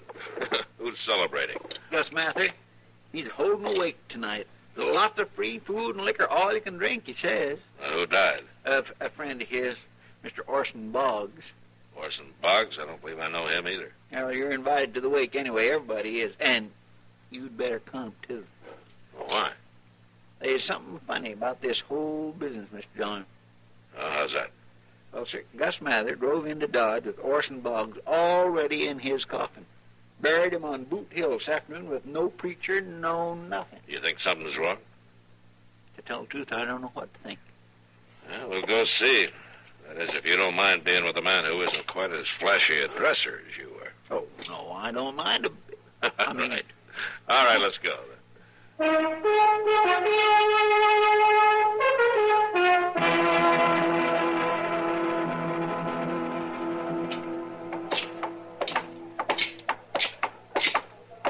I hope we ain't going to be late. From the sound of things, they're just warming up. No, I mean for the victuals. I hope it ain't all gone. And if I know you, you'll make out somehow. And I want to thank all of you for coming tonight. Orson Boggs would have been mighty pleased. Orson Boggs was the best friend I ever had. He was the best man ever to come out of the Red Bank country. Here's to him. Here's to My goodness, what a way to mourn for a man. Yeah. Of course, if he's dead, I guess it don't matter now. Anyway, that Gus Mather sure doesn't know how to throw a party, don't he? Well, it must be worth it to him. How do you mean? This whole business could be a way to let the world know that Orson Boggs is dead, Chester. Mean you think he ain't? It could be. Well, why would a man want people to think Boggs was dead if he ain't? To escape the law would be a good reason. But we ain't never heard of no Orson Boggs being wanted. Maybe he hasn't been found out yet. Now, let's go say hello to Gus, huh? We're not being polite. Well, I guarantee we won't find out nothing from him. Well, we can try. Hey, hello there. Hello there, Chester. Well, hello, Gus. This here is Marshal Dillon. Hello, Gus. Marshal. You're welcome here. Thank you. Yeah. Let me get you a drink. Thank you. Yeah. It's too bad about Orson Boggs, Gus. Where was your prom, anyway? Oh, it's a long way from here, Marshal. But he was from Kansas, right? Yes, you could say that. Here's your drink, Marshal. Chester. Yes, he was from Kansas, all right. We was headed west, and I'll have to go it alone now. Uh-huh. Yeah. You from Kansas, too, Gus? Me? I'm from everywhere. I got no real home, Marshal. I just drift around like Orson Boggs did. Yeah. Just as we came in, you were saying something about the Red Bank country. That's down near the Pawnee Reservation, isn't it? Uh-huh, yeah. Well, we drifted through there a couple of times, and well, Marshal, I better see to the men's drinks. I gotta keep the boys oiled up, you know. Yeah, come on, boys. Yeah. He's a sly old devil, ain't he? He's hiding something, all right, Chester. And it's going to take time to find out what it is. Well, we sure ain't going to find out tonight. And as long as we're here, there ain't no reason to be standoffish, are they? No, I guess not, Chester. Come on, let's belly up to the bar. Yes, sir.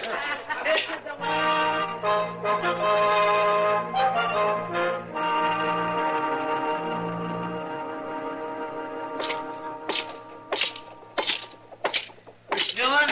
Huh? Mr. Dillon? Yeah, what do you want, Chester? Nothing. I just wondered where you was going. Well, I was going into the Long Branch for a beer. You want to join me, or have you sinned enough for one day? You put it that way, and I don't know what to say. Then don't say anything. Come on.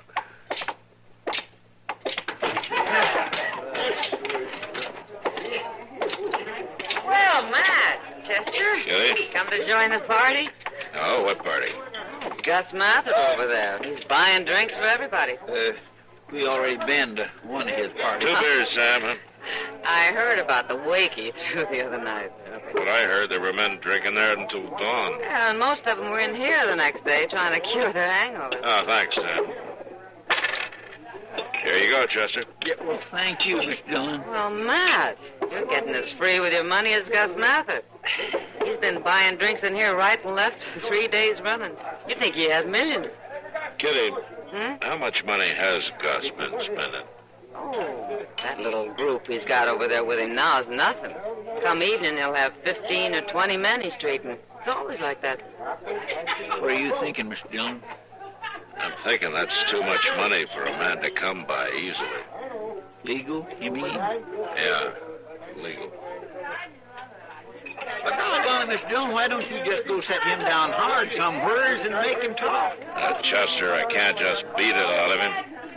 Besides, he's pretty sly. He's only let one thing slip so far. What's that?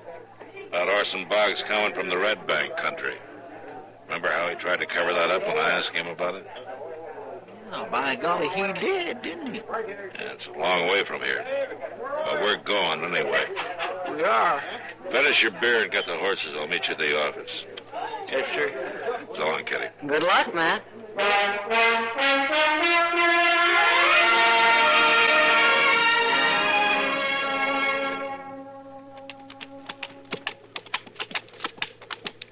Well, there sure ain't much of a place. I reckon that fellow was right. Lee said he thought the Boggs lived on Ash Creek. This is the only cabin we've seen in 10 miles. Well, there's somebody out in front, hoeing the dust. Must be her, huh? Yeah.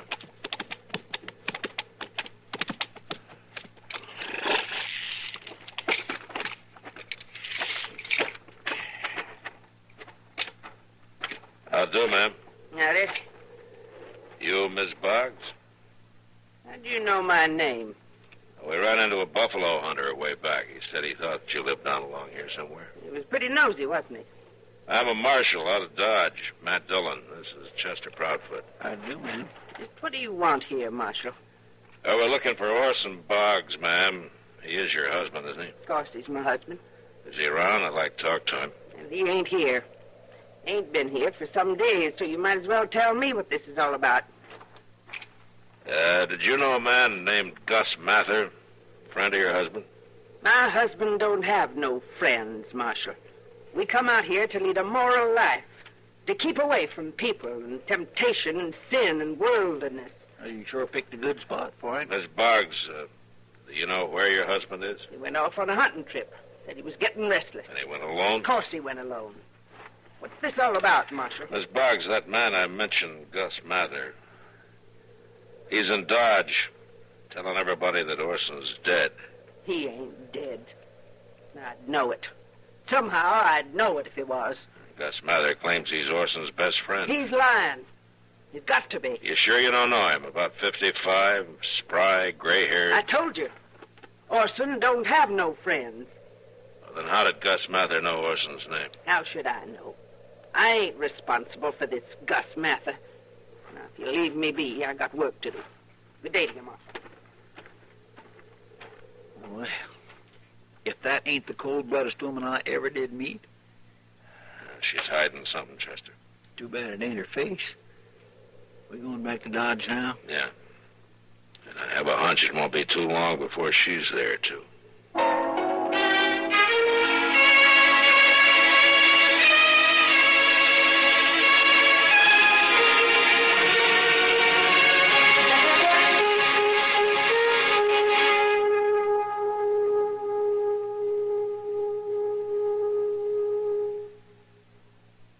Income tax time seem a long way off? Not for the smart taxpayer, it isn't. It's time now to round up all the facts and give them a leisurely going over. Haste makes waste of possible tax savings. Haste also makes for mathematical mistakes, which result in returned returns. File early, now, while there's time to make sure you have passed up no legal chance to save yourself tax dollars. Assistance, free assistance in any aspect of your income tax return, is available for the asking by phone or in person at any Internal Revenue Service office, listed in your phone book under the United States government listings. Don't hesitate to ask. Don't hesitate to learn which form it's to your best advantage to use. Having decided that, do a slow, careful job with all the help you need to get your return mathematically correct, factually accurate. And take advantage of every legal means to cut your tax bill, something you can best do when you leave plenty of time for the job.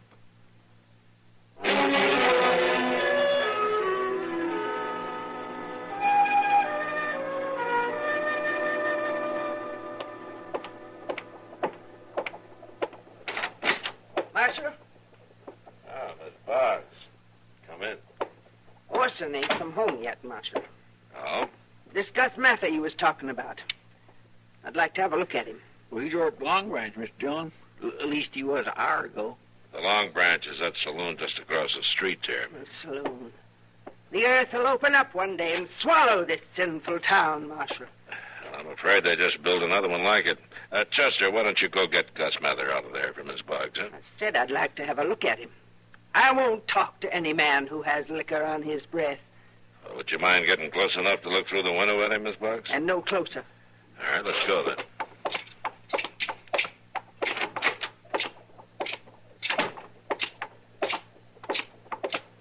He might maybe have went, but now. We'll see. From what I hear about Gus Mather, he'll be there, all right.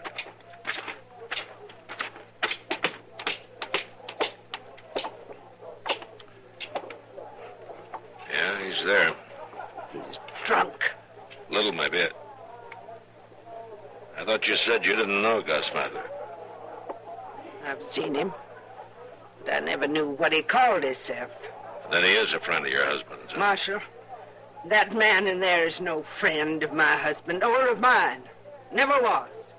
We wouldn't endure such sinful ways, lying, living in corruption. He's going down to the eternal fires of damnation. You feel mighty strong about Gus Mather, don't you? My husband was a fine, upstanding man. What's that got to do with Mather in there? Precious little, I can tell you. Well, Marshal, I've seen what I come to Dodge to see. Orson would be better off dead than in there. Yes, ma'am. Well, what are you going to do now? I'm going home. First thing in the morning.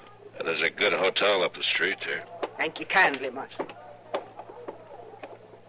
Well, if that don't beat all. Traveling all this way just to take a look at Gus Mather. She had more reason than that, Chester. What's that? I don't know exactly. But go find Doc and then meet me at the office. We're going to make a little trip up to Boot Hill.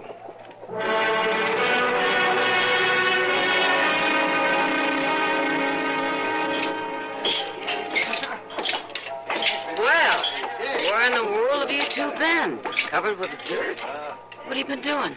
You wouldn't believe me if I told you, Miss Kitty. Have you seen Gus Mather, Kitty? Gus? Yeah. About the middle of the afternoon, he went out back. He was mighty drunk. Long about dark, some fella found him and carried him up to the docks. He thought he was dead at first. Probably had the fan tods. I was looking for you earlier, Matt. Where were you? Digging up a grave on Boot Hill.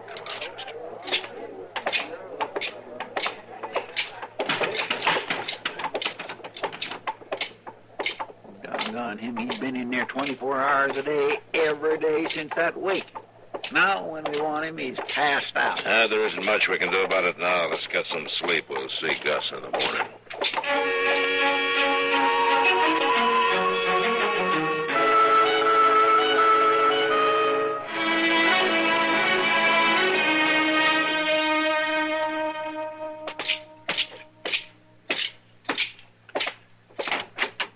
Good morning, Matt. Doc, how's your patient this morning? Well, his patient ain't the man he used to be, Marshal, but, I'm through drinking forever. Well, you'd better be, or you'll have no insides left. Oh, yeah. Come in. Oh. Yes, ma'am? You don't look so sick to me. Well, he was sick, ma'am. Mighty sick. This is Mrs. Boggs, Doc. Mrs. Orson Boggs. I heard about him being drunk in an alley. Now, some men drug him up here. Well, now, Mrs. Boggs... By rights, that ought to be your deathbed you're lying on. Hey, it would be a blessed thing if you was to have a forgiving nature. Forgiveness belongs to the Lord. Well... Not to us here below. Get your pants on. Excuse me, Miss Boggs, but this is a mighty sick man. Get your pants on. Yeah? He was sick. And it done him good, but he's coming home now. I'm getting him on Marshal, home. he just tried to do away with Orson Boggs, but it didn't work. No man can escape himself. Then Gus here is Orson Boggs? Wait, you don't seem so surprised. Last night, Chester and I spent some time on Boot Hill. We found the coffin here buried. There was just a log in it. No body. No Orson Boggs. Oh, I thought I heard everybody plumb fool. He run off. Stole our savings. Spent every penny. The miserable sinner. Yeah, that's all true, Marshal. I thought up the whole plan myself. I just got tired of being good all the time. Well, you're going back to being good. Yeah. And you're going to stay good the rest of your life. Now, come on. Let's get started home. All right, come on.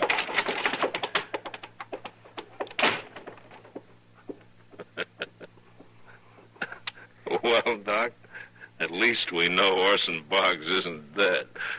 But if you ask me, Matt, he was a whole lot better off when he was.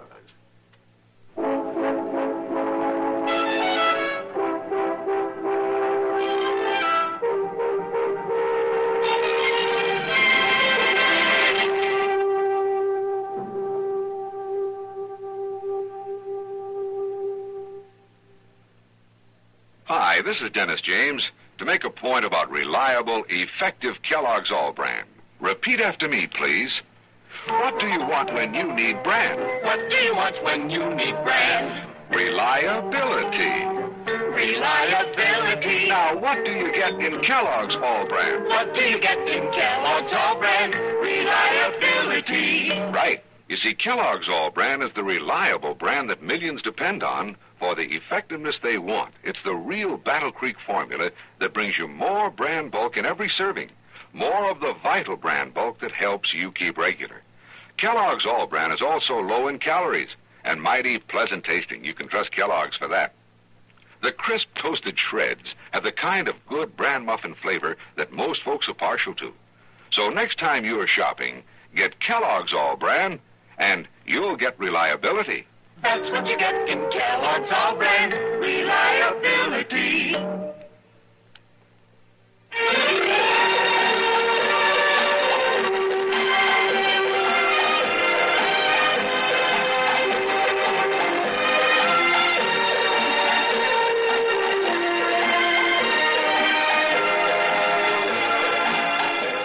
Gunsmoke. Produced and directed in Hollywood by Norman McDonald, stars William Conrad as Matt Dillon, U.S. Marshal.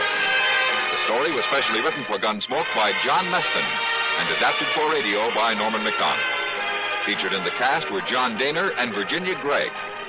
Harley Bear is Chester, Howard McNear is Doc, and Georgia Ellis is Kitty. This is George Walsh inviting you to join us again next week when CBS Radio presents another story on Gunsmoke. Have a happy habit. Monday through Friday, Bing Crosby and Rosemary Clooney on the CBS Radio Network. Save now at Zenith Cleaners. 4 men's shirts laundered the magic personalized Zenith way, only 87 cents cash and carry at all Zenith Cleaners. You're tuned to KRLD, AM and FM Dallas, 1080 complete big time radio, the 50,000-watt voice of Texas. Now, Post Toasties, the heat good cornflakes, is proud to present Gunsmoke.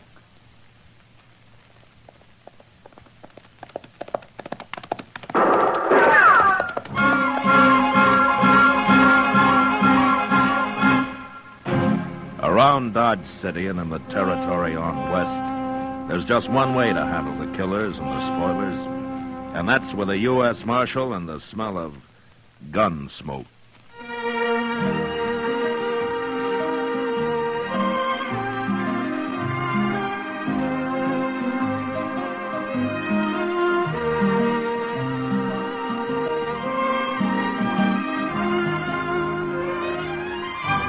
Gunsmoke, the story of the violence that moved west with young America. The story of a man who moved with it. Matt Dillon, United States Marshal. Say there, next time you hear a crackling noise in your kitchen, better get up and investigate. Maybe somebody just couldn't wait for his breakfast of crackling crisp Post Toasties. And that's a treat you shouldn't miss. Post Toasties, you know, are the heat good cornflakes. Why, after one taste, I'll bet anything you'll agree with me. Post Toasties is just the best thing that's happened to corn since the Indians discovered it. There's nothing quite like sweet kernel corn flavor when it's toasted right in. Toasted into crisp, fresh cornflakes. Man, oh man, that's Post Toasties. Heat good cornflakes. Better try 'em. And now, Gunsmoke, starring William Conrad.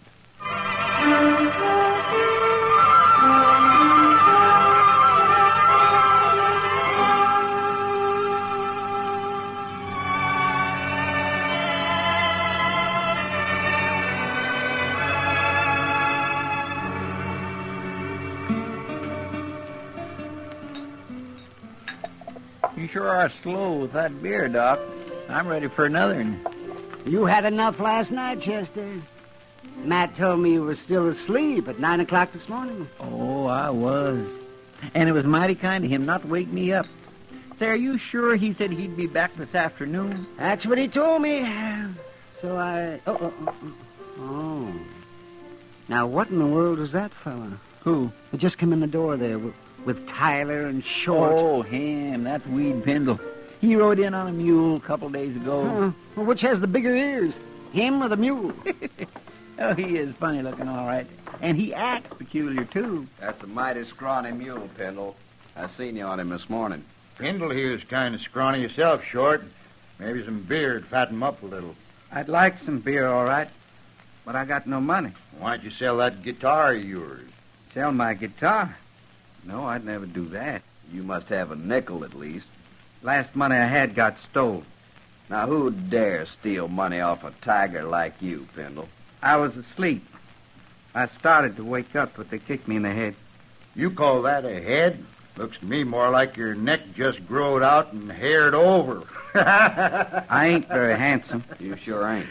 Hey, what'd your old lady think of you when she saw you, Pendle? I don't know.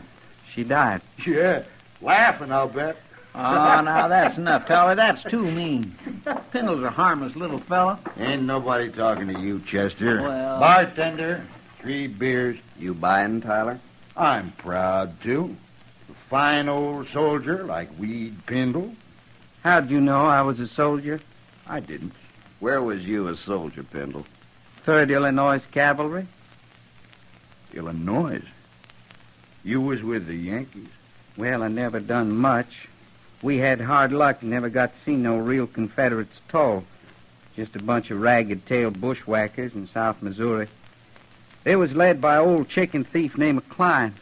Yeah, so there was. Tell me something, Pendle.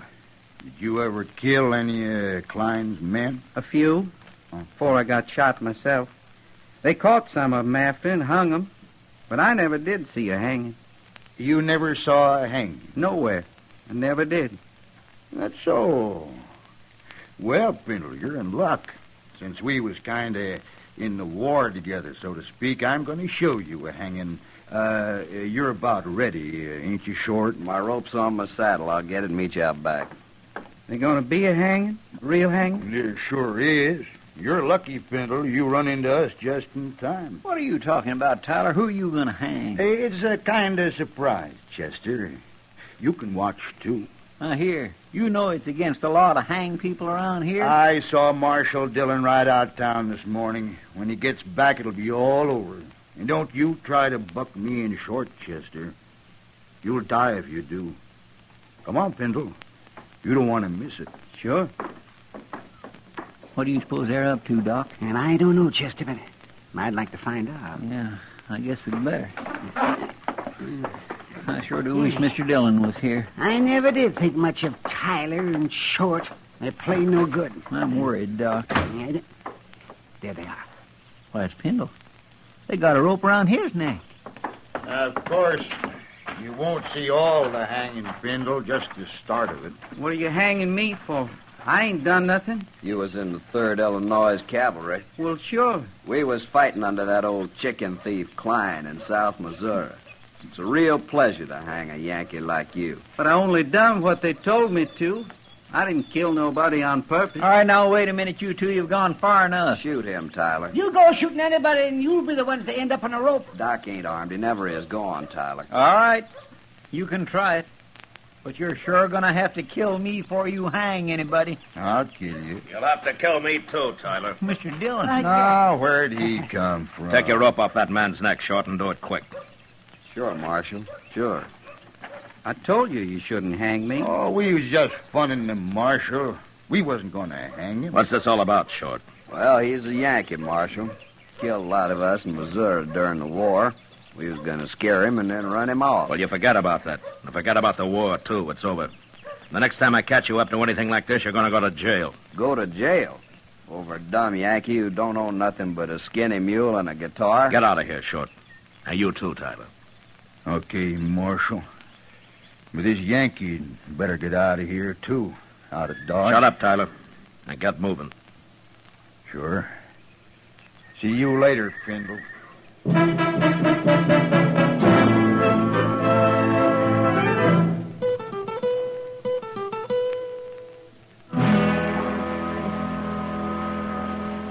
Pendle, Marshal Dillon's here. He wants to see you. I sure do thank you for letting me sleep in your jail last night, Marshal. Where you been sleeping before, Pendle? With my mule. I always do. Huh? I hear you broke. What do you do for a living? I never did nothing much, Marshal. Just ride around on my mule. Well, what about your guitar? Don't you ever play and take up a collection or something? Oh, no, Marshal. I wouldn't do that. Well, why not? Can't you play well enough? I don't know, Marshal. I never played it for nobody to hear, except me. Ah. All right. Chester, take him over to the Texas Trail, huh? Maybe Sam can give him a job of some kind. Well, it wouldn't be steady, would it?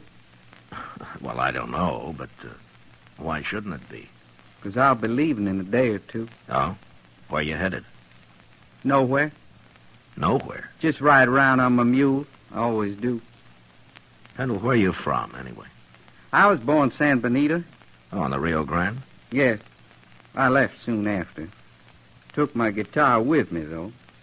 Never did go back. Well, if you're from Texas, how come you fought in the Union Army? I don't know. One army's just like another, I guess. Yeah, well, maybe you're right at that.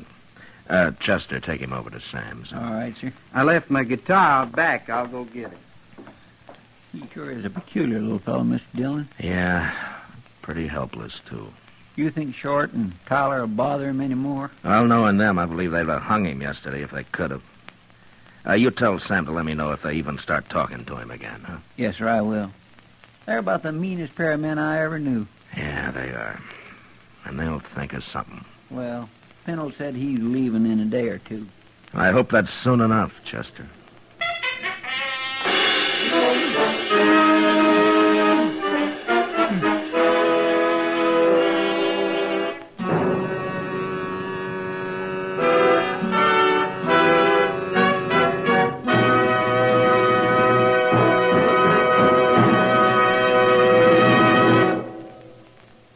Say, how are morning appetites at your house?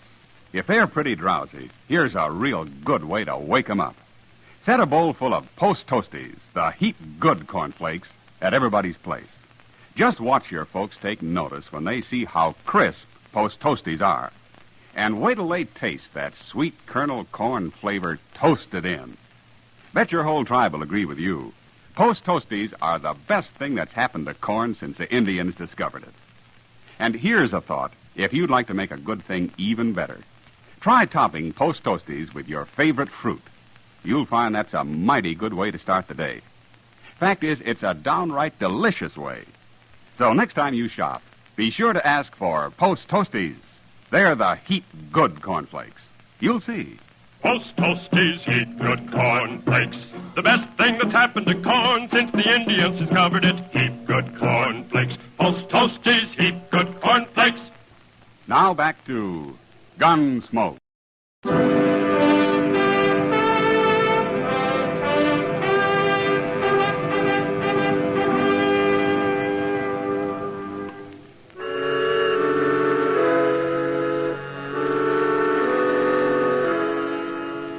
Sam gave Weed Pendle a job sweeping up the saloon and let him live in a tiny shack out back. He tried to get him to play his guitar, but Pendle wouldn't do it. And we all began to think that he probably didn't even know how. It's hard to believe that anyone as simple as he was could learn to do anything. I looked up Short and Tyler and warned them again to leave him alone. And they did.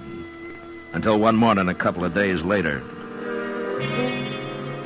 Chester and I had just come out of Delmonico's and were walking up Front Street. Look at there, Mr. Dillon, across the plaza. Yeah, I saw them. Let's go over there, Chester. It's Pendle and his mule, all right. Yeah. And Tyler and Short, too. I told them to keep away from him. What are they laughing at? They're laughing, but he isn't. What do you suppose they've done to him now? Look at his mule, Chester. That's what they've done. Oh, my goodness, Mr. Dillon, he's lost an ear. I thought Yankees liked their mules that way, Short. At least I always heard they did. I guess there's just no pleasing some men, Tyler. You shouldn't have done that to my mule. Well, it's the marshal again. Did you men do this? Now, Marshal, we ain't done nothing to Pendle. Did they do it, Pendle? I tried to stop him, but Tyler held me. And they gave me my mule's ear, Marshal. It's right here. See? Yeah. Turn around, both of you. Turn around, I said. Now take their guns, Chester. Yes, sir. Can't do nothing to us, Marshal. We didn't hurt Pendle, no. I don't like what you did to his mule. I got him, Mr. Dillon. Now, Rhett, you can turn around again. I ought to cut an ear off of each of you. But I can't do that. So I'm going to do the next best thing. Now, look here, Marshal. Now, leave him there, Chester. Pendle, I'm sorry about your mule. He ain't much of a mule anymore. Well, you better go take care of him. And maybe these two will leave you alone now. Poor mule.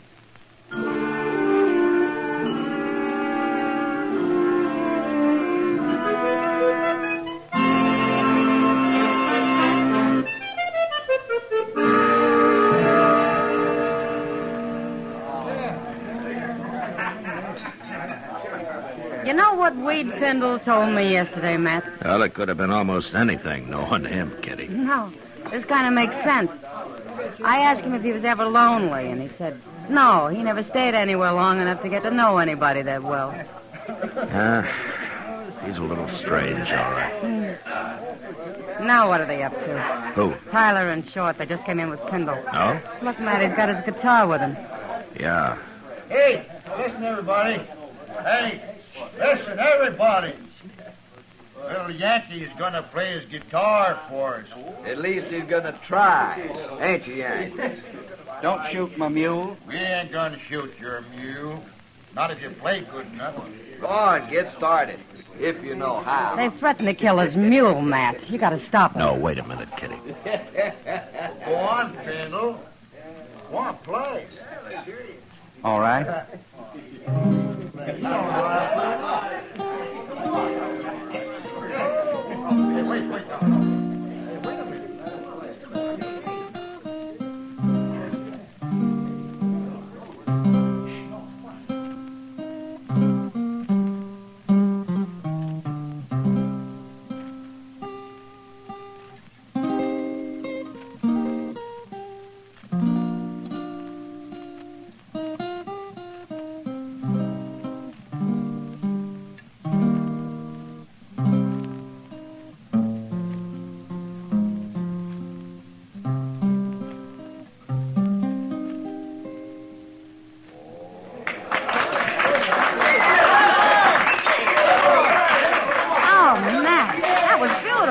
Yeah, he kind of surprised everybody, didn't he?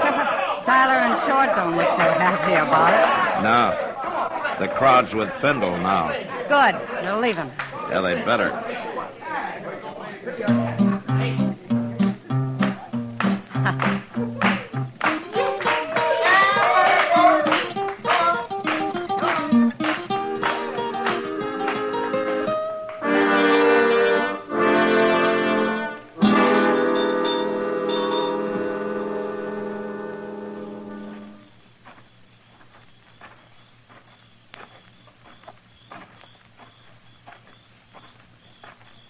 Hello, Yankee.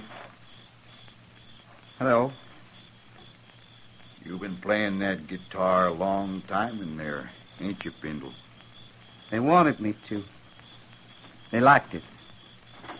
Well, me and Short been waiting to tell you how we liked it, too. Yeah. Let me see that guitar, Pindle. No. You hurt my mule. Give it to me. I got a gun in your belly, Pindle. Don't move. I want my guitar. You can have it. I just want to sort of tune it for you first. Please. There. Please don't do that. Another thing that's wrong with this guitar, it's a little bit too big for a man like you. But I can make it smaller. There you are, Yankee soldier. Maybe this'll learn them. Let's go, Short.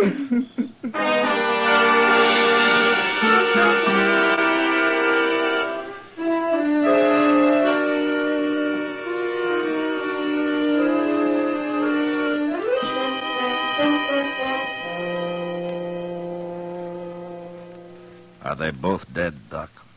Oh, my, yes. Real dead.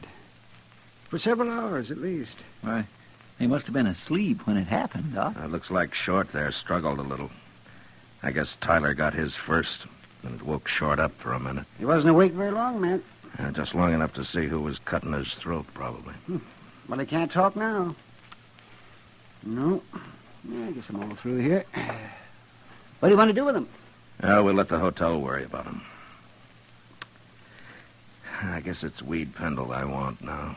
My, and him such a mild little fellow. Any man can take just so much, Chester. I sure hate to see poor Pindle hang for killing these two buzzards, man. Chester, wait for me at the jail, huh? I'll bring him over as soon as I can find him.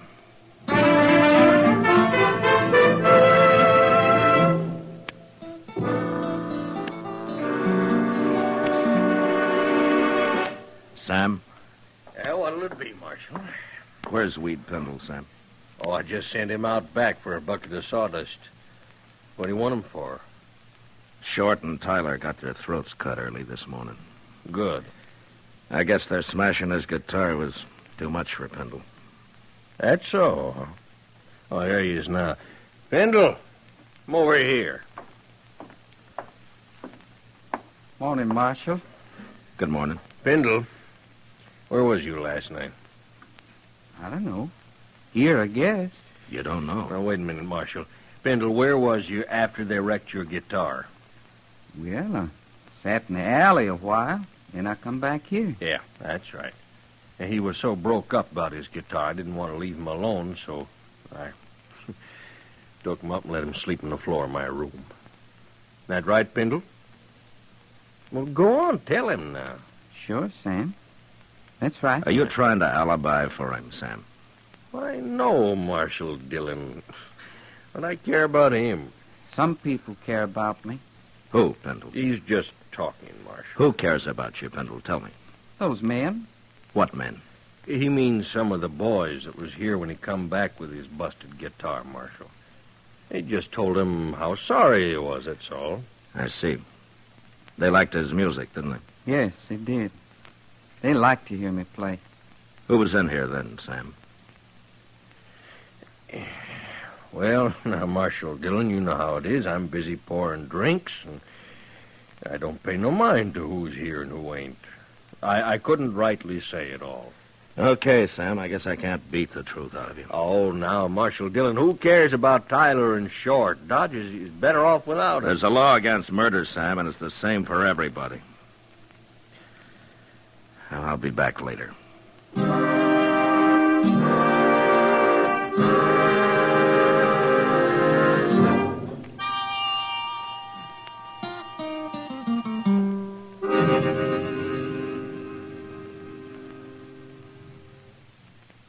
What are you going to do now, Mr. Dillon? Well, I've done all I can, Chester. The whole town's just plain quit talking.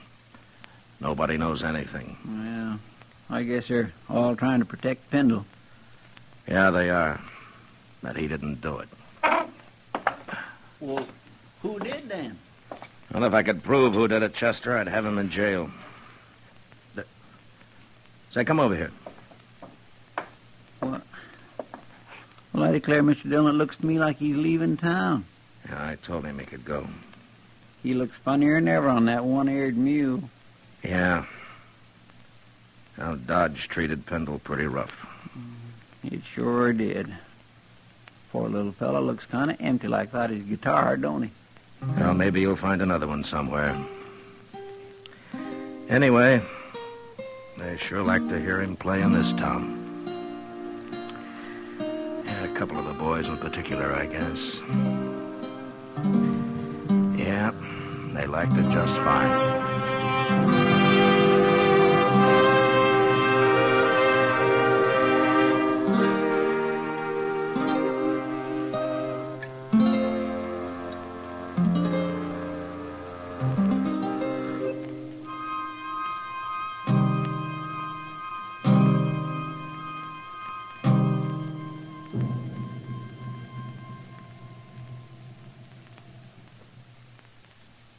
Say, Mother, want to see your small fry eat a better breakfast than ever?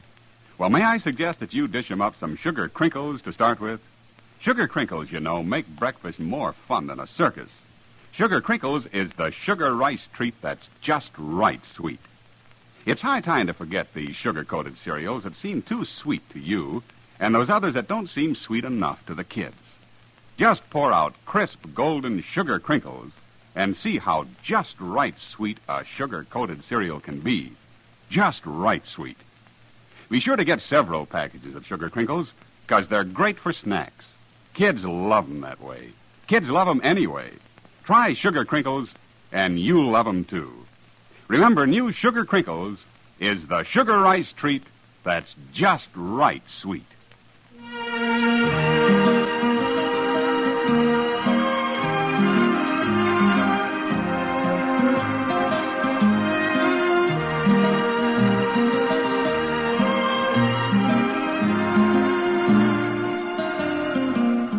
Gunsmoke, under the direction of Norman MacDonald, stars William Conrad as Matt Dillon, U.S. Marshal. Tonight's story was specially written for Gunsmoke by John Meston, with music composed and conducted by Rex Corey. Featured in the cast were Vic Perrin, John Daner, Lawrence Dobkin, and Harry Bartell. Parley Bear is Chester, Howard McNear is Doc, and Georgia Ellis is Kitty. Special guitar effects by Al Hendrickson. Ken Peters speaking. Join us again next week as Matt Dillon, U.S. Marshal, fights to bring law and order out of the wild violence of the West in Gunsmoke.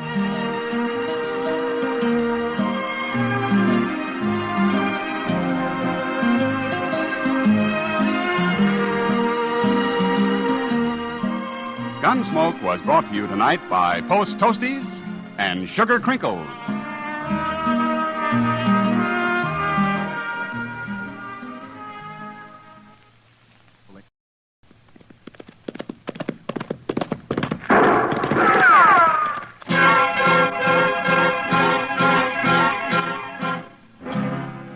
Around Dodge City and in the territory on West, there's just one way to handle the killers and the spoilers, and that's with a U.S. Marshal and the smell of Gunsmoke.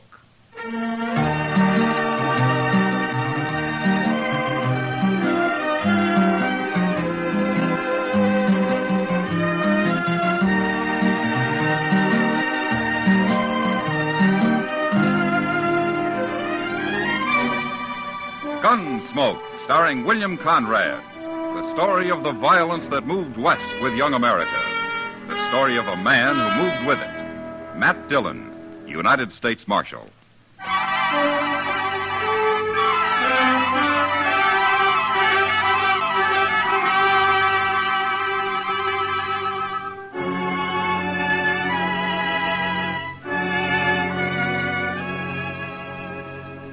The trip from Hayes City to Dodge was long enough horseback, but by stagecoach, it seemed endless. There were only 2 passengers besides me, and after the first hour on the road, we stopped talking and just sat there in silence, waiting for the ride to be over. I'd been up late the last few nights, so I braced myself into one corner of the coach and fell asleep. I vaguely remember the stage pulling to a stop and somebody shouting. But I came fully awake when the door was jerked open and a man behind a bandana stuck a shotgun in my face. Get out of the coach. Hands in front of you. It'll be a pleasure to blast you open.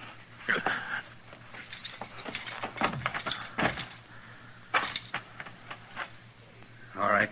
Take his gun, Charlie. Yeah.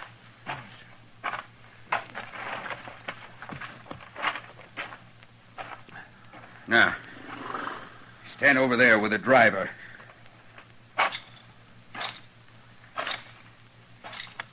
You 2 next. Now get on out and don't try nothing. How come you didn't start shooting when they stopped me, Marshal? Well, I was sound asleep, Hank. Well, I'm sure glad of that. If we put up a fight, that fella with the shotgun would have blowed me clean off the seat. Yeah. How many of them are there? Just these 2? That's all I've seen. Well, there could be somebody with a rifle hiding in that clump of elder over there. Could be. That'll learn him, Charlie. Hey, look. He killed him, Marshal. Yeah, the man was a fool to try that. Go get the box down, Charlie. Take this one to help you. Oh, come on, you. I'll keep an eye on these 2 here.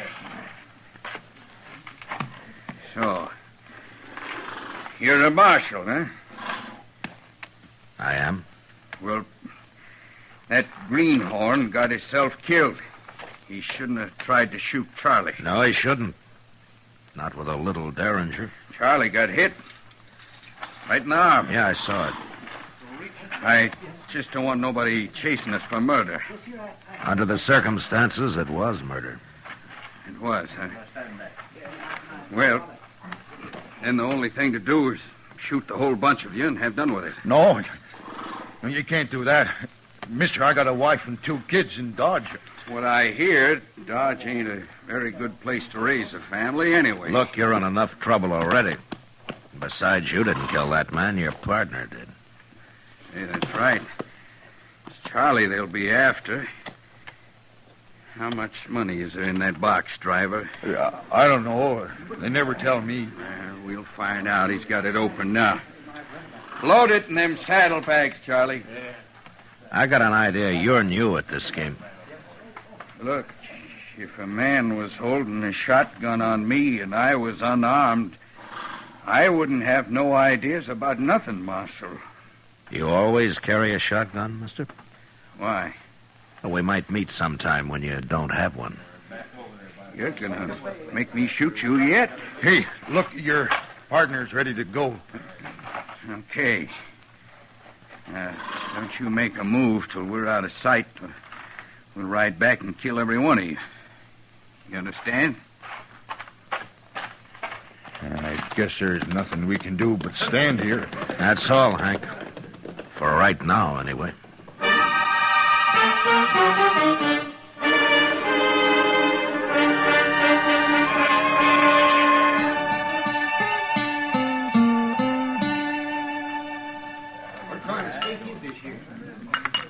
Ow! What'd you do, Kitty? Burn your mouth again? Oh, darn it, yes. What do you mean again? Well, it seems like you always do if the coffee's hot enough.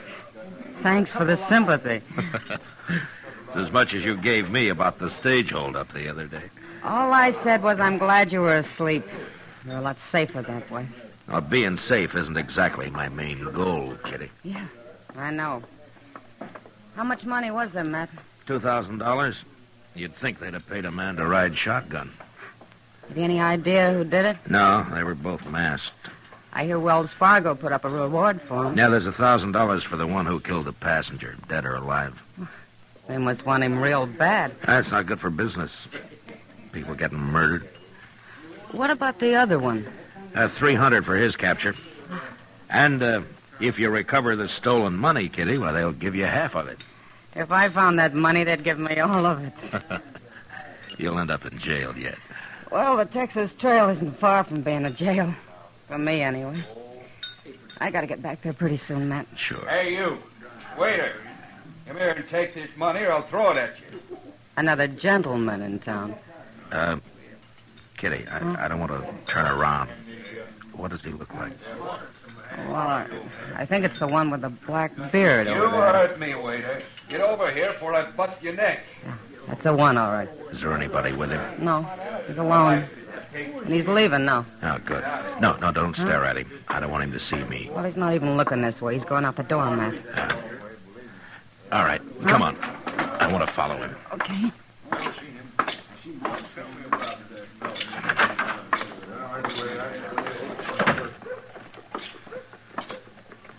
Is that him ahead of us there? The big man, yeah. Who is he, Matt? I'm not sure. But he sounds an awful lot like somebody I want. You gonna arrest him? No, not till I'm sure. Maybe not even then. Look, he's going up the docks. Yeah, so he is. Kitty, I'll leave you here. Okay. Thanks for the supper, Matt. Sure, anytime. Tomorrow? Well, I might be real busy tomorrow. I figured that. So long, Matt. Goodbye, Kitty.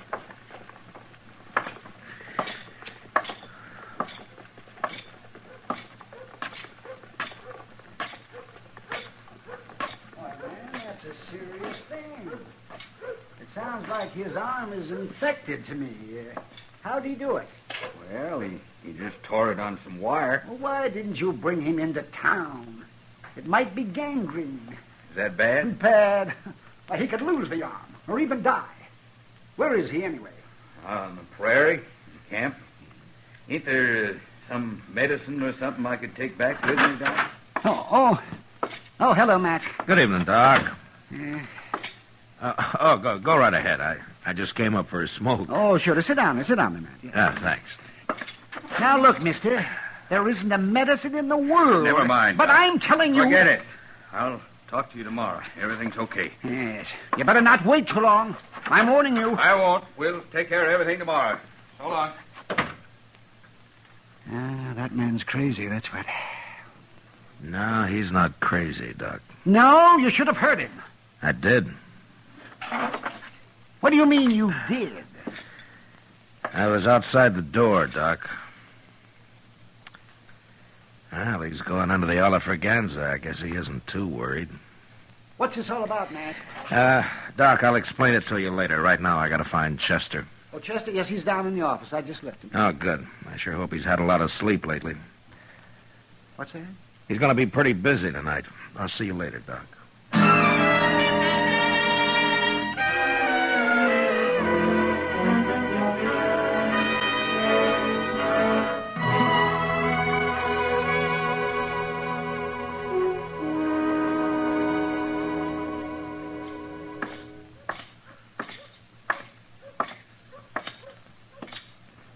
Well, did you follow him all night, Chester? Oh, Mr. Dillon, I'm about ready to drop. Everything's getting hazy. Where is he? In the restaurant there? Yes, sir, that's where he went. He gambled the entire night. I swear I don't know how he stays awake. I can't hardly keep my eyes open. Oh, rub a rouser of tobacco juice on him, Chester. That'll help. Oh, my goodness. He just come out the door. Yeah, he's seen us. Stand steady. Yes, sir.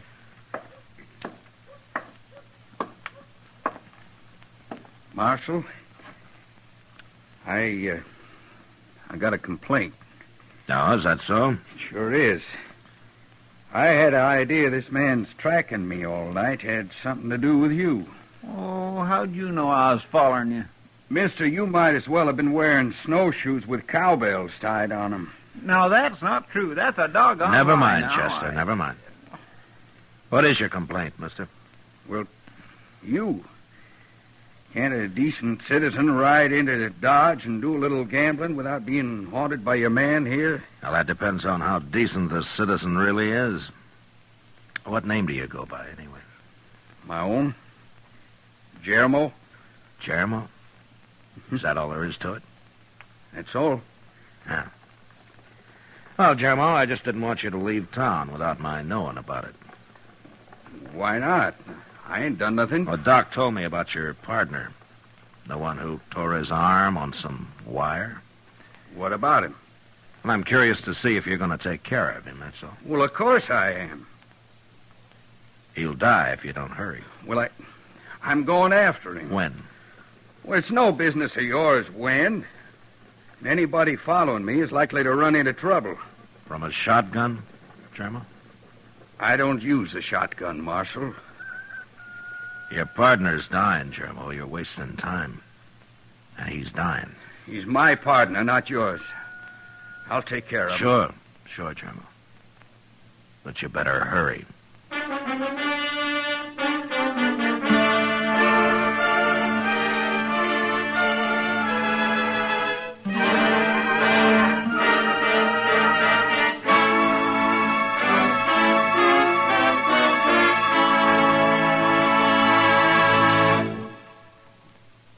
We will return for the second act of Gunsmoke in just a moment. But first, since 1910, the work output of each of us has more than doubled, and the average annual income has gone from $2,400 a year to about $4,000. Yet about 18 hours has been cut off the average work week. These facts add up to the better we produce, the better we live. Now the second act of Gunsmoke.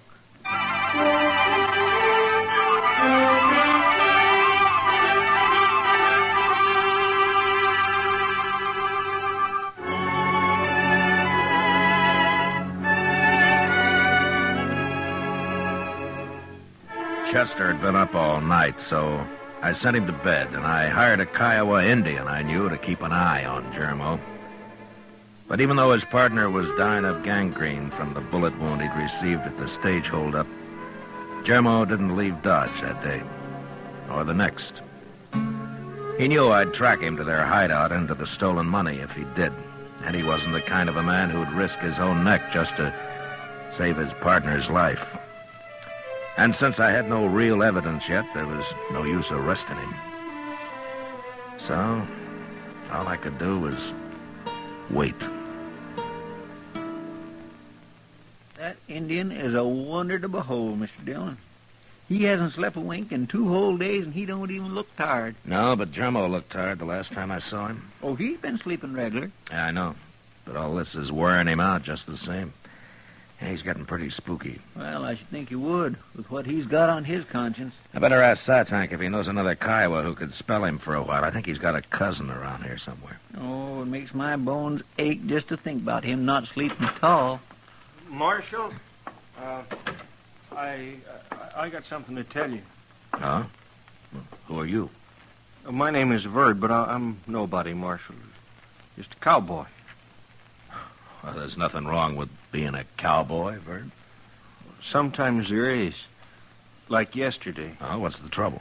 I found a dead man, Marshal, out on the prairie. How'd he die? Well, it looked to me like he got shot. That's why I come to you. Did you bury him? No. I wrapped a blanket around him, though. Yeah. Where is he, Verd? Not far from here. Maybe 15 miles. Yeah. Chester. Yes, sir? Get our horses. We'll ride out and have a look.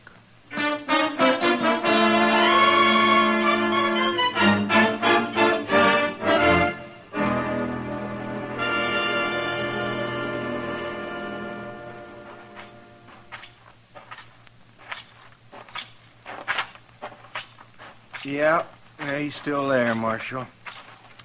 Nothing's been eaten on him. He sure got himself hid out here. My, it's a wonder anybody ever found him. Verd, you want to take the blanket off of him? Sure. There. Yeah. How did you know he'd been shot?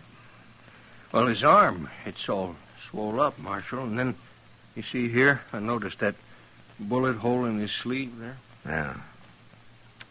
Well, looks like you've made yourself $1,000, Verd. What?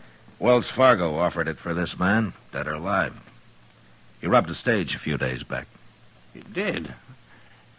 Well, ain't I in luck? And there's another 1,000 for whoever finds the money he stole. It's probably buried around here somewheres, don't you think, Mr. Dillon? Hey, that reminds me, I noticed something funny over there in them anthills. Like the ground being dug up. Show us, Verd. Yeah. Sure, Marshal. Right over here, wait.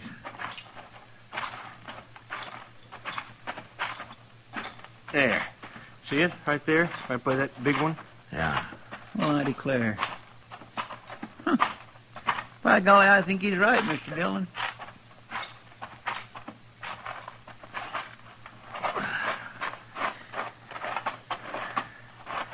Yeah, there's something been buried here, all right. Yeah.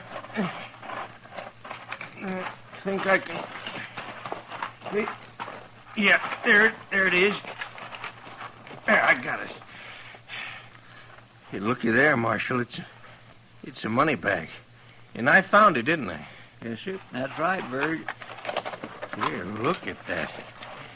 That's real money, all right. Marshal, I found it, so I get the reward, won't I? I knew where it was. Yeah, you sure did, Verd.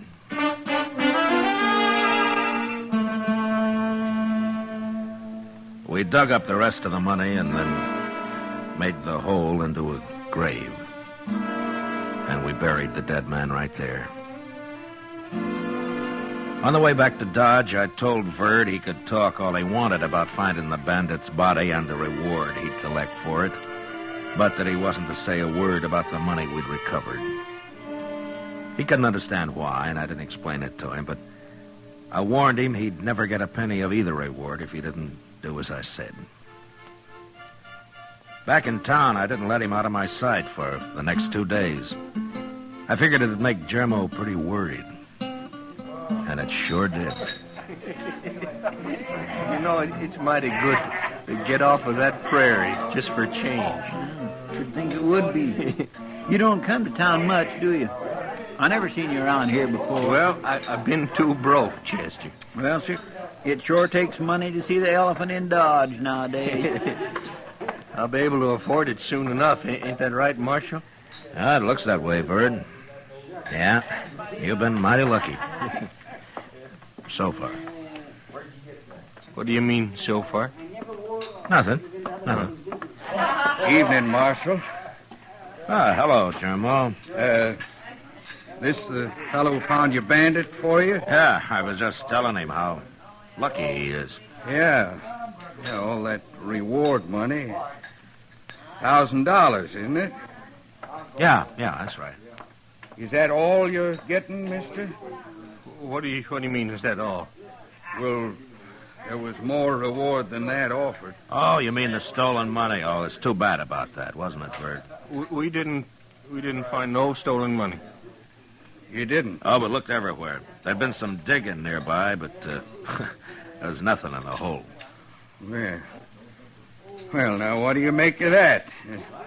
Just plain disappeared, huh? Yeah. Looks that way. Well, that's sure too bad, ain't it? But you can't have all the money in the world, mister.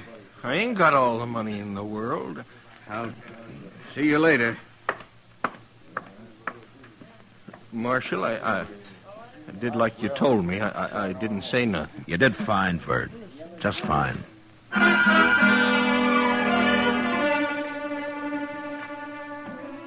When we left the saloon a little later, I noticed Germo standing in the darkness of the alley, waiting. I was pretty sure he'd follow us as we crossed the plaza and walk up Front Street. When we reached Kelly's stable, Verd wanted to go in and see if his horse had been fed, so we said goodnight and left him there. Chester and I walked on a little ways. Then we turned off the street. We went back, entered the stable from the rear. Inside, we could hear voices. And we sneaked up from stall to stall until we were close enough to make them out. Tell me where the money is, Bud. What did you do with it? I told you, Germo. The marshal's got it. We dug it up. You're lying. Now, who turned in $2,000 to collect $1,000? You've stole it and hid it somewhere else. No, I didn't. I tell you. The marshal himself said there'd been some digging nearby. What'd you do with it, Bud? Now, tell me before I kill you. No. Listen a minute, Germo. Look, when you didn't come back, I figured you got caught. And then Charlie died, and I got scared. You always was a coward. That's why we left you in the bushes with a rifle when we stopped the stage. No, that don't matter, but look, Germo, don't you see, this way we're both safe, because I'll split both the rewards with you. You know I will. You're lying, and I'm going to kill you for it. No, now don't, Germo. Hold it, Germo! You're next, Marshal.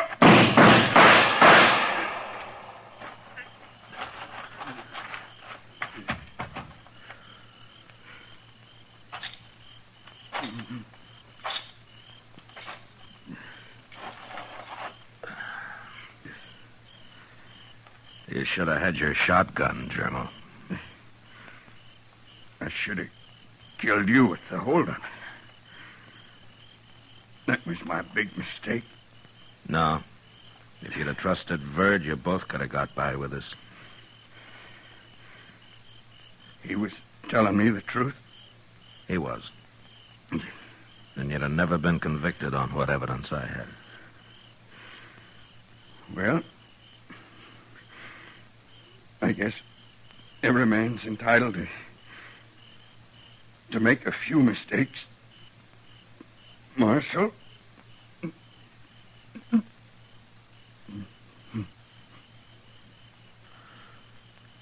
Germo?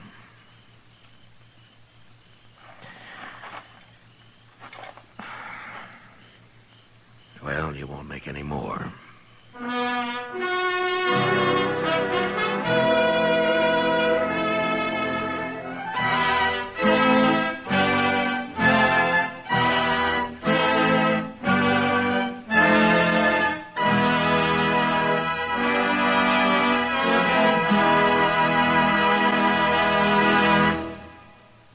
Gunsmoke, under the direction of Norman Macdonald, stars William Conrad as Matt Dillon, U.S. Marshal. Tonight's story was specially written for Gunsmoke by John Meston, with music composed and conducted by Rex Corey. Featured in the cast were Vic Perrin, John Daner, and Lawrence Dobkin. Parley Bear is Chester, Howard McNear is Doc, and Georgia Ellis is Kitty. Join us again next week as Matt Dillon, U.S. Marshal, fights to bring law and order out of the wild violence of the West in Gunsmoke.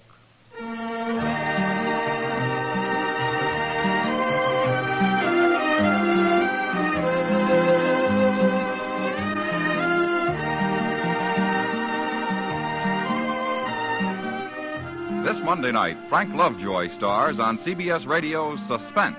Remember, Monday night, Frank Lovejoy in On a Country Road, presented by radio's outstanding theater of thrills, Suspense, over most of these same stations. George Walsh speaking. For mystery mixed with merriment, join Mr. and Mrs. North Tuesday evenings on the CBS Radio Network.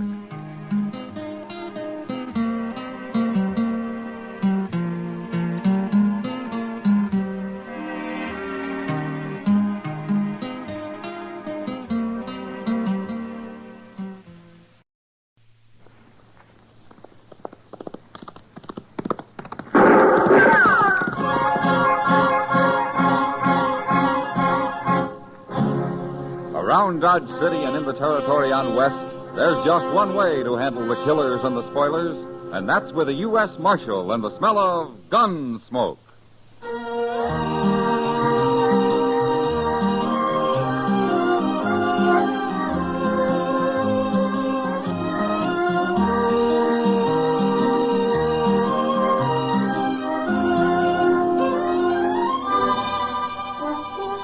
Gunsmoke, starring William Conrad. The story of the violence that moved west with young America. The story of a man who moved with it. Matt Dillon, United States Marshal.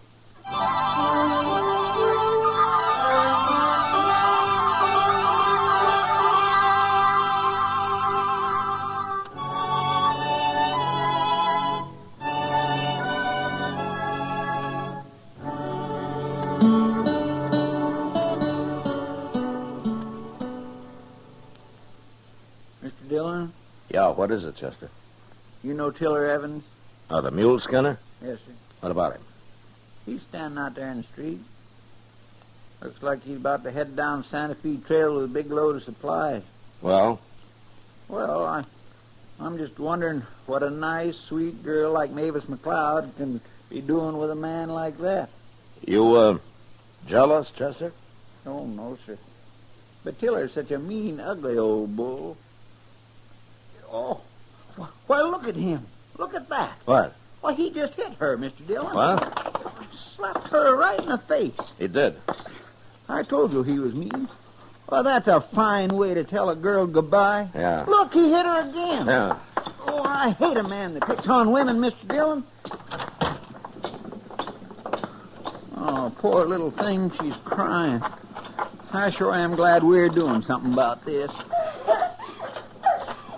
I hear anything about you when I get back, Mavis, I'll really whip you. You understand? No, Tiller, don't. That's enough, Tiller. What are you butting in for, Marshal? Let go of her.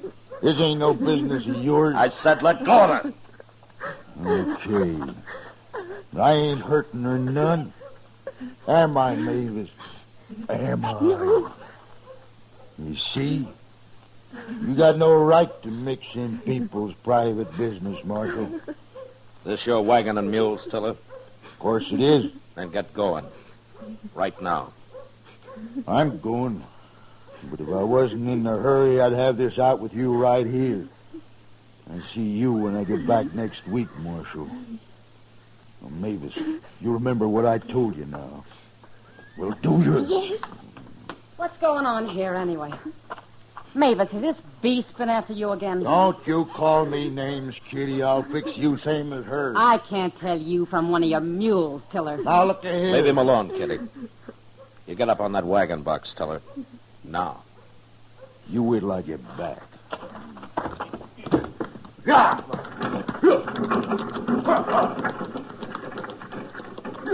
He's been hurting you again, hasn't he, Mavis? Oh, I hate him. Well, what are you doing with him if you hate him so much? Oh, he's a bully, Chester. She's afraid of him. At least he'll be away for a few days now. I hope he never comes back. Will you come with me, honey? Thanks, Kitty. I'll make you some coffee. Come on, Chester. Poor gal. You think old Tiller's going to start trouble when he gets back? I don't care if he does, Chester. No, I feel the same way. Only he's a mite too big for me. What? Look, there's somebody here. Are you Marshal Dillon, sir? I am. My name is Marcus France. How do you do? This is Chester Proudfoot. Mr. Proudfoot? Mr. Proudfoot. Well, how do you do, Mr. France? I witnessed that scene in the street there, Marshal. That man should be horsewhipped. He sure should. Such a pretty girl. And she's an awful nice girl, too, Mr. France. I'm sure she is.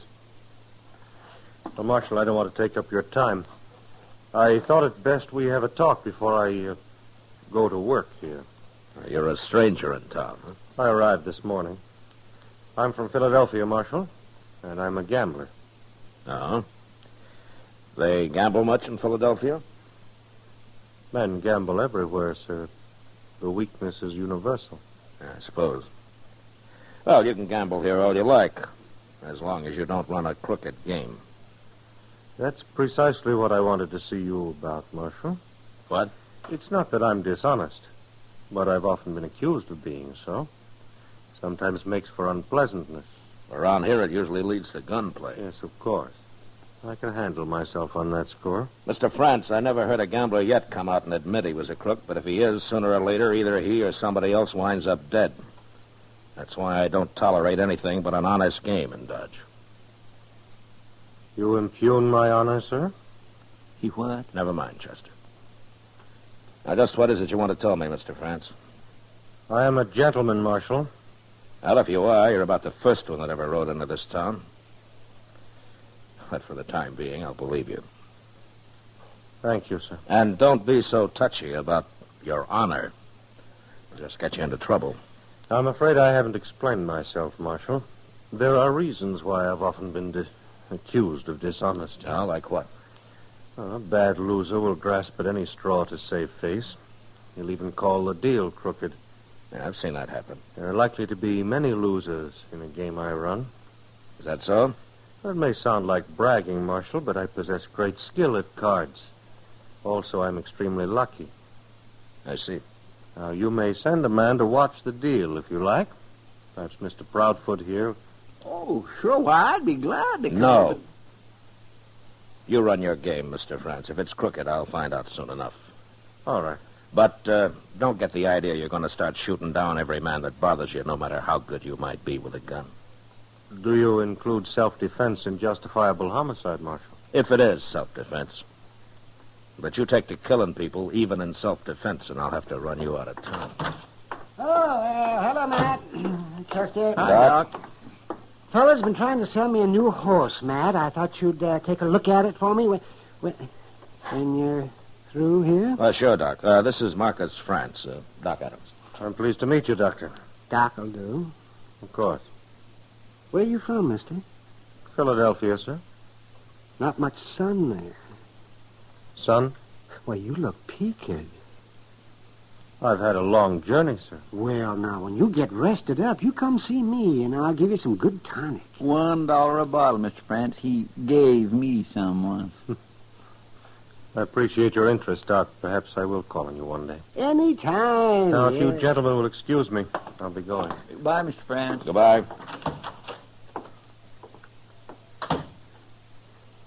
What's he doing in Dodge? He's a gambler, Doc. Why?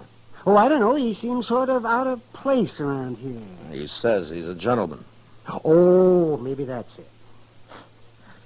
Well, I've heard that easy talk before. I will soon find out just what he really is.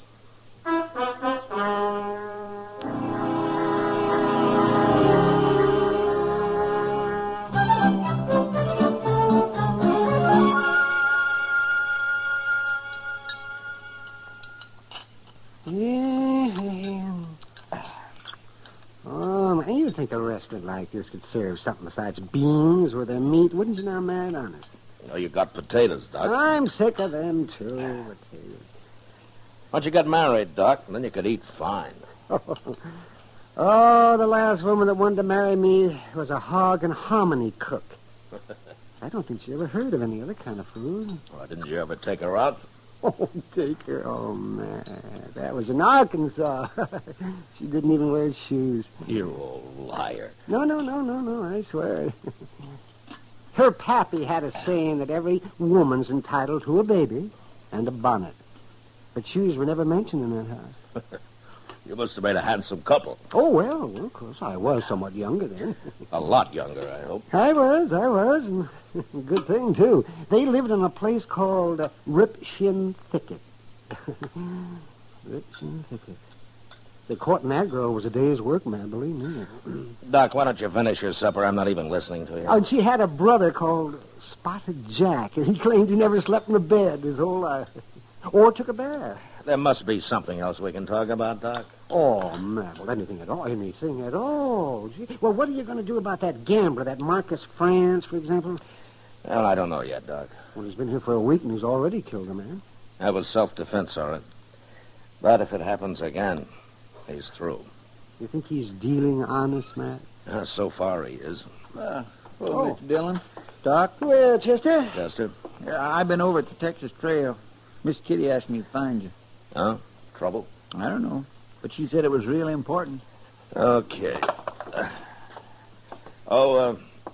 Doc, you didn't tell me that Arkansas girl's name. Oh, well, it's a funny thing, Matt. She never told me.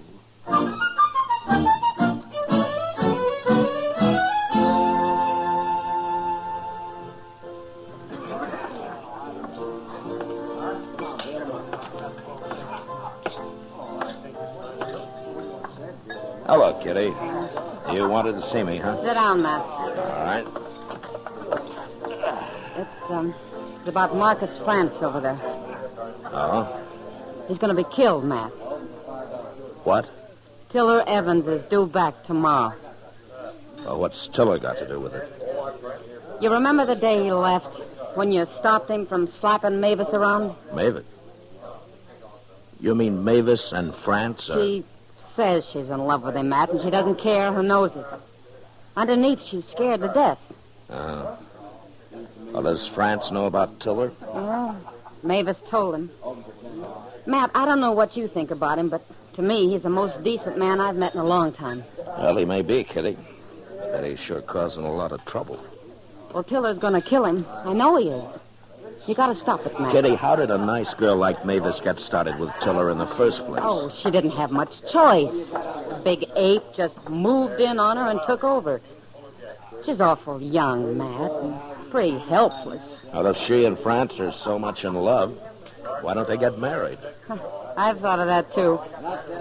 So has Mavis, by the way.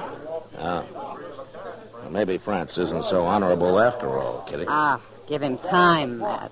Tomorrow isn't very far off. Before I said you're cheating, and I meant it.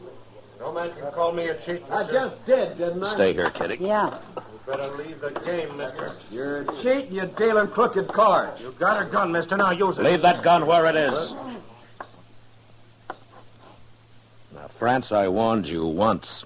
You heard what he said, Marshal. I meant it, too. He's dealing crooked cards. Can you prove it, mister? I don't have to prove it. He's got over $100 of mine. I ain't won a hand at this table in an hour. See, Marshal? Just like I told you, some men can't take losing. Did you see him cheating, mister? I didn't have to. Look at that pile of money. You talk pretty loose for a man that doesn't have any more to go on than that.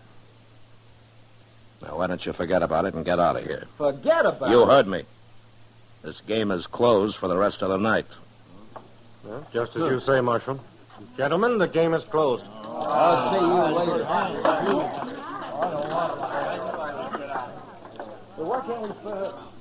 Oh, France. You know, egging men into a draw and then calling it self-defense is going to make your stay in Dodge mighty brief. I'll have to chance that, Marshal. How many men have you killed because of that tender pride of yours, huh? Well, it doesn't matter. But there's something I would like to know. What are you going to do about Tiller Evans? Oh, you've heard. Yeah. First time in my life, Marshal. I love a woman. Then why don't you get her out of here while there's still time? Run away from a fight? Tiller's a pretty tough man. You mean he might kill me? And where would that leave Mavis? Sorry, Marshal. I've got to stay. You know, France, I can't figure you at all. There's something wrong with you, and I don't know what it is. You'll find out, Marshal. Soon enough.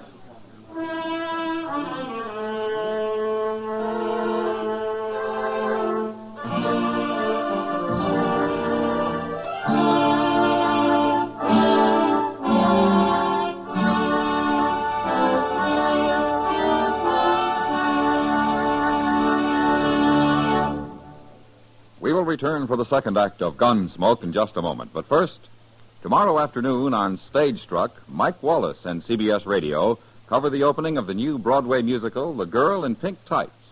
Its star, Jean Mayer, Charles Goldner, and others in the cast will be heard. Stage Struck on most of these same stations tomorrow afternoon, opening The Girl in Pink Tights, a promising newcomer full of Sigmund Romberg's music. Now the second act of Gunsmoke.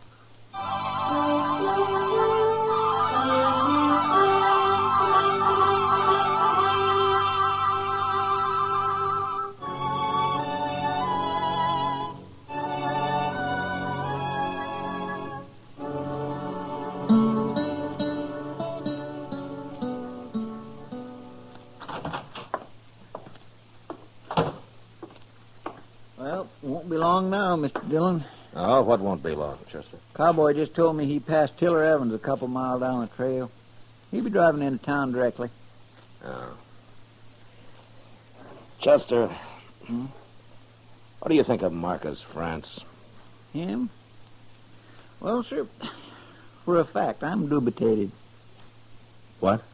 Well, he seems like such a nice fella, but he just won't do what he plain oughta.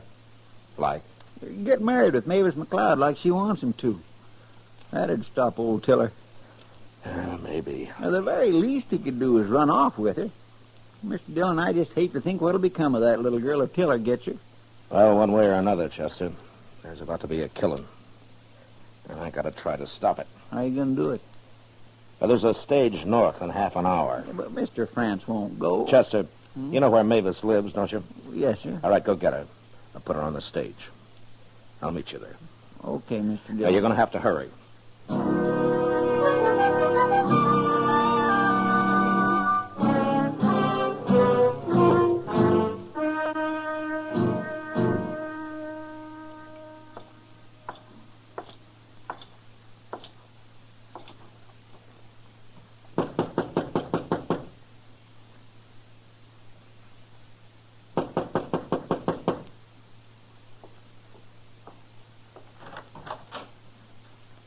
Hello, Marshal.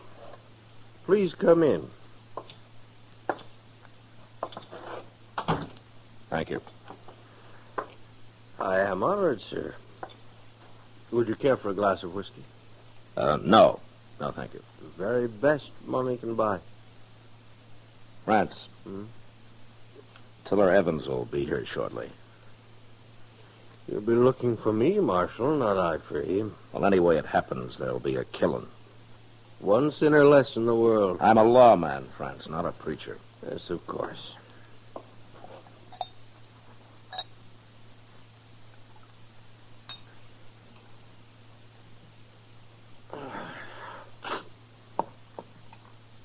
Now, Marshal, I have no quarrel with this man, Tiller.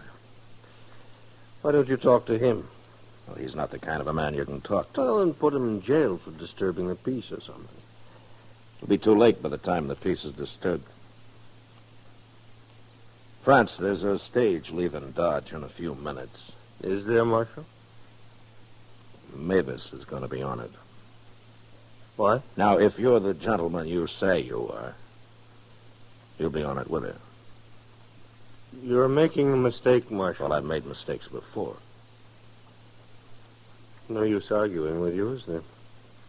Well, if you told me what's holding you back, there might be. Shall we say I never run from a fight? I don't question that. But this time it's different. I don't believe that's your reason. You say goodbye to Mavis for me, Marshal? No. I've just decided you're going with her.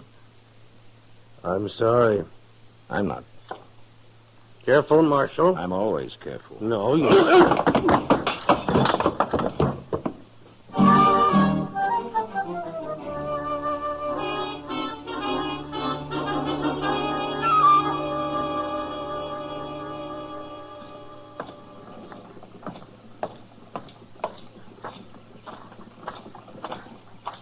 Hey, look at the marshal. What are you doing? Well, forevermore. You shoot him, Mr. Dillon? Where's Mavis, Chester? She's inside the coach.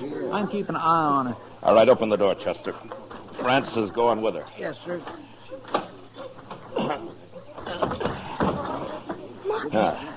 Marcus, what happened? He isn't hurt, Mavis. But he'll be out for a while yet. Why are you doing this, Marshal? Well, I'm a gambler, too, Mavis. And I'm taking a chance that man here of yours is what he says he is. He's a fine man. Well, goodbye, Mavis. And good luck. All right, driver. Yeah. Get this stage out of here. Sure, Marshal. Hold on there! What? Get going, driver. Go on. Come back here! Stop that stage! It's too late, Tiller. You done this, Marshal. Now, take it easy. That Tinhorn run off with my gal, and you helped him. She wanted to go. Nobody steals nothing from Tiller Evans. I'll find him and I'll kill him. Both of them. No, you won't. Oh, I gotta kill you first, eh? Why don't you go get drunk and forget about it, Tiller? You helped him. Don't do it. I'll do it. Chester, Yes, sir. take care of this, will you? Yes, sir. Couple of you fellows give me a hand here. We'll drag him over at that trough. Leon, you and Curly, come help me.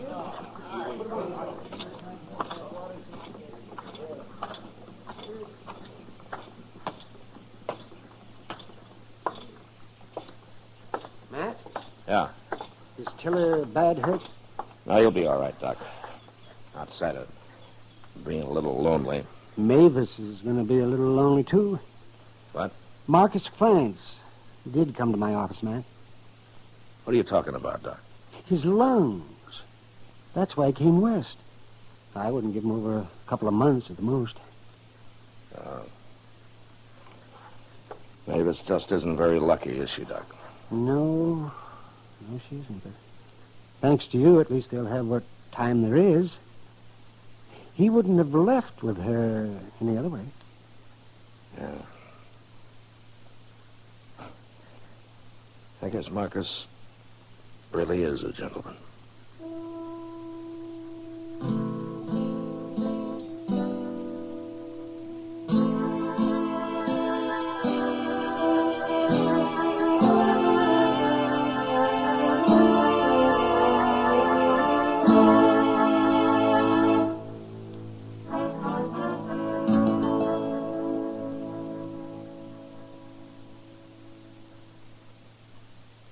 Gunsmoke, under the direction of Norman MacDonald, stars William Conrad as Matt Dillon, U.S. Marshal. Tonight's story was specially written for Gunsmoke by John Meston, with music composed and conducted by Rex Corey. Featured in the cast were Lawrence Dobkin, Eleanor Cannon, John Daner, and Harry Bartell. Harley Bear is Chester, Howard McNear is Doc, and Georgia Ellis is Kitty. Gunsmoke has been selected by the Armed Forces Radio Service to be heard by our troops overseas. Join us again next week as Matt Dillon, U.S. Marshal, fights to bring law and order out of the wild violence of the West in Gunsmoke.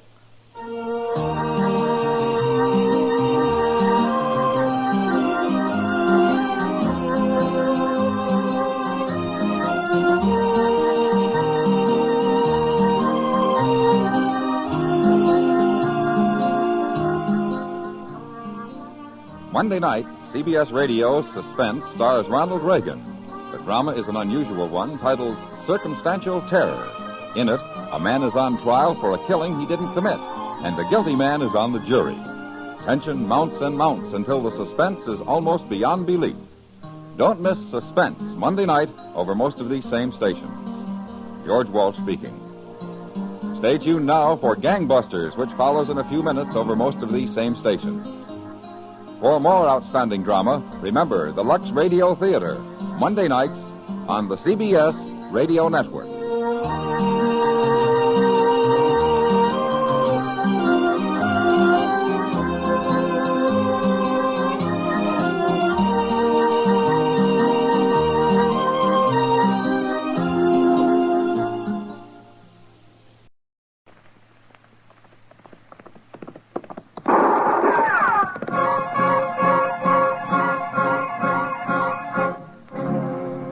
Dodge City and into territory on west, there's just one way to handle the killers and the spoilers, and that's with a U.S. Marshal and the smell of Gunsmoke.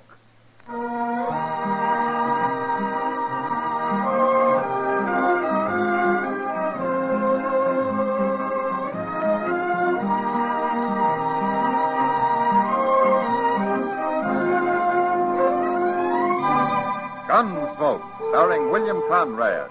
The story of the violence that moved west with young America. The story of a man who moved with it. Matt Dillon, United States Marshal.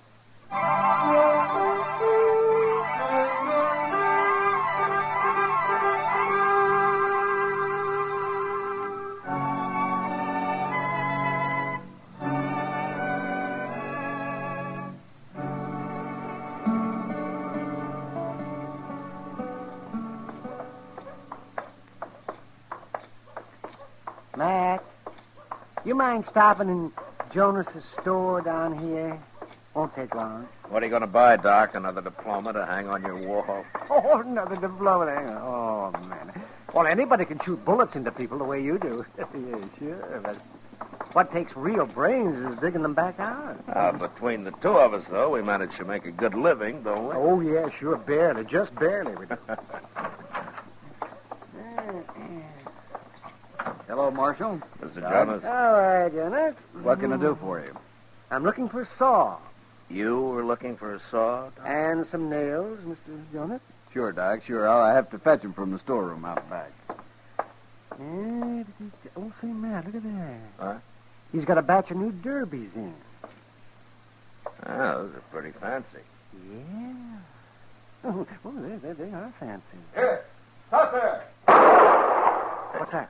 Here, stay here, Doc. He's over there behind them barrels, Marshal. Who is? I don't know, but I'll shoot him dead if he moves. Don't kill me. I ain't armed. All right, come out of there. With your hands up.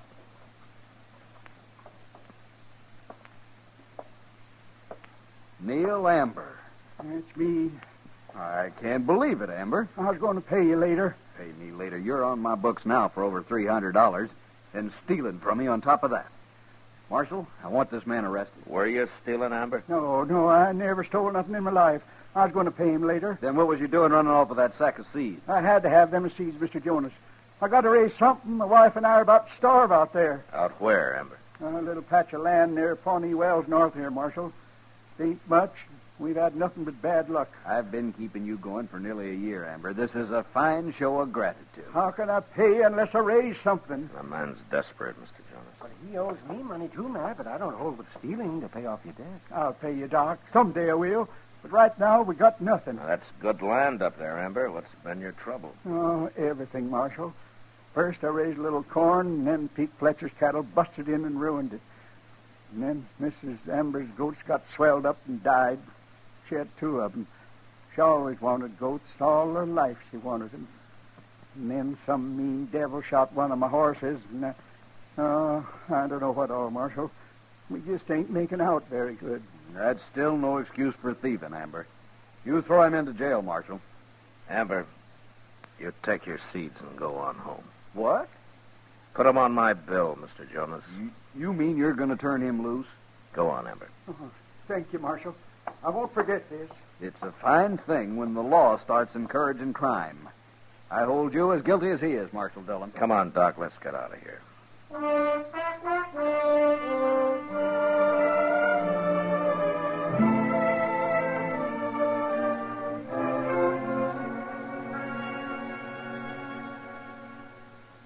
You know something, Mr. Dillon? What, Chester? If the government would come through with a little expense money, I got an idea. Now, the government won't even supply me with ammunition, Chester. But go ahead. Well, sir, if we bought 2 or 3 buffalo hides and sewed them together, we could make a nice rug for this office. Then it wouldn't make so much noise, people tromping around like they do. Yeah, Chester. Well, I'll have to take that up with Washington. But in the meantime, you work on some other ideas, huh? Yes, sir, I will, Mr. Dillon. And I got one. Hello, Marshal. Chester. Well, it ain't Pete Fletcher. Hello, Pete. Marshal, I heard about your refusing to arrest Neil Amber yesterday. Oh? It seems like a lot of people have. I'm a cattleman, Marshal. I got no use for sod busters, especially when they don't know when to quit like them Ambers. There's room enough out here for everybody, Pete. Not for thieves, there ain't. Well, I don't think Amber will try to steal anything again. I come to tell you you're wrong, Marshal. Why? One of my riders, Jim Baird, found a calf in Amber's shed. It had been stole, slaughtered, and half scrun. One of your calves? Wearing my brand. Baird's standing guard over right now. Look, Peek, the Ambers are nearly starving. What's one calf to you? Is there a law against cattle thieving, Marshal, or ain't there? Yeah, there is. Well, then do something about it. All right, I'll ride out and have a look. I want that woman arrested, Marshal. Woman? Well, it happened yesterday while he was in town. It had to be her. If Mrs. Amber wasn't a woman, I'd have shot her.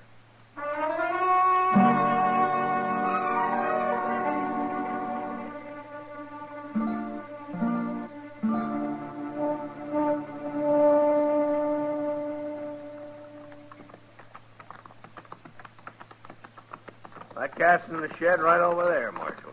I don't see the Ambers around anywhere. Yeah, I told Baird to make him stay in the house.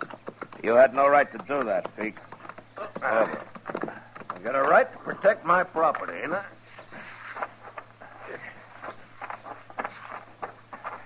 Chester? Yes, sir. Go tell the Ambers to come out to the shed here, huh? All right, sir. Come on, Peek.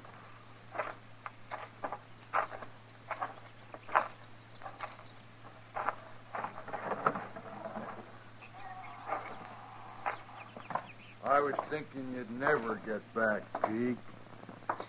This here is Marshal Dillon, Baird. Where I come from, we hang cow thieves ourselves. It's been done around here, too, Baird. Good. And the man that headed the last lynching got 25 years in prison. You trying to scare me, Marshal? I hate lynching, Baird. I hate even the talk of it. Now, where's the cat, Peek? Right over here, Marshal. He was trying to butcher it on the ground. The man that hung it up. There's Peek's brand. Right there. I thought I told you Ambers to stay in the house. You're not telling anybody anything, Baird. Hello, Amber. Ma'am? She didn't do this, Marshal. Would you mind telling us about it, Miss Amber? Well, Baird can tell you all you need to know, Marshal. I want to hear what Miss Amber has to say. I feel guilty, Marshal. They made me feel guilty accusing me this way. It's hurt her bad, Marshal. My wife's an honest woman. Now, if you're innocent, you got nothing to worry about, Miss Amber. Now, you tell me what happened. Well, Neil was in town. I come out the shed to get a potato from a dinner. And I seen that little calf lying there. And I was standing here looking at it, and then he come in and grabbed me and said I'd stole it. Marshal is saying that makes me want to die. I tracked that calf here, and I caught her skinning it, Marshal. She's just trying to work on you. Nobody's going to believe a couple of thieves. I know what you're doing, Pete Fletcher, but I ain't leaving this land, not now or ever. You going to arrest her, Marshal? Go on back to the house, ma'am. What? In my whole life, I never done anything wrong. Now I feel I ought to be hung. She'd be better off dead than like this. If she was a man, she would be. That's dead, enough, Amber. Baird. I'm not arresting anybody, Pete.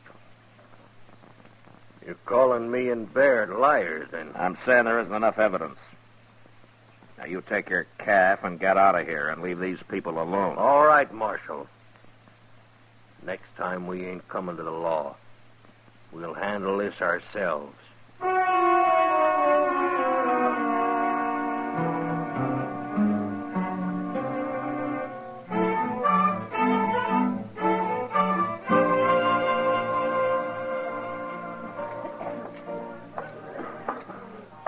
Evening, Matt. Well, hello, Kitty. Matt, I want you to meet Lucinda. Oh? She's new here. Oh, welcome to Dodge, Lucinda. Kitty's told me a lot about you, Marshal. I was hoping you'd come in tonight. Where you from? Well, I've been in Abilene the past 2 years. Well, then you must know Bill Hickok over there, huh? Sure I do. He told me to look you up when I got to Dodge. said you'd keep me out of trouble. Well, I can't do that, but if you do get into trouble, come see me. Thanks, Marshal. Mr. Hickok said Dodge is a lot wilder than Abilene. Is that true? You'll soon be able to judge that for yourself, Lucinda. Well, I won't be here very long, Marshal. I'm working my way out to California. You got a man in California, Matt. Well, fine. I hope you make it, Lucinda. Thanks, Marshal. I'll see you later. Sure. Goodbye. She's a nice girl, Matt. Well, all girls are, Kitty. Especially me. Look, I just made $50. Hey, that's a good night's work, Kitty. If this keeps up, I'll buy me a house somewhere and retire. Oh? And do what? You're probably right, Matt. I've worked ever since I was a little girl. I'd get spooky if I didn't have anything to do. Well, anyway, I hope you're not going to put your $50 back into the game, Kitty. No, I'm through with Pharaoh. I might buy into that poker game a little later, though. Well, I'll tell you what, you can have Chester's seat in a few minutes. I'm going to put him to work. Chester was telling me about the Ambers, Matt. I feel awful sorry for that poor woman. Yeah, so do I, Kitty, but there's nothing I can do about it. You don't think she's guilty, do you? Oh, it can't be proven either way, Kitty. Not one way or another, Pete Fletcher's managed to get rid of every nuster anywhere near it. Except for the Ambers. And like he says, they're pretty stubborn. Look, Matt. What? Isn't this that fella Baird? Oh, yeah. I was kind of hoping he'd busted his neck somewhere. Evening, Marshal. Ma'am. It's Miss. Not that it matters. Okay, Miss. I come by the Amber place today, Marshal. You made a big mistake the other day. Did I? You sure did. Remember how Amber kept saying his wife would be better off dead? Well, he's sitting out there now, and he won't even look at you or talk. And the woman ain't nowhere around, Marshal.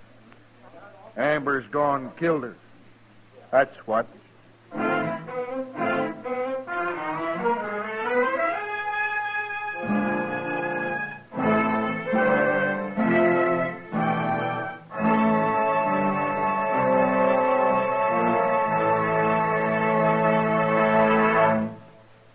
We will return for the second act of Gunsmoke in just a moment. But first, starting next Monday evening, most of these same stations will bring you CBS Radio's newest anti-crime program entitled Night Watch. On Night Watch, you will actually ride the prowl cars with the police of Culver City, California, as they seek the trouble spots, question witnesses, and arrest suspects. No actors, no sound effects, and no music will be heard in these actual presentation of police work. Be sure to ride with us when Night Watch has its premiere on CBS Radio next Monday evening. Now the second act of Gunsmoke.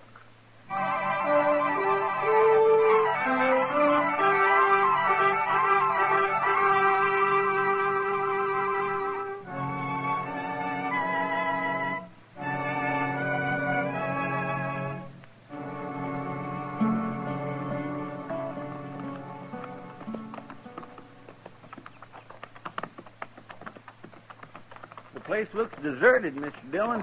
Yeah, it does. Yeah, maybe Baird was right. Maybe something has happened to Miss Amber. Yeah, maybe. Well, we'll soon find out.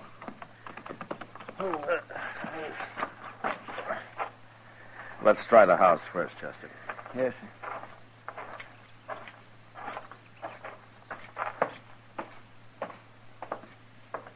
Hey, look.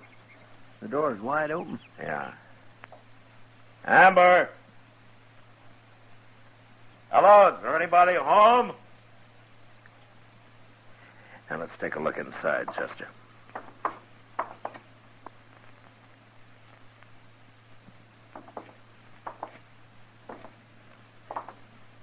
Well, there he is. Yeah.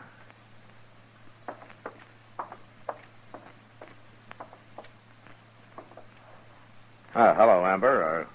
Are you all right? Hello, Marshal. Chester? Have you been sitting here like this long? I don't know. Well, where's Ms. Amber? Why, she went away. Went away? Where? Yes, she went away back east. Home. When did she go? The other day. Well, did you have an argument with her? Is that why she went away? I loved her, Marshal. She's all I had. Yeah.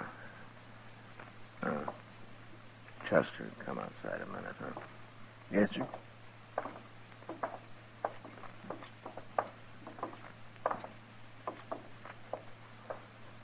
That's Amber's horse down there in the corral, and it's the only one he's got. Hey, by golly, that's right. I'm going back and try to talk to him. You take a look around, huh? Take a good look, Chester. Yes, sir, I understand. But I sure hope I don't find nothing. Well, if you do, come in and tell me. Yes, sir, I will.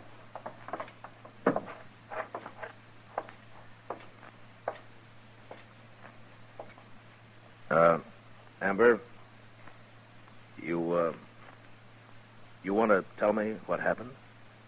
She's gone. Did Baird or Pete Fletcher have anything to do with it? Baird come by yesterday, but he didn't do nothing. I'm ashamed about my wife. Ashamed? Well, why? I mean, her not being here. It was too much for her. She just couldn't take it no more. But she shouldn't have gone like that. How did she go? We was married 30 years. I was real proud of her. Sure, of course you were. But tell me, when she left here, how did she go? She rode away. You mean she took your horse? Yeah. She took my horse.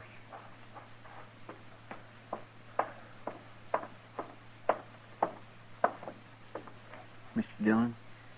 Yeah, did you find anything? Yes, sir. Laying under a blanket right out in the shed. He didn't even bury her. She's been shot, Mr. Dillon. Amber, who shot your wife? I couldn't bury her. I couldn't get that near her yet. Did you shoot her? Tell me. I shot her, Marshal.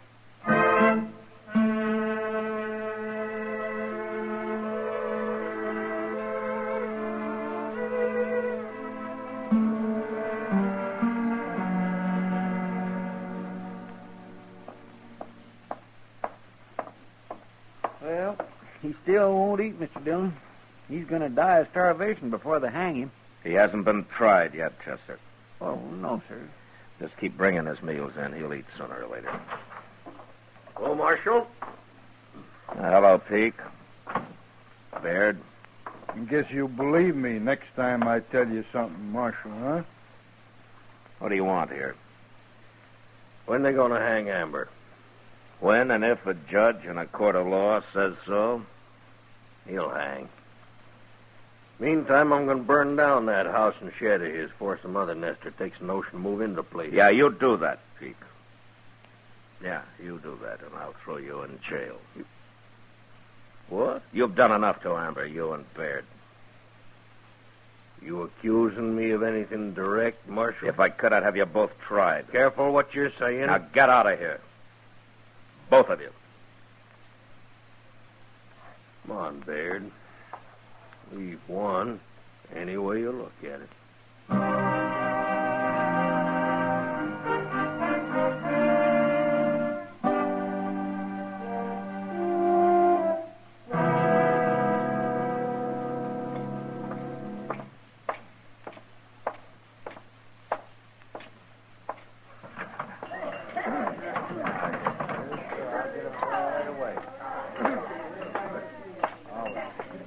Evening, Marshal.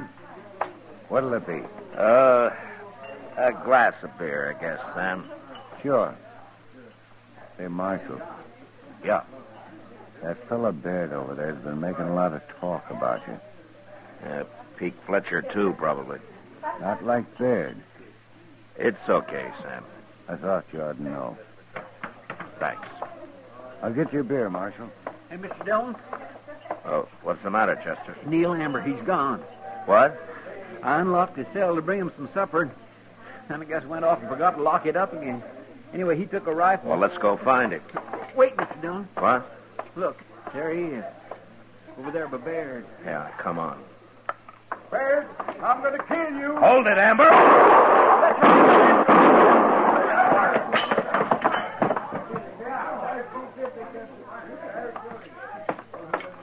All right, put that gun away, Peek. He killed Baird, Marshal. He was going to kill me. You shoot him again, and I'll kill you. He's unarmed now. I ain't going to shoot him.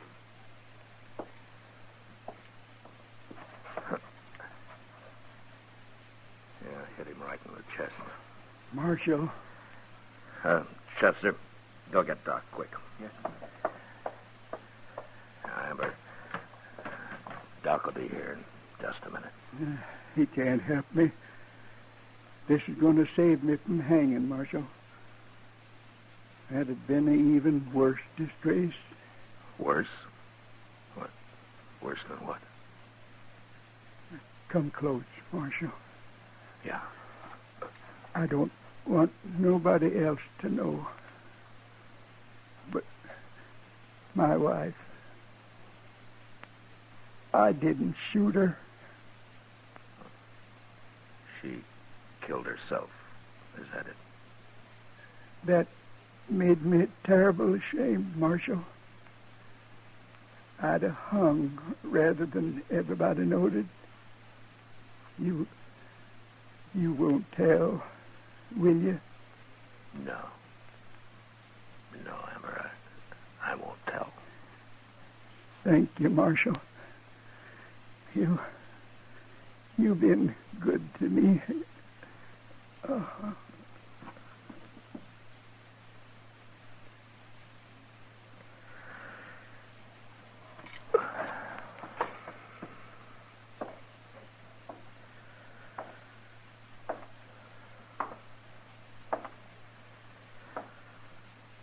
Dead, huh?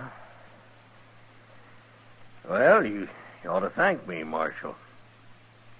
Saved the law the expense of a rope.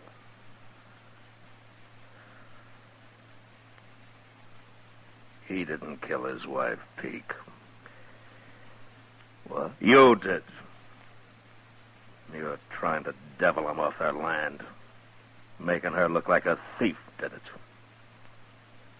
You killed her. And I'd see you hung for it if I could.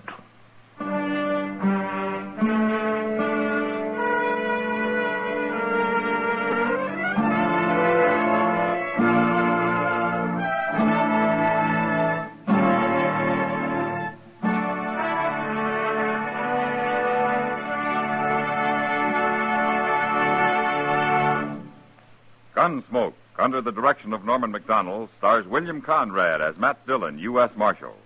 Tonight's story was specially written for Gunsmoke by John Meston, with music composed and conducted by Rex Corey. Featured in the cast were Ralph Moody, Lawrence Dobkin, and John Daner, with Harry Bartell, Helen Klebe, Francis Drew, and James Nusser. Parley Bear is Chester, Howard McNear is Doc, and Georgia Ellis is Kitty. Gunsmoke has been selected by the Armed Forces Radio Service to be heard by our troops overseas. Join us again next week as Matt Dillon, U.S. Marshal, fights to bring law and order out of the wild violence of the West in Gunsmoke.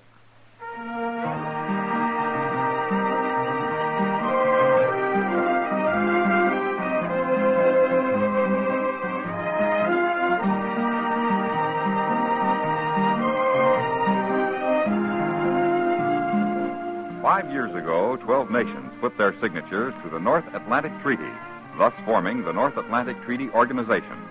CBS Radio joins in the salute to NATO at this time of its 5th anniversary.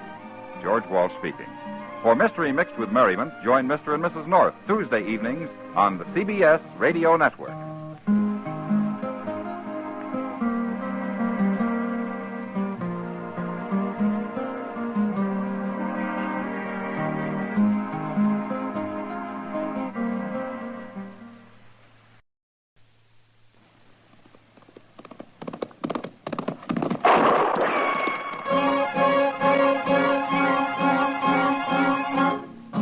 Around Dodge City and in the territory on west, there's just one way to handle the killers and the spoilers. And that's with the U.S. Marshal and the smell of Gunsmoke.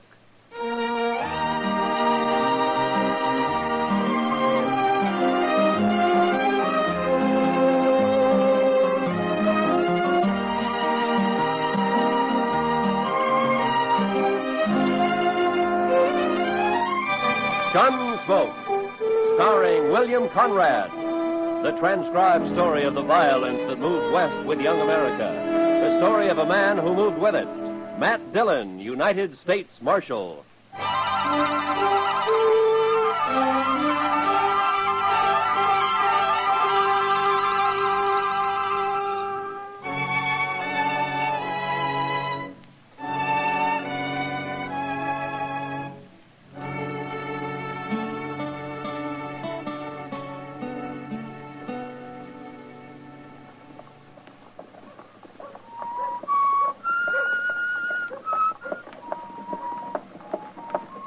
Marshal.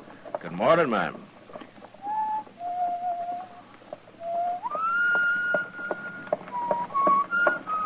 Kitty! Hello, Matt. I didn't see you sitting there. Well, I know. Sit down, sit down. There you are. How do you like my outfit? Ah, I never saw you in a riding skirt before, Kitty. You been riding side saddle? For the first time in my life. At least I know how to do it now, in case I'm ever called on to be a lady. Well, I know ladies who don't always ride side saddle. Sure. Like that female wildcat down in the Panhandle you told me about. What's her name? Oh, Bellstar? I bet she never rides side saddle. Well, Bellstar's a lady, though. And everybody treats her like one. Even though she has to use a 6-gun to make them do it. Maybe I ought to try that. Yeah, it takes more than a 6-gun to make a lady, Kitty. That's a funny way of putting it.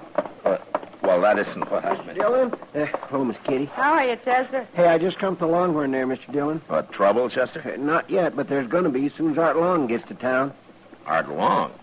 Well, he's always been a peaceful man. Isn't he one of those nesters out near Sam Baxton's ranch? That's him, but it's another one of them nesters that's talking up trouble. A fellow named Hoffer. He's saying he's going to shoot Art Long on sight. Well, is he drunk, Chester? Yes, sir, some. Armed? He's got the biggest old cavalry pistol you ever saw stuck right in his belt. Real farmer style. Well, that may be true, Kitty, but those horse pistols go off sometimes. Well, bye later, Matt. Yeah, I will if I can, Kitty. So long. He sure sounds like he means it, Mr. Dillon. Now, why does he want to kill Long, Chester?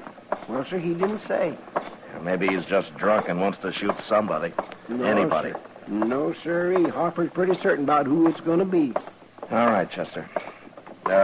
Don't stand too close in case he puts up a fight, huh? No, sir.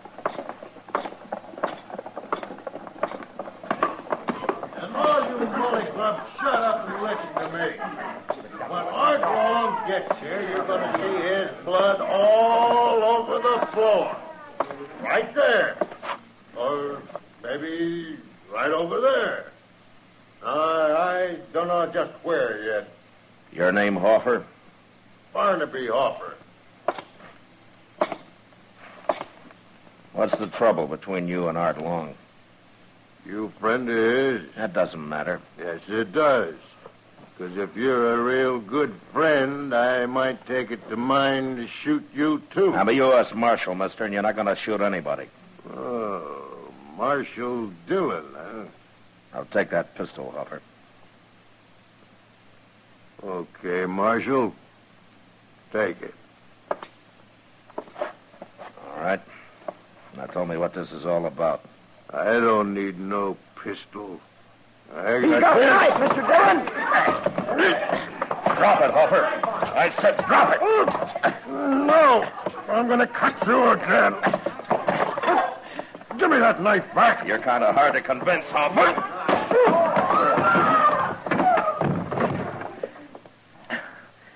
Did he cut you bad, Mr. Dillon? Oh, he opened up my arm a little bit, Chester. I better go see Doc. You throw him in jail. Yes, sir, I sure will.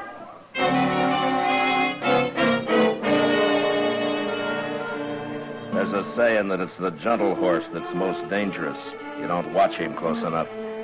And so with Barnaby Hoffer, a farmer who hands you his old horse pistol and then snatches an 8-inch knife from the back of his belt. Well, Doc took a few stitches in my arm and told me to come back in a couple of days. And I did. And it looked pretty good by then. At least I thought so. You're going to have to watch that cut, Matt. There might be an infection in it. What are you talking about, Doc? Looks as clean as rain to me. Well, how do you know what that idiot's been using his knife on? Probably sticks hogs with it all day and uses it to clean his boots at night. Yeah, sure, but my arm bled a lot. That got it clean. That and all the turpentine you poured into it. Hurt, didn't it? You know, someday, Doc, if my luck holds, I'm going to get a chance to work on you. Oh, no, you know, I'd sooner die. I'd sooner lie in the snow and bleed to death all alone without anybody around even to bury me. How did you get in the snow, Doc? Oh, I just hate snow. Oh, yeah, I forgot. Oh, come in. Oh, hello, Chester. Doc, Mr. Dillon, Art Long's been killed. What? Yes, sir. A cowboy just come into the office and told me. Said he rode by his cabin this afternoon and he found him there laying right in the door. Barnaby Hoffer must have done it. Hoffer? I thought you had him in jail, Matt. Well, I turned him loose next morning, Doc. He seemed calm enough then. I guess I made a mistake. I guess you did, all right.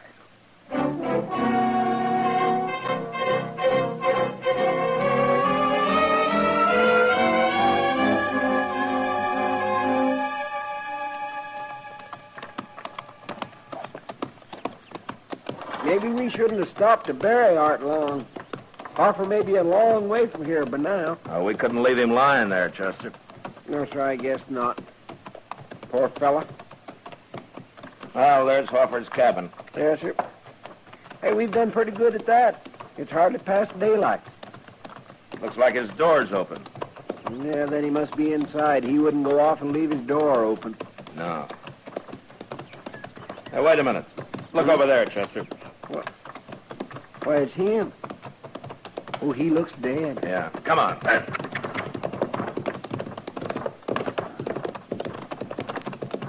Oh.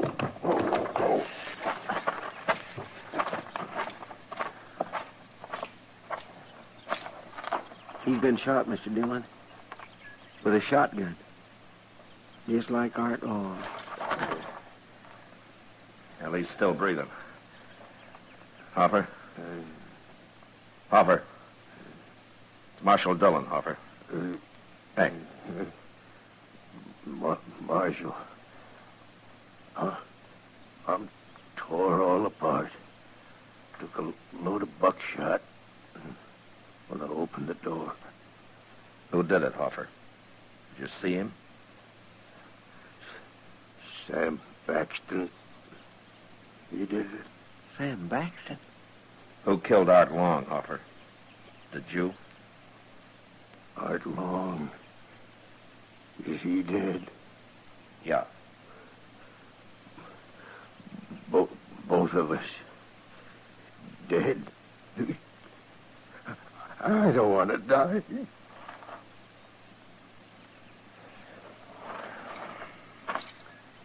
It's a wonder he lived this long. Gosh, Mr. Dillon, I just can't believe Sam Baxton done this. Why? Just because Baxton's a big rancher and pretty respectable? He's also a mean old devil. And these men are nesters. Come on, let's go find him, Chester.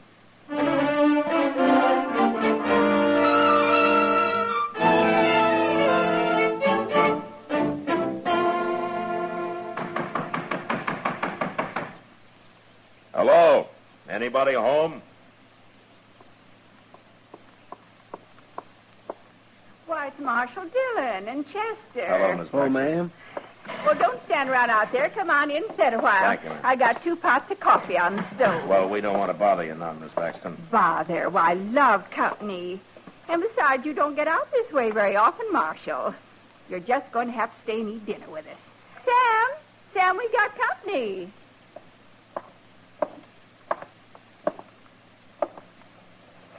Hello, Baxton.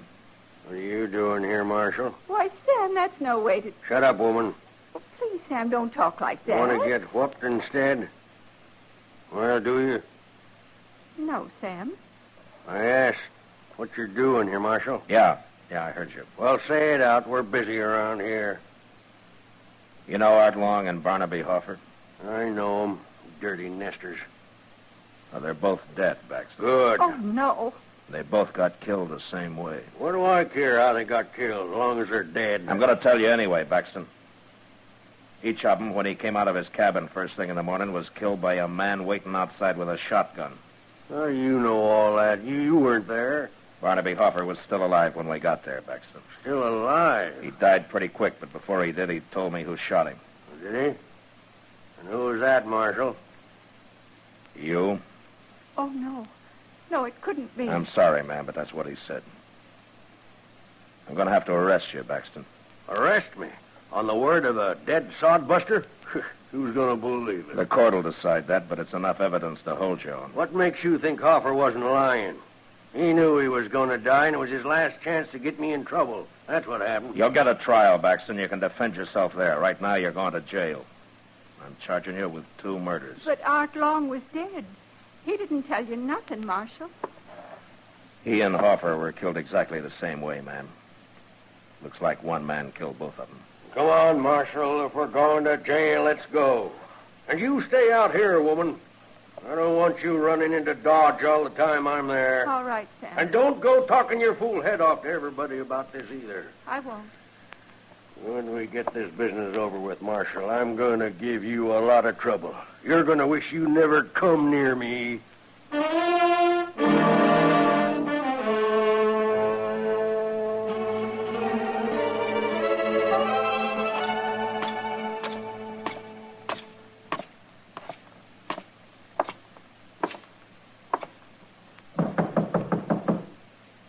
Come in. Be with you in a minute, Matt. As soon as I get Kitty fixed up here. Oh, Matt. Kitty. What's that, a black eye? What happened? It's none of your business. How's your arm, Matt? His arm's all right, Kitty. Just comes up here to bother me. Somebody's got to keep you from sleeping all day, Doc. Oh, don't forget I'm making pretty good money off that cut of yours. Yeah, Kitty. Thanks, Doc. Matt, has Sam Baxton confessed yet? No, I've spent 2 days trying to get him to, but he won't admit a thing.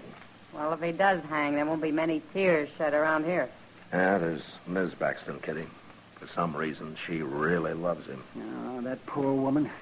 I've seen how he treats her. Too bad she hasn't got a son to stand up for her. Some kid about 8 feet tall. And he'd be about 8 feet tall if he was Sam Baxton's. Well, that man's tall as a tree. Is he still wearing that white hat of his? Yeah, the only time he takes it off is when he sleeps, Kitty. Then he puts it over his face. Must be like sleeping under a horse blanket. No wonder he's so ornery all the time. Oh, come in. Well, come on in, friend. Fellow downstairs told me I could find the marshal up here. What can I do for you, mister? Oh, I never been in Dodge City before, Marshal. I ain't even been in Kansas very long. I'm riding south. I got tired of that cold up north. Why, you're welcome here. I'm going on south. What I come to tell you was there's a little creek runs out of Arkansas about 20 miles from here. Fellow told me it's called Ginger Creek. Yeah, that's up near Sam Baxton's ranch, man. It's on his ranch, according to him. What about Ginger Creek, mister? Some fella's got a little cabin there with a corral out in back. I don't know his name. Now, that'd be Jim Fowler. He's been homesteading there for about a year. No more he ain't. Now, what do you mean? I buried him myself early this morning. I come by and found him laying in the door of his cabin. He was dead, but still bleeding. Somebody's tore him plumb in two with a shotgun.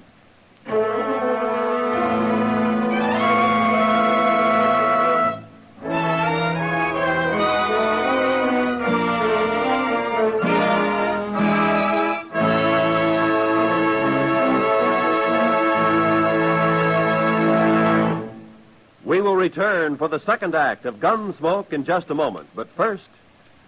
Radio's outstanding theater of thrills, Suspense, launches its new summer series Tuesday nights on most of these same stations with more spine-chilling stories packed with excitement and well calculated to keep you in suspense.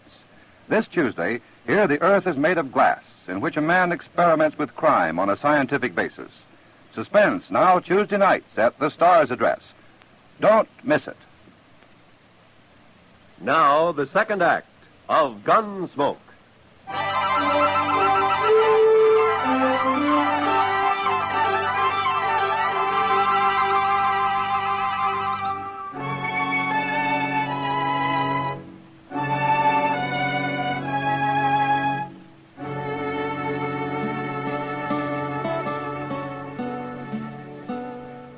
Dillon, looky there.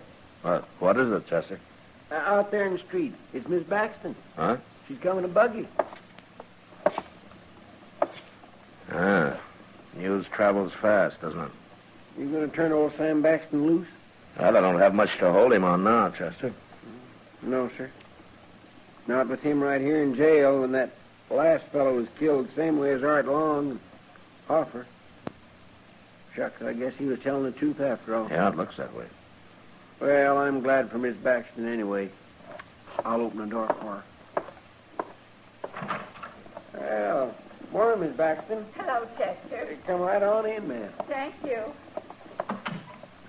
Hello, Miss Baxton. Marshal Dillon, I'm sure glad to see you this time. Well, I hope there aren't any hard feelings, ma'am. Oh, you was only doing your duty. I respect that.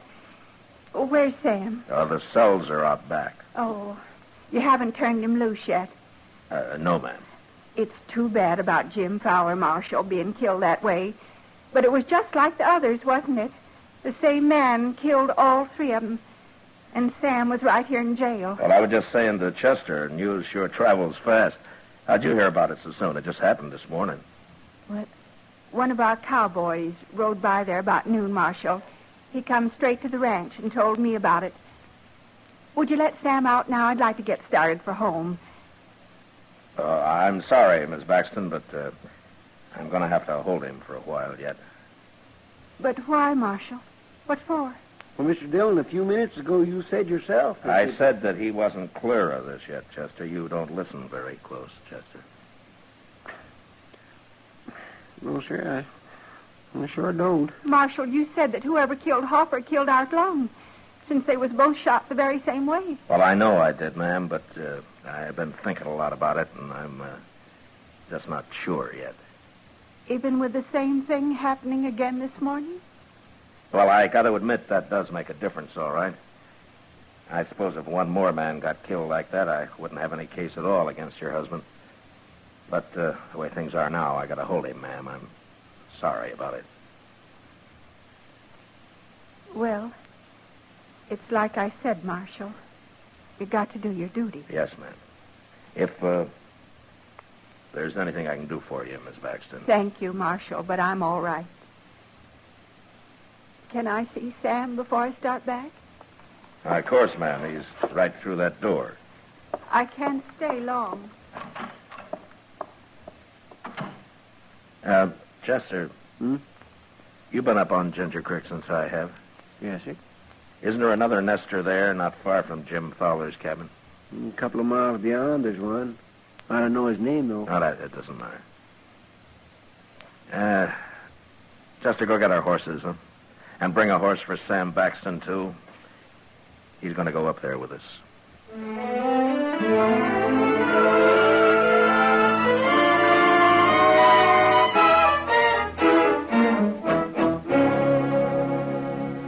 don't know what you're up to, Marshal, but I'd rather be in jail than spending the night in this place. It's a nice little cabin he's got here, Baxton. Yeah, you improved it some when you sent him into Dodge for the night. It's almost daylight, Mr. Dillon. Okay, Chester. Well, I'm going to build a fire now and let whoever's waiting outside think his victim's just got up. What makes you think he'll be there this morning, Marshal? But if he isn't, we'll stay here till he does come. Mr. Dillon, you want me to pull the door open when you're ready? I'll tell you when, Chester. And after he gets off a couple of blasts with that shotgun, we'll go out and try to take him alive. All right, Baxton, you get over there with Chester. And I'll try to get this thing started.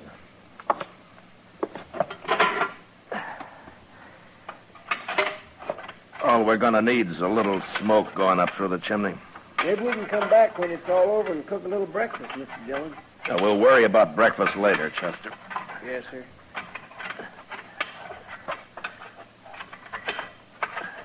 Here, Paxton, you stop that. What? Wait, he's got my gun, Mr. Dillon. You're standing in my way, Chester. Move! Oh, he got outside. Come on. Drop that gun, Baxton. I got him, Marshal. I hit him both times. Drop it, I said. All right. I was only helping out, Marshal. Look, he's laying right out there. Oh, gosh, I'm sorry, Mr. Dillon. I never thought he'd try nothing like that. Walk ahead of me, Baxter. Oh, sure.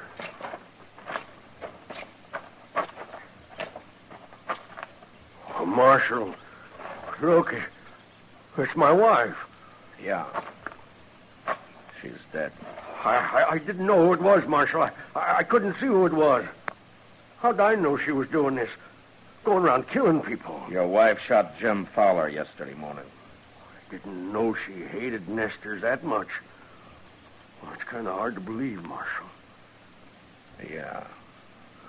But I guess you never know about a woman. Well, I can tell you about her, Baxton. Fowler's the only man she killed, and she didn't kill Fowler because she hated him. She did it because she loved you. What are you talking about? She was trying to cover up for you. Oh, wait a minute. She almost did it, too. She almost kept you from hanging. So she claimed one of your cowhands saw Fowler's body when I knew he'd already been buried. I had all the evidence I needed on her right then, Baxton. And the biggest mistake you made was killing her. I didn't know it was her. You knew. But what you forgot was that she'd have confessed to killing Long and Hoffer. Why would she? Because she loved you. Besides, she couldn't have been punished any more for killing 3 men than for killing 1. You got it all figured out, ain't you, Marshal? Yeah, everything. Everything except how she could love a man like you. But then it's like you say. You never know about a woman.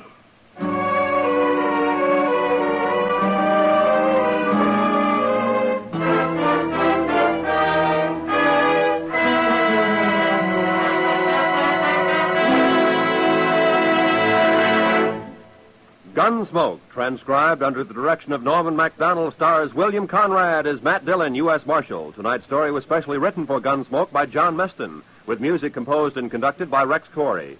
Featured in the cast were Joseph Kearns, Helen Cleve, Paul Savage, and Clayton Post. Parley Bear as Chester, Howard McNear as Doc, and Georgia Ellis as Kitty. Roy Rowan speaking. Join us again next week as Matt Dillon, U.S. Marshal, fights to bring law and order out of the wild violence of the West in Gunsmoke.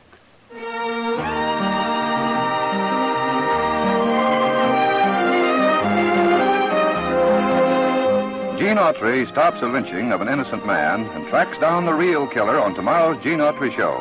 There's time out for Melody on Melody Ranch, too, as Gene sings Down Yonder, Blue Canadian Rockies, and other Western hits. CBS Radio presents the adventure and melody of the Gene Autry Show every Sunday on most of these same stations. Be listening tomorrow.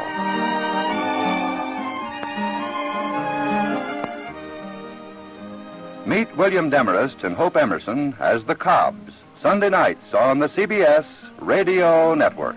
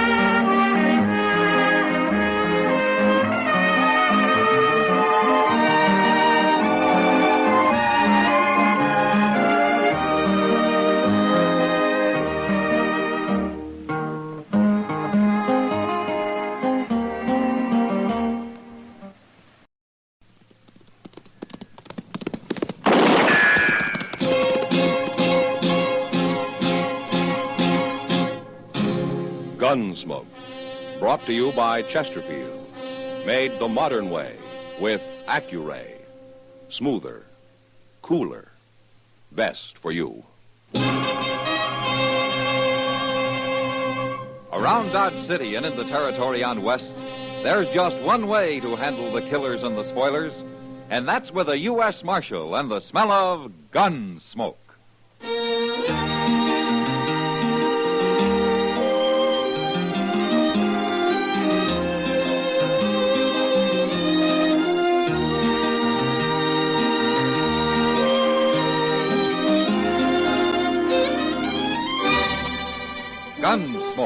starring William Conrad. The transcribed story of the violence that moved west with young America. And the story of a man who moved with it. I'm that man, Matt Dillon, United States Marshal. The first man they look for and the last they want to meet. It's a chancy job, and it makes a man watchful and a little lonely.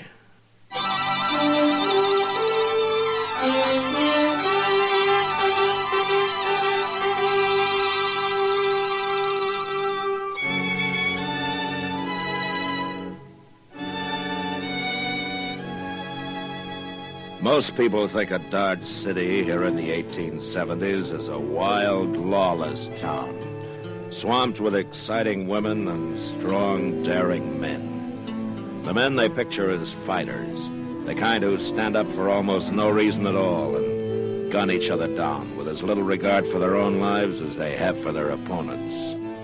Men whose courage is as raw and harsh as the prairies it's bred on. Well, this is the picture. But it isn't quite complete. We got our share of cowards, too.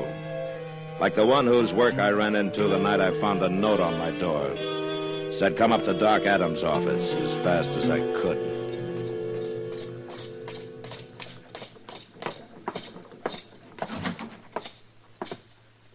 Doc's in the back room, Mr. Dillon. What's the trouble, Chester? He's got Jack Massey in there. Jack Massey? That cowboy who looks up whenever he comes to town, you remember him. He always comes into the office and sits around and talks. Oh, the red-headed fellow, you mean, huh? It's been 6 months since we seen him. Oh, what's he doing up here? What's wrong? Well, Doc, you better ask him. Hello, Matt. Doc?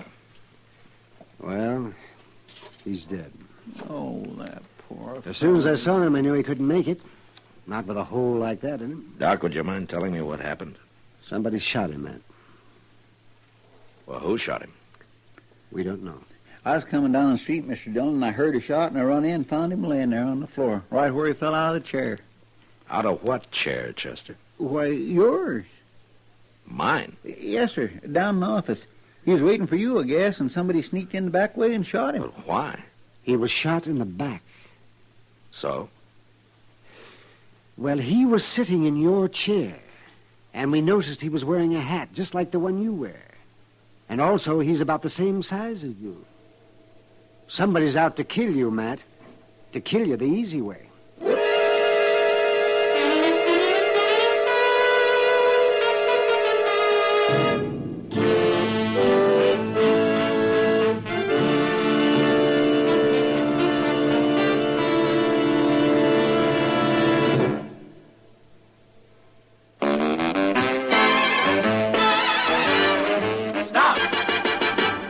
Smoking with a smile, with Chesterfield. Smoother, cooler, milder, Chesterfield. Put a smile in your smoking, just give 'em a try. Chesterfield's best for you. They satisfy. If you want tomorrow's better cigarette today, next time you buy cigarettes, stop. Remember, only Chesterfield is made the modern way with Accuray. You'll notice how fresh and good Chesterfield's made with Accuray taste, how smooth they are, and how they satisfy. So buy Chesterfield today. Smoother, cooler, best for you.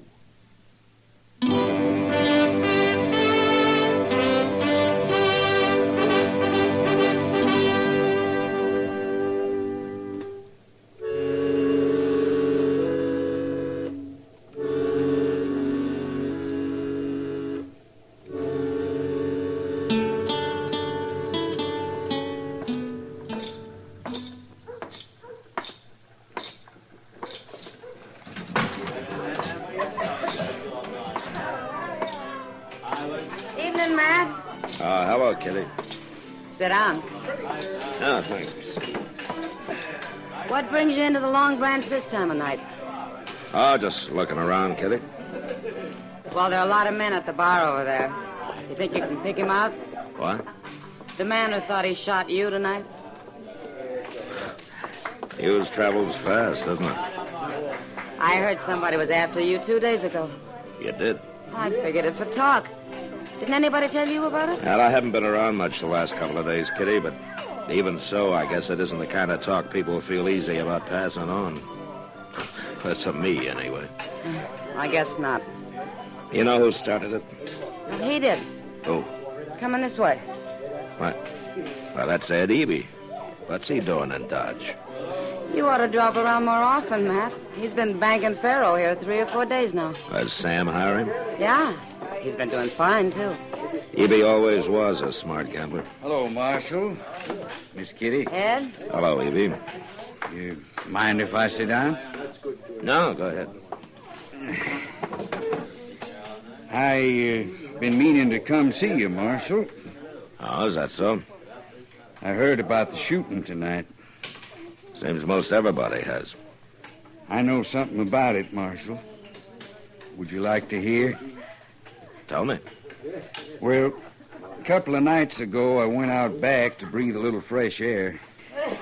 And I was standing out there in the dark around the corner in the alley. And I heard a couple of men come out. They couldn't see me, and I couldn't see them, but I heard one of them tell the other he was going to shoot Marshal Dillon. Shoot him any way he could. Uh-huh. You're a little late telling me, aren't you, Eby? I don't exactly owe you no favors, Marshal. Then why did you bother to tell me at all? Because I don't like killing. That's why I hate killing. I've told you everything I know, Marshal. I'll be going now. What's that all about, Matt? What's between you and Eby? Oh, I knew him out in Santa Fe one time, Kitty. He was bullying a man, and I showed him up to be a coward. A lot of people witnessed it, and Eby never forgave me. Well, then maybe his story's a lie. Maybe he's the one who did the shooting tonight. I don't think Ed Eby has the guts to shoot a man, even in the back. Well, who is it, then? Haven't you any idea? No. That there are a lot of men who'd like to see me dead. I know. I'd be willing to take my chances with anybody who'd face me. It's the man who shoots out of the dark I'm afraid of.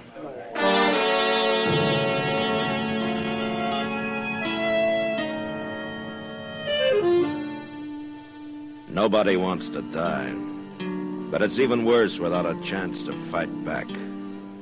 That's what always made me feel especially bad about a man who broke his neck falling off a saddle, or who maybe disappeared in front of a stampede of buffalo, or who, like Jack Massey, sitting at my desk, had to take a bullet in the back. That's not dying. That's being slaughtered like a hog in a pen. Robs a man of everything he's lived for. And it made me mad. Made me so mad I lost my sense of caution. Like the night Chester and I were walking up Front Street after supper. Well, if I was in your boots, Mr. Dillon, I'd hie me out on the prairie for a spell. Oh, you would? You bet I would. Out there you can see a man coming a mile off. I don't think he'd like that, Chester. Yeah, I guess you're right. He'd never follow you out into the open. Not him. Or them. You think they might be born to one? Might be. Doggone it, Mr. Dillon. Why don't you hire some men to hang around as a sort of a bodyguard? Then nobody'd dare try ambushing you. The sooner they try, the better, Chester. Get it over with one way or the other. I wished I was as cool about it as you. I'm not cool, Chester. I'm mad. You sure got a funny way of showing it. Now, if I was mad, I'd be hopping around like a bronc with a burr under its tail. I'd be a-slaunching and slouring with foam on my mouth. Get out, Chester. He's up there in the alley. Yeah, I'm going after him. Oh, I'm going with you. You stay here. No, by golly, not this time. No, sir.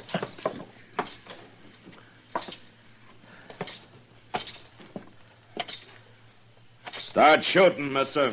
Start shooting while you got a chance. I sure will. He's by that barrel, Mr. Dillon. He's leaning on it. Yeah, I see him. I'll shoot you. I'll shoot you good. Drop that gun.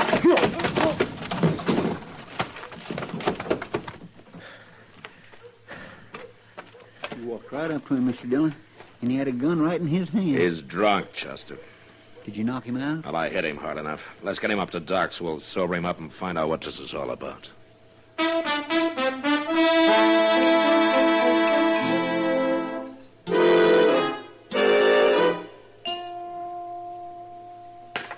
Don't put that cup down yet, fella. Not before you drink every drop of coffee in it. Oh, I'm drowning in coffee, Doc. I said drink it. Yeah, there. No more, Doc. I'm sober now. Yes, well. Matt. Yeah, Doc. He can talk straight now. It's about time. What's your name, mister? Nat Swan. But I didn't mean nothing, Marshal. I didn't know what I was doing. Honest, I didn't. Then I'll tell you. You were trying to kill me. No. No, don't hit me. Don't hit me. You're a real coward, aren't you, Swan? Even to shoot me in the back, you had to take on a load of whiskey. I got nothing against you, Marshal. I come to town and heard all that talk and thought I could make a name for myself if I'd done the shooting. Ain't no more to it than that. Oh, listen, no more to it than that. Well, nothing personal is what I mean. I should have put strychnine in that coffee. What are you saying, Doc? Never mind, Doc. I believe you, Swan. Oh, you do? Well, it's true. Honest it is. Yeah, it's true, all right. And there are a lot of other drunken, brainless bums going to try it for the same reason. They've heard somebody's out to murder me, and they get to thinking, why shouldn't they do it and get the credit for themselves? Well, now, man, no, it's not that bad. It's already started, Doc. And there will be others. Lots of them. As long as I last.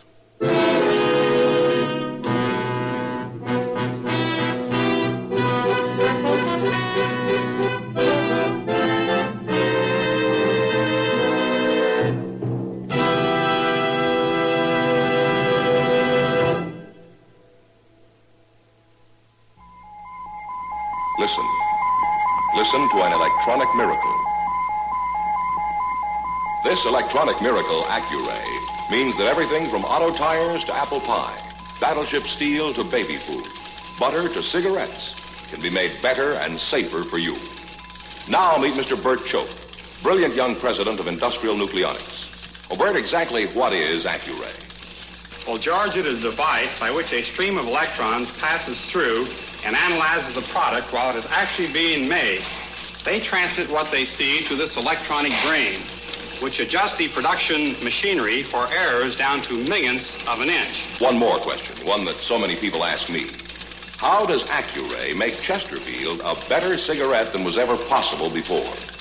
Every cigarette made with Accuray control contains a more precise measure of perfectly packed tobaccos, so Chesterfield smokes smoother, without hot spots or a hard draw.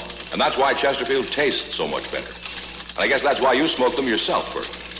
You see, I know what Accuray can do. Well, there's your answer. If you want tomorrow's better cigarette today, next time, stop. Remember. Only Chesterfield is made the modern way with Accuray. Best for you.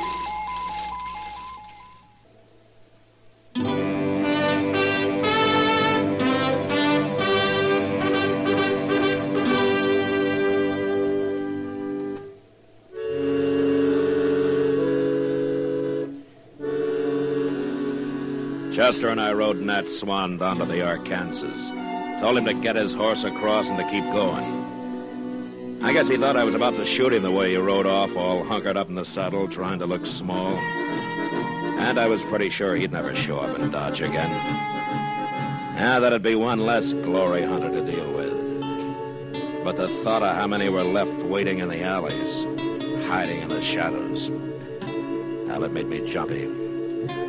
But I didn't realize how bad off I was until we got back into town, rode into the stable. We put our horses into their stalls, and we're walking toward the door. This barn's plumb deserted tonight, Mr. Don. It's late, Chester. Everybody's either drunk or in bed by now. Well, there's somebody who ain't. Hey, what's he doing with that rifle? Here, duck into the stall, Chester. He's seen us. All right, drop that rifle, mister. Not likely. Drop it, I say. No. He's gonna shoot. You got him. You stay back, Chester.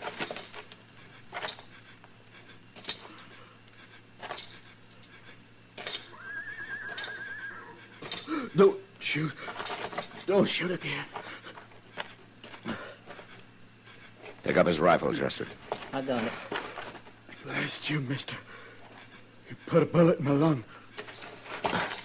Who are you? I've never seen him before. Why do you care who I am?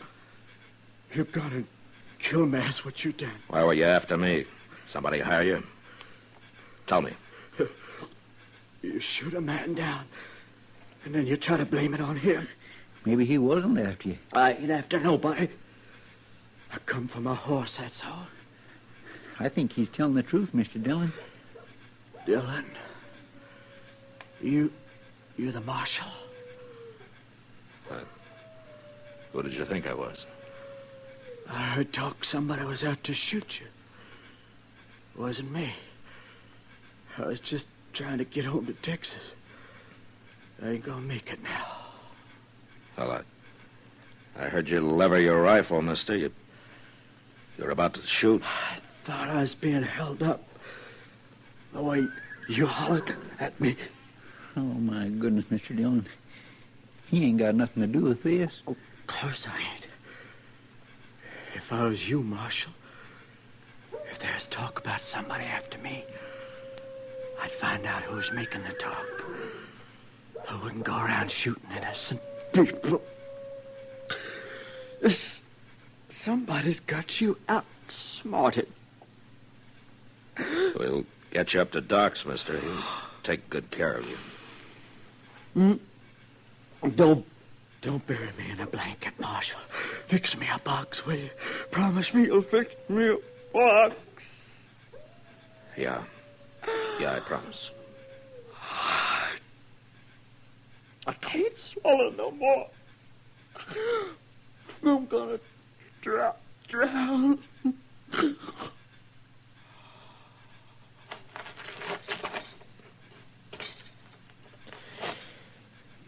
Well, I killed an innocent man, Chester. Well, he'd have shot you if you hadn't, Mr. Dillon. I don't even know his name. But we'll fix him a box.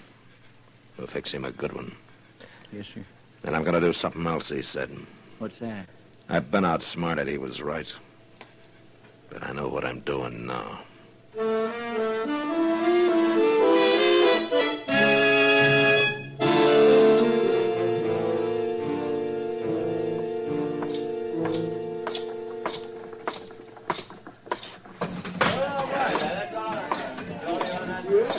Hello, Matt. Hello, Kitty.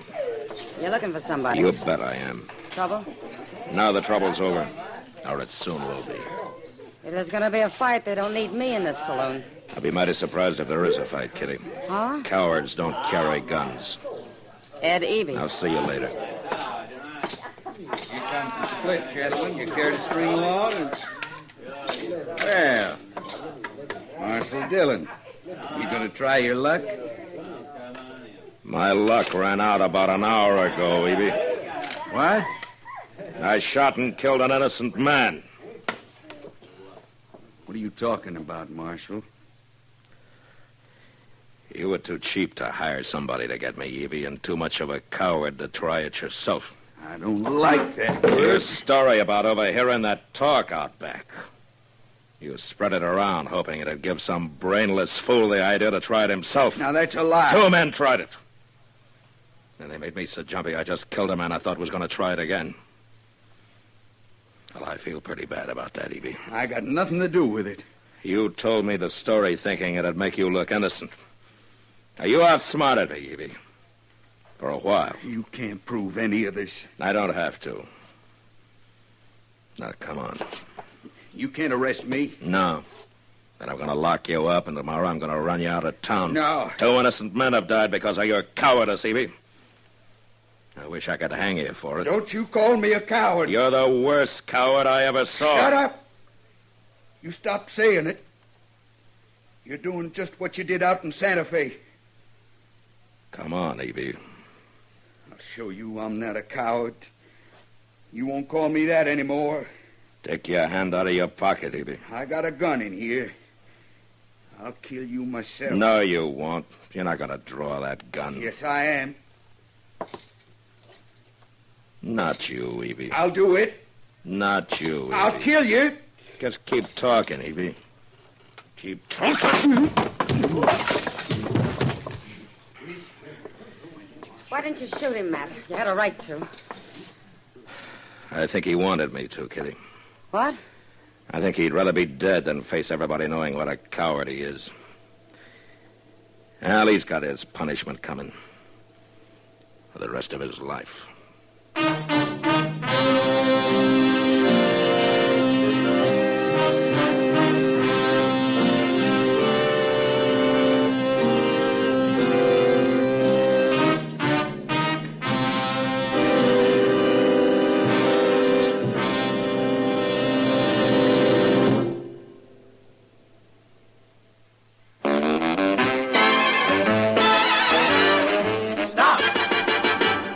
Smoking with a smile, with Chesterfield. Smoother, cooler, milder, Chesterfield. Put a smile in your smoking, just give 'em a try. Chesterfield's best for you. They satisfy. Remember, only Chesterfield is made the modern way with Accuray. Smoother, cooler, best for you.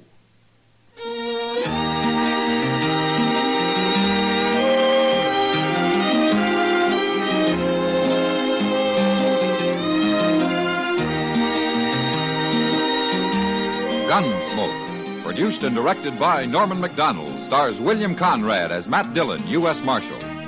Our story was specially written for Gunsmoke by John Meston, with music composed and conducted by Rex Corey. Sound patterns by Tom Hanley and Ray Kemper. Featured in the cast were Vic Perrin, John Daner, and Jack Edwards. Parley Bear is Chester, Howard McNear is Doc, and Georgia Ellis is Kitty.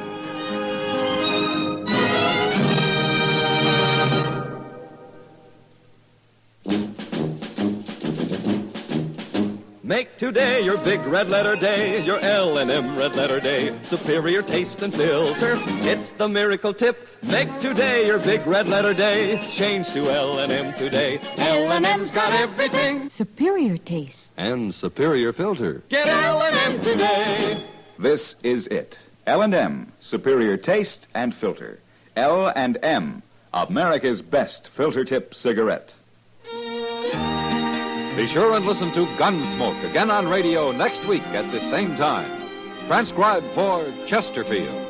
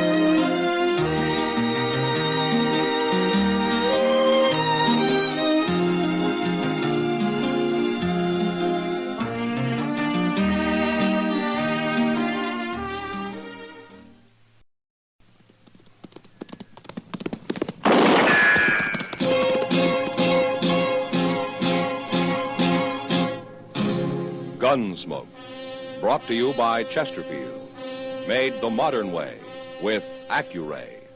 Smoother, cooler, best for you. Around Dodge City and in the territory on West, there's just one way to handle the killers and the spoilers, and that's with a U.S. Marshal and the smell of gun smoke.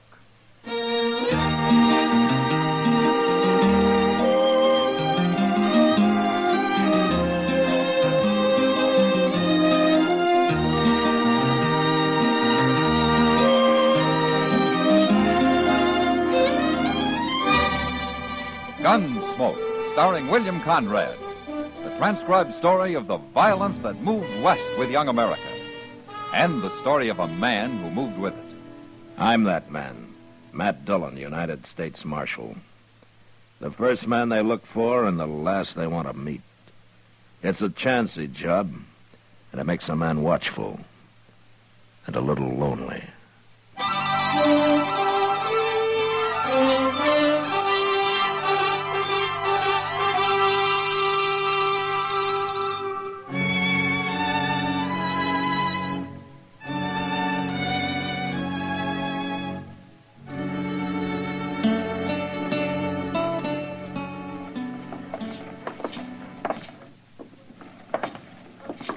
Matt, got time for a drink? Well, I'll go with you, Doc. Good. And the Long Branch is closest. Let's go in there. Okay.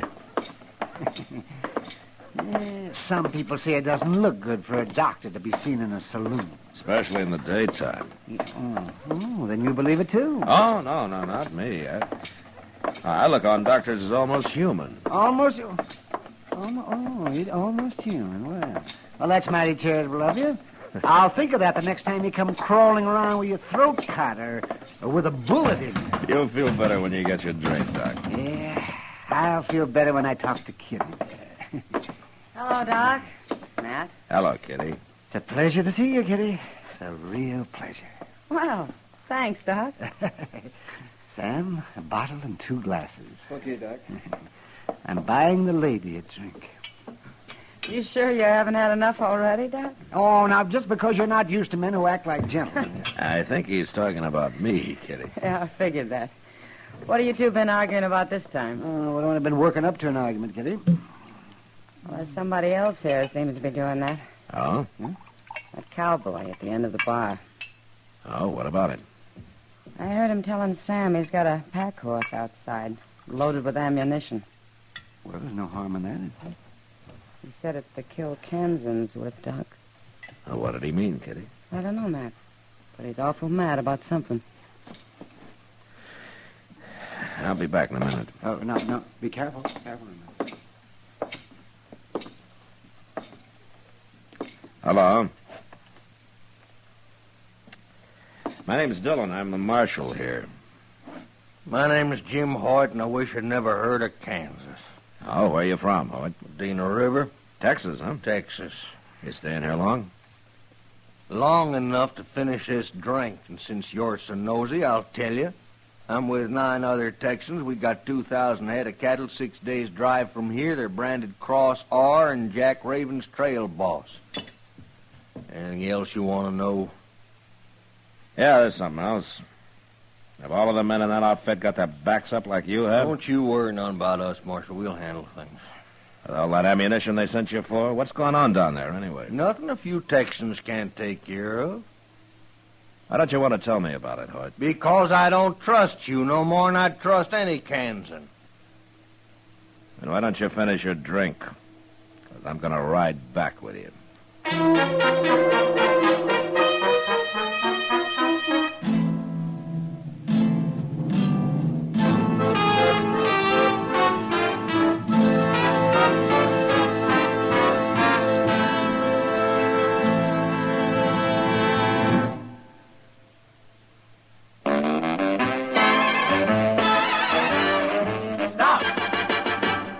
Smoking with a smile, with Chesterfield.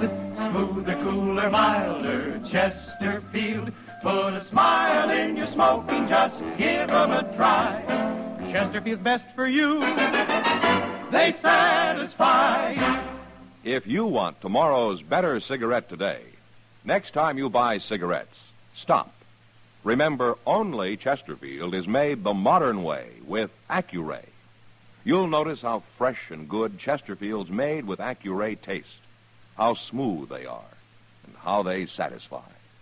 So buy Chesterfield today. Smoother, cooler, best for you.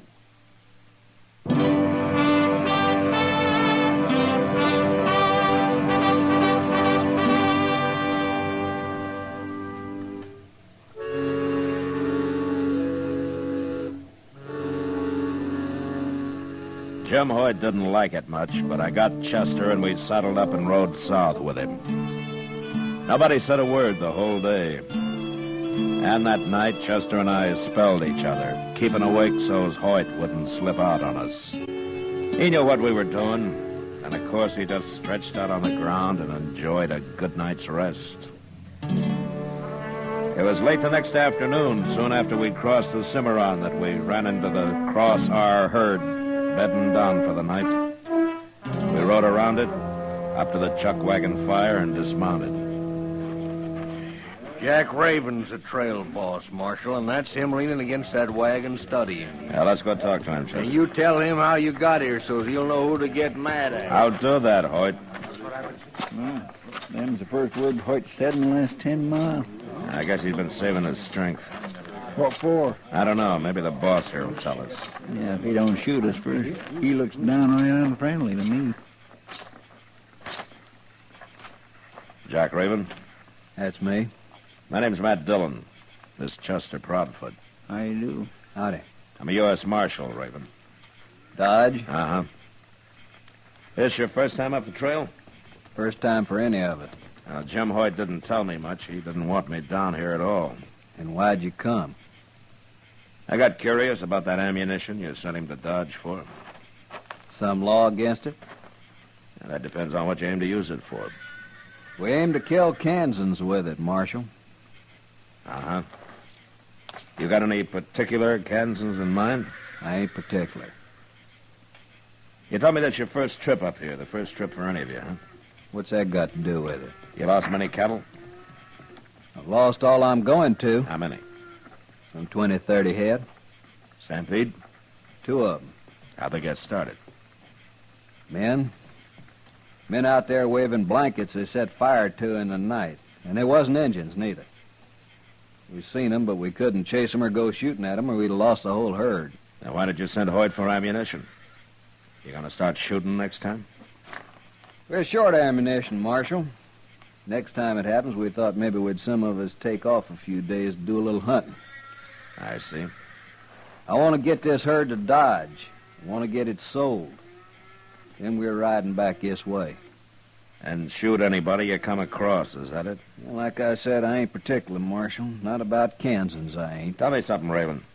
You ever hear of Jayhawkers? No. They're outlaws, Raven. They're murderers, criminals.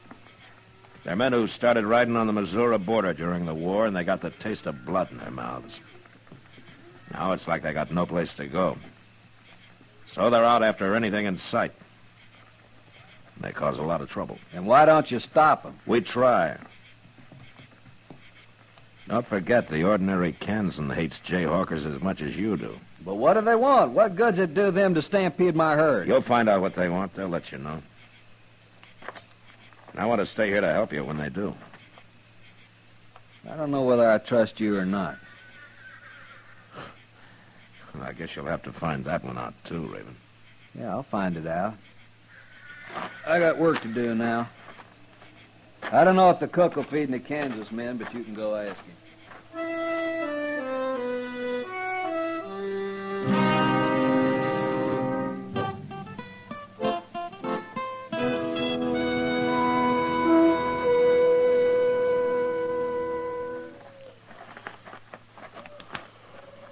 Mr. Dillon.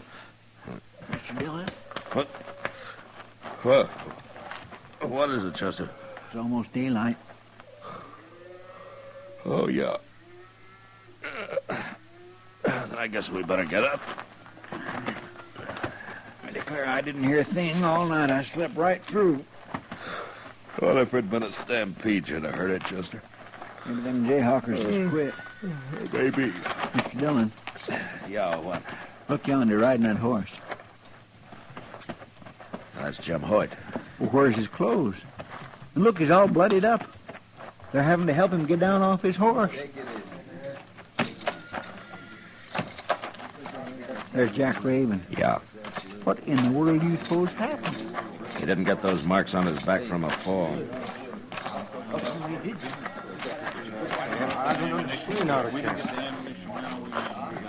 Take a look at Jim Hoyt, Marshal. Take a good look. Where'd they catch you, Hoyt? How come you know anybody caught me, Marshal? That's a good question. How do you know? This has happened before. It's one of their methods. Filthy cans of... Jayhawkers. Mighty Raven. fancy name for a bunch of murdering devils. You were on guard and they sneaked up on you. Is that the way it They happened? stripped me and flogged me. Didn't they give him a message? For me. They want money, huh? I got 2,000 head of cattle, Marshal. If I pay them Jayhawkers $2 a head, they say there won't be no more trouble. By sundown. They want that money by sundown. You gonna pay it, Raven? I'd rather lose a whole herd. We'll ride guard in pairs tonight. There won't be any more beatings. And I hope there's no shooting. Them cattle are ready to run most anything by now. We'd like to ride with you, Raven. I might trust you, Marshal, I don't know. But the men wouldn't. They'd never stand for it. All right. Well, we're gonna be around. We're not leaving here. And you better keep pretty close to camp. You might get yourself killed if you stray very far.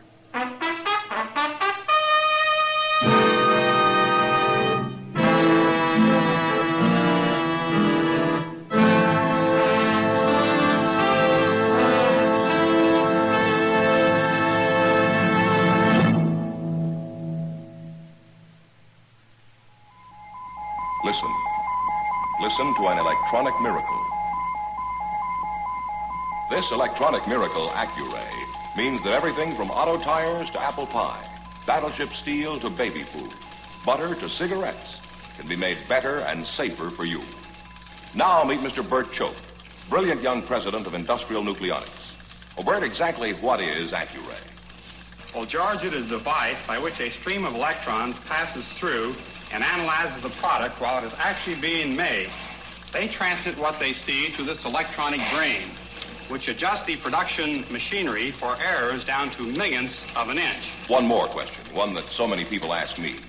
How does Accuray make Chesterfield a better cigarette than was ever possible before? Every cigarette made with Accuray control contains a more precise measure of perfectly packed tobaccos, so Chesterfield smokes smoother, without hot spots or a hard draw. And that's why Chesterfield tastes so much better. And I guess that's why you smoke them yourself, Bert. You see, I know what Accuray can do. Well, there's your answer. If you want tomorrow's better cigarette today, next time stop. Remember. Only Chesterfield is made the modern way with Accuray. Best for you.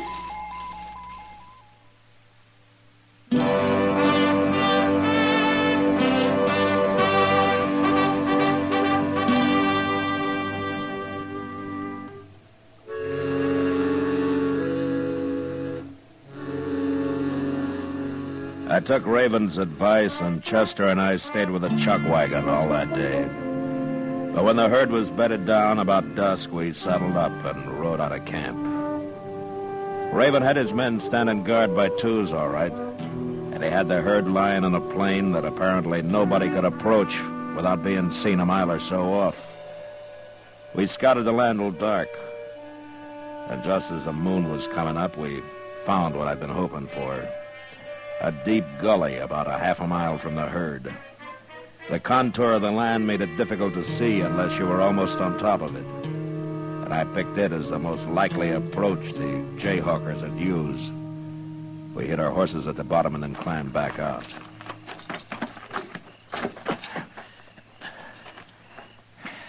That's an awful long gully, Mr. Dillon. Yeah. Them Jayhawkers could ride out of it most anywhere for a mile or so.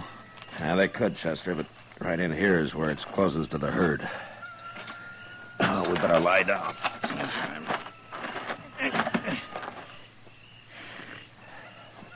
You know, I've been thinking, Mr. Dillon, there's only two of us. Might go hard if we have to shoot it out with maybe a dozen men. And I'm hoping there won't be any shooting at all. You know, we're almost half a mile from that herd. Hadn't ought to bother him very much. It'd bother him. Like Raven said, those cattle are ready to run at anything. Well, if we can't shoot, how are we going to stop them Jayhawkers? Well, most of their kind are cowards, Chester. If we surprise them, maybe we can scare them into dropping their guns. You believe that? Well, I'm gambling on it anyway. If we start a stampede by getting into a gun battle over here, those Texans aren't going to treat us any better than they would the Jayhawkers. They sure are a hard-headed lot, ain't they? Yeah, they got some cause to be, Chester. Well, they got no cause to. Listen. Somebody in the gulch. They're right down there, Mr. Dillon. They'll come climbing out in a minute. Not if we're on top of them. Come on.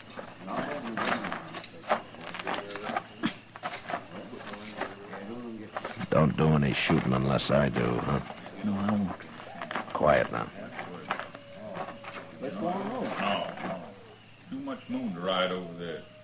We'll stampede them from here. All we got to do is spread out along this gulch and start shooting. It don't matter whether you hit cows or Texans. Well, let's spread out a little, Joseph. We'll crawl right up on top of them. All right. Come on. No.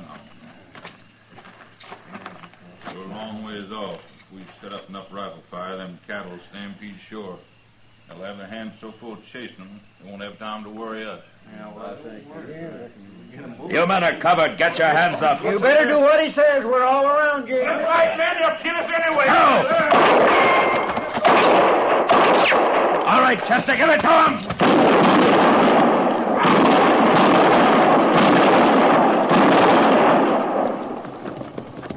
One of them's getting away, Mr. Dillon. Will we chase him? No, let him go, Chester. We got the other three. They sure did put up a fight, didn't they? Yeah, I kind of misjudged their being cowards and quitting. Listen. Yeah, it's the cattle. We started another stampede after all. Come on, we better go help them. No, they're running the other way. We never get anywhere near them. I bet them Texans is going to be mighty mad. Yeah, and mostly at us.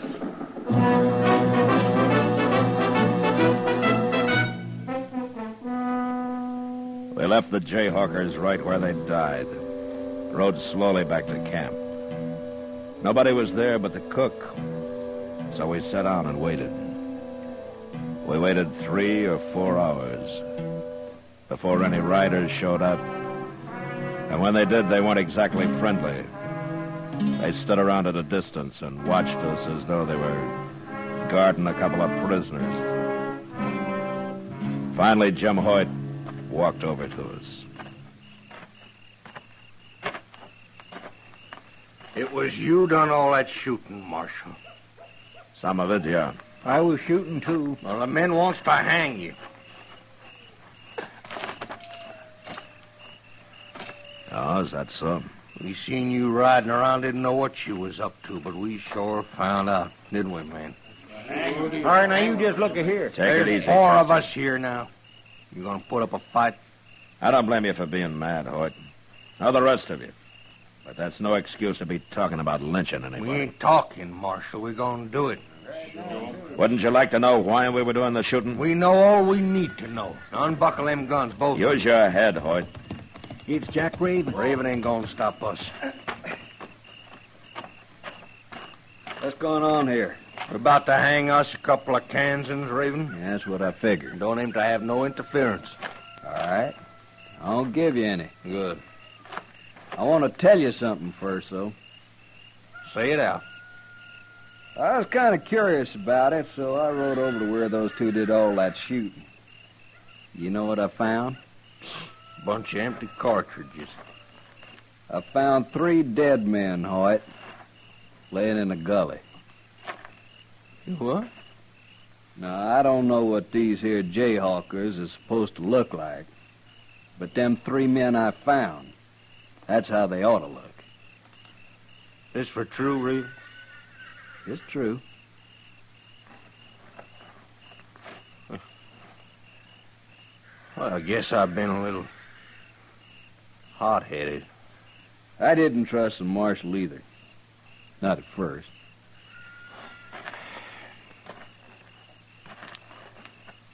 Well, then, you done our work for us, Marshal.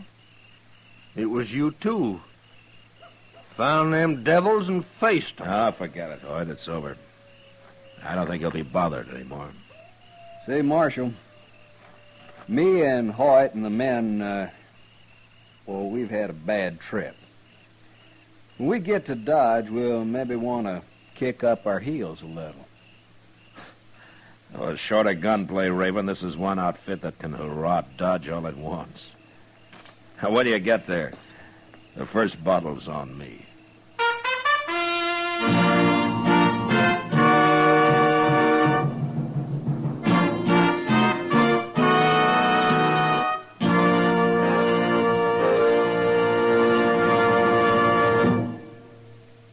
If you want tomorrow's better cigarette today, next time you buy cigarettes, stop. Remember, only Chesterfield is made the modern way with Accuray. You'll notice how fresh and good Chesterfield's made with Accuray taste, how smooth they are, and how they satisfy. So buy Chesterfield today. Smoother, cooler, best for you.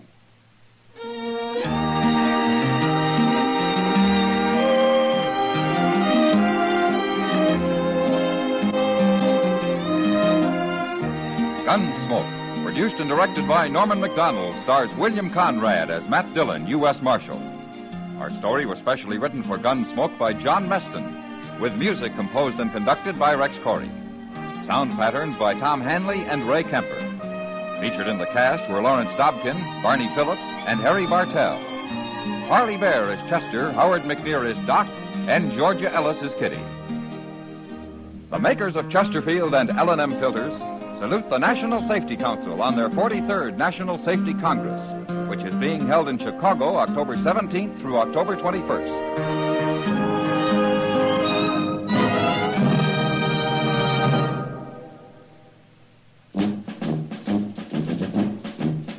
Make today your big red letter day, your L&M red letter day. Superior taste and filter, it's the miracle tip. Make today your big red letter day. Change to L&M today. L&M's got everything. Superior taste. And superior filter. Get L&M today. This is it. L&M, superior taste and filter. Superior taste from tobaccos especially selected for filter smoking. Tobaccos that are richer, tastier, light and mild. And L&M's superior filter is white, pure white. Truly the miracle tip, because when it's added to L&M tobaccos, it actually improves your enjoyment of this great cigarette. Next time you buy cigarettes, look for the big red letters L&M. Smoke L&M filters, America's best filter tip cigarette. Be sure and listen to Gunsmoke again on radio next week at the same time. Transcribed for Chesterfield.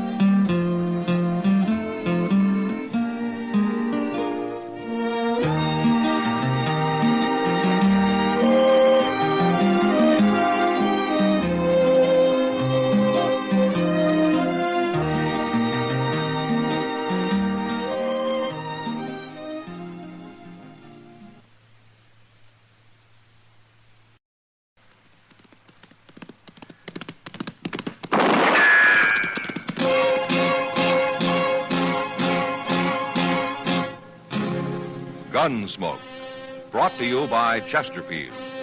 To put a smile in your smoking, always buy Chesterfield. Made the modern way with Accuray. Around Dodge City and in the territory on West, there's just one way to handle the killers and the spoilers, and that's with a U.S. Marshal and the smell of gun smoke.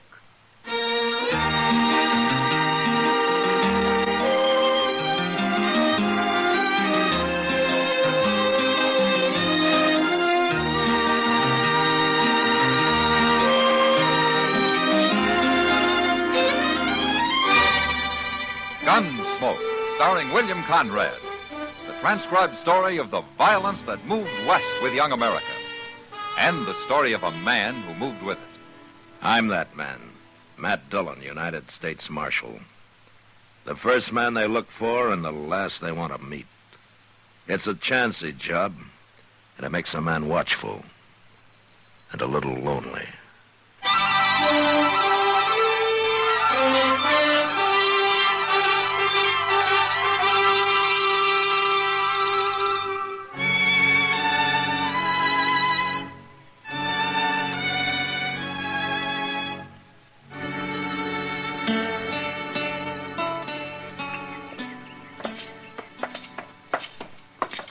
Fine day, Mr. Dillon. Yeah. Well, ain't it? Huh? Oh, yeah, sure, Chester.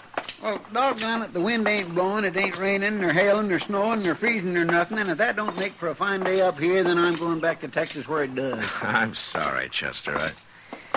I was thinking about Andy Hill. Andy.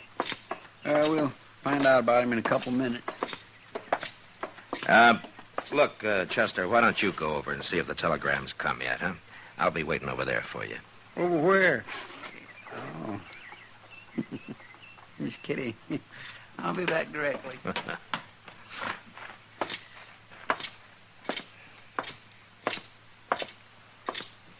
Hello, Matt. Hello, Kitty. Fine day, isn't it? Yeah. You got something on your mind? Chester's gone over to see if that sheriff down in Oklahoma Territory sent me an answer yet. Oh, about Andy Hill? Yeah. Well, he's only wanted for robbery, Matt. I should think after you're telling him how he brought in a man wanted for murder, they'd be willing to go easy on him. Well, I hope so, Kitty. And especially since he's settled down here and making a good name for himself. If they'll take my word for it. Well, the sheriff will have to take your word for it. He's probably never even heard of me. Hello, Miss Kitty. Marshal? Hello, Andy. Andy? Heard anything from Oklahoma, Marshal? Chester's over at the telegraph office right now. Oh. Well, I hope it's good news. Why don't you wait and find out, Andy? I'll find out soon enough, Miss Kitty. Right now, I got to shoe a couple of horses for Jim Buck. I promised I'd have it done by noon. Jim was telling me yesterday you're the best man he ever hired. Oh, anybody can ride shotgun, Miss Kitty. All you do is sit there and keep your eyes open. No, it's more than that. He trusts you. It makes me feel good to hear that, Miss Kitty. Goodbye. Bye. You know where to find me, Marshal. Yeah, sure, Andy. If there were more men like him around Dodge, it might not be such a bad place to live. Then I'd be out of a job, Kitty. You could find something else to do. Yeah, maybe. Morning, Miss Kitty. Well, hello, Chester. Here's the telegraph, Mr. Dillon. What's it say, Chester? Well, it's not... You better read it. Uh-huh. I'm sending Deputy Jack Haw to return Andy Hill for trial. Signed Bob Catlin, Sheriff. Well, he puts it real short, doesn't he? Yeah. He must have some reason for not giving Andy no chance. I will find out when this Jack Haw gets here, Chester. You gonna put Andy in jail, Matt? No. I'm not even going to tell him about this until I've talked to Haw.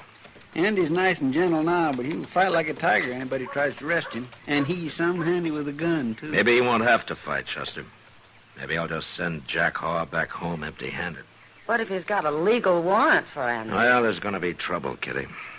One way or the other.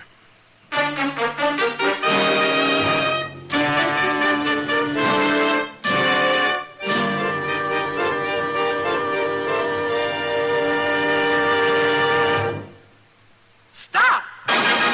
Start smoking with a smile with Chesterfield. Yes, put a smile in your smoking. It's as easy as ABC.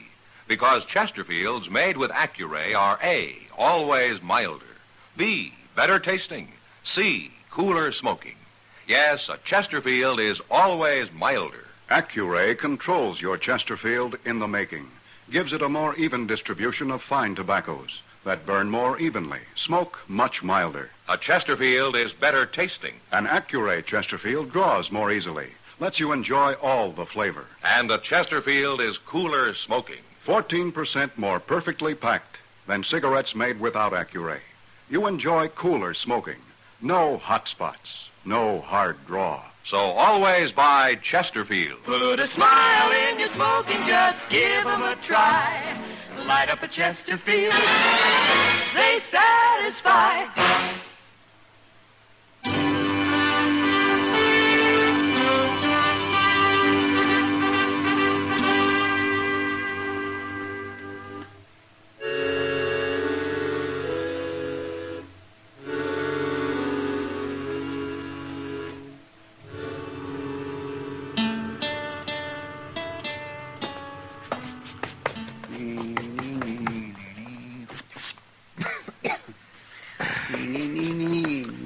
Chester, will you please stop dusting my desk? Well, but look at the... Marshal Dillon? Yeah, come in. My name's Hall, Marshal. Jack Hall. How are you? This is Chester Proudfoot, Hall. How do you do? We've been expecting you. Sheriff Catlin said he was going to send a telegram. Yeah, he did.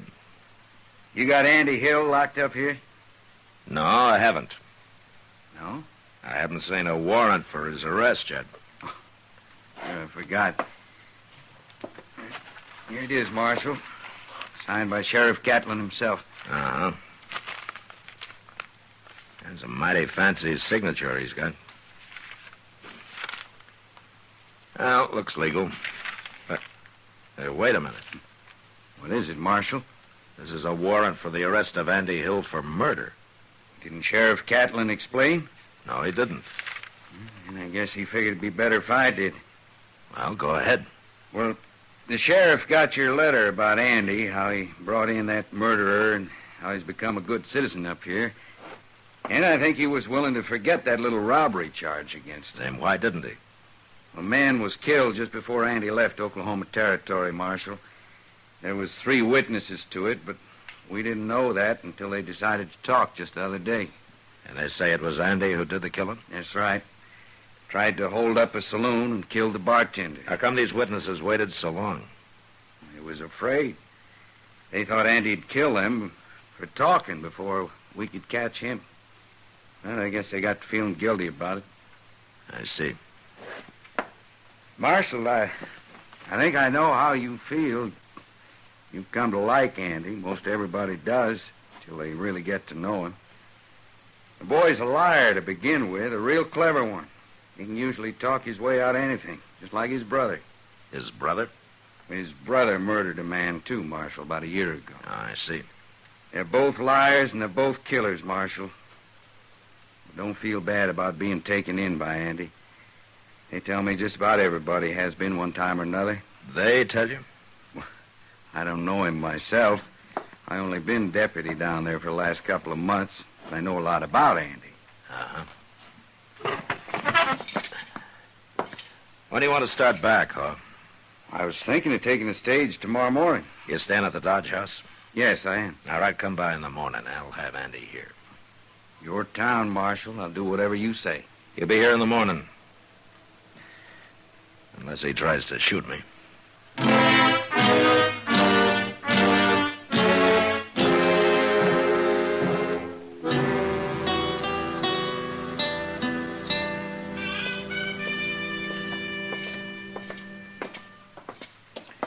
It's kindly hard to believe, ain't it, Mr. Dillon? Yeah. I ain't got no reason to be lying, I guess. No. And after all you've done for Andy, and he's nothing but a common killer.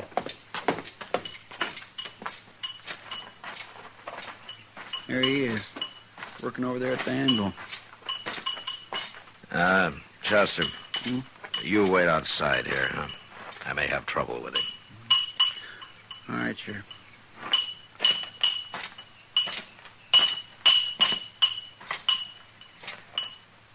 What are you doing here, Marshal? Sheriff Catlin sent a deputy to take you back to Oklahoma Territory, Andy. What?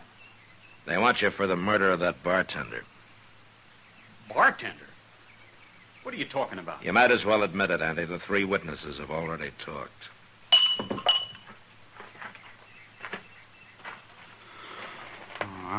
I don't know what this is all about, Marshal, but I didn't kill nobody. They got me mixed up with my brother. I heard about him. This deputy tell you? Yeah. What's his name? Jack Hogg. I never heard of him. He's got a warrant for your arrest, Andy, signed and legal. There's something wrong about this. I don't like it. And there's no reason why you should. Marshal, my brother killed a man down there, name of Bob Butler. I never knew him. I never even seen him.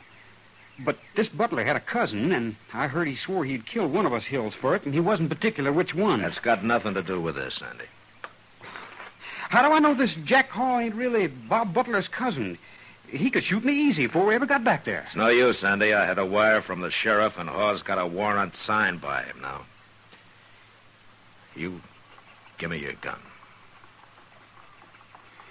I thought you was my friend. I'm a lawman, Andy. Now, don't make me kill you. You would, wouldn't you? I don't want to. All right. Take my gun. But you're the same as killing me, Marshal.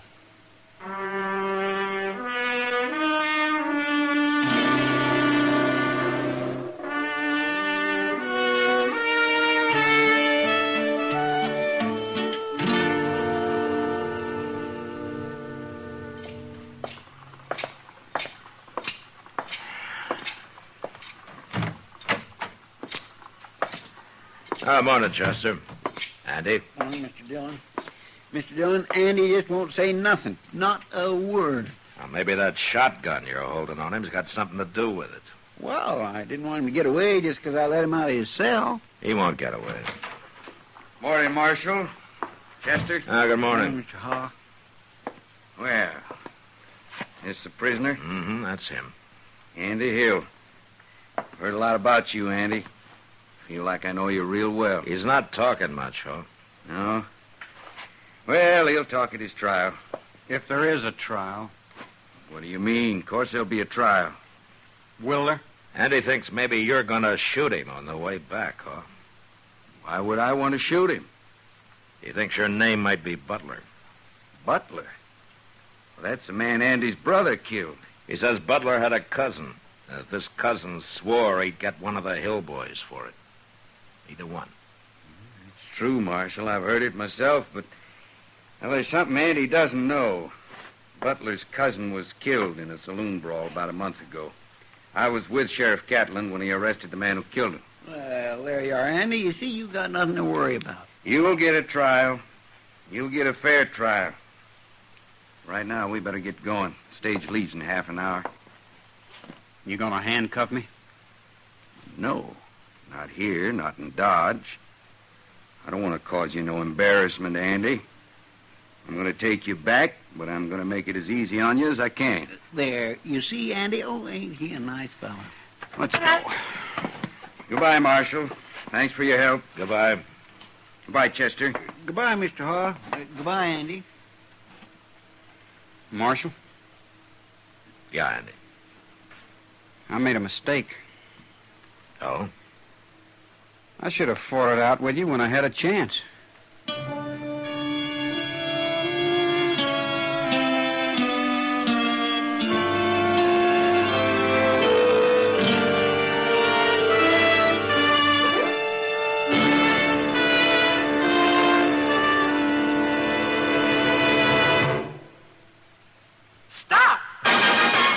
Smoking with a smile with Chesterfield. Yes, put a smile in your smoking.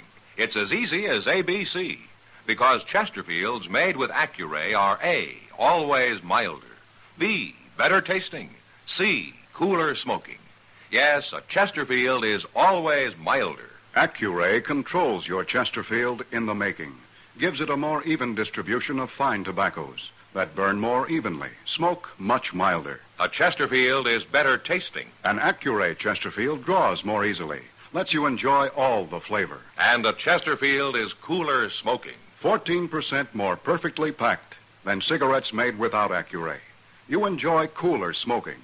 No hot spots, no hard draw. So always buy Chesterfield. Put a smile in your smoking, just give 'em a try. Light up a Chesterfield, they satisfy.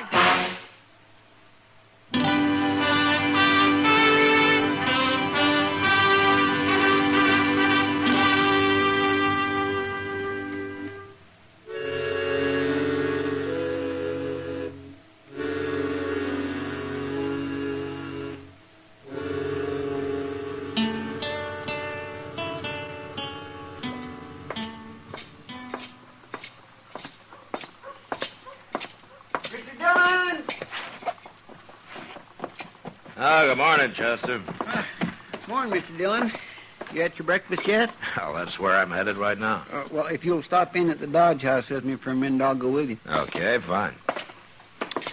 What's going on at the Dodge House? Well, a fellow who was rooming there borrowed some money off me last night. He said he'd pay it back this morning. Oh, I see. It oughtn't to take but a minute, Mr. Dillon. He said he'd have it waiting for me. He's going to leave it with the clerk here. Go ahead. Oh, morning, Marshal. Chester. Morning, Avery. Avery. What can I do for you, huh? Did Sam Adams leave some money here for me? Money? Oh, no. No? Well, where's he at? Well, he paid his bill and left about an hour ago, Chester. He left? Where'd he go to? I don't know. He got on his horse and rode out of town. Yeah, but now he couldn't. He owed me some money. I don't even know where he's from. Sorry I can't help you, Chester. Now, wait a minute, Chester. Don't get excited. Let's take a look at the register here. It ought to say where he's from. Well, they don't always put that down, Marshal. Most of them just sign their names. Well, we'll take a look anyway. Gosh. Yeah, you're right. Most of them do just sign their names. Yes, sir. Jack Hall. What's the matter, Mr. Dillon? Hall's signature, Chester. Well, certainly Mr. Hall stayed here, but he's gone now, Marshal. No, he hasn't. That stage is just pulling out now. Where are you going, Mr. Dillon?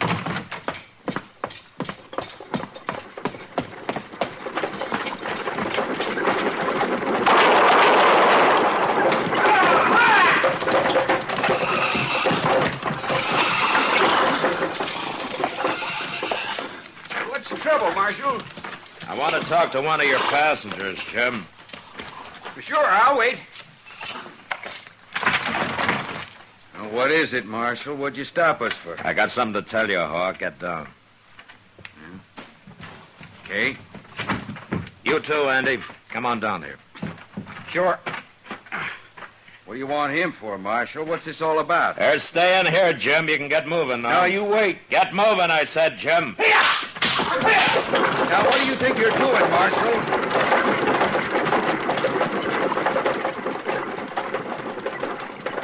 Now, why'd you do that? I said I had something to tell you, Hawk. You didn't have to send the stage off. You're not going anywhere. What are you talking about? I just saw your signature on the register over at the Dodge House. My signature? It's a mighty fancy one, Hawk. Just like Sheriff Catlin's on that warrant you showed me. What are you driving at, Marshal? Sheriff Catlin didn't sign that warrant. You did. You're smart, Marshal. Let's see if you're as fast with your gun as you are with your head. Drop, Andy!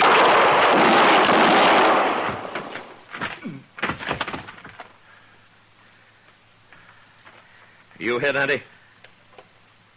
I'm all right, Marshal. You missed me.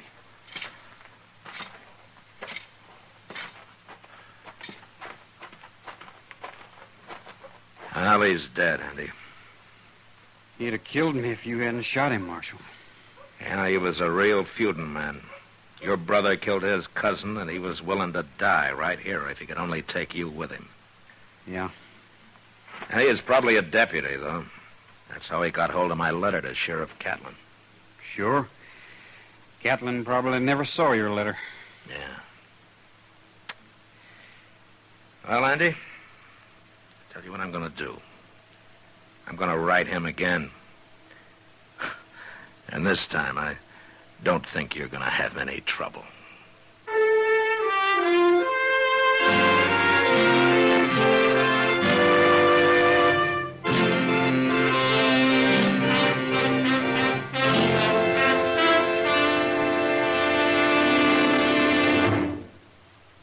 home at our star, William Conrad. Put a smile in your smoking. It's as easy as ABC, because Chesterfields made with Accuray are A, always milder. Smoke much milder. Burn evenly. B, better tasting. Draw more easily. You enjoy more flavor. C, cooler smoking. 14% more perfectly packed than cigarettes made without Accuray. No hot spots. No hard draw. So always buy Chesterfield. Remember, an Accuray Chesterfield is always milder, better tasting, cooler smoking. You know, a man could lose his life on the frontier and not create much stir. But if he made a new one for himself, well, he had the respect of everyone. So, be with us next week. Until then, good night.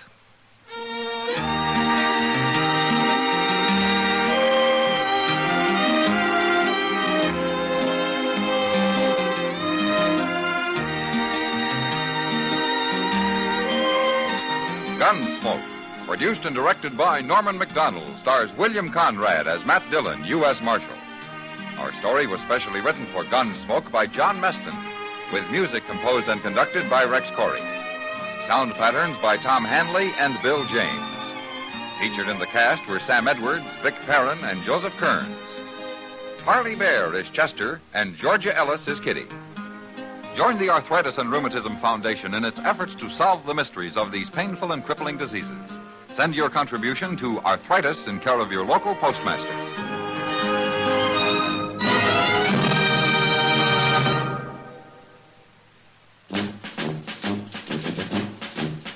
Make today your big red letter day, your L&M red letter day. Superior taste and filter, it's the miracle tip. Make today your big red letter day. Change to L&M today. L&M's got everything. Superior taste. And superior filter. Get L&M today.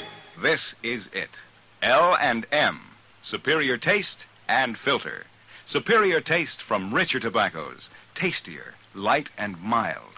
Superior filter. It's white, pure white. Added to L&M tobaccos, this miracle tip actually improves your enjoyment.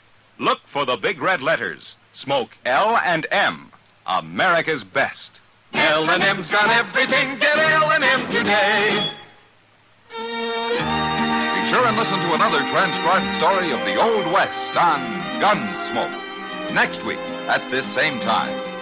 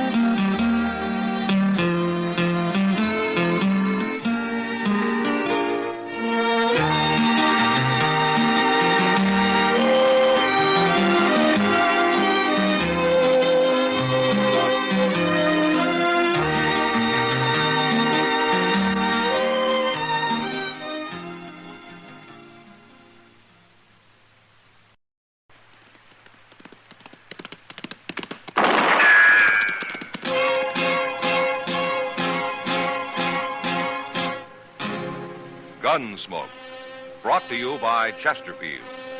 To put a smile in your smoking, always buy Chesterfield. Made the modern way with Accuray. Around Dodge City and in the territory on West, there's just one way to handle the killers and the spoilers, and that's with a U.S. Marshal and the smell of Gunsmoke.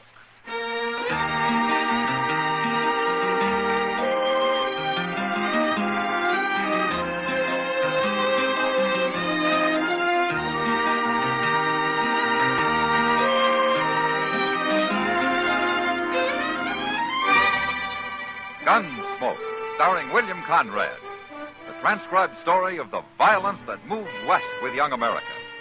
And the story of a man who moved with it. I'm that man. Matt Dillon, United States Marshal. The first man they look for and the last they want to meet. It's a chancy job, and it makes a man watchful and a little lonely.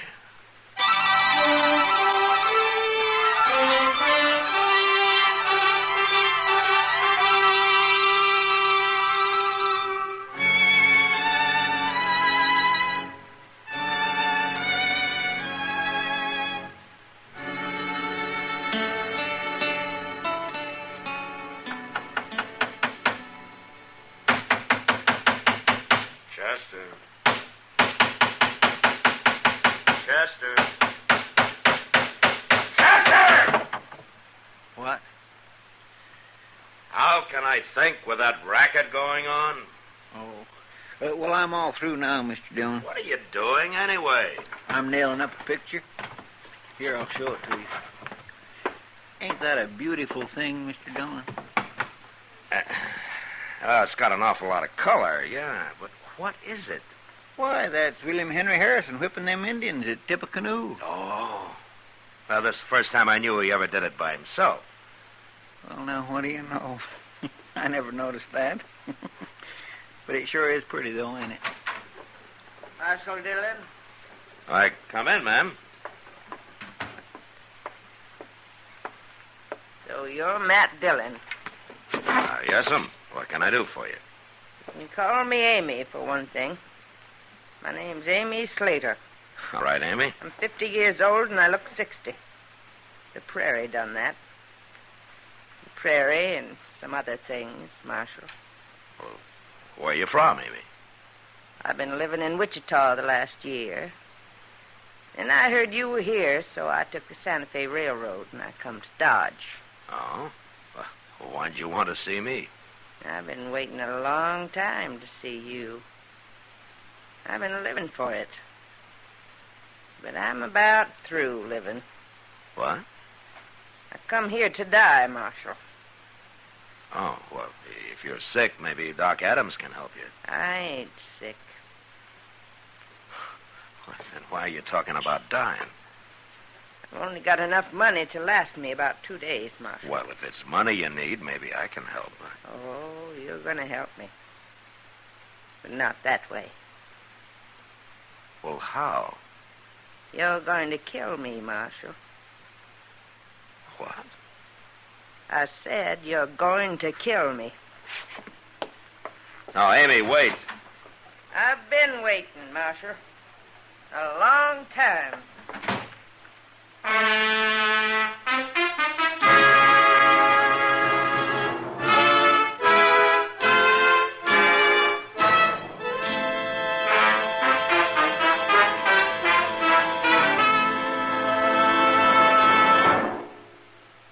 Stop! Start smoking with a smile with Chesterfield. Yes, put a smile in your smoking. It's as easy as ABC. Because Chesterfields made with Accuray are A, always milder, B, better tasting, C, cooler smoking.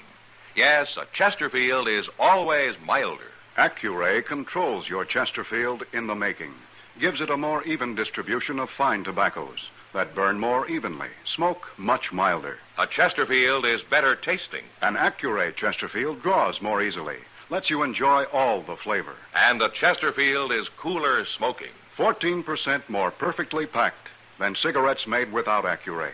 You enjoy cooler smoking. No hot spots. No hard draw. So always buy Chesterfield. Put a smile in your smoking, just give 'em a try. Light up a Chesterfield, they satisfy.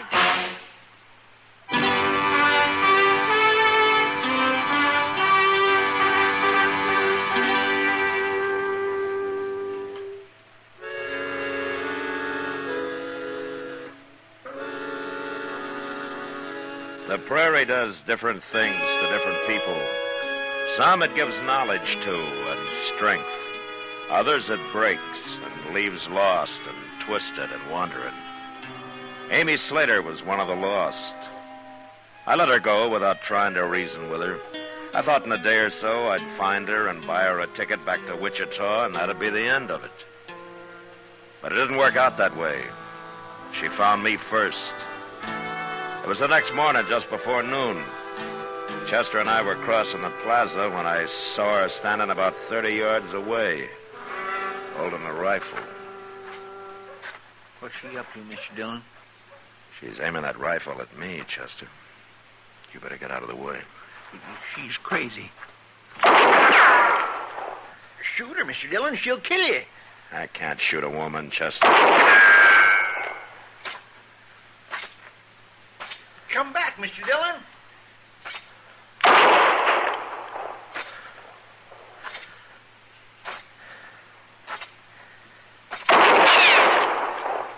The next shot will go through your heart, Marshal. I won't do you any good, Amy. I mean it. I'm not going to draw, Amy. You afraid to fight? Give me that rifle. All right, take it. I will. You're afraid. You're a coward. Why did you try to make me shoot you, Amy? What's this all about? You wouldn't fight. You weren't trying to kill me.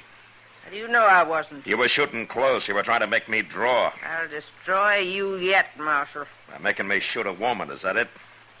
Yeah, that'd be the end of me as a lawman, wouldn't it? It'd be the end of you as any kind of man.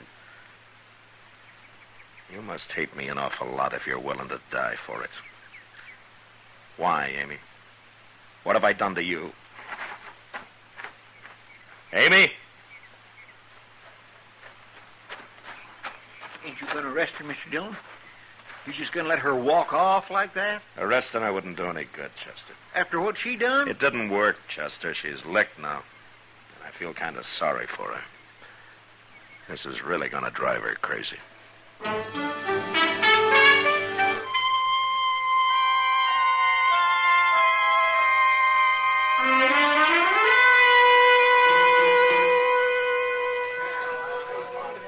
Just look at the men lined up at that bar, Mr. Dillon.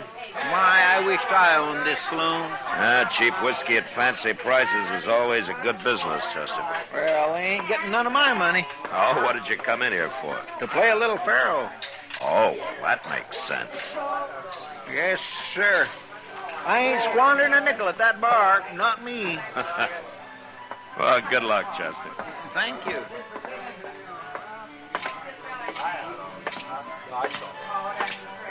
Evening, Ma. How are you, Kitty? Sit down. Thank you. That looks like a busy night. It'll get worse. Wait till some of those boys really get a skinful. Well, I hope they play general.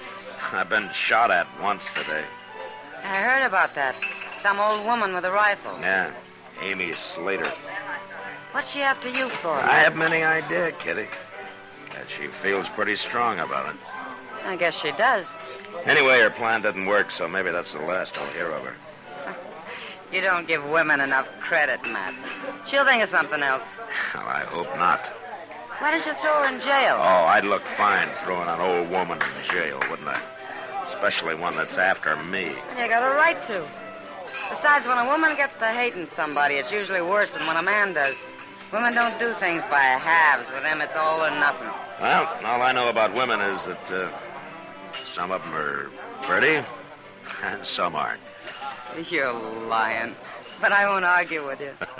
Good. Marshal Dillon. Matt. Yeah, it's Amy. And she's got a 6-gun. Stand up, Marshal. You better get out of the way, Kitty. Yeah, you bet.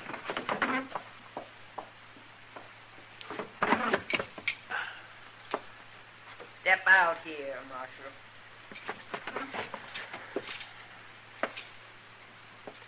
What are you up to now, Amy? I want to show you how I can handle a 6-gun. I want to show you what I can do with it. Throw the gun down, Amy. Not till I'm through with it. You can't fool me this time, Marshal. Throw it down, Amy. No. You shot me. You shot me.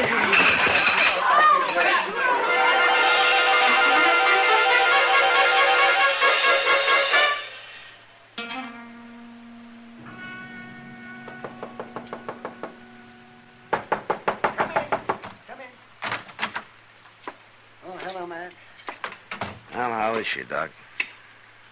Oh, she's about the same. She's asleep now. No. You scared her half to death, man. Well, I had to shoot that gun out of her hand, Doc. Another second and she'd have killed me. Yeah, I guess she really was after you this time, wasn't she? What I don't understand is a woman brave enough to go gunning for a man fainting like her. Well, she's got a fever, Matt. She's not well. Oh? But what she's really suffering from is hysteria. And there just isn't much I can do for that. Well, she can't go on like this. No, I suppose not. She'd probably be all right if she got over this business with you. She won't even say why she's after me, Doc. No, she won't. What are you going to do with her? You can't keep her here. Well, I can't throw her out in the street. And you told me she doesn't have any money. Doc, I got an idea. Yeah, well, what's that? You know Ma Smiley? Oh, of course I know Ma. She's been doing my laundry for years. Well, she lives alone. Maybe she'd like company. Amy could help her with the work, huh? Amy shouldn't do any work at all for a couple of weeks, Matt. Then I'll pay for her room and board. You'll pay for her room? So you're being awful good to a woman who just tried to kill you. Oh, I feel sorry for her, Doc. Oh. Well, maybe Amy won't like the idea of you helping her. Now, don't you tell her. Tell her you're doing it, huh? All right. Look, why don't you go see Ma right now, and I'll stay out of it. All right, I'll go then. Oh. But there's one thing that you ought to keep in mind, Matt. Oh, what? Just because she didn't make it tonight doesn't mean Amy won't try to kill you again.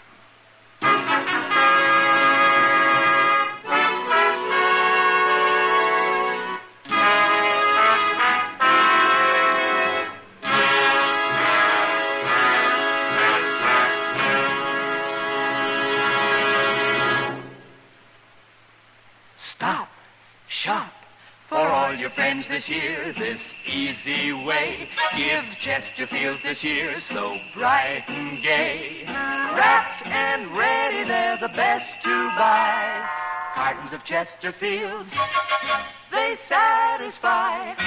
This Christmas, give everyone Chesterfields.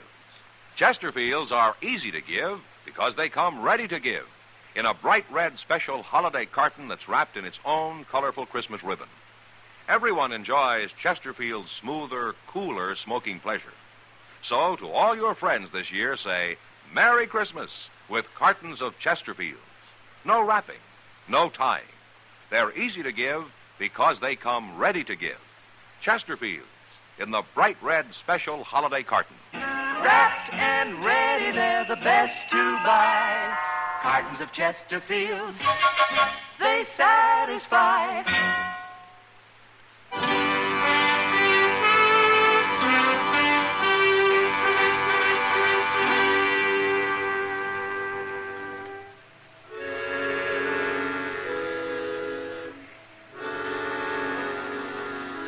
Doc talked to Ma Smiley that night, and the next day Amy moved in with her. I didn't have to worry about any trouble for a while. Doc ordered her to bed, and he saw to it that she stayed there. That she never talked. She never told anybody why she was after me. A couple of weeks passed before Doc reported she was up and about again and that she'd soon be able to go to work. At least I hoped it was work she'd be doing, not gunning for me. A few days later, I found out. Chester and I were sitting in the office after dinner. Mr. Dillon, you remember that fellow Jeremy Cracker who used to live around here? Yeah, it'd be hard to forget him, Chester. I was thinking about the time he run a rusty nail into his foot. Remember how he went over to the Texas Trail and bought himself 2 pints of raw whiskey, and he went outside and filled his shoe with 1 pint and himself with the other and slopped around town that way for days till he got cured? Why, my gracious, Hello, Amy. Hello, Marshal. Chester. Well, hello. It's all right, Marshal. I ain't got a gun. Sit down, Amy. Here's your chair. Thank you. How you feeling? Pretty good, Marshal. But I'm going to feel a lot better when I tell you what I come for. Oh? I'll say it's simple, Marshal. I've been wrong. Hating you the way I have. It's done me more harm than you. I wanted to ruin you, but it's near ruined me instead. You understand? Well, what's changed your mind, Amy? Doc. Doc? He took it on himself to tell me. Figured I ought to know. Told me how you've been paying for my keep with Ma Smiley, and after all I tried to do to you... Well, you needed help, Amy. I don't bear grudges. I do. At least I have, till now. I want to pay you back, Marshal. Now, Amy, there's no need to repay me anything. I've got to. For my own sake, I've got to. But I don't mean money. I've got no money. Well, what do you mean? Jim Band had a partner, Marshal. Jim Band? Dakota Territory, you remember. Yeah, a long time ago. Jim Band tried to shoot me. He hit me, but I killed him. That's right. Amy, what's your name? I'm his sister, Marshal. Ah, I see. Jim's partner's name was Emmett Gold. Yeah, I remember him. I never saw him after the shooting. Until today. Till today? About a half hour ago. He was walking into the Texas Trail. He's come to Dodge after you, Marshal. I know he has. He must have heard you was here somehow, and he's come to kill you. After all these years, huh? I didn't forget, did I? No. It's not easy to warn you about him, Marshal. But like I say, I'm doing it for my own sake. I won't be troubled no more now. I've done what's right. Yeah. We're even now, ain't we? You and me. Yeah, we're even, Amy. And I'm mighty happy about it.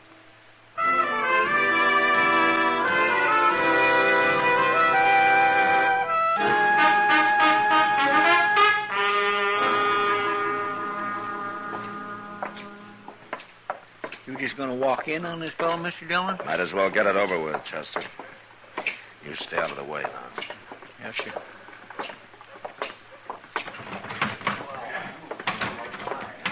Well, there he is.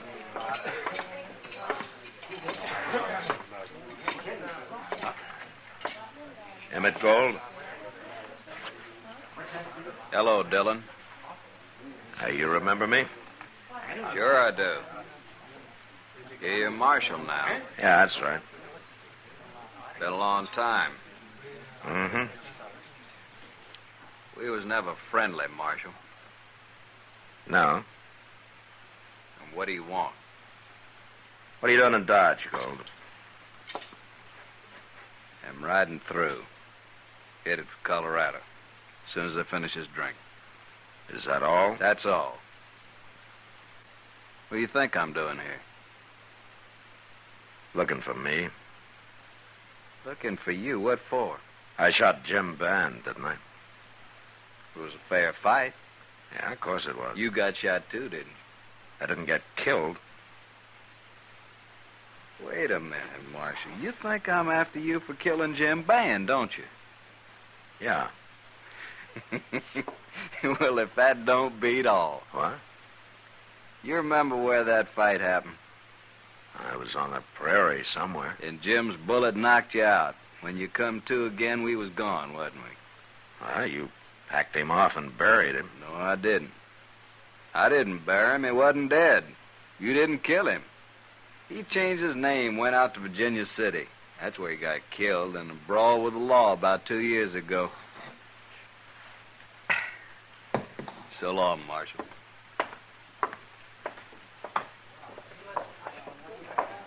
Well, I never heard anything like that in my whole life, Mr. Dillon. No. You think it's true? He'd have no reason to lie, Chester. Well, what's Amy going to think? She isn't going to know, Chester. What? Why not? Amy did a big thing for herself, telling me about gold being here. But it was all useless. No. Not unless we tell her it was. And I wouldn't spoil what Amy's done for anything.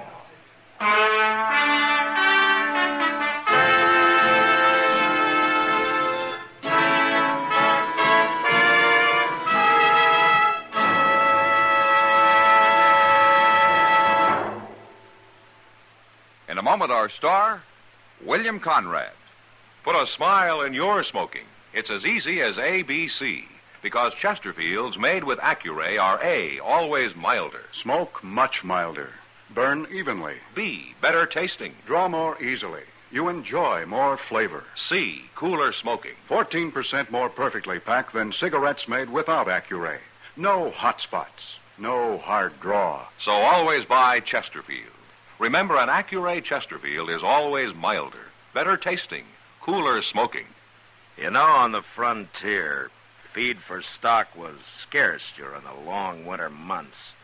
And on our next Gunsmoke, a man dies because of a load of hay. So, until then, good night.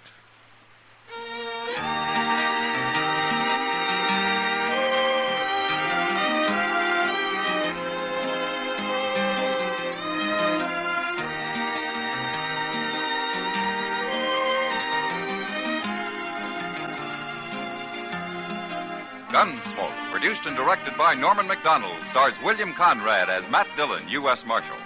Our story was specially written for Gunsmoke by John Meston, with music composed and conducted by Rex Corey. Sound patterns by Tom Hanley and Bill James. Featured in the cast were Virginia Gregg and Harry Bartell. Parley Bear is Chester, Howard McNear is Doc, and Georgia Ellis is Kitty. Christmas seals give your cards and packages that holiday look. Help fight tuberculosis. Buy and use Christmas seals.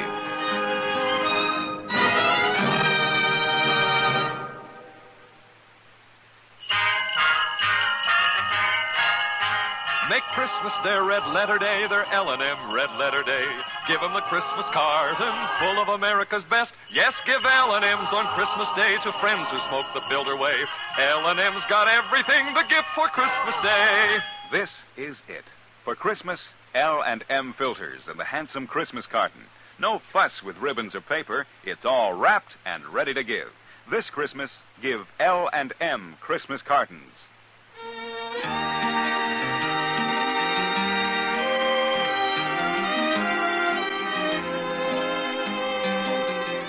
Join us again next week for another specially transcribed story as Matt Dillon, U.S. Marshal, fights to bring law and order out of the wild violence of the West in Gunsmoke.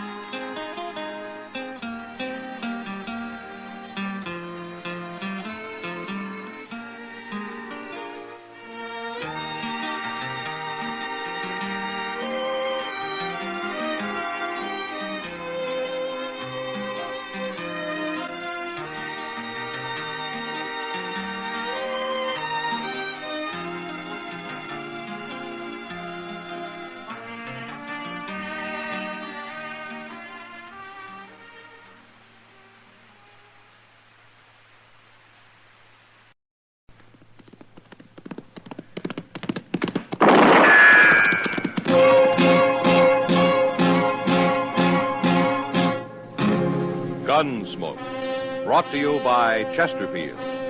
Chesterfield packs more pleasure because it's more perfectly packed, thanks to Accuray. They satisfy the most.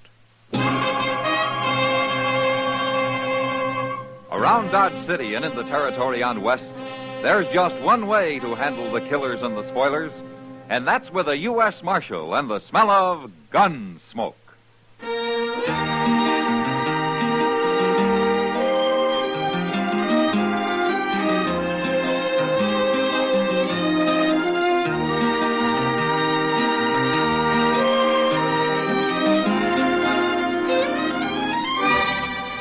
Gunsmoke, starring William Conrad. The transcribed story of the violence that moved west with young America. And the story of a man who moved with it. I'm that man, Matt Dillon, United States Marshal. The first man they look for and the last they want to meet. It's a chancy job, And it makes a man watchful and a little lonely.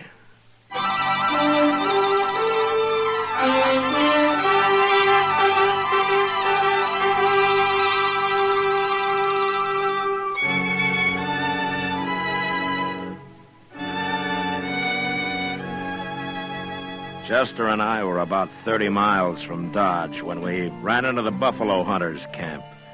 We'd been holed up for 2 days in a deserted sod hut, taking cover from one of the worst blizzards in years. But it was over now, and a warm, dry Chinook blew out of the west, down off the Rockies and across the prairie into Kansas. It was Chester who saw the camp first, a pile of buffalo hides half covered by snow, and the skeleton of a wagon, its canvas torn and shredded by the blizzard. The camp was silent as we rode up. We got on.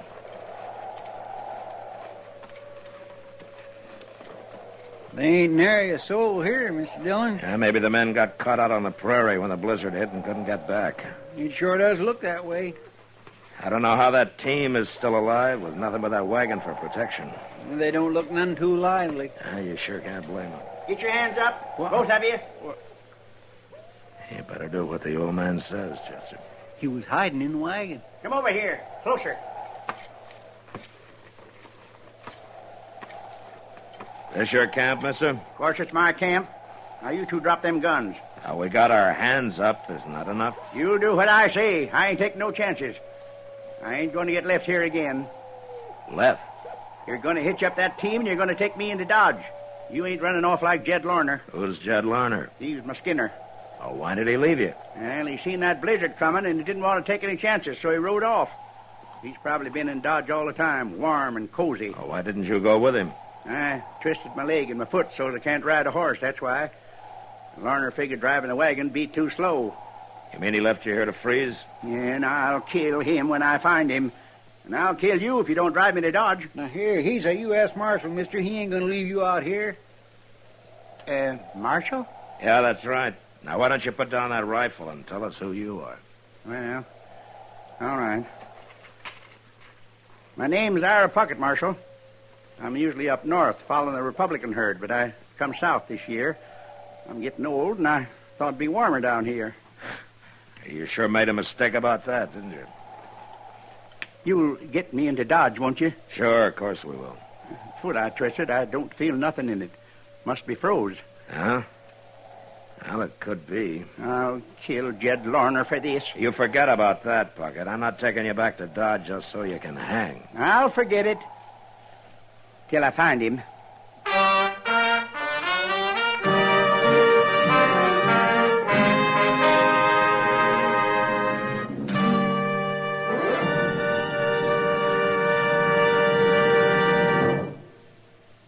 People everywhere are finding that Chesterfield packs more pleasure.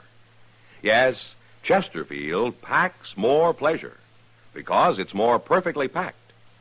For the more perfectly packed your cigarette, the more taste and mildness are released for you. And Chesterfield, made with Accuray, is more perfectly packed than any cigarette could ever be before. Firm and pleasing to the lips, mild, yet deeply satisfying to the taste. And Accuray Chesterfield has an open, easy draw that unlocks all the pleasure of fine tobaccos. So remember, Chesterfield packs more pleasure. Buy Chesterfield. Mild, yet they satisfy the most.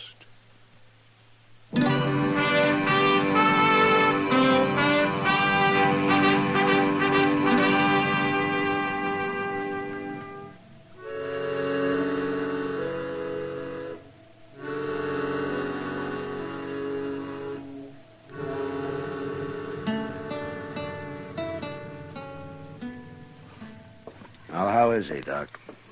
Oh, he'll be all right, Matt. In time. Well, then his foot wasn't so bad after all, huh? He didn't have much foot left when I got through him. Oh. But he'll be able to walk with a cane. But his buffalo hunting days are over. How does he know that? I told him. Ira Puckett's a proud man, Matt. A little too proud. Oh, what do you mean? Well, what he hated most about this Jed Larner leaving him on the prairie wasn't the fact that he might have died, but that he was helpless. A man like Puckett can't stand being helpless. Yeah, I see. So now, all crippled up, he's a better man, Matt. Well, he'll get over it, Doc. A man can get used to most anything in time. I've got my doubts about Puckett, though. Well, you know that ornery old goat? He won't even admit how old he is. Oh, how old would you guess, Doc? Oh, he's past 70 anyway. He's in the back there if you want to see him. All right. I'll come with you.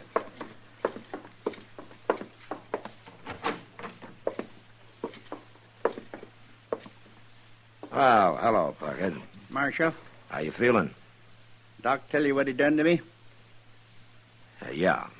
He ruined my foot. I saved your life, Puckett. I ain't sure I'm grateful, Doc. You're going to be all right, Puckett. You're going to be able to get around. Yeah, like old woman. What am I going to do for a living? I ain't one of you city people. I live off the country. I always have. I'm a man, not a dude. You'll get used to town life. And you'll find men here, too. What kind of men? Walking around all slickered up, parting the hair in the middle, bound to the ladies. Ain't one of 'em could do half the things I've done. Well, I was living with Comanches when most of 'em was sniveling in their mother's aprons. Yeah, I know. But you'll find something to do. I'll help you. You will, eh? Oh, sure. Then help me find Jed Larner. Bring him in here so that I can kill him with my bare hands. What does Larner look like, Puckett? Oh, he's tall, black hair, got a big scar running across one eye and halfway down his right cheek. All right, I'll try to find him.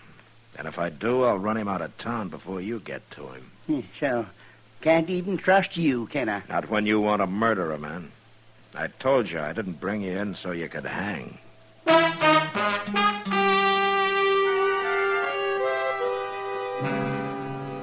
The next few weeks, I kept a sharp eye out for Jed Larner, but he must have headed for some other part of the country. Anyway, he never showed up in Dodge. Well, time passed, and Ira Puckett was able to get around a little. First with the help of crutches, and then finally with a cane. But it was obvious his hunting days were over, and that alone seemed to shame him. Then one night his pride really got a blow. I was at the Long Branch having a beer with Kitty when it happened. Oh, this is a great way to start the new year, Matt. What do you mean, Kitty? Well, last year I was hoping maybe I'd be in San Francisco by now. Oh? You never told me. What would you have done about it? Oh, nothing, I guess.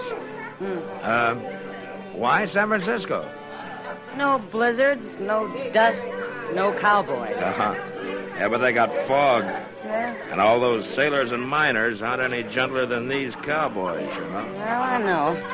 But imagine going to dinner in a carriage, eating off a tablecloth, dancing on a hardwood floor.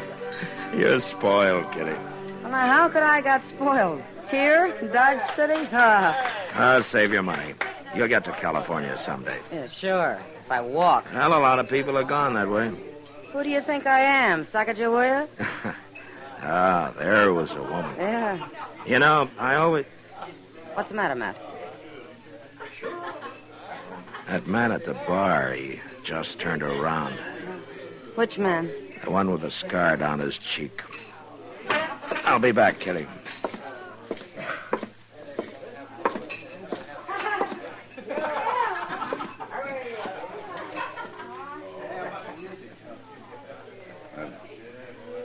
Good evening, Marshal. Evening.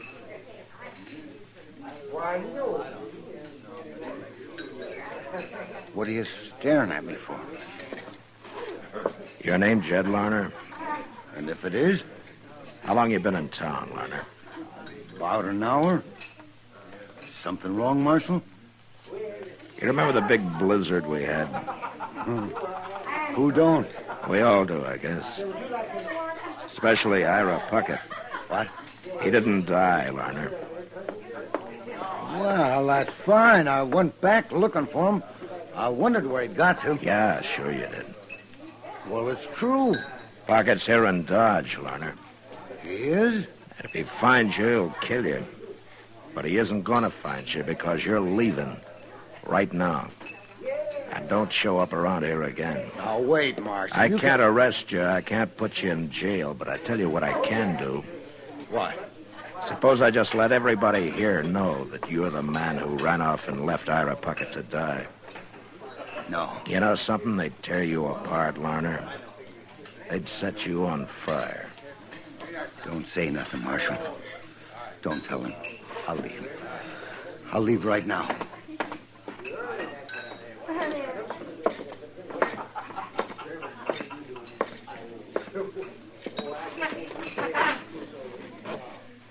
Well, you got rid of him in a hurry. I saved him from being shot and Ira Puckett from hanging for it, Kitty. Oh, that was Jed Larner. Uh-huh. He's the one that ought to hang. Yeah, he didn't mean to kill the old man, Kitty. What's the difference? Well, legally, there's some. Enough to give Ira his foot back? You're sure hard to argue with, Kitty. Why? Because I think straight? Let's talk about San Francisco, huh? I've changed my mind. I think I'll go to New York. Oh? Marshal Dillon. It's Ira Puckett, man. Yeah. He looks awful mad. Good thing he isn't armed. Well, he can always find a gun, Kitty. You done it, Marshal. It was you, wasn't it? You saw Jed Larner, huh? Jumped on his horse and rode out of town before I could stop him. And I had to stand there and watch. I didn't even have a rock to throw at him. Why'd you do it, Marshal? To save you from hanging, Ira. Well, I'd rather hang and live this way. I wasn't born to become my helpless old man. The least you could have done was let me fight my own battle like I always did out on the plain. You took my manhood away from me, Marshal. You're living in town now, Ira, among people. Why don't you get used to it? All right. All right, I will. I'll live like you town people. Fine. Then why don't you start by getting yourself a job? I'm going to. I sure am. And it's going to pay me a lot of money, too. What do you mean by that? You'll find out, Marshal. When it's too late.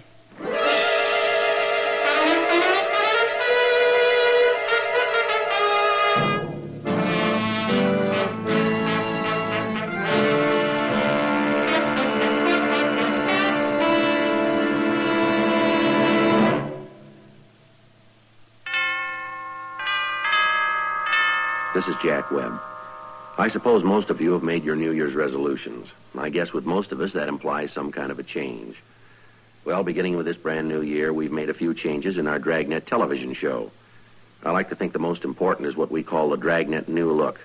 In our brand new series, we'll show for the very first time the new Los Angeles Police Administration Building, the first of its kind in the world.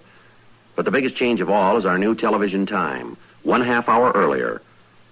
Now, speaking of a change, here's a great suggestion for 1956. Change to milder, better-tasting Chesterfields. My cigarette. Make it yours. I think this little jingle of ours sums up our case for Chesterfield very nicely. Put a smile in your smoking, just give 'em a try.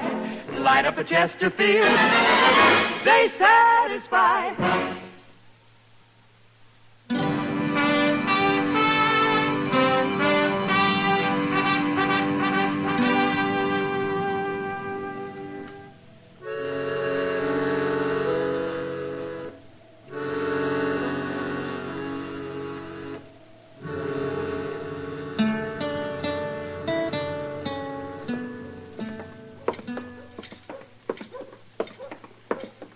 It's a nice morning, ain't it, Mr. Dillon? Yeah, thanks to that wind we had last night. Well, it kept me awake.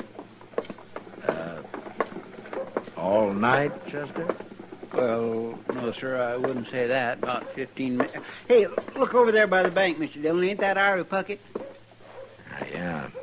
That's the first time he's had his team and wagon out. Where you reckon he's going? Right now, he's gone into the bank. Well, what's he carrying that shotgun for? He can't do no hunting in the bank. Yes, he can, Chester. Come on.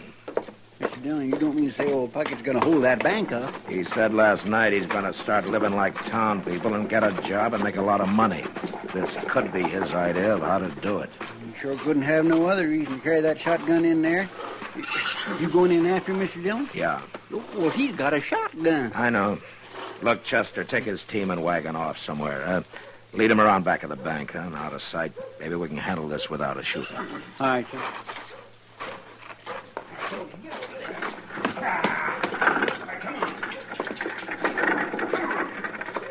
Hurry it up, Chester. He's coming out. I'm long gone, Mr. Dillon.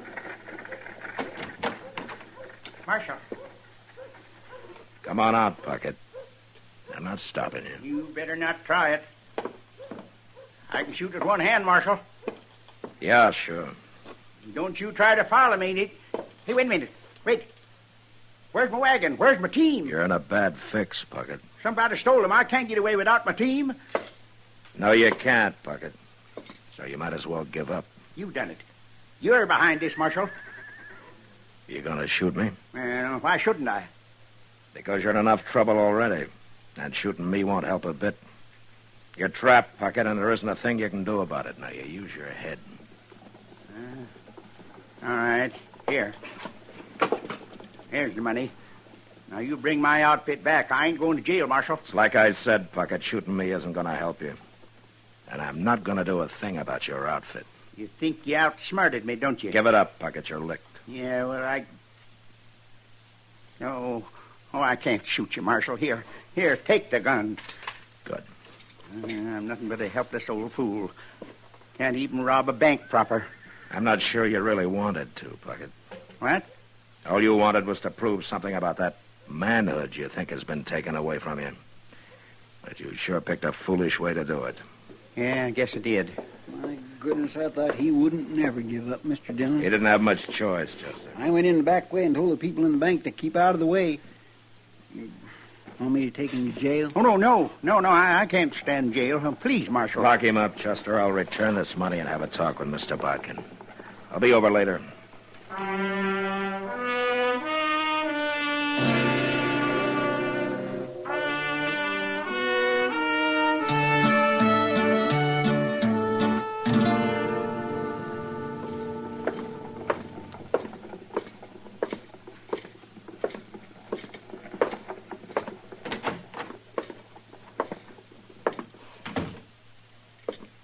I thought I told you to lock him up, Chester.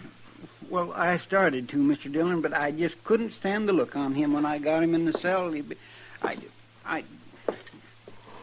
Ira, you know, it seems to me everybody treats you pretty well. Yeah, everybody but Jed Larner. That's true. But Chester and I brought you in. Doc saved your life.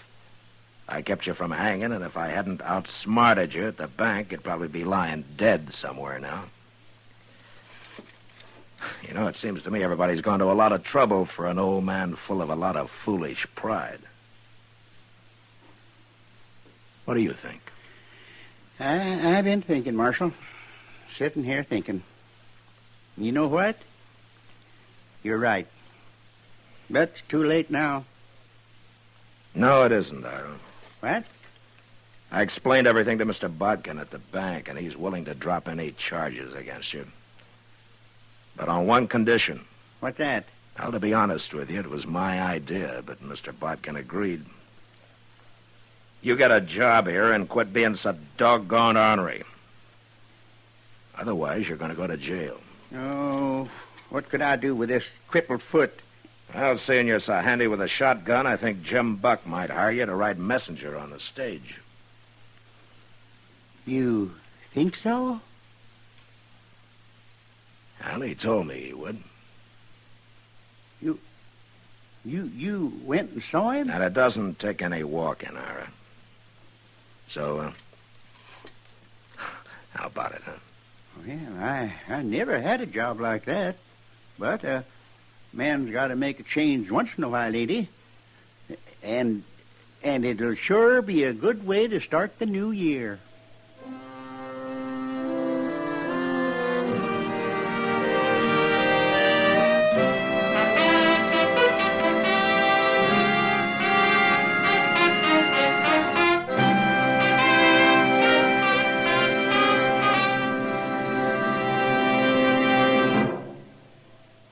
In a moment, our star, William Conrad.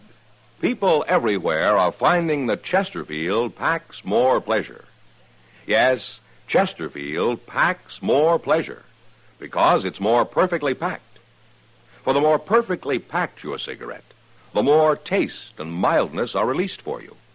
And Chesterfield, made with Accuray, is more perfectly packed than any cigarette could ever be before.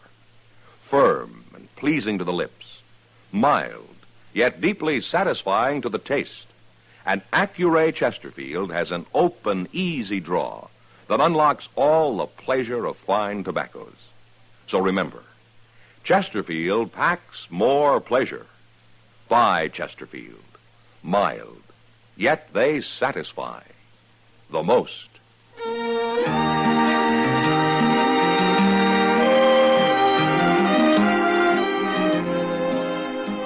You know, out on the high plains, they used to have a saying, never argue with a mule, a cook, or a horse and buggy doctor. Well, next week, an Easterner who never heard that saying comes to Dodge, and he makes the mistake of fighting with the wrong people. He nearly dies as a result of it. But that was the West. Good night.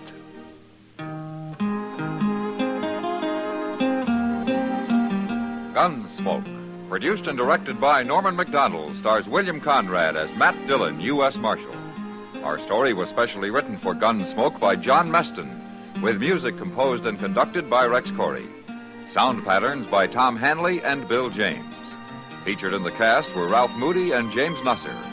Harley Bear is Chester, Howard McNear is Doc, and Georgia Ellis is Kitty.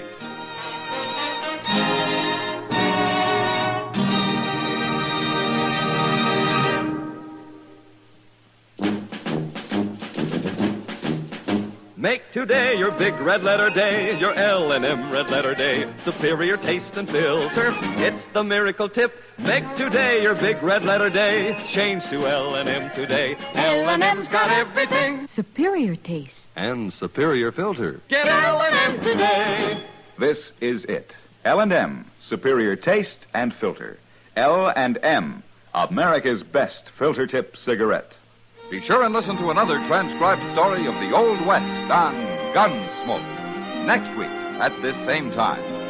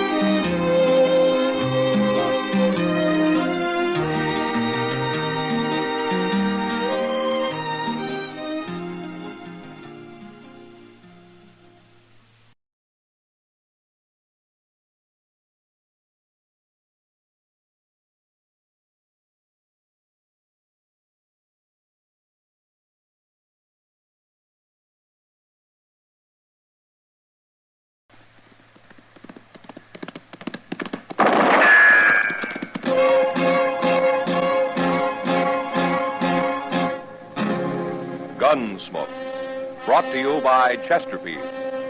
Chesterfield packs more pleasure because it's more perfectly packed, thanks to Accuray. They satisfy the most. Around Dodge City and in the territory on West, there's just one way to handle the killers and the spoilers, and that's with a U.S. Marshal and the smell of Gunsmoke.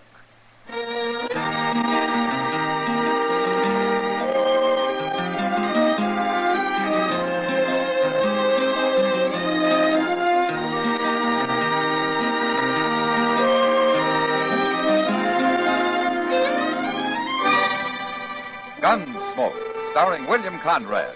The transcribed story of the violence that moved west with young America. And the story of a man who moved with it. I'm that man, Matt Dillon, United States Marshal. The first man they look for and the last they want to meet. It's a chancy job, and it makes a man watchful and a little lonely.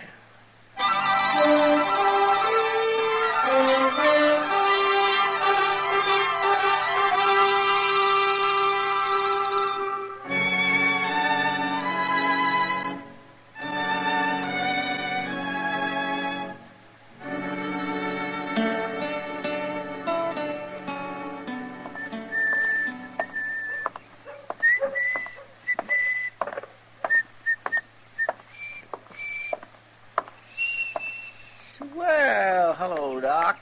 Chester? You going out on a sick call? I don't usually carry my bag when I'm going for a beer. Oh, no. Why, did you want something? Oh, no. I just thought I'd stop by. Well, you can walk with me at the stable if you want to. I'm going out to Jake Morrison's. His boy has the ague. Oh, now, ain't that a shame? Seems like everybody's getting the ague these days. Had a touch myself last week. Oh, that's so? You know, most folks swears by Osgood's Calagogue. But I found me some new stuff. Professor Curtis's original Mameluke liniment. Mameluke? Look, it says right here on the bottle what it's good for. Guaranteed to cure cramps, pains in the joints, sore throat, frosted feet, rheumatism, lumbago, old sores, bites of insects and reptiles, mange, salt rheum, dysentery, diarrhea, and cholera. Well, a regular medical arsenal all in one bottle. And it's doing you good, is it?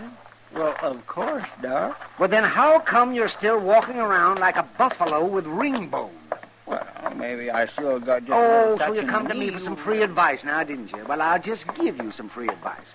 Chester, stop eating all that salt pork and dried beans. What? And put some fresh greens in your stomach. Why? And stay away from the saloons for a few days. Oh, now, Doc. A little whiskey and sugar never hurt a nobody. little whiskey. Oh, and most important, take all those patent medicines you got and use them for cleaning your boots. Oh, They're just the thing to kind of toughen up the leather. And as far as I'm concerned now, Chester, you can... What's the matter, Doc? Doc, what is it? Something about that fellow that just rode by? Yes, Chester. Well, you was staring like you seen a ghost. You go ahead, Chester. I'm going back to the office. The office? What for?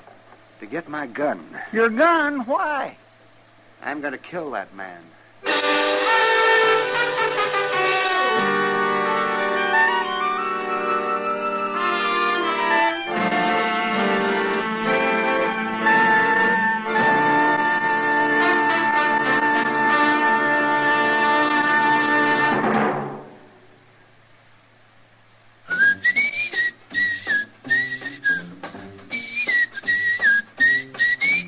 Packs more pleasure, packs more pleasure. Chesterfield packs more pleasure because Chesterfield's more perfectly packed. The more perfectly packed your cigarette, the more taste and mildness are released for you. Chesterfield, made by exclusive Accuray, has an open, easy drawer that unlocks all the pleasure of fine tobaccos. Now, Accuray ensures an even distribution of tobacco from one end of your Chesterfield to the other. Chesterfield is firm and pleasing to the lips, mild yet deeply satisfying. Chesterfield packs more pleasure because Chesterfield's more perfectly packed. To the touch, to the taste, Chesterfield packs more pleasure because it's more perfectly packed. Buy Chesterfield, mild, yet they satisfy the most.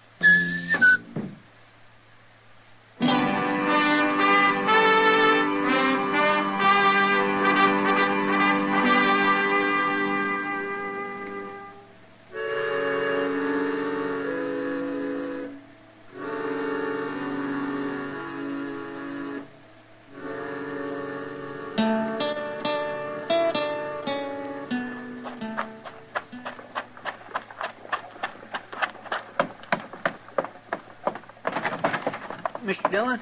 Mr. Dillon? Yeah, what's the trouble, Chester? You better come on out the plaza. Maybe you can stop him. I'll stop who? Doc, he's going to kill a man. Doc? Doc, yes, sir. He's gone and got his old army walker and strapped it to his belt, and he's marching up Front Street looking for the fellow, whoever he is. All right, let's go. I tried my best to stop him, but he wouldn't listen. Oh, you should have saw his face, Mr. Dillon. He means business. I never seen Doc like this. Who was the fellow, Chester? I never seen him before. Well, you know what it's all about? No, sir, but I do know one thing. I'd hate to have to face that old Walker pistol, even if 'tis an old cap and ball. Why, it'd blow a hole clean through a buffalo. Matt! Oh, wait a minute. It's Kitty at the door of the Long Branch. She's waving. He must be down there. Yeah, come on. Matt, it's Doc. Is he in there, Kitty? Yeah, and he's got a gun. He's threatening some man. All right, thanks, Kitty. And if you won't come outside, I'll kill you where you stand. I told you I'm not going to fight you. That's up to you. But I'm going to kill you whether you defend yourself or not. Doc. That's enough. Matt, you stay out of this. Happens to be my business, Doc, when a man threatens another man in this town. When the other man doesn't want to fight, won't defend himself, it could turn out to be murder. You think I don't know that? You must want to kill him pretty bad. I've wanted to for a lot of years. Why? I've got good reasons, Matt. But you won't tell me, huh? No. All right, what about you? I could say I don't know, but I'm just a stranger passing through town. But I know. There's no good reason for murder. I guess he thinks there is. Do you? Not many men would say yes to that, now would they, Marshal? But you won't defend yourself, huh? I won't draw with him, no. If he's going to shoot me, he'll have to take the consequences. I'm not a fighting man, Marshal. I'm a miner. Me and my partner here, we're just traveling through Dodge. We don't want any trouble. That's right, Marshal. We made our strike out in Arizona Territory, and we're headed back for St. Louis. Oh, we was just minding our own business, having a quiet drink when this fella comes along. What's your name? Clem Maddow. This is Ben Bartlett, my partner. We don't want no trouble. You won't have any. Go on back to your drinks. I'm going to kill him one way or the other, Matt.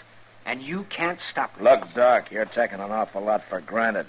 Maybe you think I won't throw you in jail for threatening murder. Maybe you think because you're the town's only doctor that you can get away Matt, listen. No, you listen to me. You're forgetting a lot you ought to remember, Doc. For instance, your position in this town. You ought to be setting an example instead of acting like an ordinary gun hand. And more important, your responsibility. Another man's life may be his own risk, but yours belongs to this whole town. And a good many lives depend on you. So you calm down and you put that gun away.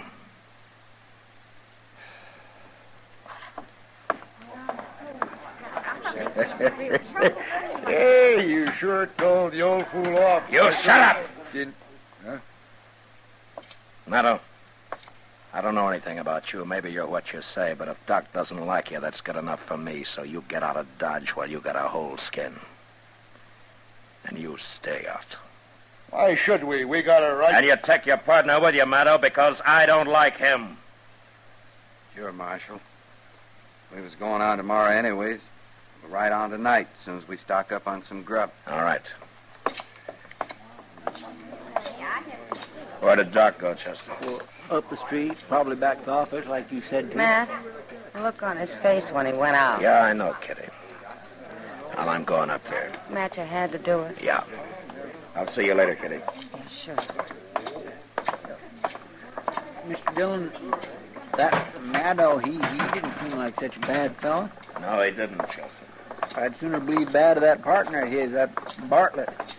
That one seemed like he could be a hard case, all right, without half trying. But Maddow wouldn't even defend himself. No. But I don't think that was because he was afraid to. No, that's true. Seemed more like he just didn't want to fight Doc. Didn't seem mad at all like Doc. More like he was sad. Maybe a man with a guilty conscience, Chester. Yeah, I guess so, Mr. Dillon.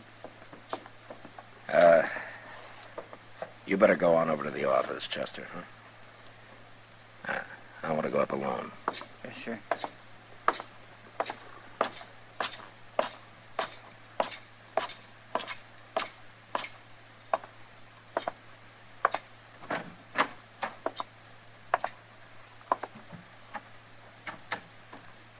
Doc.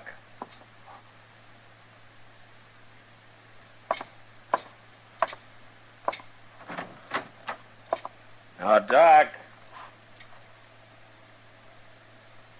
Huh. Now, I wonder where he could have gone.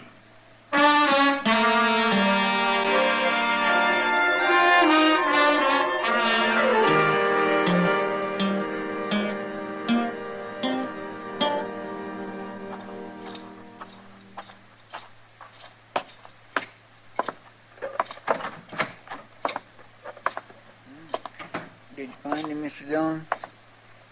No, Chester.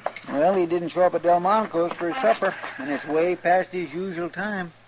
I've been watching the office, and his light ain't come on. Of course, he could be sitting up there in the dark. I just tried again. He's not there. Mr. Dillon, you don't reckon he might have just left town? Run away? Because of what I said?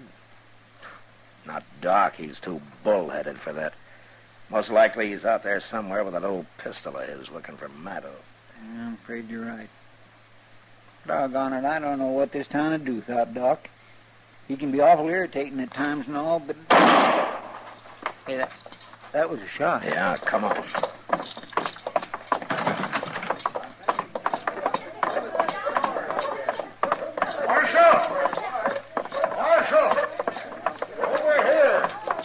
It's that Bartlett, Mr. Dillon. It's Clem, Marshal. I think he's dead. All right. Everybody stay back. Give me that lantern, will you? He was shot in the back, Mr. Dillon. Yeah. It looks mighty bad. He said he'd kill him, and he's done it. Did you see who did it, Bartlett? No. We was loading horses, and I just turned to go back into the store for another load when I heard the shot. Anybody else around to see it? Why, no, but after all, Marshal, can't be much doubt who did it, can there? Everybody in town heard him threaten to kill Clem. Just because the man's a doctor doesn't give him any right to go around murdering people. That's enough, Bartlett. The important thing right now is to try to save this man's life.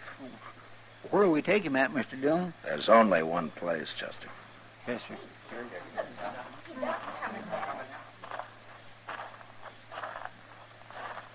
Now, where have you been, Doc?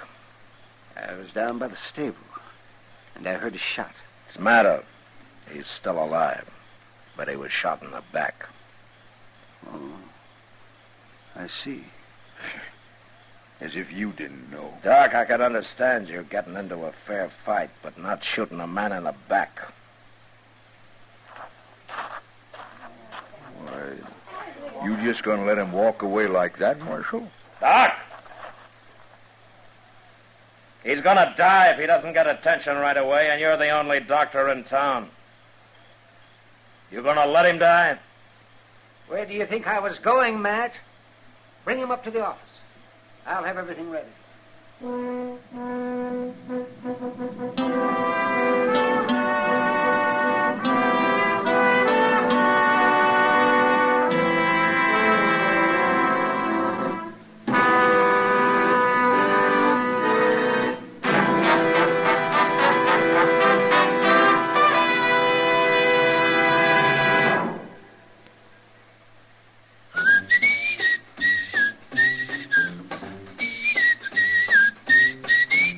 Packs more pleasure, packs more pleasure. Chesterfield packs more pleasure because Chesterfield's more perfectly packed. The more perfectly packed your cigarette, the more taste and mildness are released for you. Chesterfield, made by exclusive Accuray, has an open, easy drawer that unlocks all the pleasure of fine tobaccos. Now, Accuray ensures an even distribution of tobacco from one end of your Chesterfield to the other. Chesterfield is firm and pleasing to the lips, mild yet deeply satisfying. Chesterfield packs more pleasure because Chesterfield's more perfectly packed. To the touch, to the taste, Chesterfield packs more pleasure because it's more perfectly packed. Buy Chesterfield, mild, yet they satisfy the most.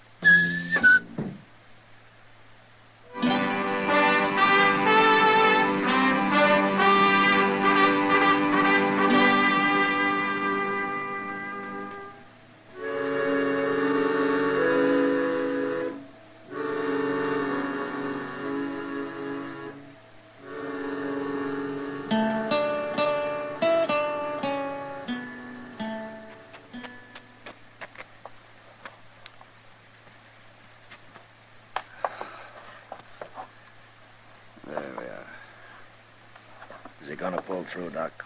I don't know. I've done all I can. Ah, good. You really didn't have to stand here and watch, man. I know I didn't, Doc. That's not why I stayed. I thought maybe I could help. And I wanted this. The bullet? Yeah, that's right. You see, Doc, I knew you didn't shoot Maddow, but I had to be able to prove it. How did you know? Because Maddow was shot in the back. I tried to tell you out there, Doc, only you didn't understand. Oh. But you did have me kind of worried when you started to walk away from him. Why, it never occurred to me to walk away from him. I guess being a doctor's a lot more important than any personal grudge. Well, I reckon I'm under suspicion, aren't I? Doc, look at this .45 bullet. Took it out of Maddow's chest. Now, it couldn't have been shot from that old pistol of yours, could it? No. I guess it couldn't. Well, then who did it? Well, that's not hard to figure. Oh, Bartlett, Chester, you can come in now.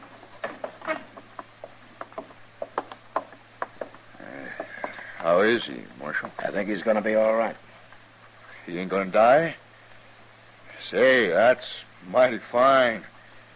Well, I was plenty scared with this man operating and all. You needn't have worried. He's a doctor and a good one. You see, he didn't shoot your partner. He didn't? No, we have the proof for that. Who did? Now, there's only one other man in town who'd have had any reason to. A coward who saw a golden opportunity to double his takings of a mining strike by shooting his partner in the back. You just keep your hands away from your belt, Bartlett. Well, want me to get his gun, Mr. Dillon? Yeah, Chester. Oh, you're crazy, Marshal. You can't prove this. I think we can, Bartlett. Anyway, we'll just wait and see. All right, take him down and lock him up, Chester. Yes, sir. Come on, you.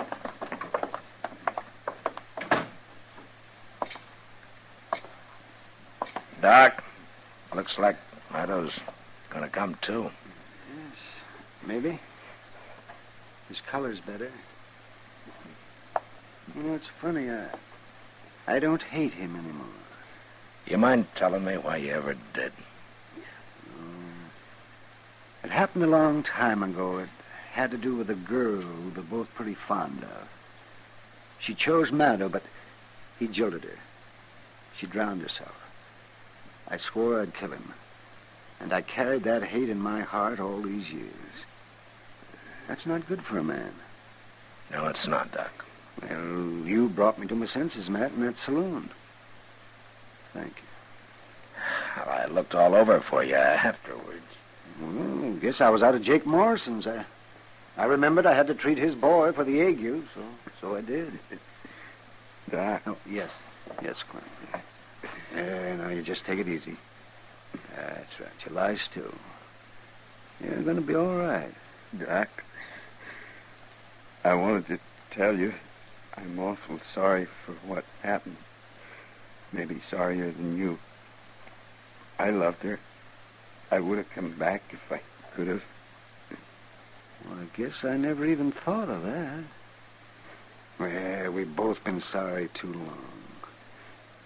It's all over now. Thanks. Now you just go on to sleep. You get your rest there now. And the world will look a lot better to you tomorrow. That's it. That's it. Well, good night, Doctor. Good night, man.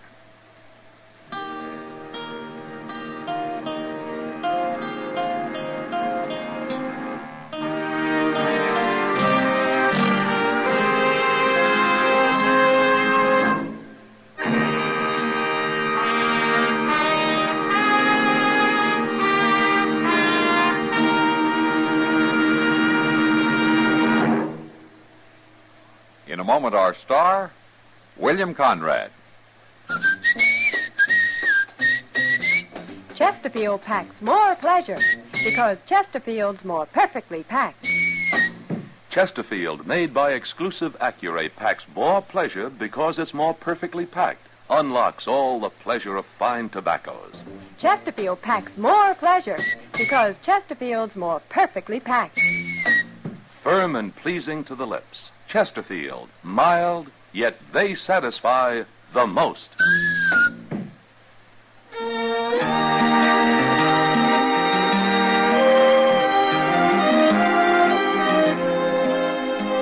You know, cowboys with 6 months trail pay made the frontier a good place for a crooked gambler. Next week, one comes to town and gets cured of his bad habits the hard way. And that was the West. Good night. Gunsmoke, produced and directed by Norman McDonald, stars William Conrad as Matt Dillon, U.S. Marshal. The special music for Gunsmoke was composed and conducted by Rex Corey. Sound patterns by Tom Hanley and Bill James. Featured in the cast were Vic Perrin and John Daner. Parley Bear is Chester, Howard McNear is Doc, and Georgia Ellis is Kitty.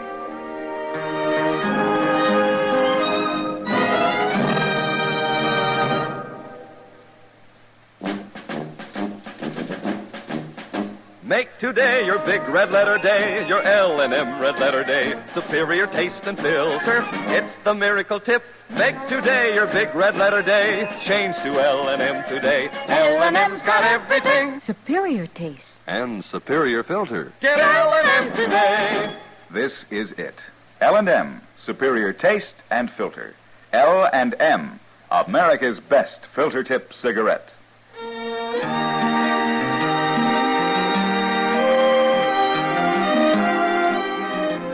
Join us again next week for another specially transcribed story of the Western frontier when Matt Dillon, Chester Proudfoot, Doc, and Kitty, together with all the other hard-living citizens of Dodge, will be with you once more. It's America growing west in the 1870s. It's Gunsmoke.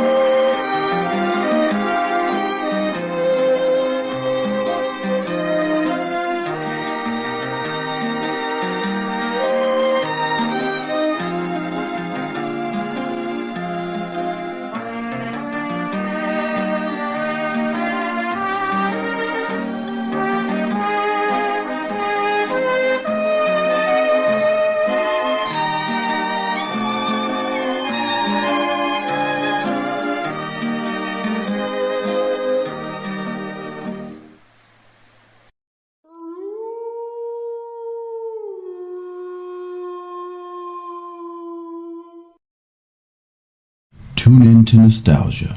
Tune in to now. Golden Radio Hour.